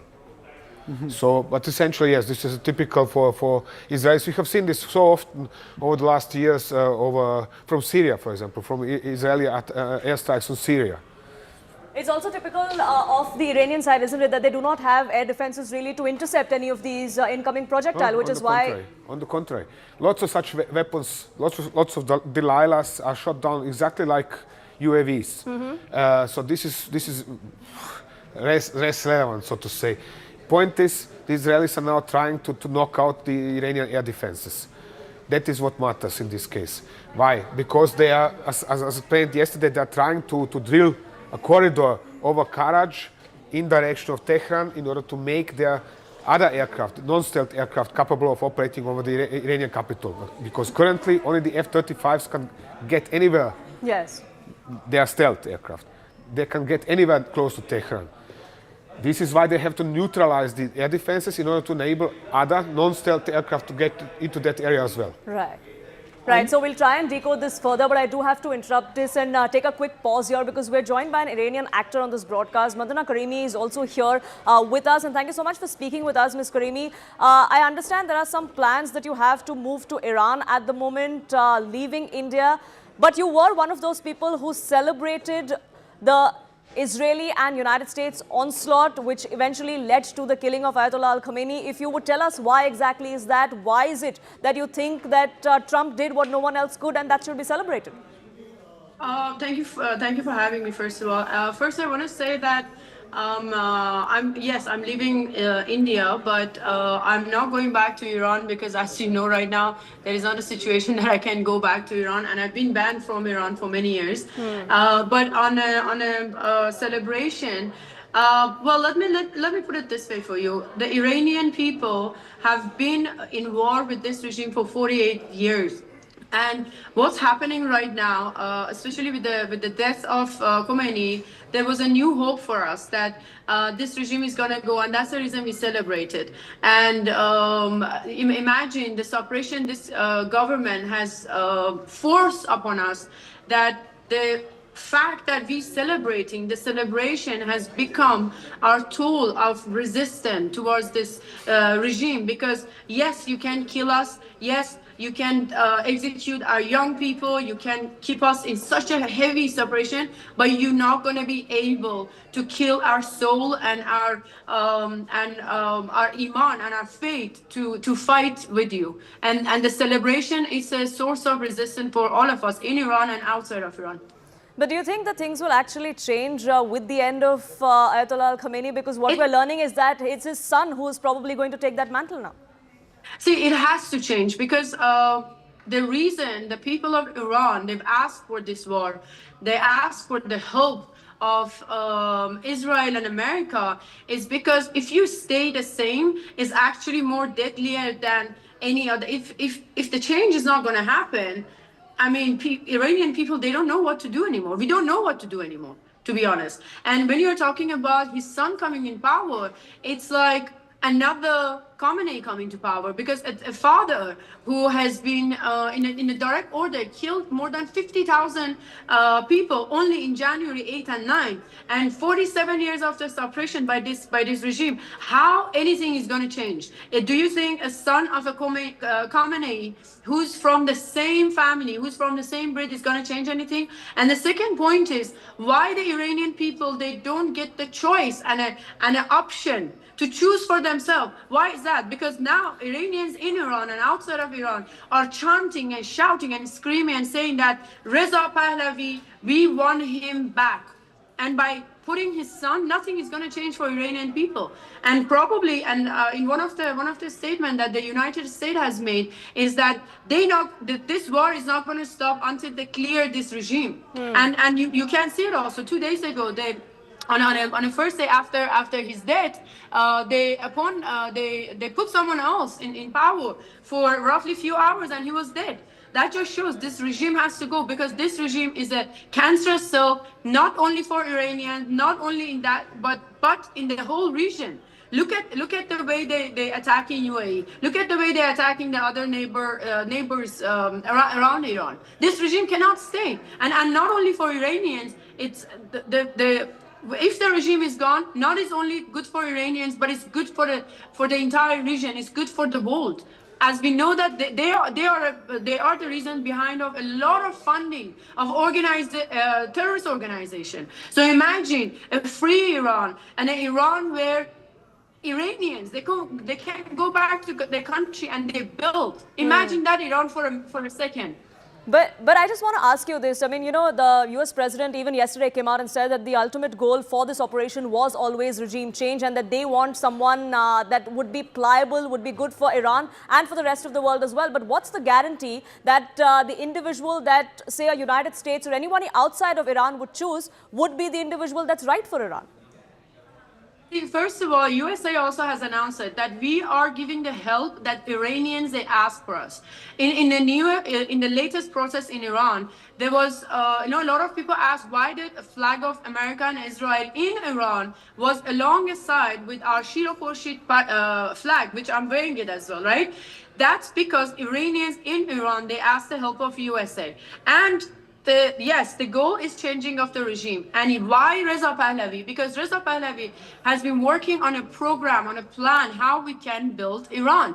And he keep repeating himself, I don't want to become a next king. I don't want to become so and so and so. I want to go back to Iran. And for now, all the Iranians are showing their support for him. But he said it many times that when we go back to Iran, when we take our country, I want people to vote. And if people, they vote for me, which so far they do, because in the country, they're just chanting Reza Pahlavi. Outside of the country, everyone says Reza Pahlavi.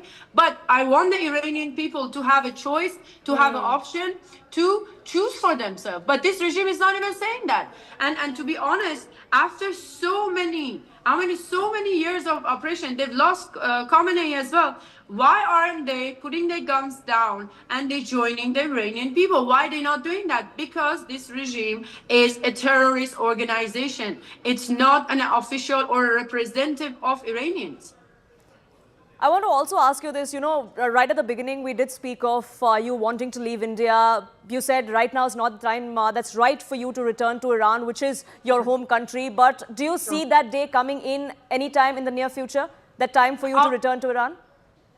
Of course. We've always had the hope and the prayers that one day we're going to go back to Iran. And to be honest, this time is the first time after so many years. There is no coming back from this. And I want to tell you something. This past few months, it has broke something within us. As Iranians, we have, in Mahsa Amini time, the white movement, there has been a lot of movement has happened. But this time, what they've done, I give you an example. On the 8th of January, one of my own cousin who was on the street, she says, quote to quote, we were walking, suddenly all the lights went off, our phone was completely cut off, and suddenly we could hear gunshots from the sky hitting us, and we had to just run. If a regime who has been murdered and planned, this has been a plan, not only they kill people on the street, they attack hospitals to kill the people who were getting treatment. So yes, this time is very different, and there is no going back from what this regime this time has done. And to be honest, it doesn't matter what's going to happen in next few days with the war. The conversations that I'm having with a lot of sadness, but every Iranian who I'm talking to from Iran, they're saying this thing, that this time we have hopes. We can feel it, that this regime is dying, and they have to go. And hopefully that day is going to be very soon. One last thing before I just let you go, we were just playing out pictures of those images that you had also put out on your social media of the protests that you were carrying out against the Ayatollah. What kind of reaction, what kind of whether support or opposition did you sort of face here in India when you were hitting the streets here? See, to be honest, Reza Shah Pahlavi, he did an announcement because the blackout was for a really long time in Iran. So a lot of Iranians outside of Iran, they programmed, they planned to gather together, to write to officials and go outside of the embassy and do rallies for Iranians. India was the only country, nothing was happening. So I tried, first of all, I went alone, no one gave me support. They said, oh, we cannot talk, this is too much of politics, No one joined me. And I tried to get a permission, I did not get a permission. Not only that, I got calls that do not do it, don't do it. It's nothing that you should talk. You want to fight, you fight, go back to Iran, pack your bags. Sure. But I didn't give up. I didn't give up because see, for me, I'm an Iranian individual. I'm not a politician. I'm not part of any organization. I'm an Iranian girl who ran away from Iran for freedom, to be able to live my life, because I could be one of the kids who they died in 8th and 9th of January. I could be Mahsa Amini. I could be of the 1,000 girls who they lost their life. And I didn't get any support in India. And for me, it breaks my heart. I call India my home. India has given me so much, and I'm going to be grateful to the peace that I had in this country.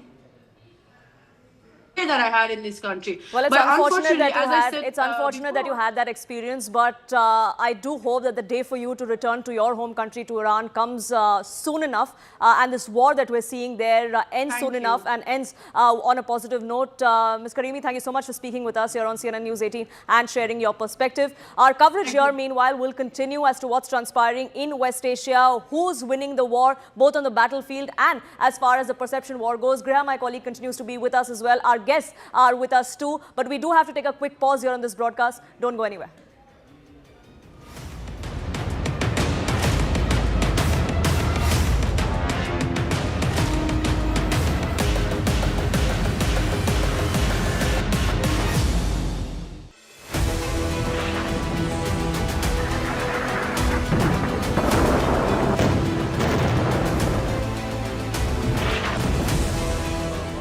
Devastation, a direct hit by a missile. Picture is that the US is not able to defend. Of a drone of massive, the number of ballistic missiles.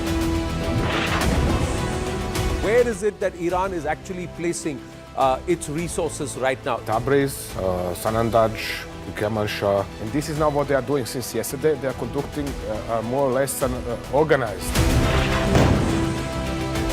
US bases have been targeted. Drone has been shot down now. Iran can then threaten or attack enemy nationals. A massive missile and drone attack over here. Iran now has been completely, in some ways, dominated. With ballistic missile attack. It means the Kuwaiti air defense was under big strain.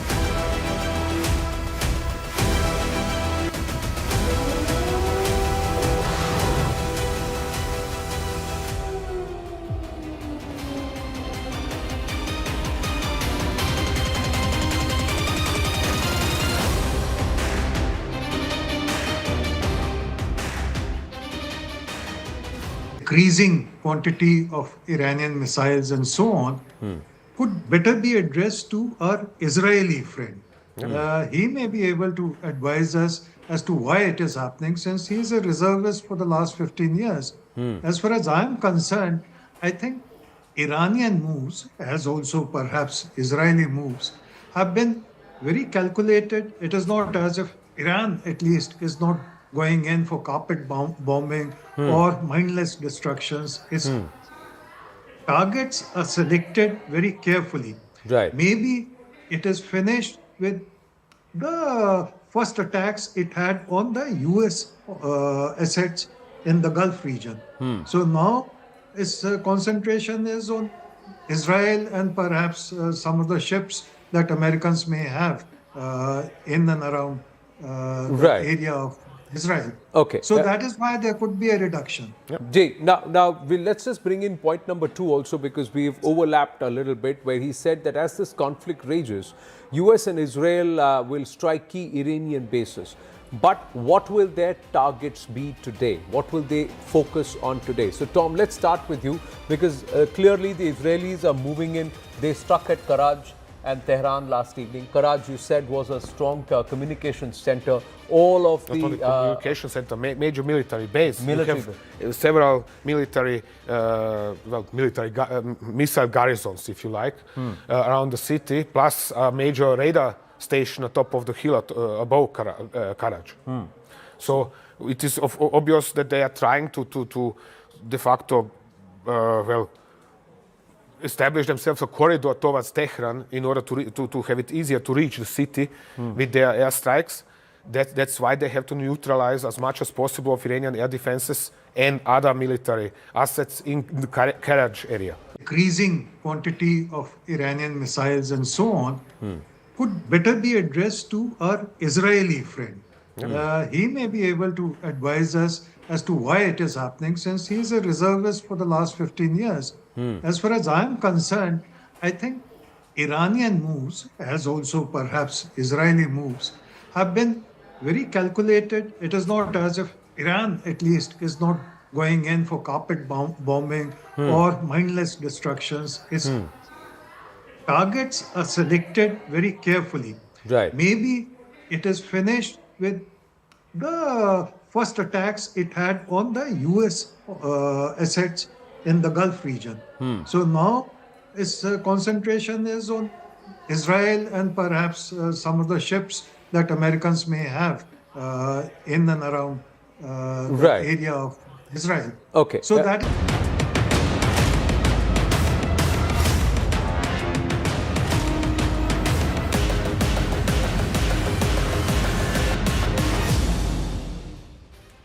Well, the fury in the Gulf rages on, and so does our coverage. With me here, my colleague Poonam Burde in the CNN News 18 studios. We are getting some breaking news on the broadcast, so let's quickly take a look at that. There is some sort of a response that's coming in from Pakistan.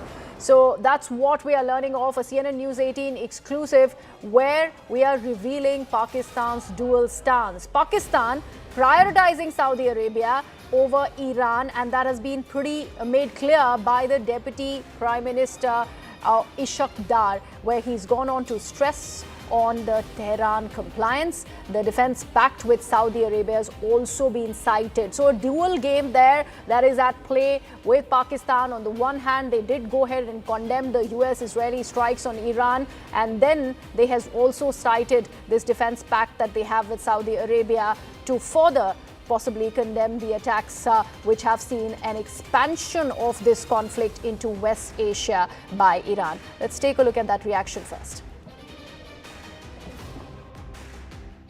Saudi Arabia पे आते हैं, वहाँ हमारा माशाल्लाह 25 लाख लोग बहन भाई मौजूद हैं जो डियास्पोरा जिसे कहते हैं, वहाँ काम के सिलसिले में और वहाँ जो रेजिडेंट हैं मुख्तलिफ जॉब्स कर रहे हैं, वहाँ रिलेटिवली पोजीशन स्टेबल है सऊदी अरेबिया में. उसकी वजह ये है कि पाकिस्तान ने जब ये हुआ तो मैं वहाँ था, तो मैंने जब अब्बास अराग़ची साहब से बात की तो जैसे आपको मालूम है कि हमारा एक डिफेंस पैक्ट भी है, सितंबर पिछले साल हुआ था सऊदी अरेबिया के साथ, स्ट्रेटेजिक म्यूचुअल डिफेंस एग्रीमेंट. तो मैंने उनको ये बावर करवाया था कि हमारा डिफेंस एग्रीमेंट है, तो इसलिए आपको ज़रा मुहतात यहाँ हो. तो उनकी ये थी कि जी इनको फिर आप श्योर कर लें कि ये सऊदी अरेबिया की जो सरजमीन है वो किसी किस्म की फैसिलिटेशन के लिए ईरान के ऊपर हमले के लिए इस्तेमाल नहीं होगी. तो वो मेरी फिर शटल कम्युनिकेशन हुई सऊदी अथॉरिटीज़ के साथ, उनके फॉरेन मिनिस्टर साहब के साथ, और इसी तरह ईरान के साथ हमारी शटल कम्युनिकेशन हुई, और जिसके नतीजे में आप अगर देखेंगे तो सबसे जो कम जो थोड़ा सा जो है यानी मूवमेंट जो ईरान की तरफ से जो अटैक या कोई मिसाइल इस तरह ड्रोन, वो मिनिमम है वो सऊदी अरेबिया में और ओमान की वजह से. ओमान तो मीडिएट कर रहा था, तो ऑब्वियसली ओमान को तो बिल्कुल उन्होंने टच नहीं किया पूरे रीजन में. So Pakistan there taking sides, and whether it comes as a surprise or to anyone or not, that's something that we'll try and decode. But the minister in Pakistan there making it very clear that they've decided to take Saudi's side because they also have a defense pact with Saudi Arabia, and that is something that has been conveyed to Tehran as well. That's something that the Pakistani minister came out and confirmed. We do have more details as far as this particular piece of information is coming in. Akanksha, my colleague, in fact, joins us. Ayushman will be joining the conversation as well. But Akanksha, as far as the Pakistani minister is concerned, he has made it very clear that there is a defense pact of Pakistani nationals that reside in the Gulf is far higher than one in Tehran, so that is what they're going to choose. Also, let's not forget, it's also about religion being the primary factor for consideration. Pakistan is majority Sunni population. That is also the majority population in Saudi Arabia. In fact, Ishaq Dar has also quoted the population numbers over here. He's gone on to say that 2.5 million Pakistanis are already residing in Saudi Arabia. But if you look at Iran, only close to 35,000 Pakistanis are residing there. So for them, it is also about protecting their diaspora. But as Poonam, you highlighted, primarily it is to also do with the Saudi-Pakistan defense deal, which, as we all know, was forged only last year. And they are under compulsion to actually abide by that deal. At the same time, it is Mecca, Medina. In fact, let me also quote in inputs that have been shared by investigations editor Manoj Gupta, where there is a term, Haramain Sharifa, which is in fact an indication of two holy sanctuaries, that is Mecca and Medina. And so for, as we all know, religion is the opium of the masses, and Pakistan in fact abides by that entire diktat. And for them to protect their population that is residing in Saudi Arabia, in fact, Ishaq Dar has minced no words. He's clearly indicated that we've already sent out a word to the Iranian regime that do not expect us to go against the Saudi-Pakistan defense deal. We will very much be standing in solidarity with Riyadh. They have also condemned the Iranian attacks against Saudi Arabia.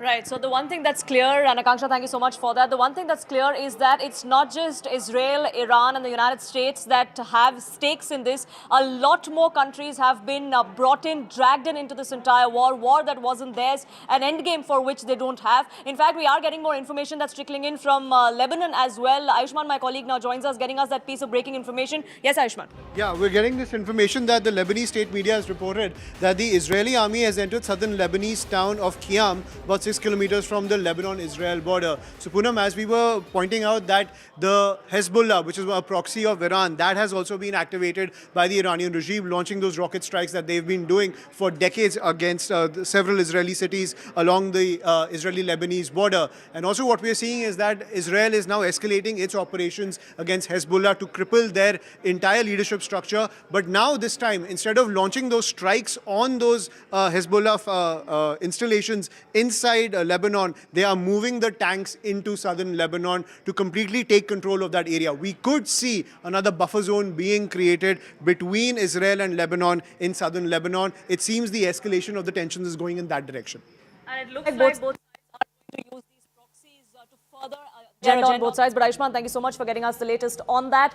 Even as we see this entire conflict spread across the Gulf region, dragging in countries, dragging in stakeholders that weren't stakeholders to begin with. Griha, my colleague, continues to be with us and getting us more details. And Griha, even as we talk about these proxy wars that kind of might be something that we see in the region, the CIA and the United States is also now mulling in, dragging in the Syrian Kurds to try and get them on their side and pinch Tehran from that end.